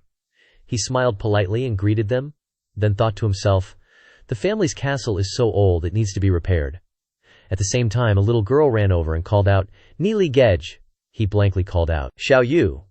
He ruffled her head and asked, "Has Xiao Yu been good at home?" The little girl replied, "Xiao Yu is very obedient." "You must be like Gerge. Get into Holy Orchid Institute and become a warrior." Ni Li smiled and thought, "Although Xiao Yu has always used me as an example, in the previous life she was even stronger than me. This Gerge always had to wait for his little sister to protect him, and in the end, I could only watch everyone sacrifice themselves." Thinking of this, he raised his hand and said, "Xiao Yu, let's go home." The little girl happily took his hand and walked home with him. With every step he took, Ni Li determinedly thought, "I will not let anyone sacrifice for me. I'm back." Meanwhile, the people here are busy plowing the fields and planting rice. Ni Ming was also working hard when he suddenly heard a voice calling out, "Dad, Uncle." Ni Ming is now 45 years old. Next to him is Ni Kai, 42 years old, who is Ni Li's uncle. When they saw Ni Li coming, the two happily said, "Oh, Xiao Li is back." Ni Kai came over to look at Ni Li and said, "Xiao Li seems to be taller, and more handsome too. After a year at the academy, his temperament has really changed." Ni Ming next to him nagged, "Xiao Yu is not wearing shoes again. Haha, let's go home. Today we'll take a break so Mom can make some delicious dishes." After that, everyone returned to their familiar home. Inside were 2 beautiful women. One was Xiao Yun, Ni Li's mother, and the other was Miao Ling, Ni Kai's wife. Xiao Yun was overjoyed when she saw Ni Li's return, and she prepared a warm family meal. Everyone laughed and talked happily at the dinner table. Ni Li pondered a bit, savoring the food, thinking, "It's been so long since I've had Mom's cooking, 100 years or 200 years. Suddenly, Ni Ming looked at Ni Li and asked, "Oh right, son, what level is your strength at now?" causing everyone to turn their attention to him. Unexpectedly, Xiao Yun huffily raised her chopsticks and pointed, saying, "Can't this wait until after we finish eating?" But Ni Li lightly smiled and said, "I already had it tested a few days ago. My strength reached 100 soul force. Exactly 100. I'm now a 1-star bronze demon spiritualist." Hearing this, everyone in the house was astonished. Ni Ming blankly widened his eyes and exclaimed, "A 1-star bronze demon spiritualist. Haha. But that's not all," Ni Li added. "Also, I got selected for the genius class." Hearing this made Ni Ming blankly ask, "The genius class? Isn't that a class that requires students with exceptional talent? Ni Kai chimed in. Ni Chong's son, Ni Long, is also a one-star bronze demon spiritualist, but he still hasn't gotten into that class. This made Ni Ming ponder, nodding. Ni Li must have something special that attracted the attention of the professors in that class. Others can't reach one-star bronze in just one term. Then he stood up and said, "No matter what, our family finally has a demon spiritualist. Haha, right. Zhao Li is pretty good. With a demon spiritualist in our family, we don't have to worry about being punished by the family." Xiao Yun looked at her son, her eyes brimming with emotion. Suddenly, Ni Ming shouted, "Let's go, son, we'll go see the patriarch." Hearing this, Xiao Yun was startled and angrily pointed, saying, "Look at you, he just got back, and you're not even letting him finish his meal." Making Ni Ming scratch his head and laugh awkwardly. Hey, almost forgot. Zhao Wu jumped up and down, praising, "Ni Li Gige is so awesome." Ni Lai then ruffled the little girl's hair and chuckled. Afterward, he looked at Ni Ming and asked, "Right, Dad, how's the family been lately?" Suddenly, Ni Ming became serious and said, "It's been a bit strange. It's just that recently, the sacred family suddenly started putting pressure on our business. Many previous partners have withdrawn, so the patriarch sent many official letters to the sacred family to inquire about the reason, but they ignored us. Unexpectedly, things suddenly took a turn for the better last month. About 10 trading families actively sought us out, and the conditions for cooperation were very favorable. After investigation, all of these orders were from the Alchemist Association. They sent us many orders for herbs, and the compensation is quite good." Hearing this, Ni Li stroked his chin and thought, "They're acting pretty fast." Afterward, Ni Ming said, "It's alright, so it feels like we're stuck between these two sides. But the Alchemist Association is a bit stronger." Suddenly, Xiao Yun frowned and said, "You're not even that old. Why are you telling him this stuff?" Ni Ming scoffed and said, "Typical woman? He's already a demon spiritualist. He'll definitely become a figure of status in the family later on. Of course, he has to understand these things first." Xiao Yun sulked and said, Fine, you're always right." A moment later, the meal ended. When Ni Li was drinking tea with his father, he said, "Dad, I still shouldn't go see the patriarch yet. I want to cultivate for a while longer." Ni Ming agreed, saying, "Alright, later is fine." Ni Kai then said to Xiao Wu, "Look, Ni Li Gage is so awesome, Xiao Wu. Try to learn from him." Xiao Wu obediently replied, "Yes, Xiao Wu will try her best." After the family had a heartwarming chat filled with laughter, Ni Li ran to the back of the mountain, thinking, "My soul force is just a bit away from reaching 600. I have to quickly reach the silver rank to have any fighting strength." He quickly went to find an ideal spot, saw the rock outcrop in front of him, jumped up, sat down, and began cultivating, immediately putting a pill into his mouth and unleashing a dazzling burst of power. After unleashing the power, Ni Lai gradually opened his eyes, sighing and saying, "At this rate, it'll take at least another 10 days to break through." Then, he suddenly remembered, "That's right, there's still one ultimate move I haven't used." So he immediately began waving his hands, practicing a technique called Qi Jing Ji Shu. This is a last resort. Normally, to be able to reach the silver rank, this involves sealing 36 acupoints on the body, causing the soul force to be sealed in the soul sea, forcefully achieving the silver rank. He immediately pressed on his acupoints, saying, "This move will damage the meridians and soul force. No normal person would dare, but I happen to have a bunch of high-level pills," immediately circulating his power. "Alright, the soul sea has been sealed. I'll eat a few more Kui Hun Dan, soul-urging pills." Afterward, he immediately gritted his teeth. A wave of power surged into his body. It pressed tightly on Ni Li's soul sea, causing him immense pain. Just as he was about to suffocate, the power instantly burst out, enveloping him. Because too much power was released, causing the meridians to feel like they were about to break, a dazzling pillar of light shot straight out, illuminating the area. Like a super electric light man appeared. After that terrifying display, luckily Ni Lai was still alive, his face haggard, faintly smiling and exclaiming, "Success!" Lying on the rock outcrop, he lamented, "That really hurt. Quite a few meridians broke. Now I understand why not many people use this move." Looking at the bottle of pills in his hand, he smiled and said, "I have to recover first." He immediately brought it to his mouth and gulped it down. Just like that, an hour later, a source of soul force erupted, and he was actually able to sit up, excitedly saying, "I've reached the silver rank." Immediately taking out the lamp, he smiled and said, "Finally, I can let you appear, Shadow Demon Spirit Lamp." The lamp immediately lit up, and a sleepy yawn came out. Suddenly, a shadow flew out. Xu Feng quickly unleashed his power to seize it, yelling, "You think you can escape? Get back here," making that shadow cry helplessly. Then, Xu Feng controlled the shadow to fuse into his soul realm. First demon spirit successfully integrated. He chuckled, thinking, "The soul realm is truly vast. No wonder it's the heavenly Dao divine technique." Xu Feng put away the lamp and said, "Although shadow demons are rare, I know quite a few of their combat skills. Let's give it a try.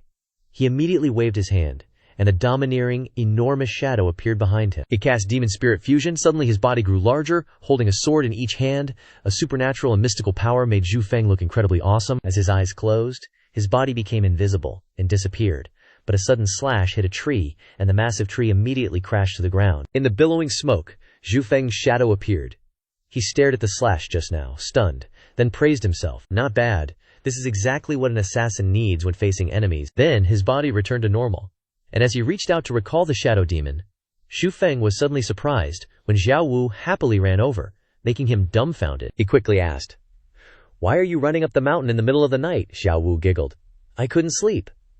I also want to cultivate diligently like brother Zhu Feng." Hearing this, Zhu Feng advised, "You haven't reached the silver rank yet. It's best not to cultivate at night. Otherwise..." Before he could finish, Xiao Wu asked, "Then why can brother Zhu Feng?" He hurriedly explained, "Because I've reached that rank. Because I'm a man. We men have vigorous yang energy, so we're not afraid of yin energy invading our bodies. When I get back, I'll teach you a cultivation technique, okay?" Xiao Wu, happily, with sparkling eyes, replied, "Okay, that's great." Zhu Feng took out a soul crystal and handed it over, saying, "Here, first transfer your soul force into this soul crystal." Xiao Wu followed his instructions, reaching out to transfer her soul force, causing Zhu Feng to exclaim in surprise, "Xiao Wu, you're not bad. Only 9 years old and already have 32 points of soul force. Wait a minute, this is the celestial silver body." Leaving Zhu Feng dumbfounded, horrified, saying, "No wonder Xiao Wu's cultivation speed is so fast." But the little girl asked, puzzled, "I haven't cultivated yet, and what is the celestial silver body?" Zhu Feng explained, "It's a treasure passed down from our family since the age of the Frostwind Empire. Roughly 1 in 100 people will have a celestial silver body. It's a very rare bloodline. Demon spiritualists with this constitution will be extremely powerful warriors. It's a pity that after the Dark Age all the cultivation methods have been lost." Xiao Wu blankly asked, "Lost? Does brother Zhu Feng still want to teach Xiao Wu a cultivation technique?" He replied with a smile, "Of course I do. But you can't tell anyone about me teaching you the cultivation technique, Xiao Wu. This is our secret, okay?" The little girl nodded, saying, "Okay," Zhu Feng said. "First I'll teach you the incantation. You already have more than 30 points of soul force, so memorizing it will be easy." And so, Zhu Feng taught the incantation to Xiao Wu, and Xiao Wu also began to cultivate. While she was cultivating, Zhu Feng suddenly turned around, suddenly realizing there was a very clear sense of danger, looking at the mountain in front, sensing something, thinking, "Use the shadow demon to see. Let the shadow demon out. Although it can't directly fight, demon spiritualists can sense what the demon spirit sees and hears, and the demon spirit can hide extremely well." Immediately, the shadow demon, according to Zhu Feng's instructions, sped towards the mountain in front. A leader spoke up, saying, "This place is the territory of the Celestial Silver family. Be careful. This family also has a few gold rank experts. Once we encounter them, we're dead." But they didn't know that the shadow demon was secretly observing, the leader said. "Are you sure that Zhu Feng is in a house down the mountain?" The subordinate replied. "Of course, we investigated carefully in the morning, and moreover, that kid's parents aren't cultivators. We can completely kill them without anyone knowing." Hearing this, Zhu Feng was horrified and his face darkened, thinking, "People from the sacred family want to attack me. But this is the inner city of Glory City." At this moment, the shadow demon rushed closer, its gaze looking at the leader, allowing Zhu Feng to immediately recognize him, secretly checking his strength. They're 5th star silver rank, and there are 2 subordinates who are 3rd star silver rank. I wonder if they're demon spiritualists. Then Zhu Feng hurriedly shouted, calling, "Xiao Wu, quickly run back and find the adults. Tell them that in the opposite mountain there are some people from the Dark Guild." Making Xiao Wu puzzled, she shouted loudly, saying, "Zhu Feng, let's run together." But he gestured softly, saying, "It's okay, I'll stay here and observe them. Remember to tell the adults that they have a 5th star silver rank expert. Tell them to be sure to be prepared. Run quickly." Xiao Wu was stunned, but immediately ran off as fast as her legs could carry her, following his instructions. Then Zhu Feng looked at them sternly, saying, "All right." Then he flew into the wind, thinking, "I can let loose now." On Yunhua's side, just as they were about to leave, he suddenly stopped. The subordinates asked, puzzled, "What's wrong, Executor Lord?" Suddenly he waved his hand, releasing soul force, saying, "What's wrong?" He immediately summoned his demon spirit, the celestial bear black tiger. Appearing extremely powerful, the tiger immediately sniffed and caught the scent, while the shadow demon was hiding nearby. "But this tiger can't sniff anything out," Yunhua said. "There's no one here." Was my sense wrong? Using demon spirits too often makes it easy for other demon spiritualists to detect. Better to be careful, he ordered.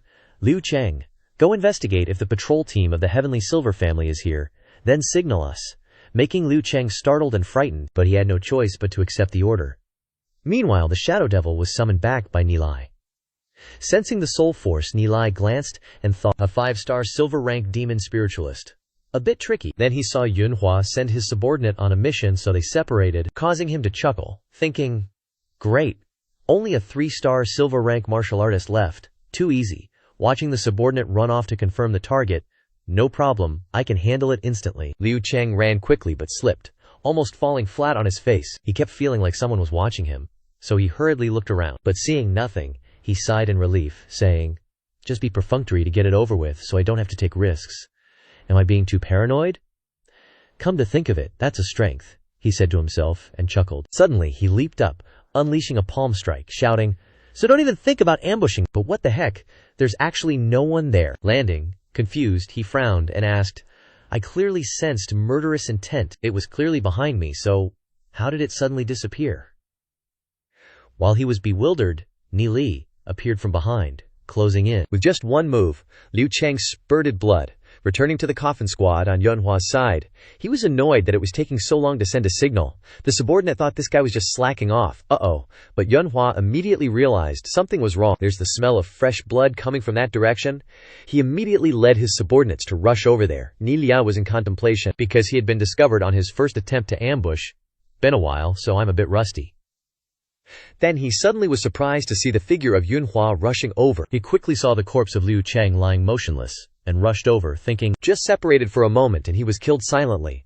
Yunhua examined the corpse, recognizing that it was a single stab that killed him, without any traces of fighting. Suddenly, the two of them felt a terrifying, murderous intent behind them. Yunhua hurriedly shouted, Yunhua, join forces. The two leaned back to back, ready to fight. Cut to Zhao Yu. The little girl hurriedly ran barefoot on the road, jumping over the steps and panting, announcing, Elder, something happened. He turned around and said, Zhao Yu, don't run around so late. Go back to Yunhua and Liu Yan. They were stunned that it was strangely quiet at this time, and no one appeared to attack. 36 stratagems. Running is the best. Yunhua immediately booked it, saying, let's retreat first, no need to take risks. Seeing this, Liu Yan panicked and ran after him. Liu Yan cursed inwardly, thinking, I wanted to retreat a long time ago.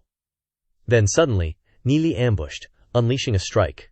Fortunately, Liu Yan nimbly dodged to the side, managing to escape the scythe of death. But Nili still slashed down hard. Suppressing him, Yunhua turned around and also discovered it was Nili. Cursing in his heart, recognized, it's you. Liu Yan then used his beefy arm to block the Shadow Devil's slash. Nili was surprised to recognize the silver arm guard. Liu Yan laughed wildly. Ha ha!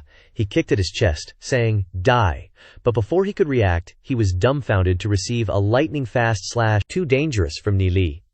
Confusedly asking, how is this possible? But it was too late. The young man went to the afterlife to admire the scenery. Yunhua rushed forward, calling out Liu Yan. But all he got back was the corpse, which drove him crazy. He yelled, you little devil! Immediately, he released the demon spirit within his body, transforming into a large, grotesque form, blocking Nili, leaving the latter astonished and having to exclaim, so fast! But before he could think, he ate a 1,000-pound kick to the gut, sending him flying backward hundreds of meters, kicking up dust everywhere. But it didn't stop there. Yunhua immediately charged forward, growling, just about to attack, when suddenly, an explosion erupted. When the smoke cleared, he froze, finding nothing in front of him. He gritted his teeth, scoffed, and said, an assassin-type demon spirit, huh? Watch me drag you out. Meanwhile, Nili reappeared behind a tree, thinking to himself, using illusion might allow me to conceal myself and pass through objects, but it's too slow. He attacks with rapid speed, I must find an opening. After thinking, he got up and acted, his body fading from view, glancing at Yunhua and scoffing. He turned around, not seeing anyone, and got annoyed, but unexpectedly, a small stone was kicked out, causing Yunhua to stare intently. He moved towards it, then suddenly sensed something, and turned to face behind him. Just then, Nili charged forward with a blade in each hand, closing in for the attack. Reaching out to act, Yunhua unexpectedly dodged. Nili rebounded into the air, one hand holding two blades, looking as hardcore as could be, as if able to slash at any moment. Yunhua extended sharp claws from his hands, and charged forward. As for Nili, he also transformed his weapon, ready to fight. When Yunhua closed in, throwing a punch at Nili, he weaved and dodged the blow. Seizing the opportunity, he unleashed a sharp slash of the Shadow Devil. Fortunately, Yunhua ducked in time, only losing half of his hair. A few seconds slower and his head would have been separated from his neck, making Yunhua's spine go cold, breaking out in a cold sweat. Afterward, Ni sheathed his blades and leaped forward at him with lightning speed. Seeing that things weren't good, Yunhua jumped back to evade, thinking to himself as he looked at Ni. His weapons are sometimes long, sometimes short, retracting and unleashing naturally, and his speed is unbelievably fast. I wonder what kind of demon spirit he has. Baffling. But he hurriedly tensed up, unleashing his spiritual power, roaring like a tiger and leopard. I'll use force to overcome skill, see how you deal with that? He gathered his strength, preparing to charge, but suddenly Ni vanished again, making Yunhua panic, asking. He concealed himself again, but still trying to calmly charge forward. No matter how superb the concealment technique, as long as you get hurt, you'll immediately reveal yourself.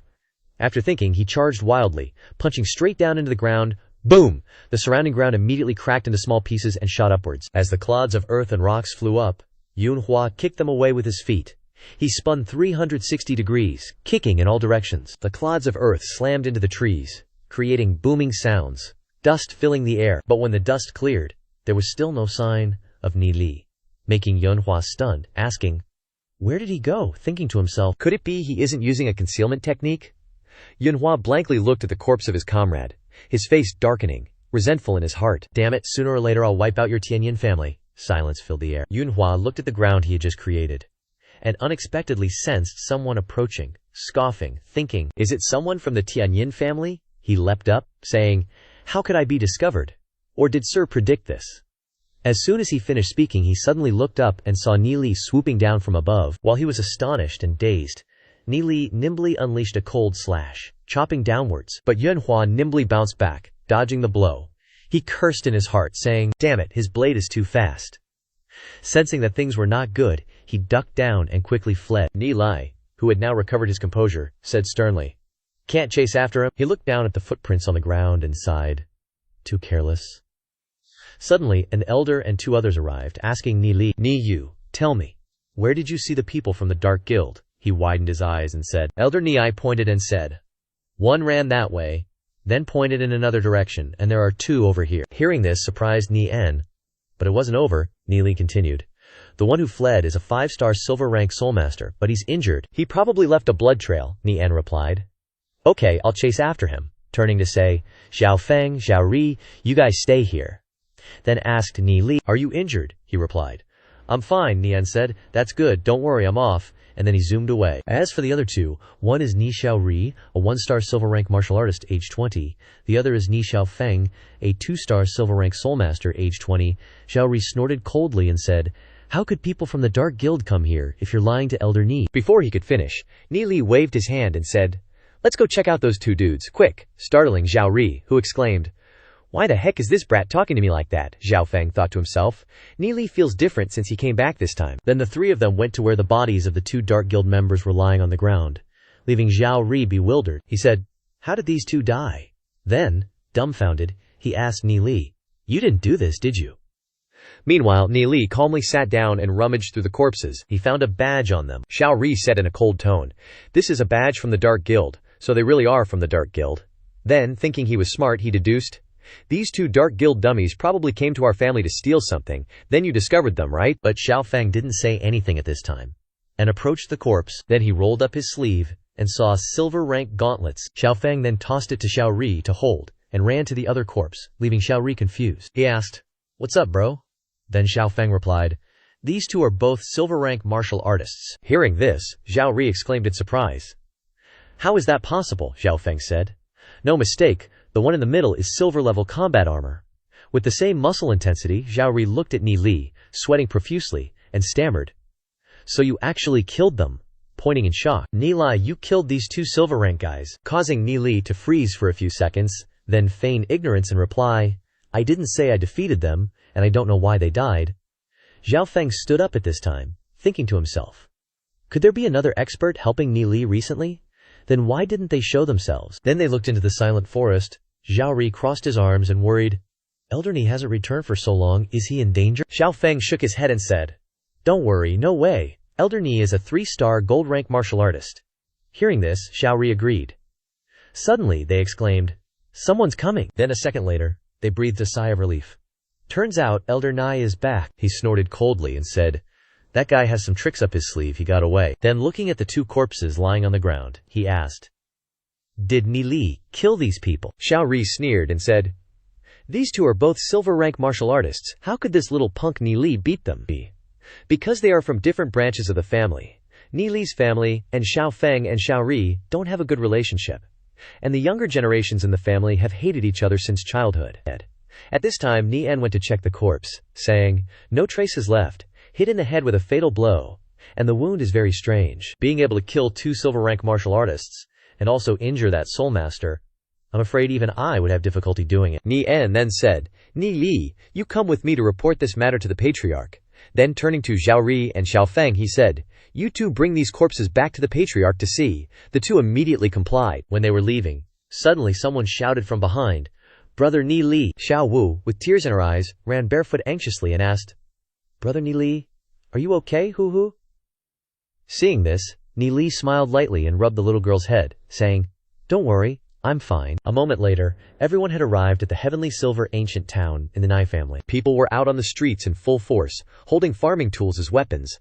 When they saw Nian returning, everyone became restless and worried, asking, "Is it the people from the Dark Guild? Elder Nian is back. Go and see quickly." Nian stepped inside from the street and respectfully saluted. "Patriarch." The patriarch then asked, "Nian, what exactly happened?" This old man with a lot of gray beard is the patriarch Ni Hai of the Heavenly Silver family. Ni En reported. "Patriarch, it was 3 members of the Dark Guild, probably trying to steal something. 2 were killed, and 1 escaped. Xiao Ri and Xiao Feng then threw the corpses onto the ground." The patriarch looked at the 2 corpses and said, "Only 3 people. They may just be here to probe our defenses. The Dark Guild is the common enemy of Glory City. We must strengthen our vigilance." Everyone outside heard this and took their orders. "Yes, patriarch." The patriarch then asked, "Did you kill these 2? Ni En quickly denied, "No, they were already dead before we chased after them. The one who escaped was a 5-star silver rank soul master. Ni Li was the only one at the scene at the time." Hearing this, the patriarch turned his eyes to him. Ni Ming outside was also worried about his son. At this time, Ni Li inside spoke up, "I'm not sure either, I just saw what seemed like a black shadow flash by." Hearing this, everyone outside clamored and asked, "A black shadow flashed by. Could there be someone else?" Ni Hai said inside. "These 2 were both killed from behind, and the wounds are very strange. It's definitely not a powerhouse from our family. This is definitely not an accident. The key is, why did the Dark Guild come to our family? It's best to be prepared, and the formation should be changed a bit." Niang accepted the order. Suddenly, Ni Wei, who was sitting beside him, asked sternly, "Ni Li, when did you get back?" Ni Lai looked over, stunned, thinking, "It's Elder Ni Wei, he likes to target me. I'm probably going to be punished this time." He immediately lowered his head and said, "Reporting to the Great Elder, I just returned yesterday morning." He gnashed his teeth unhappily and continued to ask, "Ni Li, do you know what you did wrong?" Which made him dumbfounded, and surprised he blurted out, "Huh." Suddenly, Ni Wei slammed the table and said, "You dare, huh, Niling? Why aren't you studying hard at school, and instead causing so much trouble? I heard you beat up the descendants of the Sacred Family. Because of this, the Sacred Family is suppressing our Heavenly Marks family, causing our business to suffer heavy losses." Nihai heard this and asked, "Is that so?" Outside, people started whispering. Seeing this, Ni Li had no choice but to bow his head and admit, "That's right." But before he could speak, Ni Wei interrupted and scolded.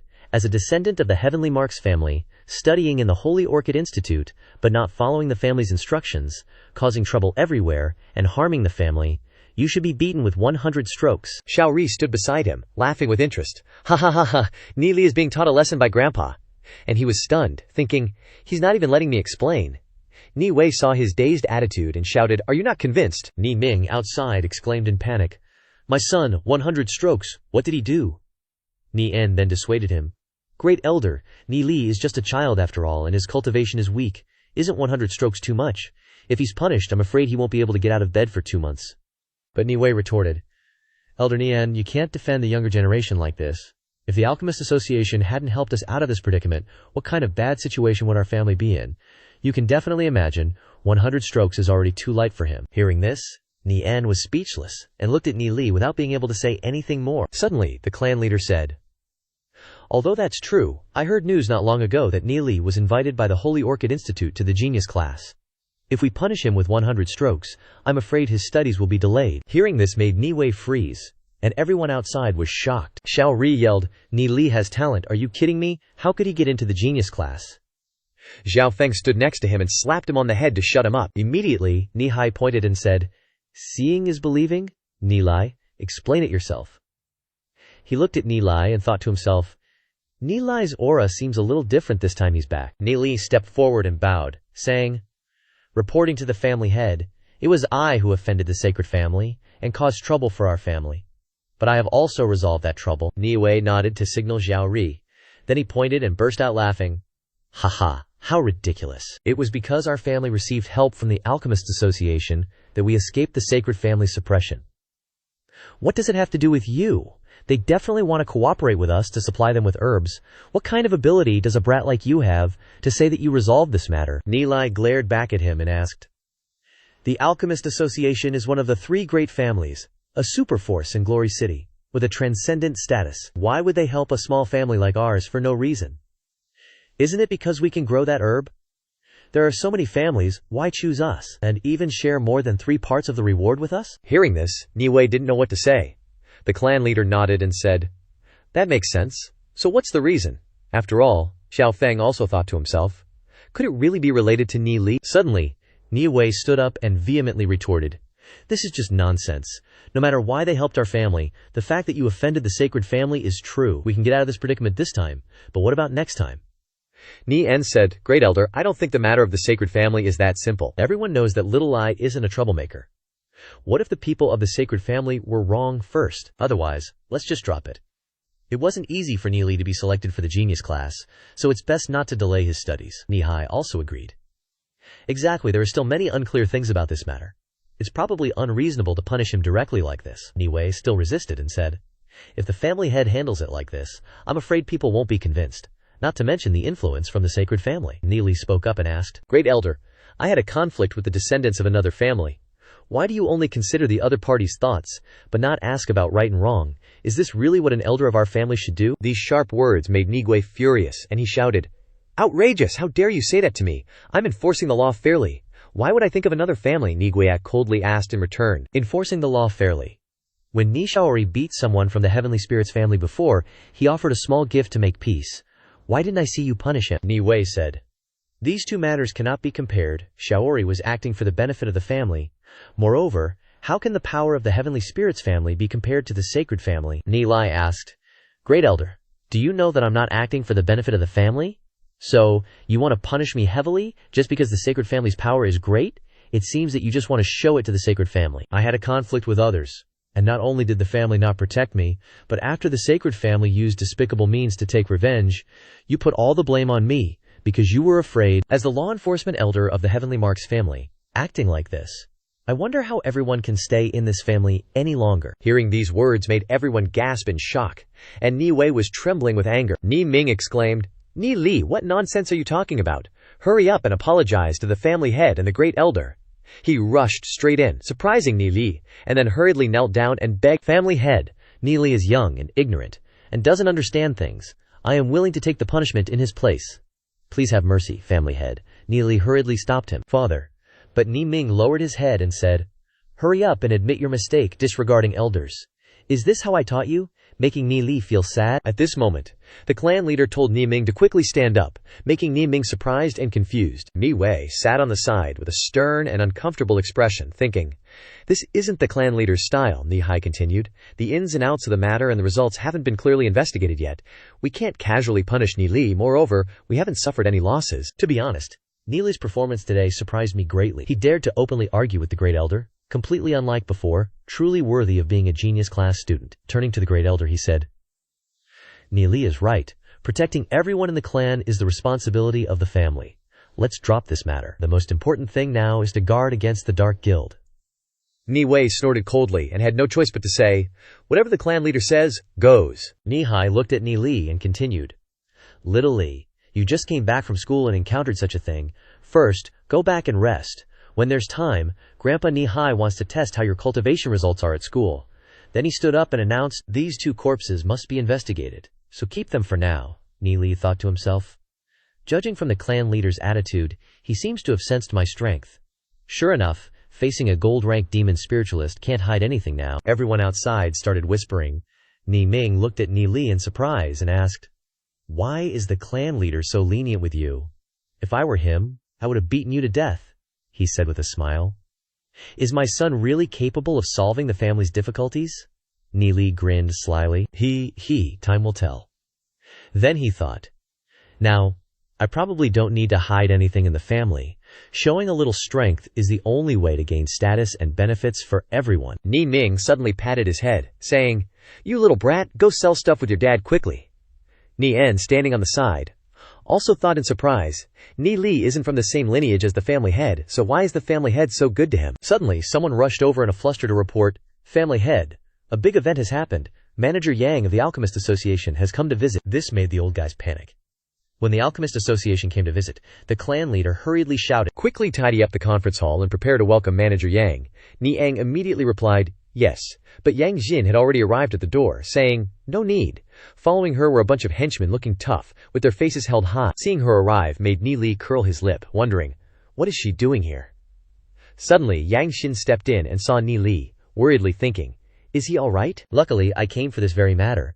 Ni Li is our big customer." Unexpectedly, Ni Ming grabbed Ni Li's shirt and pulled him back, saying, "How dare you block the way? They're big shots."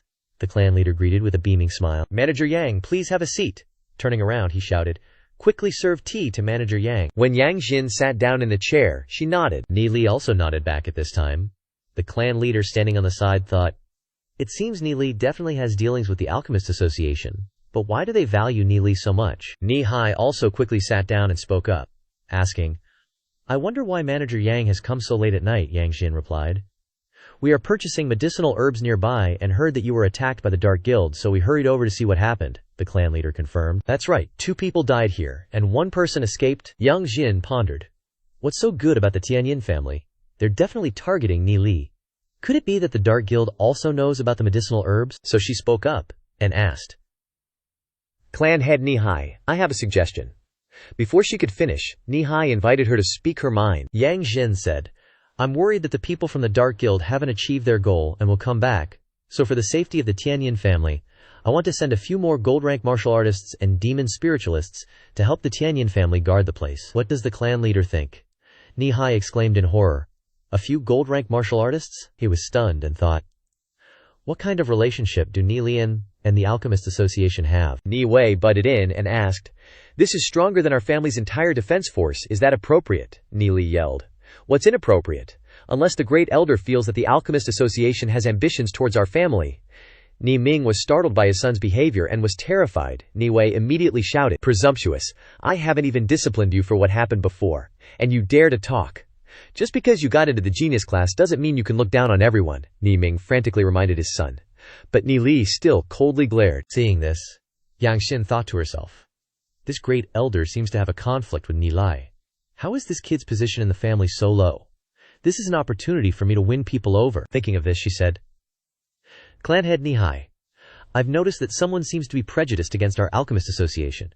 Can the Alchemist Association and the Tianyin family still cooperate?" Hearing this made Ni Hai break out in a cold sweat. He looked at Ni Wei in confusion, causing him to hesitate and worry, saying, "Manager Yang, I didn't mean that." Yang Jin said sternly, "I'm talking to clan head Ni Hai.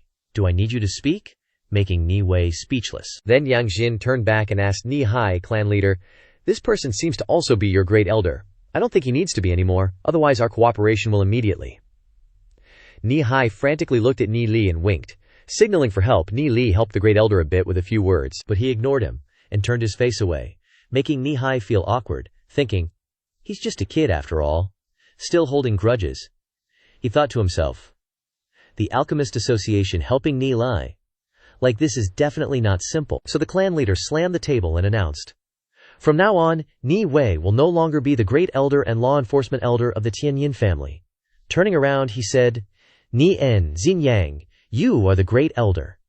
Making Ni En startled and dumbfounded, replying, "Yes." Ni Wei bitterly sulked. He said to listen to the family head's orders, but in his heart, he thought, "Didn't you just say that protecting everyone in the family is the responsibility of the family?" Zhao Ri said dejectedly. "How could Grandpa do this?" Ni Hai then announced.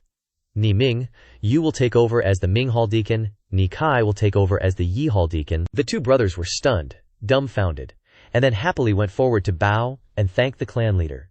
The clan leader hurriedly stopped them, saying, "No need for formalities. You two don't need to kneel when you see me in the future," making them very confused. Nian finally realized that the patriarch's arrangement was like negotiating with Nili, glancing at him thinking, arranging me to be the great elder is also because Nili and I are from the same branch, and the people of the Dark Guild don't know why they died.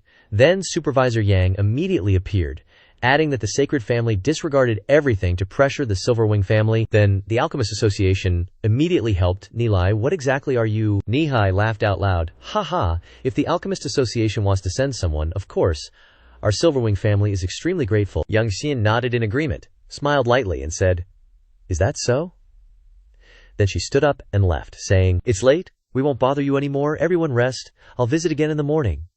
Passing by Ni Li, she glanced lightly. Ni Hai hurriedly reminded Xiao Li, "Quickly see Supervisor Yang off." Ni Li immediately did as he was told, while Ni Ming laughed until his mouth was about to split open. "Haha, I didn't expect my son to be so outstanding." Ni Kai also agreed that he was highly regarded. Ni Li left, saying, "Father, uncle, I'll go first." Ni Ming then said, "Go ahead, son." The group glanced at him as he left. On Ni Li's side, when he had seen Yang Xin and the others off for a while, he said, "That's enough. You can stop here, Supervisor Li. Be careful on the road, but don't you have a carriage?" "Did you walk here?" he pouted, crossing his arms and said, "Saying you went to collect materials, but actually you followed me here, right? Otherwise you couldn't have appeared in an instant." Yang Xin gave a forced smile. "Haha, how could you say we were following?" Thinking, is this kid really 13 years old? Then she moved her face close to Ni Li's, saying, "Your identity is very special now. This is also for your safety." "That's right. Did those three from the Dark Guild come for you?" Nilai replied. "That's right. I overheard what they were saying at the time," Nilai added. "I know what you're worried about. Don't worry. If they knew those recipes were mine, how could they only send 3 silver rank people?" Yang Xin was surprised, exclaiming and asking, "Could it be that you have offended someone among them?" He explained, "Before, I and my classmates went to the ancient Orchid City ruins and encountered people from the Dark Guild.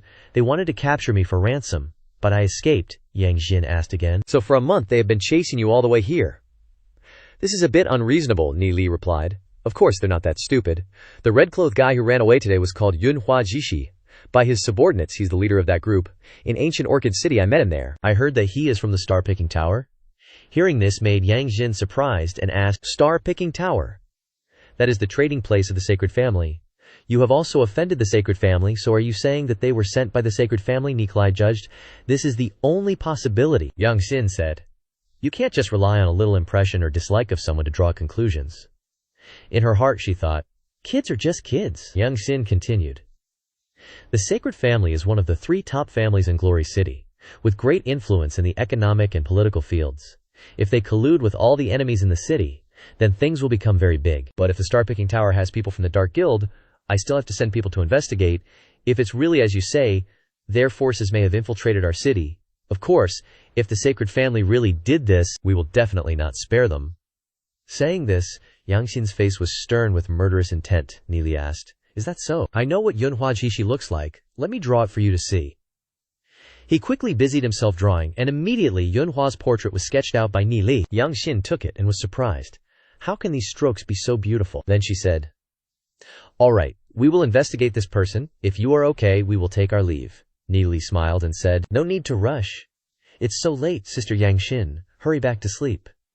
She turned around and gave a light smile. Ni Li thought, "Following me like this, it seems like they still have something they want to ask for help with." The next morning, the Alchemist Association quickly sent a few gold-rank experts to guard the Silverwing family. The surrounding families were all very surprised. Why is the Alchemist Association suddenly so concerned about the Silverwing family? At the same time, the status of the Silverwing family was instantly elevated. Ni Li also continued to cultivate, while practicing more Shadow Devil combat skills, cultivating the Illusionary Shadow Devil combat skill, the Swift Steps combat skill, the Back Attack combat skill, the Cat's Crawl combat skill, and the Shadow Kill combat skill to pure perfection. Inside Ni Lian's house, Yang Xin came over at this time. Xiao Yun hurriedly served water to entertain the guests. Xiao Yun complained, "This kid only knows how to cultivate all day. Supervisor Yang is here and he doesn't even say a word." Yang Xin smiled and said, "It's okay, madam, we've come because we have something to ask for help with." Xiao Yun then went outside and said, "Okay, then you two talk slowly."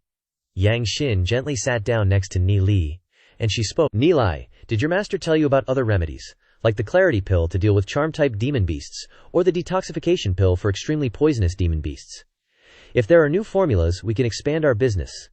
Thinking, the guildmaster told me to meet Nilai's master, but it's been so many days and they still haven't shown up. Nili was silent for a few seconds, then sneered, "Is this Yang Steward's idea or Guildmaster Ji Yu Yan's idea?" Yang Jin replied. "It's the Guildmaster's idea," Nili said with an O. "Then forget it. Wanting the formula without coming yourself. How insincere." Yang Jin hurriedly explained, "No, that's not it. The previous formulas had huge order volumes, plus not everyone can refine high-grade pills, so he's been refining pills these past few days, all for Glory City." Seeing Nilai still not caring and closing his eyes to cultivate, Yang Jin suddenly burst out laughing. "Haha." Lightly using a beauty trap, she asked, "Good little brother, you definitely have other formulas in your hands, right? Tell big sister, and I'll grant you any request." Then she leaned close, breathing softly on Nilai, making him sweat profusely, and he hurriedly waved his hand to stop her, saying, "Since Yang Steward is begging so earnestly, I'll give them to you. I have 3 formulas here."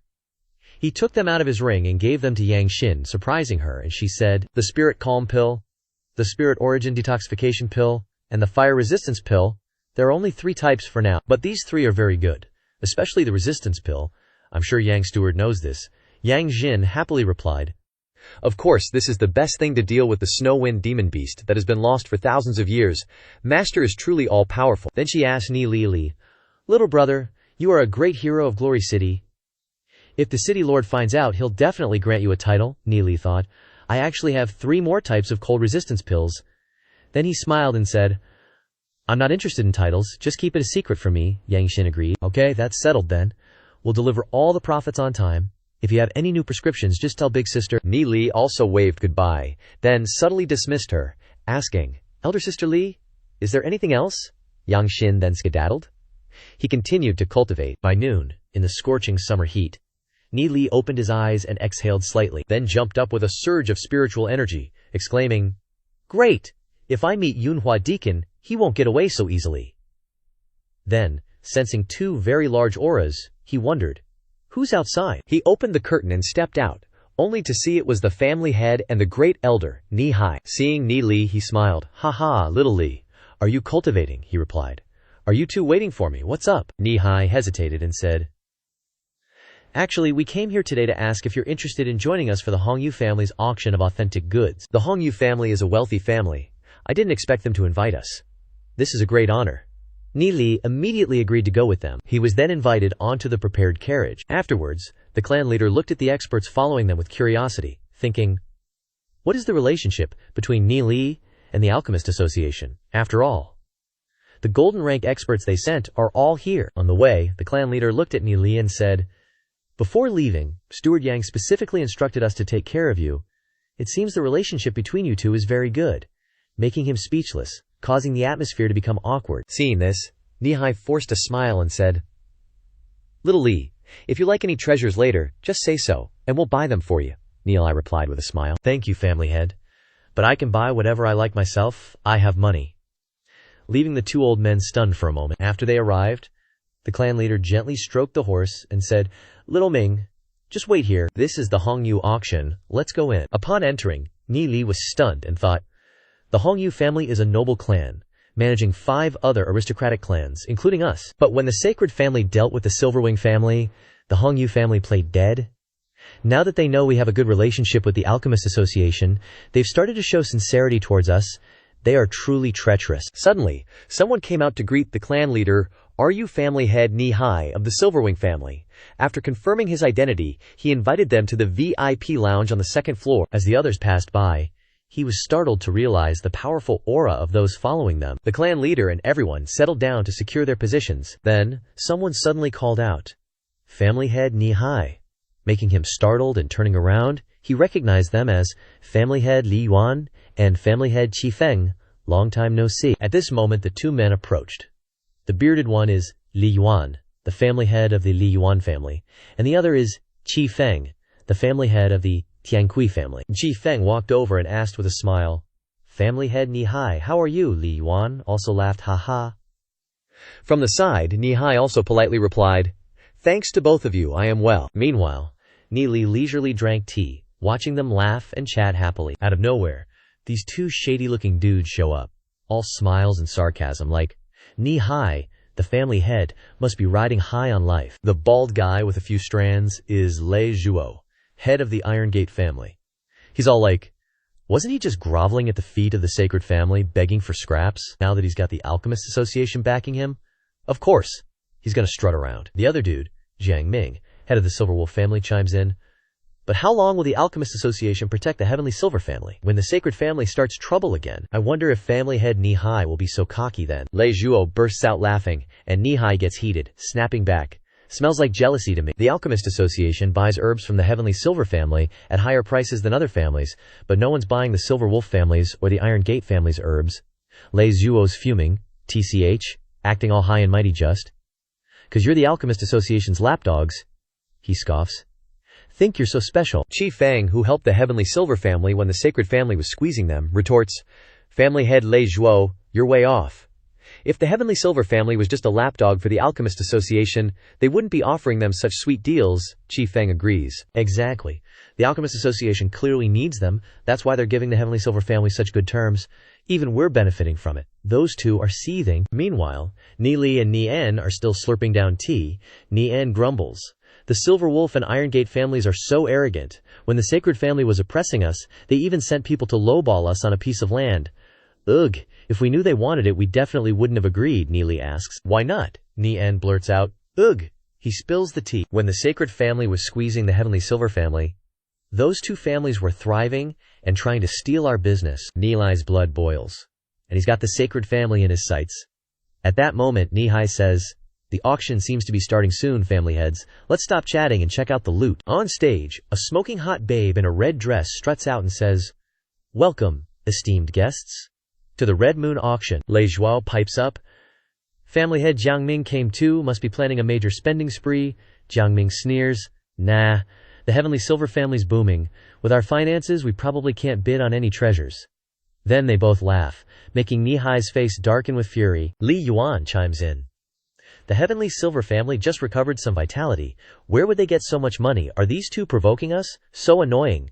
Suddenly, Ni Li speaks up, "You two are too kind, leaving everyone confused." Ni Li continues, "The Heavenly Silver family has nothing but resources. I doubt the genuine articles in today's auction will be available to you two." The bald dude yells, "What the heck? Who is this kid?" Lei Zhuo barks. "Who do you think you are, talking to me like that? No respect."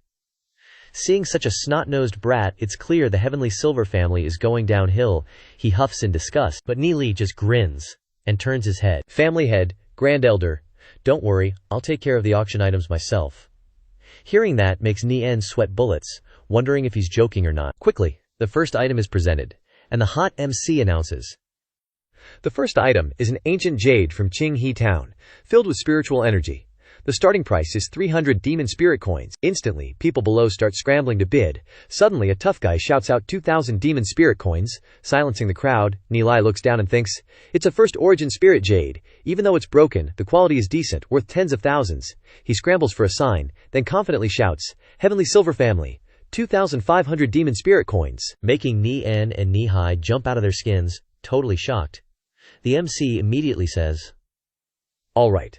The Heavenly Silver family bid 2,500 demon spirit coins, 2,500 once, after 3 calls, but no one else bids." She slams the hammer down.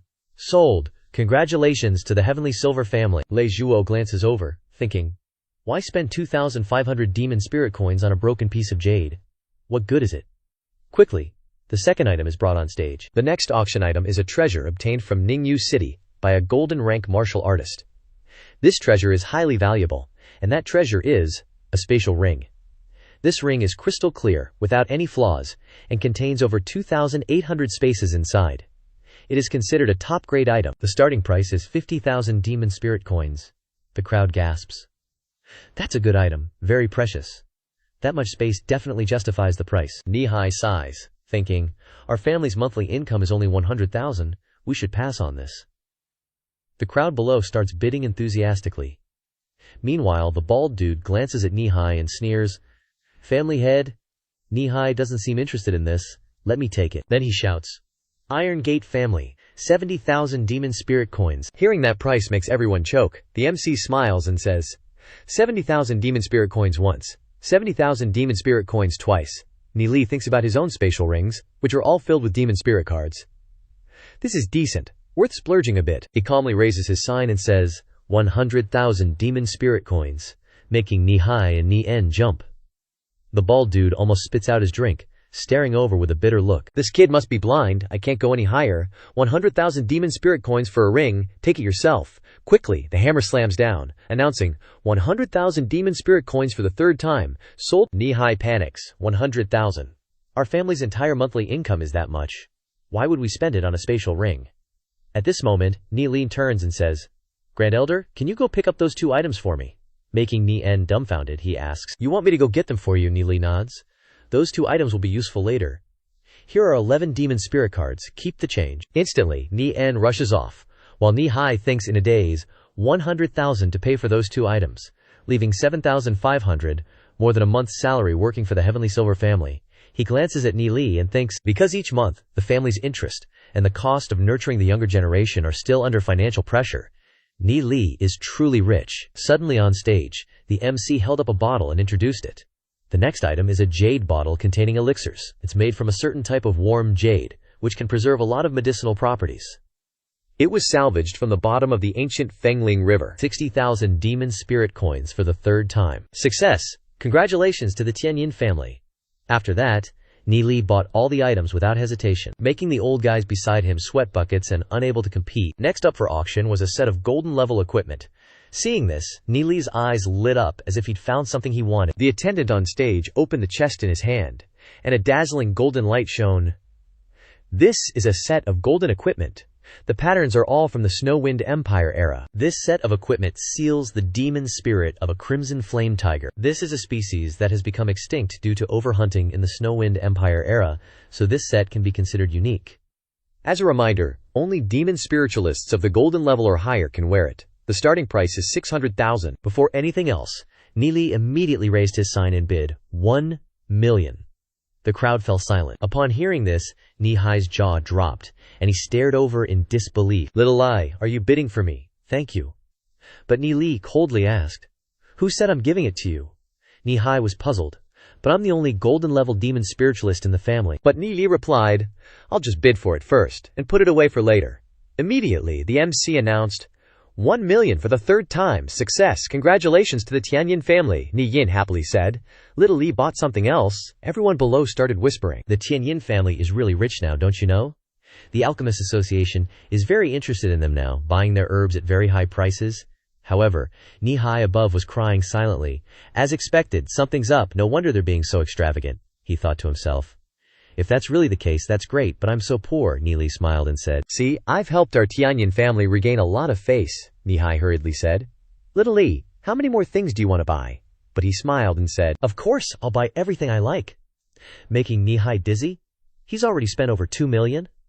How much money did Yangxing give him? At this time, the MC announced, the next item is being auctioned on behalf of the Alchemist Association. They are soul-nourishing pills and soul-concentrating pills. This time, we've obtained 1,000 jars of soul-nourishing pills and 100 jars of soul-concentrating pills from the Alchemist Association. We hope everyone cherishes this opportunity. Suddenly, Ni Hai stared blankly, then reminded, Little Ai, buy as much of these 2 types of pills as you can. Causing him to ask in confusion, why? The old guy said, Why else? Currently, both of these types of pills are in short supply in Glory City. Only the Stormwind family and the noble families have the opportunity to buy them. This is a very rare opportunity. But Ni Li sighed and said, I don't mean that. Won't the Alchemist Association give us these 2 types of pills? Making Ni Hai itchy and ask in return, What would we do with pills? Realizing he'd gone too far, he shook his head and said, Nothing, he thought to himself. If they give me pills, that can also be considered giving them to our family, the MC above said. This time, all the soul-nourishing pills will be auctioned in batches of 100 pills each, and the soul-concentrating pills in batches of 10 pills each. The first auction for soul-nourishing pills starts at 100,000. At this moment, all the old family heads were excited and prepared to spend money to get their hands on them. Immediately, the competition began, with everyone vying to bid so they could get these pills.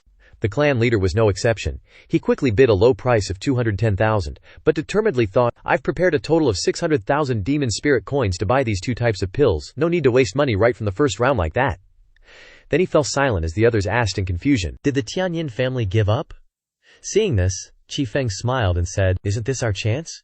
He immediately bid 220,000. Quickly, the number was raised to 320,000, causing Nihai to fall silent and hurriedly turned to ask, "Little Lai, these are soul-nourishing pills, aren't you going to bid?" But he shook his head and said, "I've bid on so many things already. I should leave some for others. Otherwise, me bidding alone is very boring."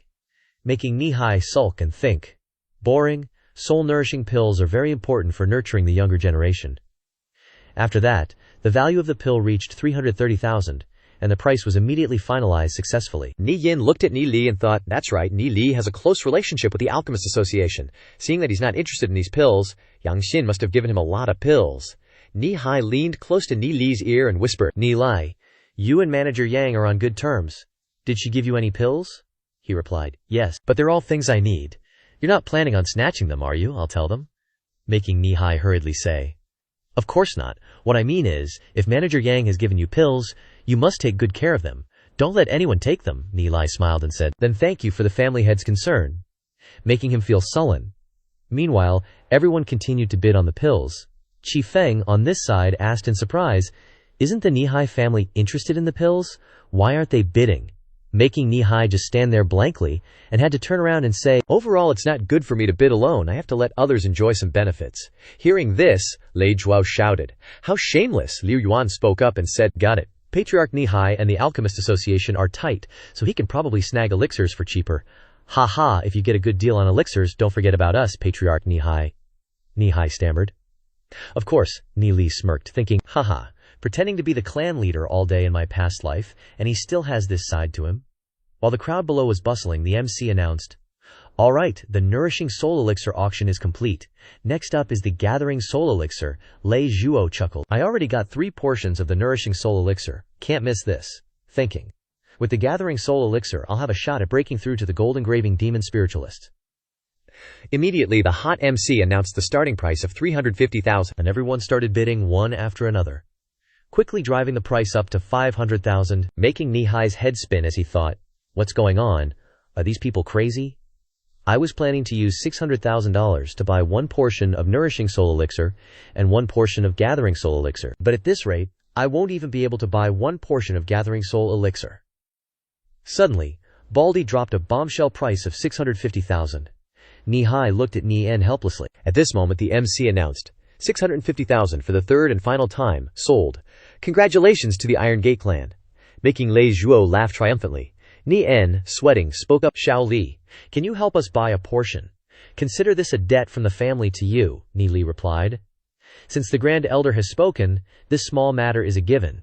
Then he said, "But this Gathering Soul Elixir isn't really necessary. I have plenty." Making Nihai jump in surprise.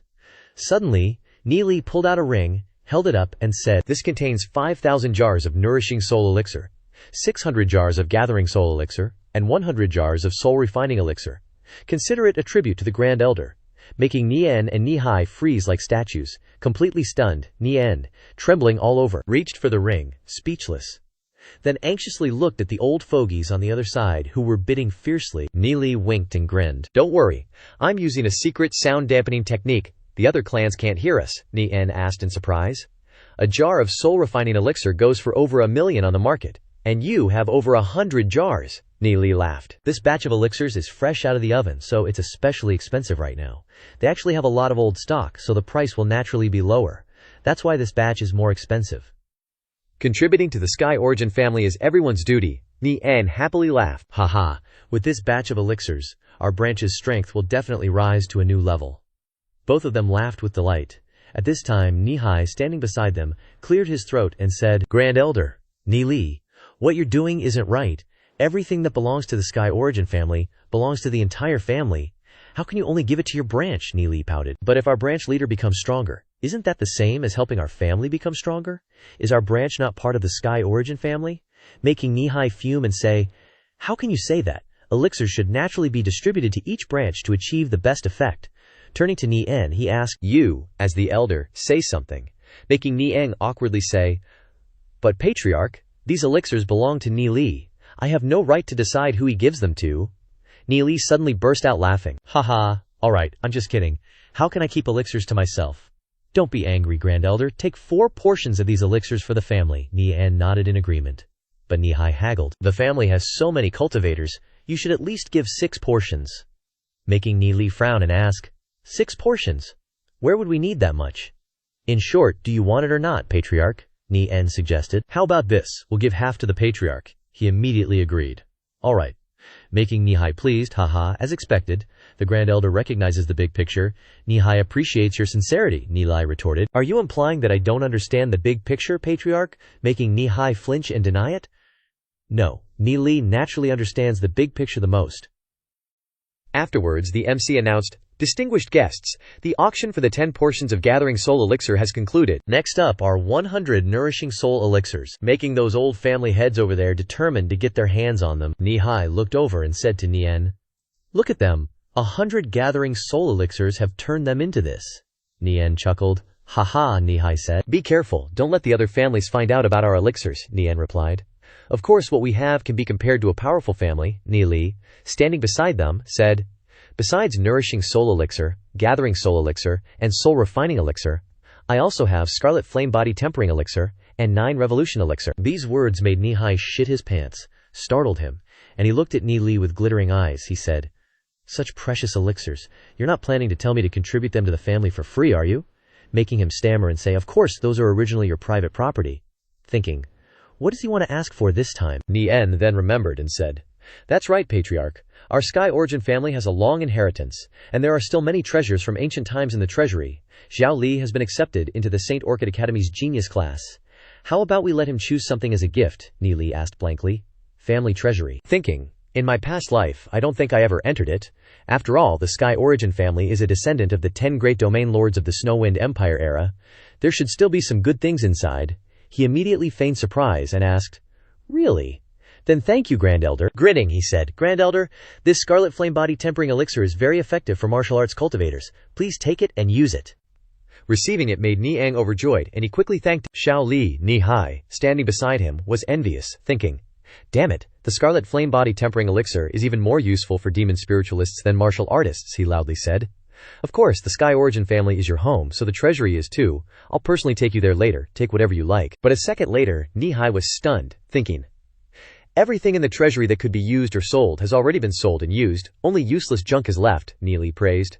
"Patriarch is so generous and magnanimous, I've always misunderstood you. Here's a Scarlet Flame Body Tempering Elixir, take it and use it first. After I go to the family treasury and make my selection, I'll give 100 Scarlet Flame Body Tempering Elixirs, and 109 Revolution Elixirs to the family." Nihai quickly said, "Thank you, Xiao Li." Meanwhile, the auction continued. The family heads chatted and laughed with each other in high spirits. That Baldy was still sarcastic, saying, "Look at Nihai, he spent a fortune buying treasures before, and now he doesn't have money to buy elixirs." Jiang Ming laughed and said, "The golden battle armor is certainly powerful, but only Nihai can use it, and it only works during battle. Wasting so much money, Nihai is definitely regretting it now." With that, they both burst into laughter. Amidst the murmurs, Zhu Feng spent several million more to buy a few more treasures, making the 2 old guys slap their own faces, go numb in the legs, and stare in speechless shock. At this moment, Zhu Feng tapped the sign with his hand, thinking, "I've bought over 10 items, but none seem particularly special." Suddenly, the sweet-voiced girl on stage announced with a smile, "This auction is coming to an end, but we have an absolutely peerless treasure about to be auctioned." Zhu Feng also eagerly sat up to see what was going on, while the crowd below got all excited. When they saw the group of people entering, they recognized them as elders from the influential clans and top-tier families in the city. Why are they here? They were quickly arranged into VIP seats. Acting important, someone then asked.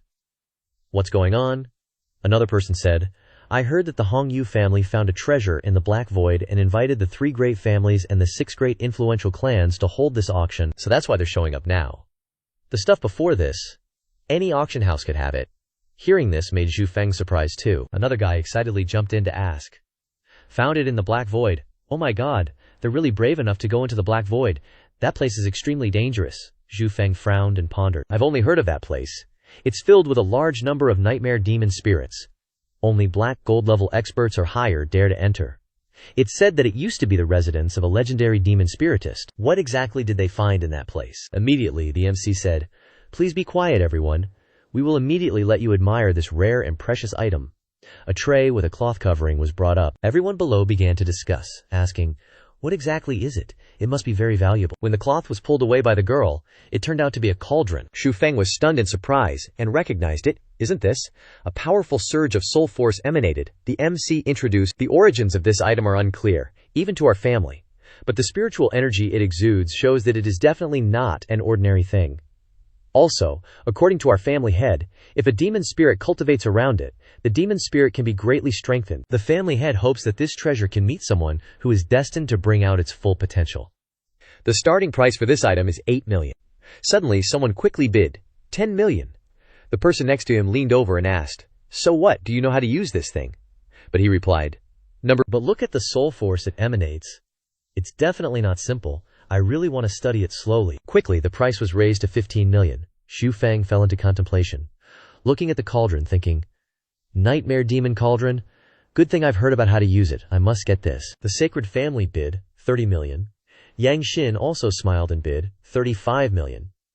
Then it went up to 45 million. Xu Feng suddenly asked in surprise, "Is Yang Xin here too?" He turned to say, "Can the Grand Elder help me talk to Manager Yang and ask her to help me bid for this treasure cauldron? I'll pay the money later." Ni Hai quickly took on the task and said, "Little Feng, I'll go. The Grand Elder has so many elixirs, we can't let him go." So he zoomed over like a gust of wind, leaving Xu Feng speechless and impressed. As expected of the family head, so fast, Ni Hai quickly arrived beside Yang Xin, causing her to be a little surprised. She was bidding 50 million for the cauldron. The people below discussed 50 million? "It's different when you have a lot of money," another person said. "Of course, the Alchemist Association's elixirs are so hot they make billions every day." Ni Hai, after going to inform her, completed his mission and returned to report to Xu Feng. At this time, the MC said with a smile, "The Alchemist Association is really generous. Is there anyone who can bid higher?" The families here all thought of the Alchemist Association's extraordinary status and chose to silently retreat. The MC immediately spoke, preparing to close the deal. Xu Feng happily thought, "This treasure is about to be mine." When the MC asked 50 million for the third time, someone suddenly bid 55 million, causing the crowd to whisper. Yang Xin thought to herself, "I must help him get whatever Xu Feng wants. It's just that I don't know how to use this treasure cauldron. Is 55 million too extravagant?" She looked at the black-robed man with suspicion. Someone is still raising the price at this point. What's going on? Unless Xu Feng knows how to use this treasure cauldron. So Yang Xin bid 60 million. But the black-robed man raised it again, 65 million. Yang Xin immediately shouted a price, 70 million. Hearing this made Ni Hai panic, thinking, how much money does Xu Feng actually have? Where did he get so much money? Strangely, the black-robed man was actually able to pay more, 75 million, causing Xu Feng to be shocked, thinking, what the heck, someone still bid more than 70 million, he thought. Is it someone from the Hong Yu family? Impossible? If this matter is exposed, the auction's reputation will collapse. Moreover, this price is very suspicious. They definitely aren't that stupid. The people sitting in the hall definitely aren't people from the major families, he suspiciously thought. Who else can spend more than 70 million to buy a treasure that they don't know how to use? Neely turned to the clan leader and said, "Please trouble you again to tell Manager Yang that I need to get this at all costs, no matter the price. And also, after the auction ends, immediately send someone to follow the person bidding against her. It's best to send a gold rank, or even a black gold rank. And absolutely don't let him notice." Nihai was confused, but still agreed. I also felt like that guy was a bit suspicious. As Nihai left, Li wondered, puzzled. Could it be that there's someone else besides me who knows how to use this nightmare demon fox? After that, the auction price climbed to a terrifying number, 90 million. After Nihai relayed Li's words to Yang Xin, she was stunned for a few seconds before throwing out the price of 100 million demon spirit coins. The old man was immediately shocked by this terrifying number and yelled, 100 million? What the heck is that thing? Even Nihai was extremely puzzled, thinking, does Yang Xin know what this jade fox is? But just as the MC was about to seal the deal at 100 million demon spirit coins, the guy in black still wouldn't give up, raising the price to 110 million. If we're gonna play, we're gonna play hard. Yang Xin immediately raised the price to 120 million, causing the guy in black to break out in a cold sweat when he heard this astronomical price. Everyone was buzzing and gossiping excitedly as the item was pushed to such a high price. In the end, Yang Xin managed to get the jade fox for 120 million. At the same time, the auction came to an end, and everyone left. Afterwards, in the secret room of the auction house, Yang Xin touched the vial and felt, Ni Lai, little bro, you spent so much money, do you even know how to use this thing? But Ni Li bluntly said, I don't know, making Yang Xin dumbfounded. Nilai chuckled and said, precisely because I don't know how to use it, that I had to get it at any cost. Just look at the power it's emitting. It's definitely not something ordinary. My master might know how to use this. Hearing this, Yang Xin hastily said, if you're buying it as a gift for your esteemed master, then it must be taken care of properly. Nili immediately went all out, taking out the ring containing the money and saying, here's 120 million, sorry to trouble Manager Yang. But Yang Xin suddenly refused to accept it, making Nili confused. Yang smiled and said, consider this item a gift from our Alchemist Association to your master for winning the auction. Thinking to herself, this is a great opportunity to give a gift. How could I miss Nili's master? She said happily, maybe he can come up with some new formulas.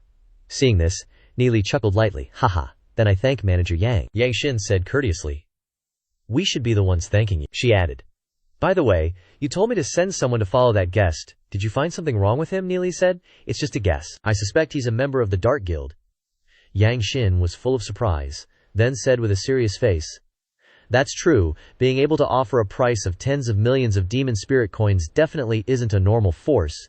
We can't rule out this possibility. Yang Xin snorted coldly and said, we should have noticed earlier, we should have directly captured him then. But Nili objected, no, Manager Yang, wouldn't that be stirring up a hornet's nest? If he really is related to the Dark Guild, following him might even lead us to uncover the Dark Guild's underground forces inside Glory City. Yang Xin nodded and said, of course, the people I sent are all black gold rank experts. Capturing him alive is as easy as flipping a hand, Nili responded. Okay, then I'll have to trouble everyone. Based on the power of Nili and the Tianyin family, they naturally couldn't guard a treasure of that level, so he borrowed Yang Xin's hand to get the Nightmare Demon Fox. After obtaining the treasure, Nili took his leave. I'll go first. The clan leader and the others are still waiting for me, Yang Xin replied. Take care, little bro. Afterwards, outside the city became noisy and lively, with people discussing animatedly. Ni-Hai on the carriage laughed loudly. Ha ha! Today's harvest is really not bad, Ni-Lai replied. That's right, but absolutely don't let others know about the Jade Fox. Ni-Hai agreed and said, of course our family's strength is not as good as the Alchemist Association. If others find out that we have such a treasure, I'm afraid it will be difficult to keep it. Everything is arranged. Are we going home? But Nili shook his head. No, let's not go home yet. I want to go to the Wanling Chamber of Commerce for a trip. Hearing this, Nieng asked in surprise. That's the largest chamber of commerce in the north. Do you still want to buy something? Nili said bluntly. I want to buy demon spirits. Making the two old men stunned, Nien asked in surprise. Demon spirits? Nien asked tentatively. Little Eye, have you reached silver rank? Nilai didn't hide it anymore and nodded to confirm, making Nien dizzy, and dumbfoundedly asked again. Really? Nili affirmed. Really? I'm sorry for always hiding it from everyone? Nien then burst out laughing. Haha, Nihai asked. Zhao Li, what kind of demon spirit do you want? We can give you some suggestions. Nilai replied. Thanks, clan leader, but I've already made my choice. Making the two old guys only able to exclaim about him being a genius. Scene change. At the Wanling Chamber of Commerce, in the VIP room, the white-bearded old man happily greeted the three distinguished guests from the Tianyin family. Please, have some tea, Nihai politely responded. Thank you, shopkeeper Xiao. Today, we've come to buy a demon spirit for my grandson. Shopkeeper Xiao looked at Nilai in surprise, then smiled and asked. A demon spirit.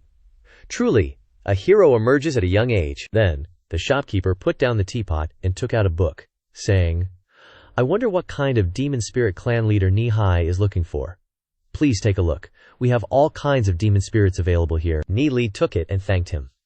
Of course, I also hope that shopkeeper Xiao can keep this transaction a secret for us. The old man blankly looked at Nihai, who nodded in confirmation. Shopkeeper Xiao smiled. Haha, of course.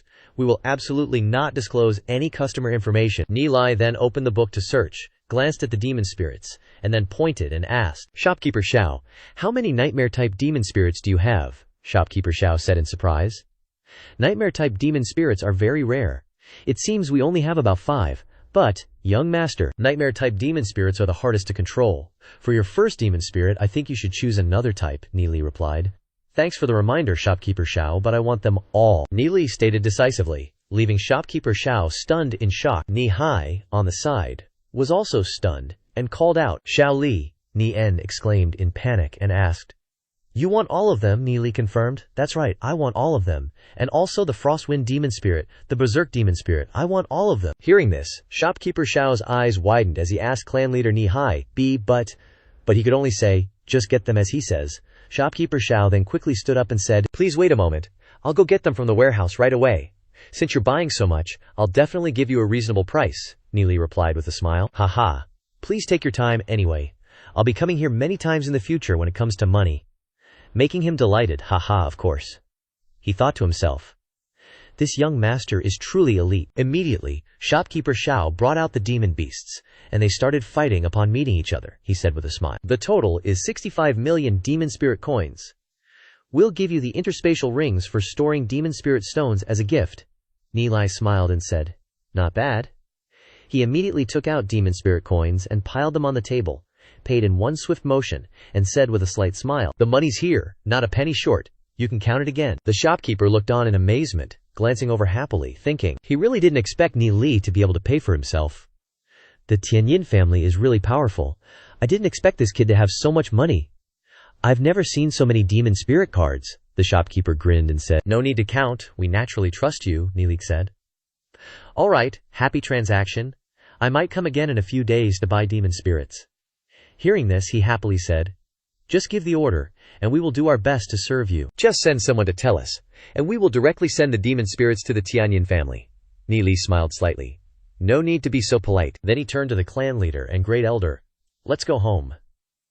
They quickly set off, and after returning to the family, Nihai distributed the elixirs that Neely gave him.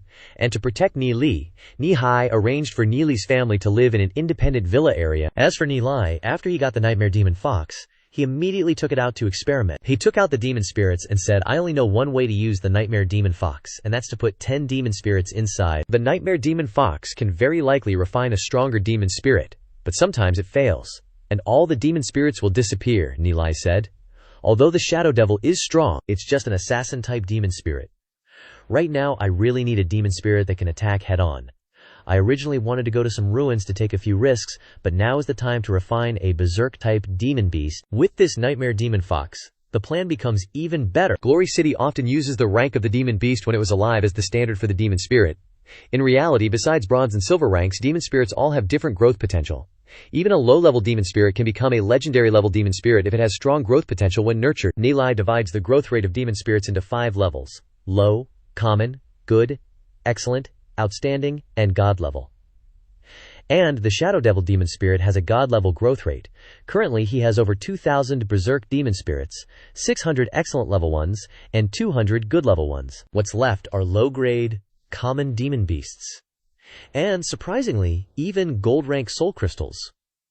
First, I'll use 7 low-grade and 3 common ones to start refining. The refinement ends quickly, and Neely announces, check it out, it's a success. As soon as he opens the furnace, a spirit beast is moving, emitting flames from within. Neely immediately reaches in and pulls out the pill. He holds up the pill and realizes it's a man-bull demon spirit of a white gold demon beast, with a growth rate reaching good rank. He exclaims, this furnace is indeed a good treasure. Thinking to himself, great, if I keep refining, it won't be long before I get a god-level soul crystal. After 60 experiments, Neely realizes fusing a low-grade and a common demon spirit together has a very high success rate, but mostly only good-rank soul crystals are produced. There was only one excellent rank. He tries to continue fusing each grade together. 2 days later, after using an already excellent rank demon spirit plus over 90 other demon spirits with the same excellent growth rate to refine, Neely sulks. After the quality increased, the success rate became shockingly low. Only 5 outstanding ones could be fused. The rate of demon spirit consumption for fusion completely exceeded Neely's expectations, so he can only ask the family to continue purchasing Madblood demon spirits from the trade associations. Quickly, another 5 days of refining pass, and Neely says seriously, finally done. The result is over 60 demon spirits, with outstanding growth rate. With this many, I should be able to fuse a god level 1, right? Immediately, he continues refining. The mad blood demon spirits start spinning inside the furnace. When they are fused to the final stage, what will happen? Neely waits nervously, but the furnace hisses smoke and then dies, making him sulk, knowing it's a failure. But he doesn't give up and tries again. 10 minutes later, Neely scratches his head and says, failed again. Each time, it costs 10 outstanding demon spirits, and now there are only 4 chances left. I didn't expect refining a god-level growth rate demon spirit to be so expensive. 1 billion just vanished in the blink of an eye. With a determined will that won't let Neely give up, he immediately tries again. The furnace begins to fuse the demon spirits, releasing a powerful force, fusing fire into each other, combining them to form another demon spirit. A dazzling light is immediately created, and Neely excitedly exclaims, "Success! Inside, a demon beast has transformed. It's a hellfire tiger." It seems like the appearance is a bit different. Neely sighs. Much stronger than a normal hellfire tiger. Still 3 more times. So the fusion process begins again, continuing with 2 successes and 1 failure. Neely is delighted when a scarlet blood demon leopard with wings and hard scales, truly bloodthirsty, appears. He realizes that in the fusion process, the stronger demon spirit will become the main body, as if it swallowed the weaker demon spirits. Neely picks up the demon beast and says, "Let's see what this last god-level growth rate demon spirit is." Then laughs loudly, "Ha, it's a tiger, a panda-tooth tiger, a panda." Neely is stunned. Speechless. He didn't expect the last demon spirit to be a panda-tooth tiger. He picks it up and says, "It's okay, the growth attribute is god level." This weak demon beast not only formed a soul crystal but also survived to the end during fusion, without any changes in appearance. In other words, is this its strongest form? He says happily. How interesting.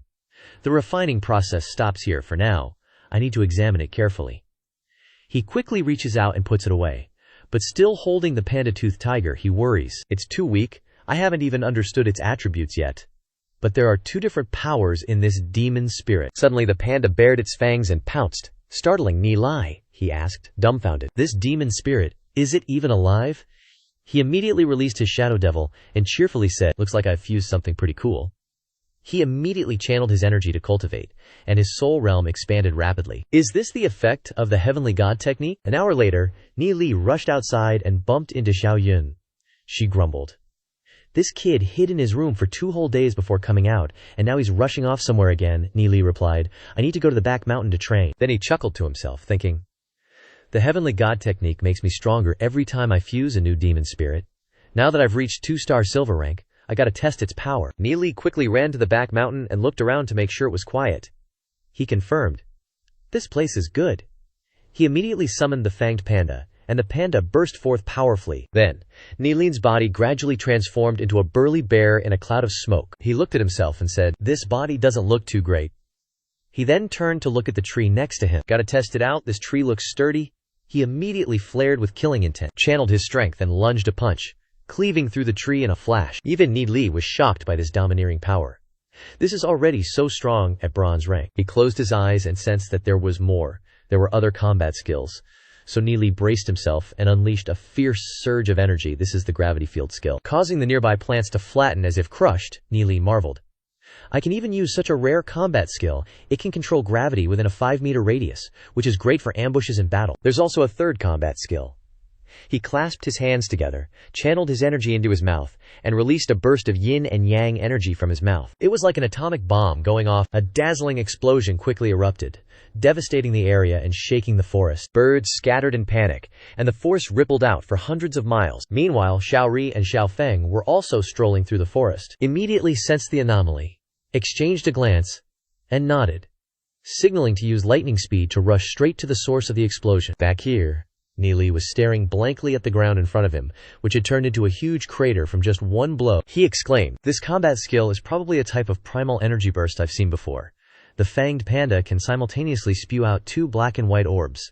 Is this the yin-yang primal energy burst? Its power is extraordinary. With full stamina, I can probably use it 5 times. If I refine the fanged panda's demon spirit with my soul force to the same level as me, it can become even stronger."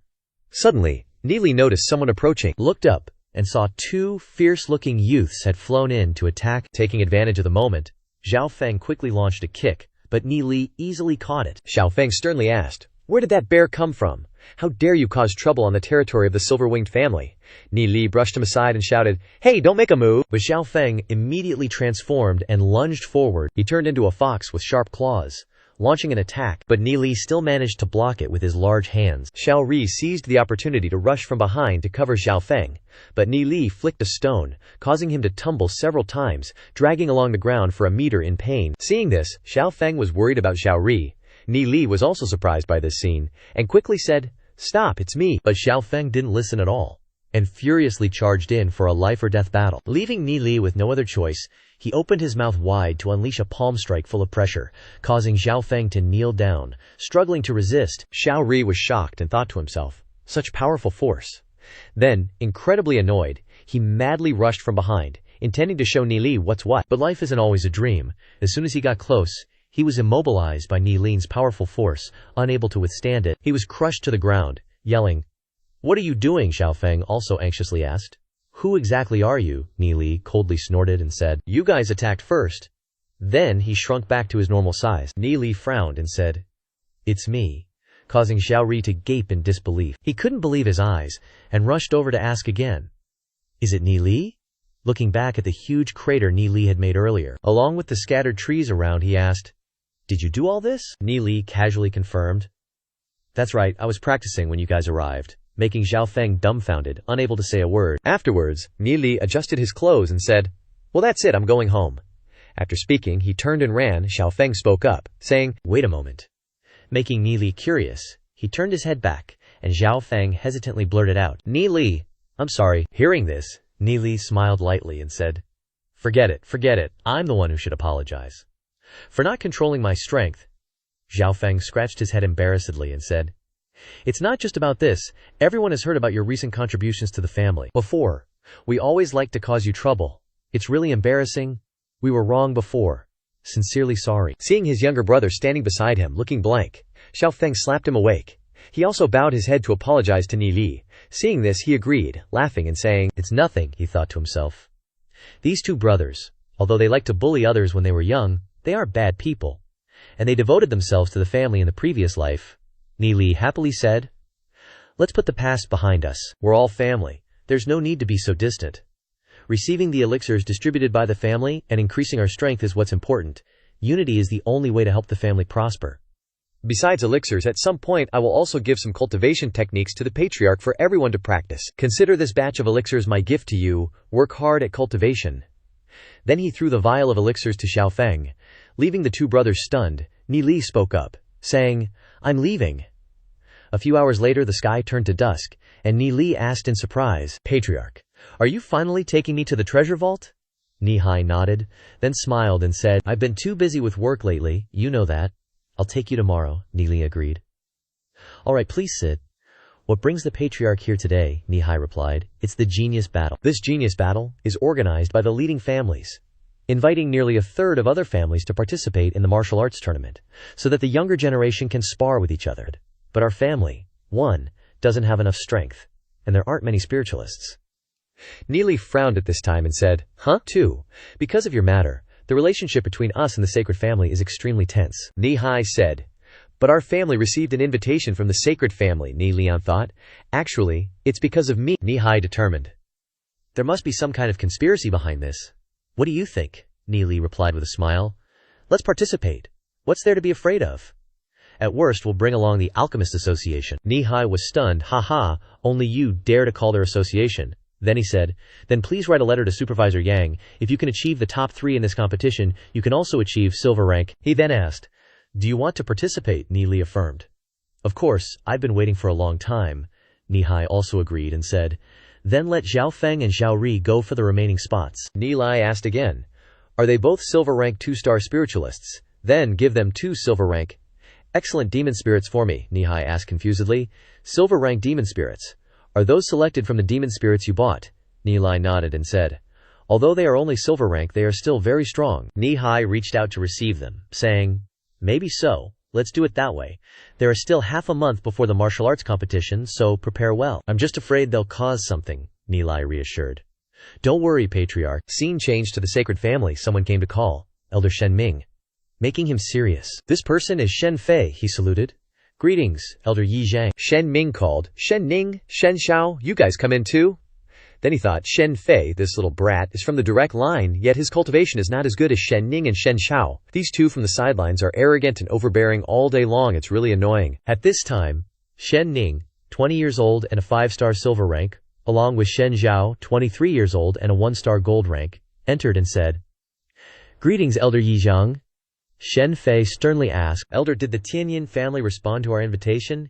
He nodded and said, "I received their reply, and Ni Li will also participate." The next morning, at the Tianyin family, the sunlight shone brightly. Finally, the patriarch led Ni Li to the treasury to choose treasures. Upon entering, most of the treasury was empty. Only a few items hung sparsely on the walls. The patriarch pointed and introduced, "This is our family's treasury, Ni Li.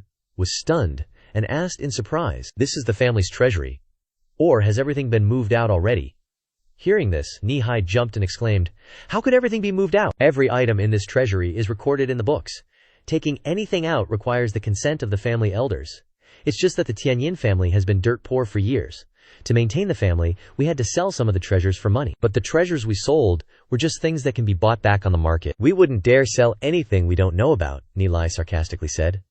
"Things you don't know about can't be sold for a good price, right?" Nihai pretended to cough, as if Ni Li hit the nail on the head, then started to ramble.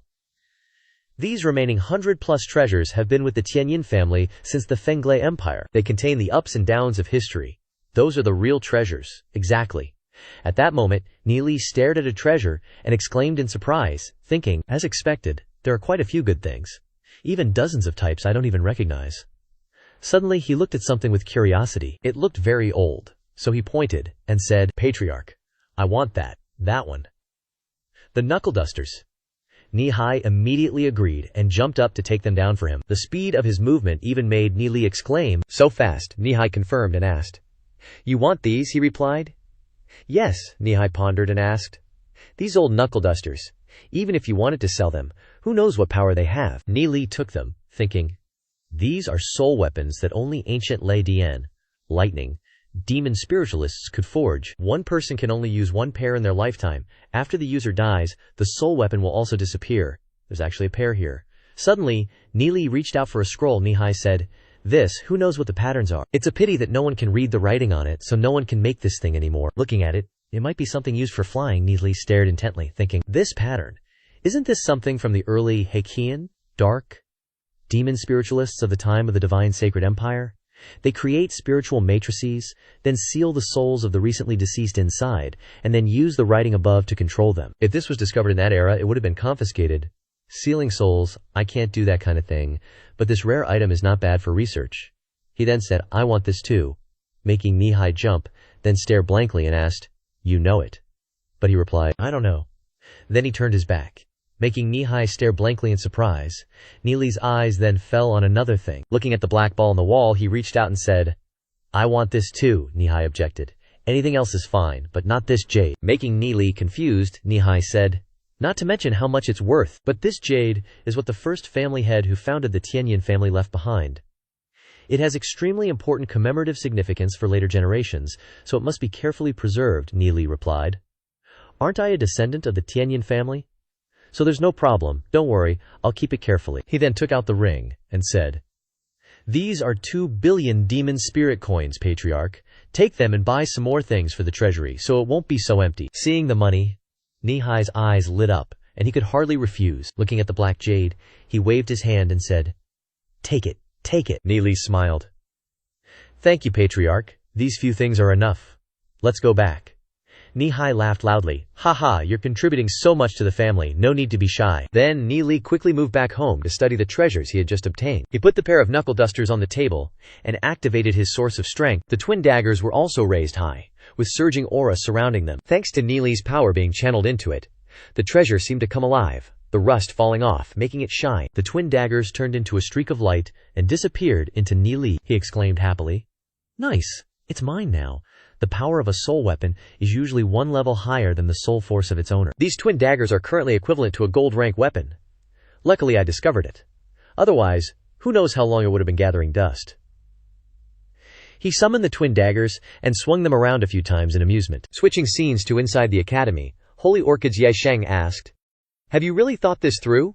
The illusionary Holy Land isn't a safe place." He was speaking to Xiao Ningzher, who, with a contemplative expression, replied firmly, "Vice Principal, am I qualified to enter the illusionary Holy Land?" Yesheng confirmed. "Of course your talent is already outstanding," Ningxir then stated bluntly. "Then I've decided I will enter the illusionary Holy Land." Yesheng said, "I must remind you once more, entering the illusionary Holy Land may damage your soul. Does your father agree?" Ningxir was taken aback and replied, "Yes, of course." Yesheng was silent for a few seconds, and then said, "Follow me." He led Ningxir to the tower and asked, "Do you really want to become stronger?" She confirmed, "Yes, I want to become stronger and stronger." Soon, the day of the competition arrived, and everyone was excitedly heading to the arena. Nihai greeted, "Manager Yang, thank you all for taking the time to come." She also said courteously, "Thank you. On the side of the sacred family, everyone asked in surprise, "Isn't that Elder Nai and the manager of the Alchemist Association? We've been trying every day to win them over to no avail, but now they're being so polite to the Heavenly Marks family. What kind of deal do they have?" Over here, Yang Jin smiled slightly and asked, "Neely, that lake of yours almost killed this big sis. How are you planning to make amends?" He was startled, thinking she was referring to the assassin attack after the last auction.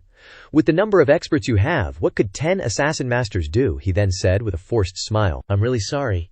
Consider this as me owing you a favor." Yang Xin smiled happily. "Ha ha, good to know." Then she stretched and yawned, complaining, "Why hasn't the competition started yet? I'm so bored." All the young men below saw this and stood at attention, grinning. "Manager Yang is so beautiful," another reminded. "Stop staring over there.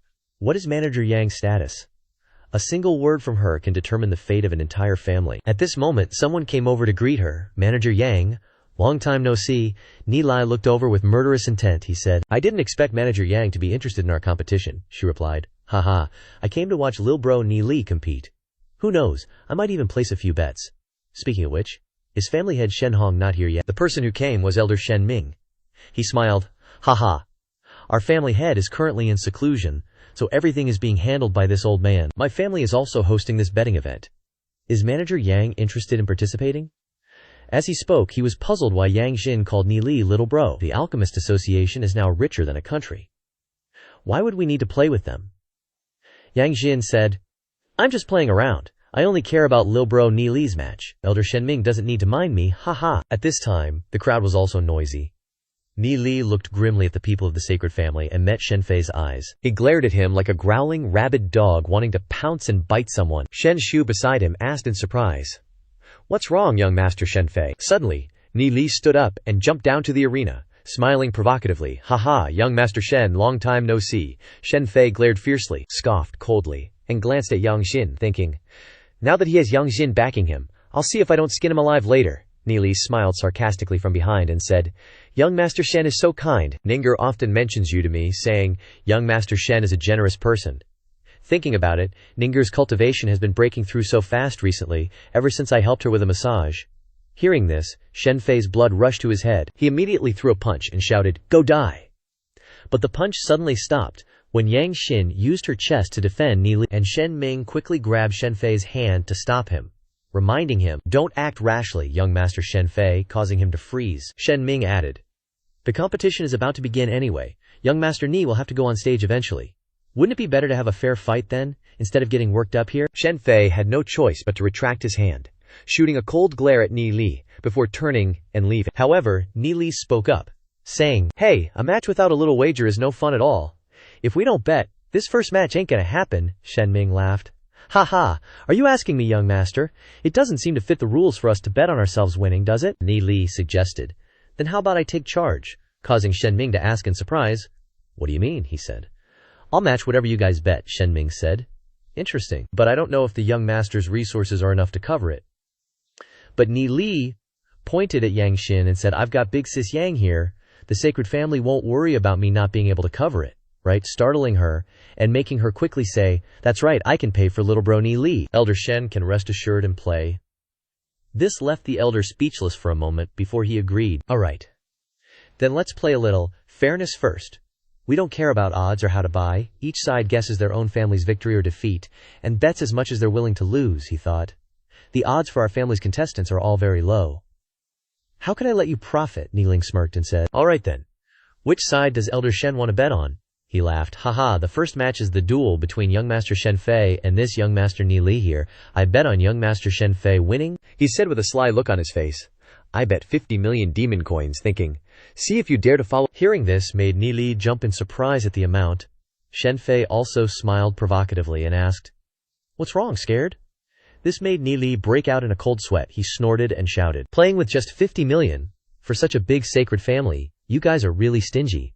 Leaving them stunned in shock, Ni Li taunted, "Seriously, if you guys are so broke, what's the fun in this game anymore?" He immediately pulled out a bunch of demon coin cards and threw them down at the audience in a provocative manner. Everyone rushed to scramble for them, fighting to grab them. Shen Fei gnashed his teeth at the sight, while Ni Li smiled and said, If the sacred family's having such a hard time, then I'll reluctantly play with you guys a little. 50 million, huh? Winning or losing doesn't even matter anymore. If I win, I'll just give it all away to the spectators down below like before. This taunt made Shen Fei's face darken. He thought, this kid's cultivation is so poor.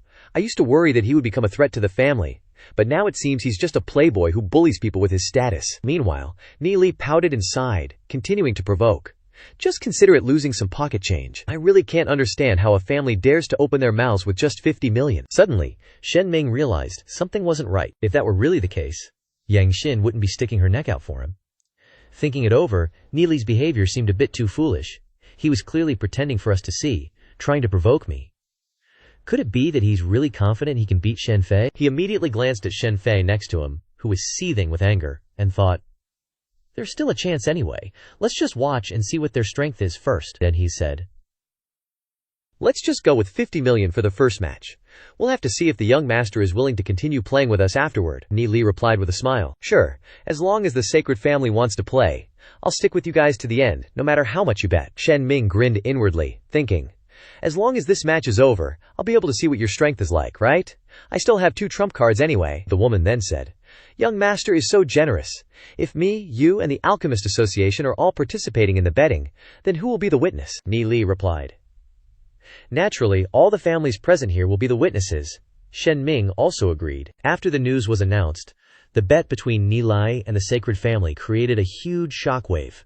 The martial arts competition will begin immediately. Ni Li went down to the arena.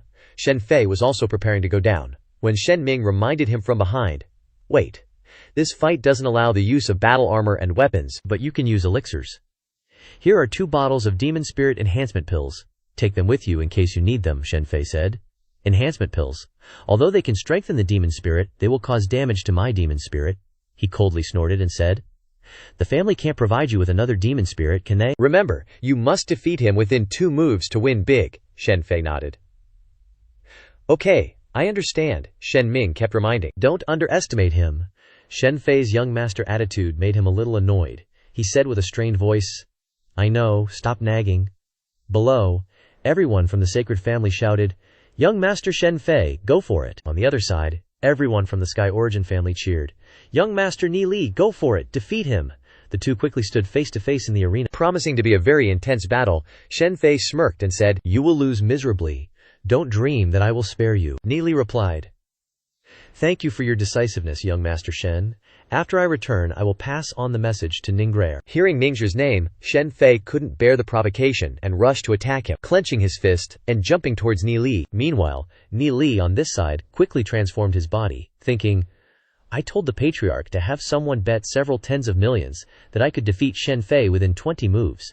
I didn't expect that this guy would rush over without even using his demon spirit. If I had known, I would have bet on a one-hit kill. As Shen Fei saw this, he was shocked, thinking, he actually transformed directly? How shameless. He fused with his demon spirit so fast. I don't have time to transform anymore. Ni Li, that idiot, is actually using the fanged panda, haha. Even without transforming, I could trade a few blows with him and then create some distance. But life isn't always a dream. Because he underestimated me so much, Shen Fei didn't even have time to react when a single blow sent him kissing the ground. The impact cracked the ground, and his precious blade was no longer acting so tough. The crowd below gasped in shock. Those who bet on Ni Li were ecstatic, while those who bet on Shen Fei went ballistic, yelling, WTF, this Ni Li is totally shameless, directly summoning his soul spirit. Doesn't he see that Shen Shao hasn't summoned his yet? Shameless. The Heavenly Marks family is too shameless. Hearing this, the Heavenly Marks family was about to explode, when Ni En scoffed and coldly said, all's fair in love and war. It's just that your Shen Shao is too stupid. As a soul master, he charged forward without using his soul spirit. Sounded reasonable, the Heavenly Marks people shouted. That's right, you guys were just being careless and underestimating him. You dare blame our Ni Li for being a cheat because you didn't use your soul spirit in the duel. Because of this, the 2 sides started arguing heatedly. Ling Di in the crowd stroked his chin thoughtfully, saying, wait, what did I just see? A fanged panda? A panda? Haha! Someone is actually using that kind of soul spirit. The people next to him also shouted, hey, wouldn't you be just handing over your life if you encountered other soul spirits? He actually dared to bring out a fanged panda. Shen Shao, hurry up and get up and clean it up. Yang Xian on the side also blankly asked, a fanged panda? Then she turned to Ni Hai and asked, Patriarch, with your family's resources, why did you buy Ni Li this kind of soul spirit?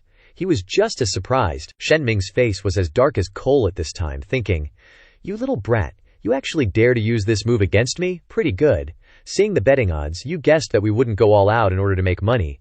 But too bad you miscalculated. The fanged panda is too weak. One blow still won't be enough to defeat Shen Fei, as long as he can stand up and fuse with his soul spirit." Suddenly, Shen Fei struggled to get up, his body trembling as he said, "Declare, I must kill you." He activated a raging fire source surrounding his body, startling even Ni Li. The source of power gradually materialized in a domineering form, startling everyone below to shout, "That's young Master Shen Fei's ultimate technique, blazing flame fusion. Ni Li is doomed. You can only avoid this move, but once Shen Fei successfully fuses, Ni Li will definitely be finished immediately." Nien asked the patriarch worriedly.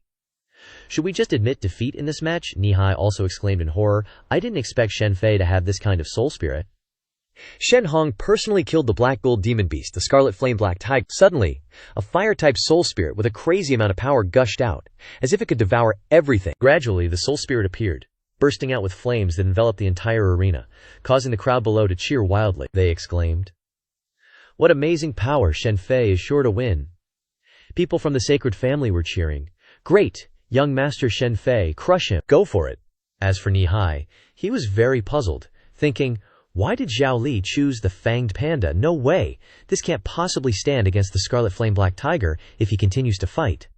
Suddenly, Nihai was horrified when Ni Li leisurely walked up close to Shen Fei and smacked him, causing him to gasp for air and continue to plant his face into the ground. Everyone couldn't believe this, and everyone stared in disbelief until Shen Fei's firepower gradually dissipated, and he lay motionless because of it. The sacred family held their heads in confusion, yelling, "Too dirty?" The audience quickly split into two factions and engaged in a fierce verbal battle. The sacred family argued that, "Is this how you, Heavenly Mark's family, fight? Our young master hasn't finished fusing yet, and you dare to attack sneakily." Nihai snorted coldly and said, "We didn't break any rules of the match. It's not your place to criticize," everyone shouted. "Do we, the Heavenly Mark's family, need you to teach us how to do things? It's just that your Shen Daxiao is too stupid." At this time, Shen Ming raised his hand to signal the announcement. "We admit defeat in the first match. Please stop." Shen Fei on the side heard the surrender and resentfully raised his head. Seeing this, Nilai mocked, "Shen Daxiao, are you okay? If you can't get up, just stay down, okay?" But he still tried to unleash the scarlet flame black tiger again, a surge of fire bursting out. Shen Fei then thought that as long as I fuse with the spirit beast, just based on your fang panda. As he said this, Ni Li ran over with a thump, grinding his teeth as he closed in, "I'm giving you a chance." Stunned everyone who saw it, Shen Ming frantically yelled, "We already surrendered, stop!" Shen Zhao also coldly snorted, glaring at Xu Feng. Hearing that, Xu Feng returned to his original form, stepping on Shen Fei while his face was stuck to the ground. Xu Feng said, "Oh well, I've heard of young Master Shen for a long time. For the sake of your health I should stop." Xu Feng sighed. Truly an unforgettable duel. Xu Feng clasped his hands and said with a smile, "Brother Shen Fei yielded." The crowd buzzed. "What's going on? Did the sacred family pay me to throw the fight?" Shen Ning curled his lip. "The descendants of the clan are indeed spoiled, truly useless," Shen Xiao added. "Isn't this the perfect time for us to show off? Win back the money?" The crowd roared wildly, everyone growling. It turned out that Ye Ziyun was also there to watch the fight. The first round ended, and the second round was about to begin. Shen Ming looked at Xu Feng, who was whispering to Niai Hai, with a frustrated expression. At this moment, someone came to call for the elder, informing Shen Ming of the news, making him startled, asking, "Reversed by more than 6 million, damn it! Since I took office I've never encountered this, and it's happening right when the family head is about to come out of seclusion." So he stood up abruptly. Nihai saw this and stood up too, calling out, "Elder Shen Ming, how is young Master Shen Fei? If my Zhu Feng was too heavy-handed, please forgive me." "Ha ha." Annoyed, Shen Ming glared. "Don't get too happy just because you got lucky and won one round. We're starting the second round right now." Hearing this, Nihai was a little worried, turned to look at Xu Feng, then said, "Then for this round we'll send Xu Xiaofeng," he thought to himself. Since they lost the first round, they'll definitely send an expert in the second round. Can't be careless. But Shen Ming coldly snorted, "This is a bet between Xu Feng and the sacred family. How can we bring someone else up?" Hearing this, Xu Feng spoke up. "You guys doing that isn't very cool. I just finished a fight. My soul force is greatly depleted. How can I fight? Ha ha! Let's fight the second round in a month, after I recover my soul force." These words made Shen Ming so angry his insides twisted. He asked, "You guys are planning to weasel out since you won?" Then he turned to Manager Yang. Does the Heavenly Marks family not respect their promises, and are you guys protecting them? Looks like their family head will have to negotiate with President Ji Yu-yan, Zhu Feng sighed. Since you said so, then let's continue. Even if the Sacred Family wins every match in a row, surely no one will say anything, right? Shen Ming was speechless. You dare mock the Sacred Family? The atmosphere was extremely tense when Yang Xin smiled faintly. The Sacred Family is indeed always bullying others with their power, Shen Ming said unhappily.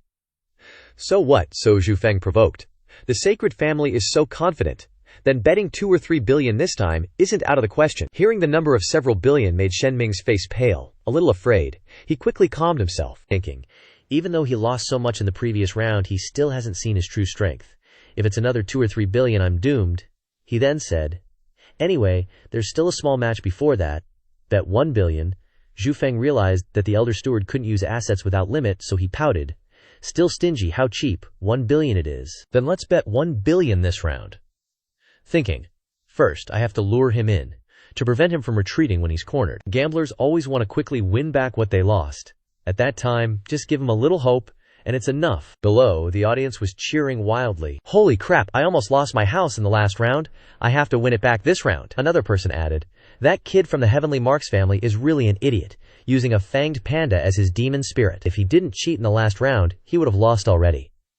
Shen Ning is a dignified silver 5-star demon spiritist. How could he lose? Shen Ning stood on the arena with a supremely confident expression. Zhu Feng was about to smile and greet him, when suddenly a blazing fire appeared before his eyes. Shen Ning actually summoned a super powerful roaring firewolf, stunning everyone below. It's a sacred flame hellbear, Zi Yun worried about Ni Li. Ni Li, let me take over, thinking.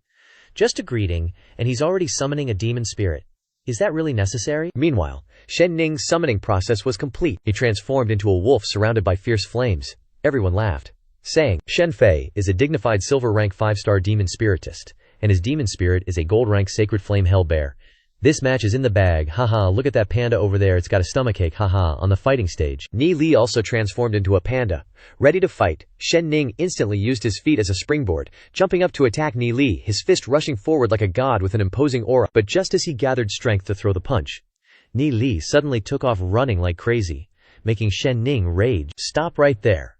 Then chased after Ni Li with fiery footsteps. This wind-like chase made Shen Ning uncomfortable. He created a fireball in his hand and launched it at Ni Li, yelling, die! But it wasn't so easy. Ni Li nimbly dodged the attack in an instant, and the fireball shot straight into the audience stand, creating a loud explosion. The crowd below gnashed their teeth and shouted, that little punk from the Heavenly Marks family runs as soon as he attacks. What a coward. Some angry youth shouted loudly, hey, can't you fight back a little? If you can't, just admit defeat quickly, don't waste our time. Hearing these words made Ni Hai a little frightened. Yang Xin turned to blame Ni Hai. Can't you guys help Ni Li change to a different demon spirit? How can he use this trash? He quickly said. Manager Yang, you misunderstand, we bought him tens of thousands of demon spirits. To be honest, we don't know why Ni Li chose this one, Yang Xin said. He must have his own reasons. On the arena, the two were still playing tag. Shen Ning was going insane and couldn't take it anymore, he yelled, and bent down to gather momentum to jump into the air, gathering a thunderous technique in his hand. Chikai fire. It turned out to be a huge fireball. He quickly threw the fireball down. Explosions rang out, and the ground immediately exploded, scattering rocks and dirt everywhere. When the flames dissipated, leaving only a cloud of thick black smoke, Shen Ning jumped down and landed. Everyone in the audience exclaimed, beautiful, such extraordinary power, Shen Fei is so strong. Meanwhile, Xin Yun wondered, thinking to herself, Ni Li definitely has more strength than this, but why isn't he fighting back? At this time, Shen Ning looked at the smoke and was very proud, laughing loudly, haha. Suddenly, Ni Li rushed out of the smoke, making him jump out of his skin. Such an overbearing move only managed to scorch the back of Ni Li's clothes, causing Shen Ning to be stunned and ask. He dodged it. He immediately gathered a fierce power, saying, try this one from me. Immediately he flew into the air again, quickly launching a pillar of fire down like lava flowing towards Ni Li. Terrifying booming sounds erupted, but unexpectedly, Ni Li was able to dodge everything with his chubby body, crying and yelling, making the audience below furious, and shouting, you idiots, fight back already. Young Master Shen Ning, teach him a lesson. Shen Ning gathered a ball, saying, try this, thinking, increase the attack frequency again. At this time, he threw the ball straight at Ni Li. The ball turned into countless arrows, rushing towards Ni Li, who was running away with his butt sticking out. Unexpectedly, with Ni Li's chubby body, he was able to dodge all those attacks, causing Shen Ning to be stunned and then shout, "But this time you won't escape." Seeing this surprised Ni Li a bit, as Shen Ning leaped high into the air, reaching 1,000 meters before channeling his power into a strike. Firefall Annihilation. The force centered on Ni Li, making his whole body feel like a boulder falling to earth. Ni Li glanced back, scoffed, and rolled away a few times. Shen Ning yelled, "You can't escape." So Ni Li started acting, pretending to cry out, "I'm gonna die, I'm gonna die." As Shen Ning's flames closed in, Ni Li suddenly turned and held out his hand, saying, "Just kidding." Unleashing the gravity field, Shen Ning was shocked. His speed from the high altitude combined with the suppressing power of the technique caused Shen Ning to crash violently into the ground, creating a burst of energy like an atomic bomb going off. Everyone who saw it was dumbfounded, amazed that this sacred flame bear was so powerful. Comparable to a gold-ranked demon spiritualist, Shen Ning is too strong, invincible. Shen Ming happily chuckled, praising, "Shen Ning fought well. The power of that move is already at the gold rank. He must have trained hard. After he wins, maybe we should reward him with something." Shen Xiao thought to himself. "I often train with Shen Ning. I never expected him to be so strong." In the billowing smoke, the crowd below cheered. "Shen Ning will win." Yang Xin asked worriedly, "Isn't Shen Ning just a 7-star platinum rank demon spiritualist? How does he have the strength of a 3-star gold rank?" Meanwhile, Ni Li, as the smoke cleared on the arena, Yang Xin suddenly saw Ni Li appear, with his clothes scorched. He was mostly unharmed and scoffed, shocking everyone who cried out. "Ni Li seems okay," a terrified Shen Ming asked. "Then what about Shen Ning?" Looking over, they saw Shen Ning lying neatly in the crater he had created, motionless. This caused everyone to start discussing noisily, making Shen Ning's eyes widen in disbelief. Everyone was horrified, saying, "Shen Ning not only missed, but also crashed into the ground and fainted." Yang Xin smiled faintly, thinking, "I told you, no matter how powerful Shen Ning is, he doesn't have the strength of a 3-star gold rank." Just now, Ni Li little brother was just being a bit crafty. Below the stage, people started cursing. "Sacred family, are you sending out all trash? You brag all day about being a top family? Geniuses, look what you've produced. Get out here." A blonde-haired guy theorized. "I knew it. Losing 2 matches so strangely like that. The leaders are the Sacred Family and the Alchemist Association. They're colluding to rig this." He yelled, "Damn it! Ugh, this sucks." The bald guy next to him said, "The Alchemist Association has so much money. Why would they need to do this?" The blonde guy glared and said, "Does anyone turn down money? Serves you right for being poor." On Ni Li's side, he blankly stared at the stands, then looked down at Shen Ning, lying motionless, unmoving, and laughed gleefully, letting out a shout as if celebrating victory. The audience responded, laughing loudly. "His luck is amazing. I'm betting on him next time, ha ha." Ye Ziyun smiled happily at this. Ni Li quickly went to mock Shen Ming. "I thought Steward Shen Ming was going easy on me. The older brothers of your family are really kind, always letting me win. Hee hee, I'm so embarrassed. It turns out I was wrong about you all. The Sacred Family isn't stingy at all, but extremely generous." Shen Ming was speechless, thinking, "Losing so much money, my contributions to the family over the years are all gone. The position of steward is a small matter, but with the head of the family's methods, I probably won't escape death." He looked over at Nihai, the family head. "We still have one more match." Causing Nihai to be stunned. Surprised, he turned to ask Xiao Li, who nodded in response. Therefore, Nihai said, "That's right," Shen Ming calculated. "I still have 2 billion in my hands. Use it to buy pills, transfer more money from the shops. As long as I win the 3rd match, that's all that matters." Afterward, he said to Ni Li, "The next match, bet 3 billion. Ni Li laughed loudly after hearing this. "Ha ha, match 2, Ni Li wins, earning 1 billion demon spirit coins." Originally thought he could secure the victory, but unexpectedly suffered a crushing defeat. If Shen Ming loses 5 billion like that, no doubt I'll be screwed. But there's still a glimmer of hope. He's clutching at a lifeline. Sacred Family still has money for elixirs, plus the capital from the shops. If we bet it all on the 3rd match, maybe we can resolve this crisis, and even earn more. Frustration, doubt, horror, hope. Reversing to the point of desperation. Thinking like that, Shen Ming has played his trump card. Shen Ming declares, "I bet 3 billion demon spirit coins on this match." Ni Li acts surprised. The other families start whispering. Curly hair guy says, "The Sacred Family is going all in this time." Another guy says, "Betting 3 billion demon spirit coins on one match. If they lose." Curly hair guy smirks. But this time, it seems like Shen Zhao is fighting, a 23-year-old gold-ranked demon spiritualist. His demon spirit is also super powerful. If he was in another family, he'd already be a top-tier expert. Looks like Ni Li is gonna get his ass kicked this time. He can't win against Shen Xiao. Finishing his statement, curly hair guy decides, I'm betting on Ni Li this time, leaving the guy next to him dumbfounded, confused. Meanwhile, Shen Ning instructs Shen Xiao. Wait, Shen Xiao asks in surprise, what's wrong, elder? Suddenly, the elder hands him 2 pills, instructing, take this before the match starts. Shen Xiao recognizes them as Demon Spirit Enhancement pills. I only need 1 move to take down that little punk. Why bother summoning the Long Yuan Sky Falcon? Shen Ning says coldly, if you win this match, I'll give you 20 million to buy demon spirits, enough to buy 2 Long Yuan Sky Falcons. What's there to be afraid of? Shen Xiao looks at the pills and replies with a smile. Okay, I'll follow Elder Shen Ming's instructions. Quickly, the 2 contestants enter the arena, standing opposite each other. Shen Xiao says, Ni Li, I didn't expect you to win 2 matches in a row, truly surprising. Too bad you'll fall to me in this match, I'm not like them. I'm a gold-ranked demon spiritualist. With that, he unleashes his domineering power and transforms. In the audience, everyone is confused and shouts, are you kidding me? Already a 1-star gold rank and still needs pills to deal with a tiger panda? And he's taking demon spirit enhancement pills. 2 of them! The sacred family must be scared of losing. Ni Li, hands on hips, laughs and says, how would you know if you don't try? Maybe I'll win this time. Thinking to himself, since it's the final match, no need to hide my strength anymore. He gets into a fighting stance, immediately transforms into a panda, and leaps forward for direct combat, attacking Shen Xiao.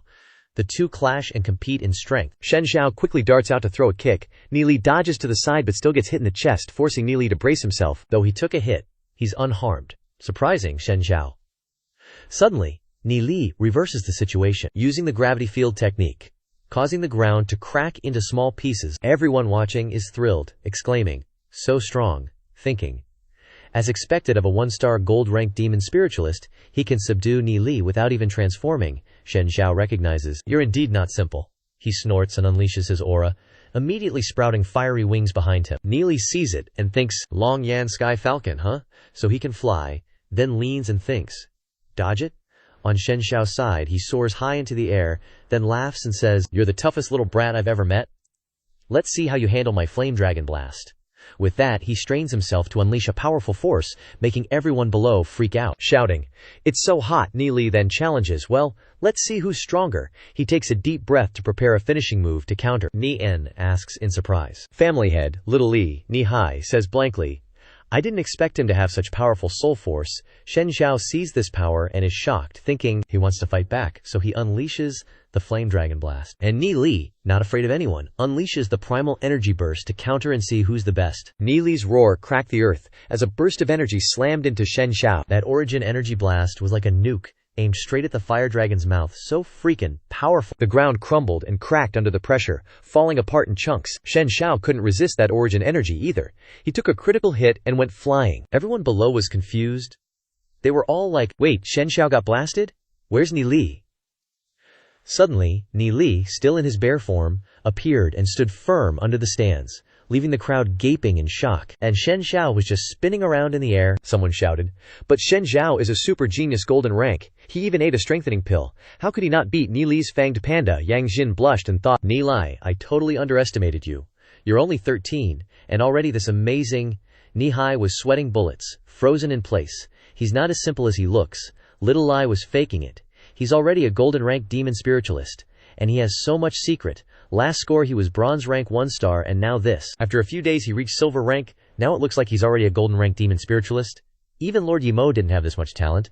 Awesome. Ni En chimed in. Patriarch. Little Li is killing it out there. The city lord's gonna protect him. No one will dare mess with him. For years we've relied on Lord Yemo alone to protect Glory City. But Lord Yemo is getting old, and no young powerhouse has appeared. Some have reached black gold rank, but they're all over 40, Ni Hai said. Little Li is only 13 and already reached golden rank. He's already this strong. Who knows how far he'll go? He might even surpass Lord Yemo. The crowd started chanting Ni Li's name. Ni Li, Ni Li. Everyone was acting like they'd just seen a young idol, and Shen Ming was like, stuck in place, frozen stiff. His body went limp as he slumped into his seat. He'd lost his last lifeline and despaired. What happened? What the hell just happened? He yelled. That's BS. It's not over yet. Shen Xiao hasn't lost. Shen Xiao regained his balance and veered back towards the arena, thinking, that black and white origin energy is seriously OP. Better be careful. With that, he clasped his hands together and fired a fireball at Ni Li. If it's this powerful at first, he definitely can't spam it. Time to use a ranged skill to probe what else he's got. As the fireball approached, Li waved his hand, not even bothering to dodge, shocking Shen Xiao. Turns out, the force of blocking the attack directly absorbed the fireball and sent it right back at Shen Xiao, blasting him right in the face. He clutched his nose in pain and shouted, "Damn it, knew it!" He dodged Shen Ning's fireball too, shot forward. Ranged attacks are useless. Guess I'll just have to brawl with him. So he charged in for close combat with Li. Shen Xiao threw a flurry of punches and kicks, but Li easily deflected them all, even throwing in a couple of slaps for good measure. So much for his jaw, he got force-fed a mouthful of dirt and went flying backwards, crashing into the shattered rubble and groaning in pain. His body seemed drained of energy, and he lay motionless, panting heavily. Looking at Li's massive, imposing form, he panicked. "No way!" he roared, unleashing his power in an earth-shattering explosion, sending his body soaring upwards. Li watched cautiously. Shen Xiao was surrounded by an orb of power, channeling his energy into the dragon flame's sacred pillar palm. Towards Li, flames erupted downwards, engulfed everything in explosions, turning the arena into a burning wasteland. The crowd below screamed in terror, "Oh God, this skill is insane. Can Li withstand it?" Meanwhile, Li stood calmly, thinking, "Looks flashy, but all bark and no bite." As Shen Xiao excitedly thought he had struck Li, sending him to meet his ancestors, he suddenly spun around like a whirlwind, appearing behind Shen Xiao and whispering in his ear. In a duel between experts, using chaotic attacks like that only wastes your soul force. It startled him so much he screamed, "The hell!" Li's fist quickly shot out, giving Shen Xiao a deep kiss with the ground. The force of the blow caused the entire arena to shake and tremble, and the audience below was thrown into chaos. After landing the hit, Li jumped down and landed gracefully, looking cool as hell. On Shen Xiao's side, he was lying motionless, despairingly saying, "I lost. I ate 2 spirit enhancement pills and still couldn't beat him. This is terrifying. He's only 13 years old. All this time I called myself a genius, but I'm just a frog in a well." Shen Xiao looked up at the sky through the hole in the ground and thought, "The difference is too great." The crowd on this side stared at the deep hole with wide eyes and mouths, then shouted, "Li wins!" Everyone cheered Li's name. He calmly returned to his original appearance and went inside. Inside, Ziyun looked down and thought, "So strong. Even stronger than Grandpa was back then." Then she suddenly recalled her promise. If he cultivates to the legendary spiritualist realm, maybe I'll consider it.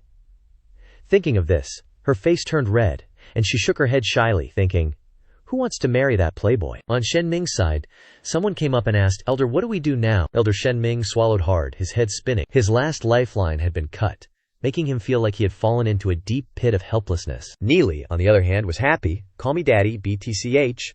Nihai came over and said, "Xiao Li, put on your coat." He put on his coat, thinking, even though it's just a little money, it'll give them a headache for a while, haha. Suddenly Yang Xin came over and said, "Nilai, is your strength really that good? The Dark Guild has definitely noticed you." Nilai burst out laughing, "Haha, I have my own plans.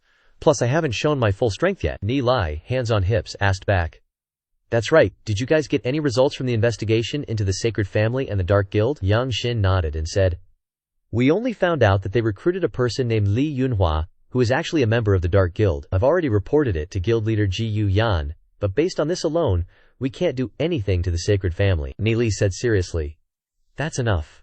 At least we can now confirm that their family is not clean, and some things from the past can be resolved. Next, we'll slowly play with them." He looked over at the arena. The next match had already started, and the audience below was making a ruckus. Everyone was noisy and excited, but Ziyun stood up and thought, "I should go. Li is really bad news. The Sacred Family is going to be unlucky this time, but they're not making anyone like them either."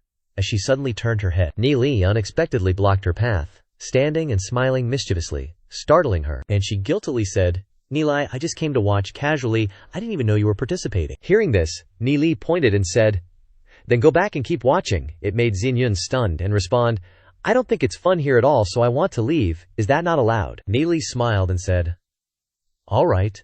Oh yeah, let me show you this treasure." He then grabbed Xinyun's hand and gave her a demon spirit, saying, "This is for you." Ziyun took it and asked in surprise, "A demon spirit stone," Li explained. "This is a wind and snow type demon spirit, the Wind and Snow Queen." Ziyun asked, sweating, "The Wind and Snow Queen of the god level growth rate. Where did you get this?" he replied.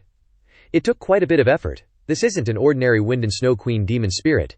You'll know once you fuse with it. After fusing, you have to slowly nurture it. Don't learn from them. And eat those spirit enhancement pills or something," Ziyun asked, confused. "Then why are you giving it to me? Can't your fanged panda use it? Ni Li brought his face close to Xingyun's face and gave a warm smile, saying, I already said, because I, like you. These words stunned Ye Ziyun, and she quickly refused. Then I need it even less. Ni Li then crossed his arms and said, but this demon spirit doesn't suit me. You're a wind and snow type. Doesn't it suit you perfectly? How about this? Just consider it as you owing me a favor. You can just accept it, and I can still ask for your help in the future. Ziyun blushed and shyly said, I don't have the ability to help you. He said, of course you do. You're the city lord's daughter, the little princess of Glory City. There are countless people who want you to help them. Hearing this, she nodded and said, all right then, but you can't make me do bad things. Ni Li directly confirmed that, of course I'm a good person. Seeing this, Ziyun laughed, haha, full of joy. Xingyun looked at the demon spirit in her hand and said, all right, this Frost Wind Queen is mine now. I want to see what's so special about it. Consider it a favor I owe you. See you later. Then she smiled awkwardly and left, only to go the wrong way, quickly turning back and running in the opposite direction, leaving Ni Li speechless. In the next few days, the tales of Ni Li spread throughout every nook and cranny. Over at the Sacred Family, everyone in the mansion was gossiping. Who would have thought that Ni Li would be so capable, actually defeating young Master Shen Xiao, another said. The Heavenly Marks family is really showing off this time. Unbelievable. Moreover, to protect Ni Li, the city lord even. Suddenly, Shen Fei exclaimed in shock. The doors are open. The family head is out of seclusion. An old man with a long beard, Shen Hong, appeared, muttering to himself as he walked. Ye Mo, what on earth did you do to break through this seclusion? Shen Hong hadn't been able to break through to the legendary rank. During his seclusion, quite a few things had happened in the Sacred Family, Shen Hong asked irritably. Shen Ming, I entrusted everything of the family to you, and now you've made us, and the Heavenly Marks family, irreconcilable enemies. You dared to bet 4,500,000,000 just for a gamble with a kid? Shen Hong said with a dark face. 4,500,000,000 could buy so many elixirs, nurture so many younger generations. Shen Ming kowtowed, pleading. Please forgive me, family head. We really didn't expect Ni Li, at only 13 years old, to have already reached the gold rank. I was just confused for a moment and got tricked by them. I begged the family head to consider my years of devoted service to the family. But Shen Hong snapped. Shut up, Shen Ming. You are an elder in charge. According to family rules, what is the punishment for such dereliction of duty? Shen Ming was terrified, stammering, it's family law punishment. Shen Hong coldly snorted. Considering that you are a family elder, and have made considerable contributions to the family, I'll let you off for now, but you must redeem yourself with merit. Shen Ming hurriedly said. As long as the family head orders it, I will not hesitate to go through fire and water, Shen Hong said. Very good, I want you to take people to deal with that Ni Li. Hearing Ni Li's name, he was stunned and said, to prevent the Dark Guild from harming Ni Li after the duel, the city lord has sent people to protect Ni Li. Very closely, Ni Li and his younger sister are now living in the city lord's mansion, Shen Hong said. That's not a problem. He will have to come out sooner or later, Shen Ming acknowledged. I understand. I will follow the family head's orders, Shen Hong reminded Shen Ming. Don't disappoint me. If you can succeed, I will take you out of the city and announce to the guild that you will take on the position of supervisor. Meanwhile, on Ni Li's side, currently he and Xiao Yu were being led into the city lord's mansion. Looking at the beautiful scenery before him, Ni Li was stunned. He and Xiao Yu sat admiring the scenery in a pavilion. Because this place is safe, those guys from the Dark Guild are afraid of your awesomeness, so they are trying to assassinate you day and night, Ni Yu exclaimed anxiously. Ni Li reassured her, laughing heartily. Don't be afraid, with me here, you don't need to fear anything. That's right. The city lord's daughter is also your sister-in-law. Hearing this, Xiao Yu frowned at Ni Li, scoffed, and said, I just need to focus on cultivating. That's the most important thing. That's why you brought me here. You also need to work hard. Dealing with the Sacred Family with your current strength is still not enough. Also, there's the heavenly illusory saint realm. The reason you stayed at the school is for it. After enrolling, you can find a way to go there. He said to Nin Yu, let's start cultivating. The little girl agreed quickly. 4 days passed, and Ni Li cultivated non-stop. Suddenly he awoke with abundant strength. He had reached Silver 3-star, thinking to himself, now I still need to consolidate my power. I won't cultivate soul force for the time being, but it's been so many days since I've been here, so why hasn't Ziyun come to find me yet? It must be because girls are shy. Thinking of this, he smiled foolishly, hee, and called out to Xiao Yu, who was sitting on the roof. I'm going to find your sister-in-law. You cultivate on your own. Ni Yu nodded in agreement. Ni Li went to the door, immediately used his stealth skill, and flashed past like the wind, instantly passing the guard, but he still sensed something, so he looked around, making Ni Li think, my stealth skill is still not perfect. Even a gold rank martial artist can sense me. If it were a black gold or legendary powerhouse, they would definitely have discovered me. Thinking this, he quickly rushed to Ziyun's study in the city lord's mansion. Xu Feng gradually returned to normal, walking around and thinking, I remember Ziyun mentioning this place before, it must be her private courtyard. Suddenly, Xu Feng was stunned to see an extremely strong burst of ice energy coming from behind the bushes. Looking closer, he realized it was Xingyun concentrating on her cultivation, with the aura of her Snow Queen spirit emanating. Xu Feng, with a surprised expression, walked over wide-eyed. Xingyun noticed someone too, and hastily withdrew her power, then asked, Who's there? She was startled to recognize Xu Feng approaching and asked, Why are you here? Xu Feng said, Just strolling around, thought I'd drop by for a visit. Though your villa is pretty big, must be lonely living here alone. Want me to stay with you? This made Ziyun dumbfounded, blushing as she said, No need. Then, she suddenly looked down, seeing that her body was only wrapped in a thin towel, making Xingyun exclaim in panic, Turn around, quick! This made Xu Feng utterly stunned. Then he hurriedly turned his head, saying, Okay. It's not like I haven't seen it before. This made Ziyun scream, Don't you dare turn back, or else I'll never forgive you, she said. Let me put on some clothes. Xu Feng nodded in agreement, then asked, Are you done yet?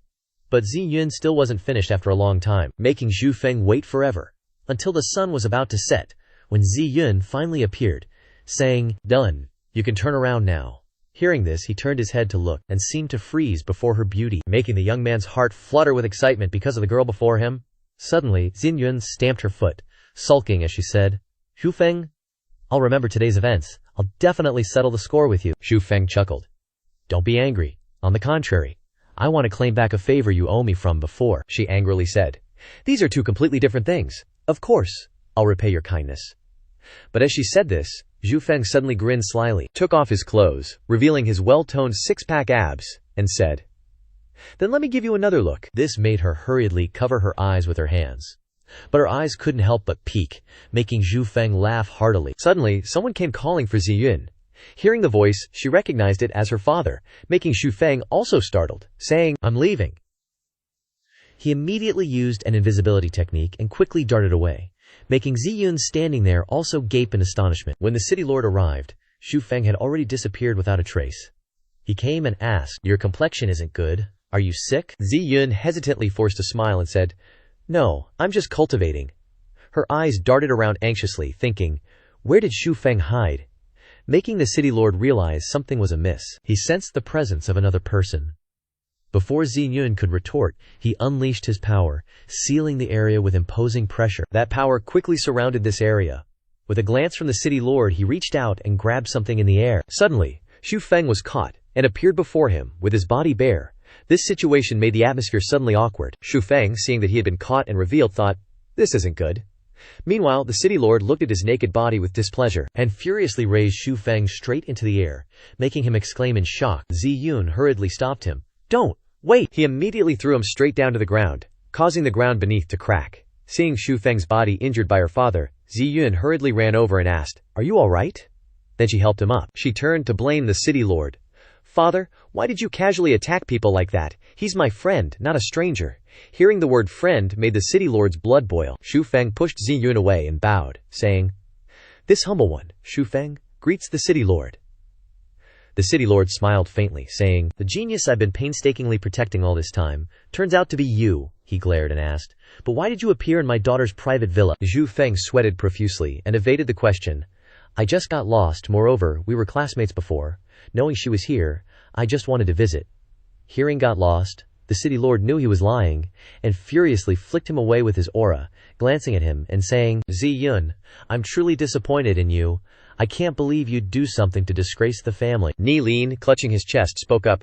I came here of my own accord. It has nothing to do with Ziyun. Uncle, you've really blamed her. Please, let me explain. But he didn't let him say another word, and glared. Neely was then slammed straight into the wall with a painful thud. City Lord's aura exploded as he growled, You've only achieved some merit and already dare to cause trouble in my City Lord's mansion. Seeing her father seemingly unforgiving towards Niali, Xingyun rushed over and cried out, No. At this moment, the City Lord unleashed a palm strike and declared, You've ruined the reputation of my Fenglei family, and you still want to run? Suddenly, Xingyun blocked the palm strike, taking the hit for Nili. She used her demon spirit to block the attack. But the City Lord's power was too strong, threatening to blow away her demon spirit. Seeing this, the City Lord was annoyed and glared, saying, How dare you? You even dare to go against your own father, he shouted. Get out of the way, Neely thought in shock. Is he really going to do it? Suddenly, the city lord unleashed an extremely domineering, dazzling power. Damn it!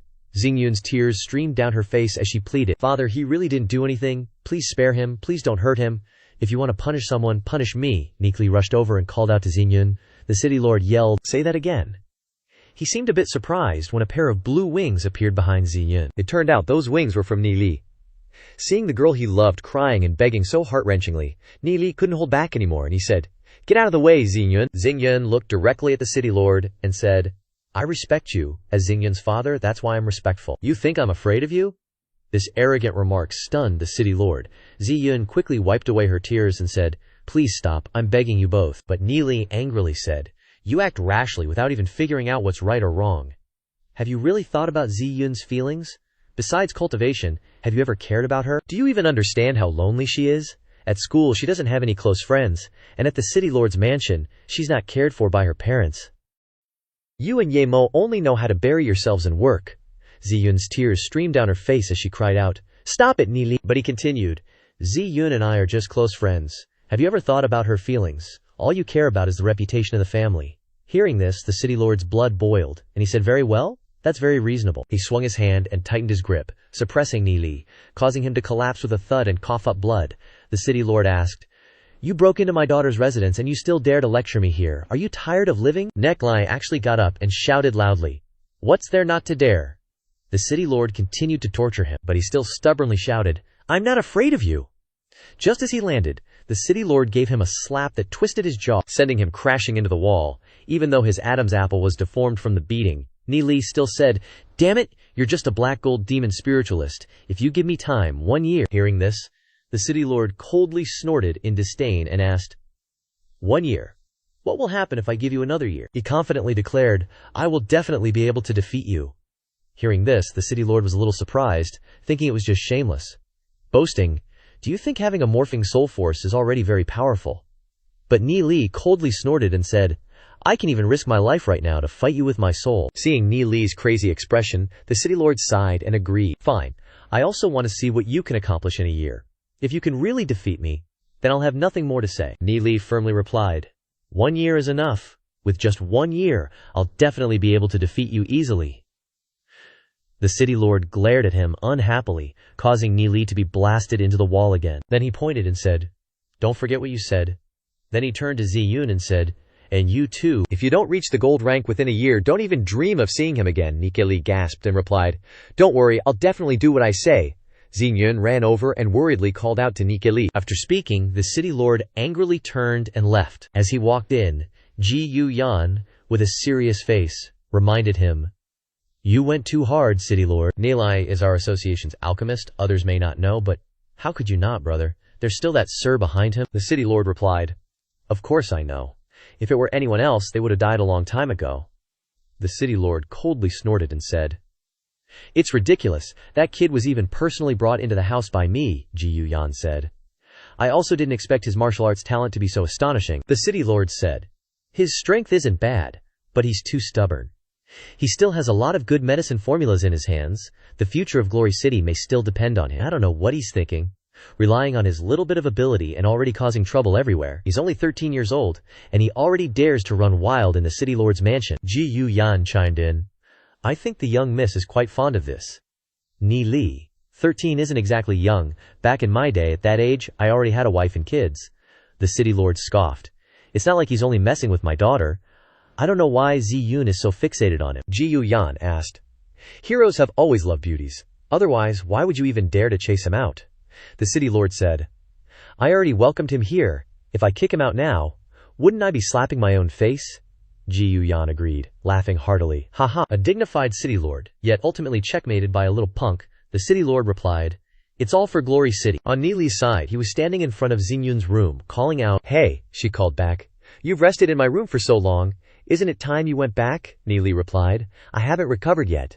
Then I'll visit you again tomorrow. But Ziyun objected, saying, Don't come tomorrow either. Leaving Neely feeling disappointed, he asked tentatively, What about the day after tomorrow? Ziyun refused. The day after tomorrow is also a no-go, causing them both to sigh helplessly. Back with the two old guys, they were strolling and chatting.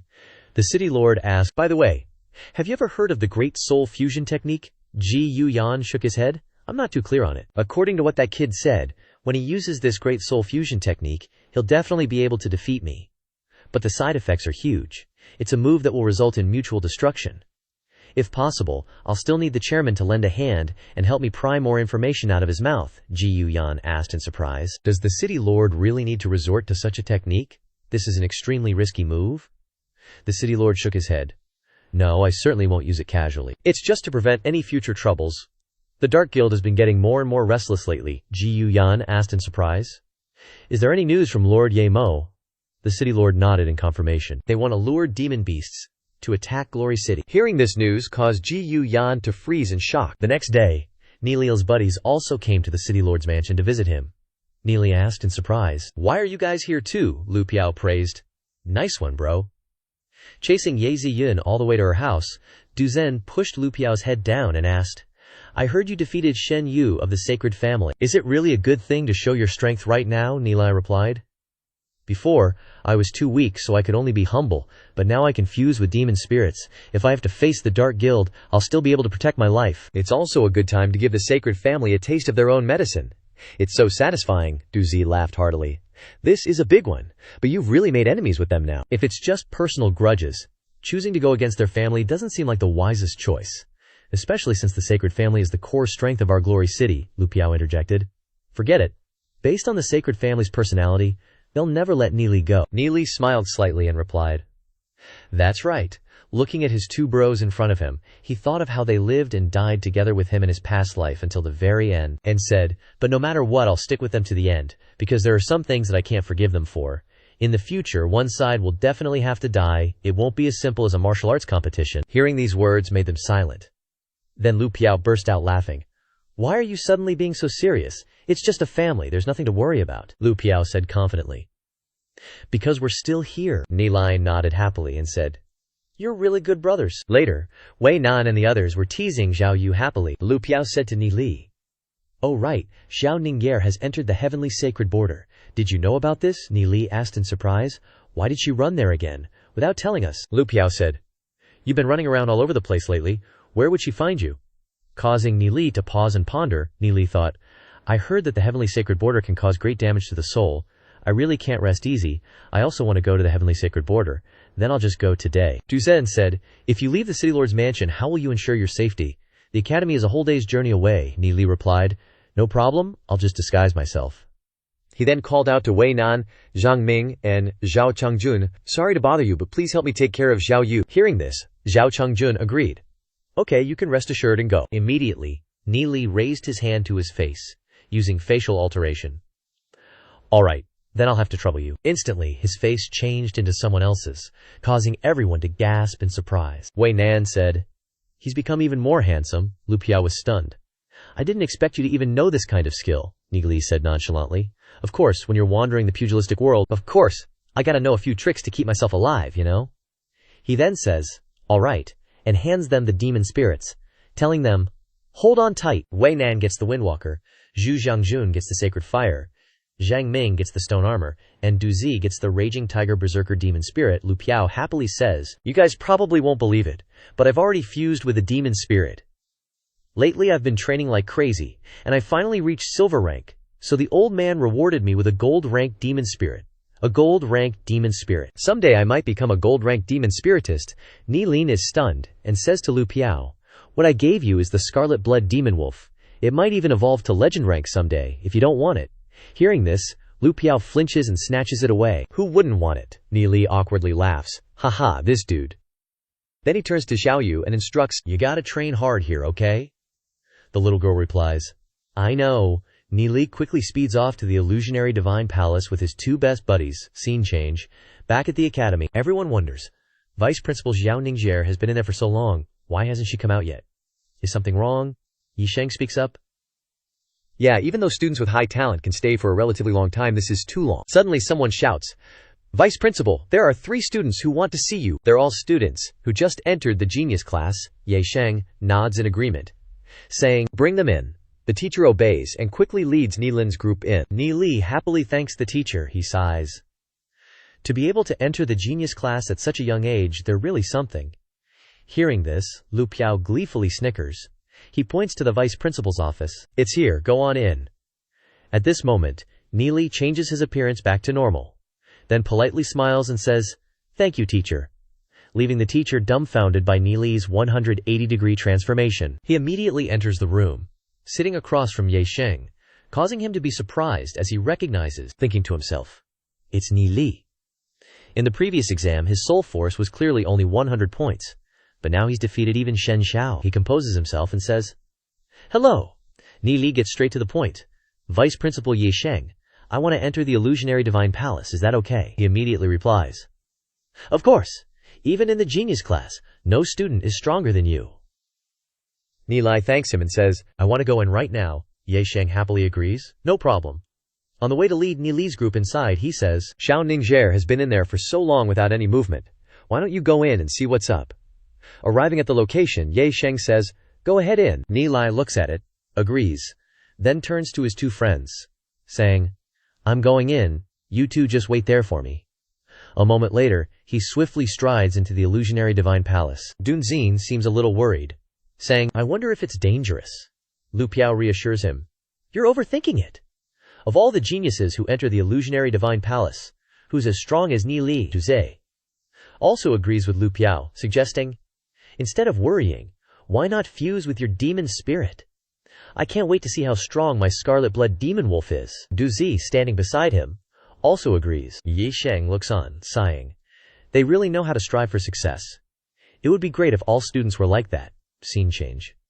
Neely, who is inside at this moment, blankly says, "So that's how it is. I've never been here in my past life either." He then looks at the spiral corridor in surprise, saying, "This is the illusion." Suddenly, a beam of light appears beneath his feet, gradually enveloping Neely's body. In an instant, it seems like the space is teleported to another location. Neely blankly looks at the surrounding scenery, then the space continues to teleport, causing him to break out in a cold sweat, thinking, "What's going on, my soul realm?" In a blink, he appears in the middle of a forest. He senses his soul force rapidly increasing, thinking to himself, "My soul realm is instantly pulled apart into 3 parts. This is too abnormal." Suddenly, his vision blurs, seeing Ningzher's figure. Unexpectedly, a flash of light causes Neely to fall flat on the ground. Neely sits and gathers his strength, thinking, "My soul realm is expanding too quickly. I need to stabilize it first." This place is truly a sacred ground for cultivating soul force, and only genius class students can withstand such a rapid increase. Fanged Wolf, Panda, and Shadow Devil are also increasing rapidly. Suddenly a voice is heard, asking, "Kid, how did you manage to fuse with 2 demon spirits?" Neely realizes, "There's a soul watching me." He immediately asks, "Who are you?" It chuckles, saying, "You answer me first and I'll tell you," he says, "because I cultivate a special cultivation technique, so what?" The person then asks in surprise, "That's so amazing. What kind of cultivation technique is it?" Neely coldly says, "Why are you asking again? You still haven't answered my question." How rude. The soul, upon hearing this, becomes furious, growling and yelling, "Kid, you can actually find me in the soul world. I've been sleeping in this illusionary divine palace for hundreds of years. I've met tons of geniuses before, and while your talent ain't bad, none of them ever caught my eye. But you and that little girl over there are pretty good, especially you. You're more talented." All this blabbering is getting on Neely's nerves. The soul continues, "Today I've taken a liking to you, so I'm going to take you in as my disciple." Hearing that, Neely's face froze. A glance from him made the soul awkwardly say, "No need to kowtow, I'm pretty chill like that." Neely got heated and yelled, pointing, "When did I agree to become your disciple, and who the heck are you, popping out of nowhere, wanting to be my master? Is it 'cause you think I'm loaded?" The soul sighed, looking at Neely with annoyance, saying, "What a snot-nosed brat, do you even know who I am?" Neely retorted. "Asked you 3 times already, and you ain't saying." The old geezer started advertising. "Back in the day, when the Dark Era descended, our human race faced a calamity of destruction. The 5 legendary spirit masters and I led hundreds of thousands of survivors to Glory City and blocked the attacks of demon beasts. I am one of the 5 founding ancestors of Glory City, Ye Yan, and the creator of Frostwind World. While I was alive, I sealed my soul in this heavenly, illusory sanctuary to protect Glory City, so Glory City wouldn't be invaded." Hearing this bombastic resume, Neely was surprised and quickly clasped his hands in salute. "So it's ancestor, my bad, but I ain't interested in becoming your disciple," Ye Yan snapped. "The hell you say? Do you know what a great opportunity you're giving up, with me guiding you? You'd have the chance to become a legendary spirit master without spending a dime. Neely replied, I can become a legendary spirit master on my own. Which made the old geezer rage. You're way too cocky, you arrogant punk. You think becoming a legendary spirit master is something you can achieve just by flapping your gums? Legendary spirit masters are the pinnacle of existence, and unless you're a super talented genius, don't even dream of touching that level. You know how many people knelt down begging to become my disciple back then? I only taught 3 students in this sanctuary. Neely scratched his head and asked, Oh, okay, but what can you teach me? Ye Yan chuckled. As a legendary spirit master, there's nothing I don't know about this continent. I'm skilled in astronomy and geography, and I understand countless cultivation techniques.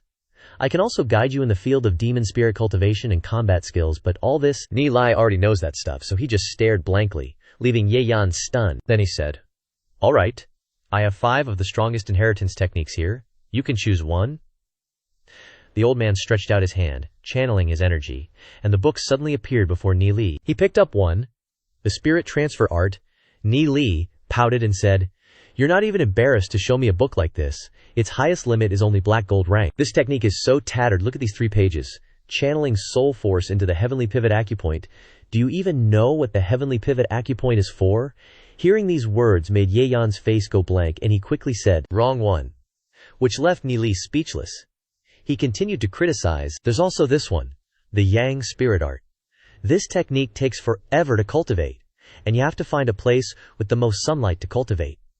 What about cloudy days? By the time I cultivate to the legendary rank, I'll probably be underground. Plus, the cultivation is so rigid, I don't even want to look at it. What red sun enters the body crap? Change it to yin-yang harmony, and the speed can be 3 times faster. Neely looked at the books and sighed in despair, leaving Ye Yan speechless. Suddenly, he was surprised to see the Azure Wolf Art, flipping through the book and saying, A technique for fusing with wolf-type demon spirits. This one can actually be cultivated to the legendary realm. Ye Yan chuckled, leaning in and asking, Do you like this technique? But he frowned and asked, Like it? I'm asking you, ancestor, why does this technique only have the first 9 parts? Can it only be cultivated into a 3-star legendary spirit master? He crossed his arms and said, I have this Azure Wolf Art too, and I even have the 10th part. Want me to teach you? I guarantee you can easily become a 5-star legendary spirit master. Ye Yan was about to faint, thinking, just what is this little devil's background? He even wants to teach me. He's clearly just a kid. How does he know more than me? Neely sighed, smirked, saying, Ancestor, these 5 techniques are too shabby. Is this what you learned when you were alive? No wonder you only reached the legendary level. If you were still alive, I have over 3,600 super level techniques where I'm from. Just picking one at random would be better than these 5, and could help your cultivation increase by a level. Ye Yan was so embarrassed that he raised his hand to stop him and said, All right, enough. I don't care where you got so many techniques. But techniques aren't everything in cultivation. You have to know, you're still young, and in terms of cultivation, I, as a legendary spirit master, can help you a lot. I have vast knowledge, beyond your imagination. Neely looked surprised and asked, If you're so amazing, let me ask you a question. Why can the soul sea fuse with demon spirits? Hearing this, Ye Yan laughed heartily. Ha ha, haven't your mentors taught you such a simple question? Demon spirits are the state of existence of souls, and the soul sea is the container of souls, so of course they can fuse, just like a cup can hold water. Ha ha. Although you have good talent, you lack basic knowledge, you're young, so it's understandable. Neely was taken aback and asked, But why can't my friend Xiao Ming fuse with demon spirits, even though he's clearly reached silver rank? If it's a cup, why can't it hold water? This stumped the old man, making it difficult to answer, and he said, This has a very low probability. Almost unheard of, so it doesn't count, Neely retorted. It's precisely because of unexpected events that we can explain the secrets after researching them. A legendary spirit master who doesn't even understand this. I don't know what your master taught you. If I had a disciple like that, I would have beaten him to death a long time ago, he sighed, leaving Ye Yan speechless with rage, and he challenged Neely. Then tell me why, he smiled and said, Because the soul sea has its fixed attributes, and so do demon spirits. If the two are too different, they naturally can't fuse. You can think of it like water and fire. Ye Yan pondered and asked, Differences in attributes, Neely explained. A human soul sea isn't just about this one secret thing, but of course someone at your level, Mr. Demon Spiritualist, wouldn't understand. If you wanted to take me as your master, I might even agree to explain more to you. Besides, your soul hasn't dissipated yet. Hearing this, Ye Yan got pissed, thinking, Bastard, take you as my master. I am the esteemed founding ancestor of Glory City, and yet I'm being looked down upon by this little brat. Suddenly, Zhu Feng said, "Helping you rebuild your body isn't impossible." Ye Yan was shocked that his body could be rebuilt, thinking to himself, "No way. Just what's your background?" Suddenly, Zhu Feng pondered, then said in a disapproving tone, "I should say that I don't want to teach a disciple with such poor talent. It took you 560 years to reach legendary rank, and you're still so smug about it." It shocked the old man, making him scream. "You little bastard," Zhu Feng blankly said. "But I'm not a descendant of your Feng Shu family. I'm from the Tianyin family." Hearing that name, Ye Yan remembered, "I have an impression, during the time when I was building Glory City, you were just a small family. Your ancestors were indeed very strong. It seems you've inherited a bit from your family. You're already so arrogant just from inheriting a little bit." After saying that, he disappeared, causing Zhu Feng to smile faintly, saying, "Since he's gone, time to cultivate." He focused and sat in meditation. His soul force released a powerful pillar of aura. A source of light surrounded Zhu Feng, making Ye Yan, who was watching from afar, exclaim, "Too amazing. This aura is very similar to a legendary demon spiritualist cultivating. Whether it's this kid or that girl over there, their cultivation techniques are too powerful." He then turned to Ning who was cultivating, and said, "Could it be that I've been gone for so many years that the outside world has changed so much?" He immediately said to Ning "Little girl, I see that you have great talent. How about I take you as my disciple?" Causing Ning to be startled and ask, "May I ask who you are, senior?" The old man replied, "I am the founding ancestor of Glory City, the founder of the Feng Shu family, Ye Yan." Hearing the introduction, Ning jumped in surprise and quickly clasped her hands in a salute. Xiao Ning of the Yilong family greets the founding ancestor. Ye Yan chuckled with delight. "Haha. Not bad, not bad. Truly a well-bred child." "That's right. I've been in this heavenly illusionary saint realm for hundreds of years. I wonder what the outside world is like now," Ning replied. "Glory City is still safe and sound today, founding ancestor." The old man continued to ask, "How many legendary demon spiritualists are currently in Glory City?" She respectfully replied, reporting to the founding ancestor, "There is only one, Lord Ye Mo." Hearing this caused the old man to stroke his beard in surprise. How can that be? Making Ning who was standing beside him, stunned and ask, "Is there a problem?" Ye Yan thought to himself. How can it be that a kid can cultivate such techniques yet there's only one legendary demon spiritualist? The old man said aloud, "It's nothing, little girl. Show me your cultivation technique. Maybe I can give you some pointers." Hearing this, Ning hesitated, causing the old man to ask with curiosity, "What's wrong?" she said. Reporting to the Grand Elder, "The cultivation technique I practice is called the Wind Lightning Worm Dragon Art. It was given to me by a friend. Without that friend's permission, I'm afraid I can't tell the founding ancestor about it," Ye Yan quickly said. No, I just want to see what the technique is like. I won't learn it or give it to others." Ning hesitated, so the old man said, "How about we make a deal? You show me your Wind Lightning Worm Dragon Art, and I can teach you a technique that's 10 times stronger than yours." Unexpectedly, Zhu Feng rushed over just in time and shouted, "You old geezer!" causing Ning to be stunned and ask, "Zhu Feng, how did you get into my mind, see?" And Ye Yan asked in surprise, "Kid, why are you also dead?" Zhu Feng crossed his arms and said, "I'm not dead, it's just soul projection. A very simple spell." Turning to say to Ning "Don't be fooled by him." Ye Yan quickly defended. What do you mean by being fooled? Nonsense," Zhu Feng retorted. "You want to use a few raggedy cultivation manuals of yours to trick her out of her Wind Lightning Worm Dragon Art? If that's not trickery, what is? To think that you were once a founding ancestor, yet you're deceiving a little girl." Hearing this, Ning was also stunned, but then turned her head away. Ye Yan added, "I'm already dead, so I don't care about your cultivation techniques, let alone tricking you out of them." Zhu Feng asked back, "You don't care? What were you doing just now?" The old man said, "I just wanted to help this little girl, to see if there were any flaws in the cultivation technique she's practicing." Hearing this, he frowned, thinking, "What could someone like you see?" He then coldly snorted and said, "But the thing is, it's okay to let you take a look." Causing the old man to be delighted, but then he suspiciously asked, "You little brat, what do you want? Just say it," Zhu Feng praised. "As expected of the founding ancestor, you're very straightforward. I want the Heavenly Star Divine Lightning Sword." Hearing this, Ye Yan flatly refused, "No way," making him think seriously. How decisive! And Ning hearing about the Heavenly Star Divine Lightning Sword, didn't know what technique it was. Zhu Feng then used a soft approach to reel him in, saying, "Then forget it." But Ye Yan said, "Wait, how do you know the Heavenly Star Divine Lightning Sword is in here?" He replied, "Our Tianyin family has existed for a long time. I even know things that the founding ancestor doesn't know." These words taunted the old man, making him annoyed. "Let me tell you, the Heavenly Star Divine Lightning Sword isn't a toy. Even if I let you hold it, you wouldn't be able to control it. That sword has slain countless demon beasts. Its killing intent is overwhelming. It's a weapon of slaughter. Back then, among the 5 of us legendary demon spiritualists, only Saint Mu was able to use this sword. Zhu Feng smiled faintly and replied, "That's not for sure, founding ancestor. You just need to tell me where to find the sword, and I'll know how to control it." The old man warned, "Don't mess around. With your power, you can't subdue it. Not only that, but with just a little carelessness, you might even be backfired." Neely shook his head and sighed. "You really don't trust me. In that case, why don't we make a bet?" Surprising the old man, who then asked, "Bet on what?" he thought. This kid is really confident. Even Saint Manhwa died from the sword's backlash, and he was a legendary figure among spiritualists. Didn't that girl call him Neely? Neely also gives me a very strange feeling. If this kind of divine weapon falls into his hands, it might not be a bad thing for Glory City. Thinking of this, he agreed. "Okay, then what do we bet?" he said. "If I can subdue it, then from now on, Ancestor Ye Yuan will have to listen to me, and if I fail, the Wind Lightning Winged Dragon art will belong to you," Ye Yuan said unhappily. "Have you no respect for your elders? What are you saying?" Pointing at him. "You dare to make Ancestor listen to you," he blankly said. "You don't trust me, and you're afraid of losing, so there's nothing more to say," making Ye Chuan coldly snort. "You want to trick me? Not so easy," thinking to himself, intentionally trying to provoke me. "Ha ha," the old man said. "Betting is fine. But we have to change the betting conditions a bit," Neely asked in surprise. "Change how?" the old man said. "First, you guys have to tell me the incantation of the Wind Lightning Winged Dragon art.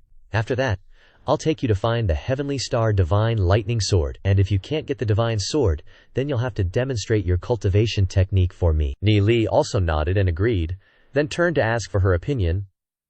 "Xiangzhe, would you agree to tell Ancestor Ye Yuan the incantation?" She smiled and said, "You were the one who taught it to me." "Of course, I have no objections," Neely declared. "Then it's a deal, Ancestor Yi Chuan. You can't go back on your word." The old man gritted his teeth and said, "Of course." Then Neely squatted down and said, "Hurry up and sit down, then speak," making Ye Yuan shout, "I'm a soul, what would I sit on?" He solemnly recited the incantation of the Wind Lightning Winged Dragon art, causing Ye Yuan to be stunned upon hearing this profound technique. A burst of light emitted. The old man blocked his eyes, thinking, "Truly amazing." But Neely on this side was still incessantly reciting the incantation, making the old man grimace, thinking, "If I had learned it earlier, I might have been able to reach the legendary rank." "Quickly," Neely said, "I'm done." Causing the old man to panic and uncover his eyes, utterly horrified, thinking, "I never expected there to be such an amazing cultivation technique in this world, without any flaws at all, completely surpassing my level." Neely came over and asked, "So can you take us now?" The old man immediately agreed. "Let's go, immediately." Neely's soul also returned to his body. He turned back and called, "Ning Jaeger."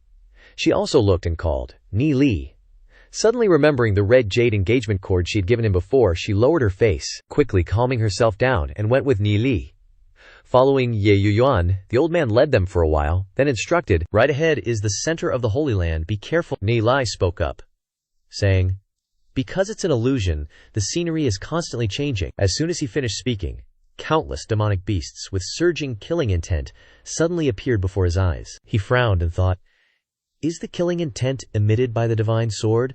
It seems that quite a few demonic beasts have died under this sword. It's just that these illusions have no effect on me."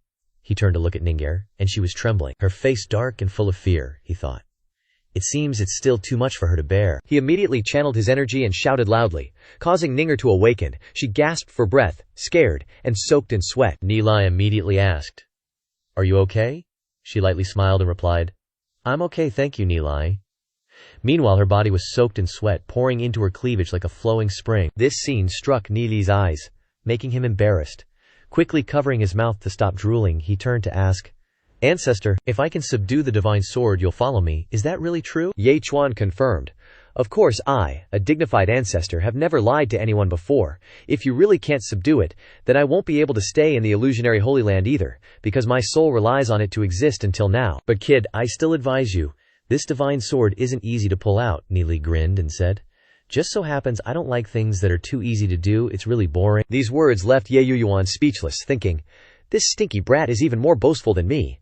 At this moment, lightning bolts were striking down in front of them. The closer they got, the stronger the lightning strikes became, with booming explosions. Out of nowhere, a shrine appeared with a super cool sword stuck in it. Ningfire was stunned, saying, "That's the Heavenly Star Divine Lightning Sword. I can't go any further."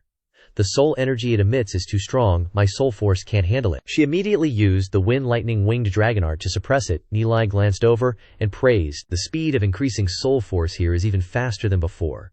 Suddenly, a powerful light burst out, making Nili and Ye Ziyun dumbfounded, exclaiming, Ninger broke through. What level are you now? She smiled and replied, I'm already 5-star silver rank, not far from gold rank demon spiritualist. That's awesome. Ni Lis happily congratulated her, thinking to himself, Ning dear can now completely control her own destiny. Suddenly, he remembered and said, That's right, I refined quite a few demon spirits before. Ye Ziyun also asked curiously, What is it? Ni Li handed over a demon spirit, saying, Try fusing with this demon spirit, it's the wind lightning sky sparrow, a god level one. Ye Ziyun was dumbfounded, asking, Kid, you even have this. What does god level mean? Ni Li smugly said. Not telling you, he. Ning Hair hesitated when taking the demon spirit. Seeing this, Ni Li smiled and said, Don't be polite. Based on your current cultivation base, plus the wind lightning sky sparrow, I'm afraid even I wouldn't be your match anymore. Hurry up and fuse. She immediately agreed. Meanwhile, Nili confidently walked towards the shrine. Ye Ziyun watched and wondered, Can Nili actually pull out the Heavenly Star Divine Lightning Sword? Although he's only a platinum rank demon spiritualist, he has skills and spells that I've never seen before. The old man crossed his arms, staring intently at Nilin as he walked forward. Suddenly, a bolt of lightning struck down, hitting the sword with a bang, creating an incredibly terrifying aura. The water around suddenly surged violently, crashing towards Nili. Suddenly, a ferocious set of teeth emerged from the water, attacking him, causing Nili to realize it was a murderous aura. Ye Ziyun, watching from afar, worriedly said, Crap. This murderous aura. I'm afraid even a crystal rank demon spiritualist can't withstand it. Strangely, the water parted to both sides, with a surging aura emanating. Nili gradually appeared powerfully with the aura of the Shadow Devil, making Ye Ziyun confused as well. Realizing it was a Shadow Devil demon spirit, wasn't it extinct? He even has such a powerful demon spirit. Looks like he really came prepared. Nili used an invisibility technique, running past the murderous aura like a gust of wind. He quickly arrived next to that super cool sword. Standing up straight, he faced the powerful lightning created by the sword. Nili took step after step closer.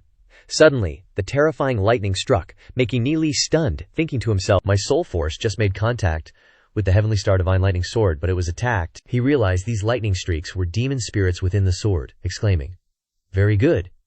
He quickly transformed. Then Nili sat down, releasing soul force from his body, attracting those lightning streaks. Suddenly, a column of light slammed down, creating a violent rumbling explosion. Nili grimaced, enduring with difficulty, as the power of the soul, surrounded by countless demon beasts, entered. They were snarling, wanting to attack. Ye Ziyun, shocked, asked, How can he directly let the soul force of demon spirits enter? Does he want to die? Suddenly, the Tiger Fang structure appeared in Nili's soul realm. It rushed out and attacked the souls, knocking them down in an instant. Then, these souls, weakened, were absorbed into Nili's soul realm. Next, other souls entered. The column of light shone directly on Nili. Ye Ziyun was dumbfounded, saying, Each time a demon spirit enters the soul realm, it absorbs soul force. He can fuse 2 demon spirits. Could his cultivation technique be like this? Soon, the souls continued to be absorbed by Nili, and lightning struck repeatedly. In an instant, he went from 4-star silver rank to 5-star, breaking through extremely powerfully. His soul realm just kept absorbing other souls. At this moment, Nili suddenly woke up and declared, It's time. Then he directly confronted the dazzling lightning source of the Heavenly Origin Divine Thunder Sword, accompanied by booming explosions. Seeing this, Ye Yan thought to himself, He can actually use this technique. Why didn't I think of it back then? Back then, Holy Saint cultivated lightning-based techniques, transforming his body into a lightning body to subdue the sword, but due to the side effects, he died at the age of 39. Afterwards, no one could control the Heavenly Origin Divine Sword. To prevent the murderous aura of this sword from harming others, we built the Heavenly Illusion Holy Realm, he said. It seems he absorbs energy very easily. Doesn't he usually use his techniques to absorb the soul force of others? As the lightning bolts kept striking, the sword vaguely appeared, seizing the opportunity. Nili unleashed a fierce force to resist, struggling to stand up and walk towards the sword. When the sword fully appeared, he quickly grabbed the hilt of the Heavenly Origin Divine Thunder Sword. He slowly pulled the sword out of the thunder arena with force. A violent burst of light erupted. A force shone down directly from the sky, shocking everyone in Glory City. Ye Sheng then said, City Lord, did you hear that? He nodded and replied, But the location can't be found. How strange. Could it be a legendary demonic beast has appeared nearby? This is no small matter. He stood up abruptly and said, "I must summon all black gold demon spiritualists to discuss countermeasures." After that earth-shattering scene, the sky suddenly cleared. And finally, Neely managed to pull out this badass sword. At this time, on Neely's side, after he held the sword in his hand, the lightning bolts kept rushing over. Neely tried swinging the sword straight into the sky, and immediately, the lightning bolts collided, creating a booming, shaking explosion that lit up the entire sky. After that horrifying scene, the sky suddenly changed, and rays of sunlight shone in, and the thunderstorm disappeared. The lightning on the sword also quickly died down, he thought in surprise. "It feels even more powerful than my violet orchid sword from my previous life," Ning said in surprise. "The storm has stopped." Then, he strapped the sword behind his back, and turned to ask, "Well, Ancestor Yeyan, I succeeded." He calmly walked down, and Yeyan flew over, sighing, "Unexpectedly, I will follow you. It's just that the heavenly origin divine thunder sword has always been the object I rely on, and now it has recognized you as its master. Without an object to rely on, my soul can only exist for a few days, and then it will dissipate, so my promise is only effective for those few days." This made Neely stunned, he continued. "But I am the ancestor of you guys. How could I be so shameless, right?" Suddenly, Neely crossed his arms and raised the corner of his mouth. "I have a way to find an object to rely on, just follow me." Then he turned to Ning and said, "Let's go." The three happily left. They quickly exited the Heavenly Illusion Holy Realm of Holy Orchid Institute. As soon as they came out, the group of Yesheng happily welcomed them. "Both of you passed the test, that's great." Meanwhile, Yeyan followed beside them, but they didn't see him. Neely lowered his head and said, "We hope that Vice Principal won't reveal the matter of us passing the Heavenly Illusion Holy Realm." Yesheng nodded in agreement. "Of course, I will report to the City Lord so that he can protect you. Go back first," Neely respectfully said. "Thank you, Vice Principal." Ye Chuan wondered. "Oh, this is Holy Orchid Institute," Neely asked back. "You've met geniuses every year, yet you don't know what the outside world is like," Ye Chuan said. "But this is the first time I've come out. I've never lived in a house like this before." Then he hurriedly asked, "Neely, where are you going?" He replied, "Going to prepare a body for you," making him exclaim in surprise. "Do you really have a way? But not just any ordinary object can be a host for a soul." Neely turned to Duzi and said, "Let's go to the smithy." Ye Yan was full of doubts, not understanding. What exactly does Neely want to do? He smiled faintly, thinking, I am fortunate to know some alchemy methods. And even more fortunate to have a blueprint. Today I will show you. Then, the crafting began. After a few hours of drawing and crafting, Neely finally finished. He said, "That's perfect." Ye Yan looked at it uncomfortably and said, "Isn't this some kind of evil thing you're making?" He replied. "Things aren't evil, only people are," Ye Yan retorted. "If what you made was human, I'd definitely like it better." Then, looking at Ye Yan, he sneered. "Being a bird." "How ugly," Neely said. "Ugly is still better than being dissipated." Then he added, "What I used for you is the best alloy that isn't sold on the market, so even a legendary expert can't break it."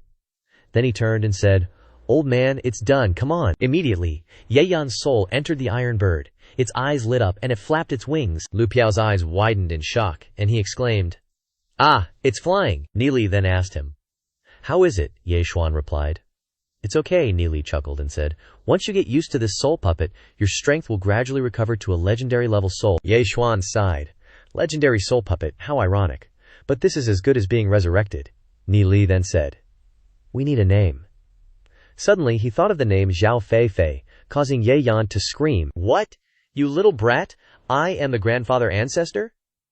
Lu Piao heard the bird squawking and recognized it, asking, "Does it want to change its name?" Ning Freer smiled happily and said, "Zhao Fei Fei, what a nice name." Neely replied with a smile, "If Ninger likes it, just call it Zhao Fei Fei," leaving Ye Yan speechless, while Lu Piao on the side snickered, looking at the bird and laughing. "Zhao Fei Fei, are you going to lay eggs?" At this moment, Nelia said, "Let's go back quickly, it's getting late." Lu Piao suggested on the way, "Let's go this way, I know a shortcut," Duzi asked in surprise. "What shortcut?" Lu Piao explained. "Old Zhangjia's cornfield, I used to play through there, it will save a lot of time." So the group followed Lu Piao's lead. As they reached a deserted road full of bushes, Neely suddenly stopped. He suddenly sensed someone. Suddenly, a surge of aura rushed over, causing the group to be full of panic. Neely coldly snorted, "If you have something to say, come out and say it. If you've come, why hide?" As soon as he finished speaking, dark figures rushed over. They landed, surrounding the place, causing Lu Piao's eyes to widen in shock. While Zhao Fei Fei flew above, Neely looked around. They were all silver rank, and even 4 gold rank. At this time, one of them spoke. To be able to detect us, it seems we can't underestimate this kid, Ni Li said. Bringing these people to block my path is already underestimating me too much, he glared and called out, Elder Shen Ming, causing the masked man to be stunned. Shen Ming thought furiously, Ni Li absolutely can't let him escape. He immediately ordered his subordinates to attack. They quickly moved closer to Ni Li. He spoke to remind them, Ningxie, Duze, Lu Piao, protect yourselves well, I'll deal with them. With that, he released his aura and stepped forward. Duzine also released his demon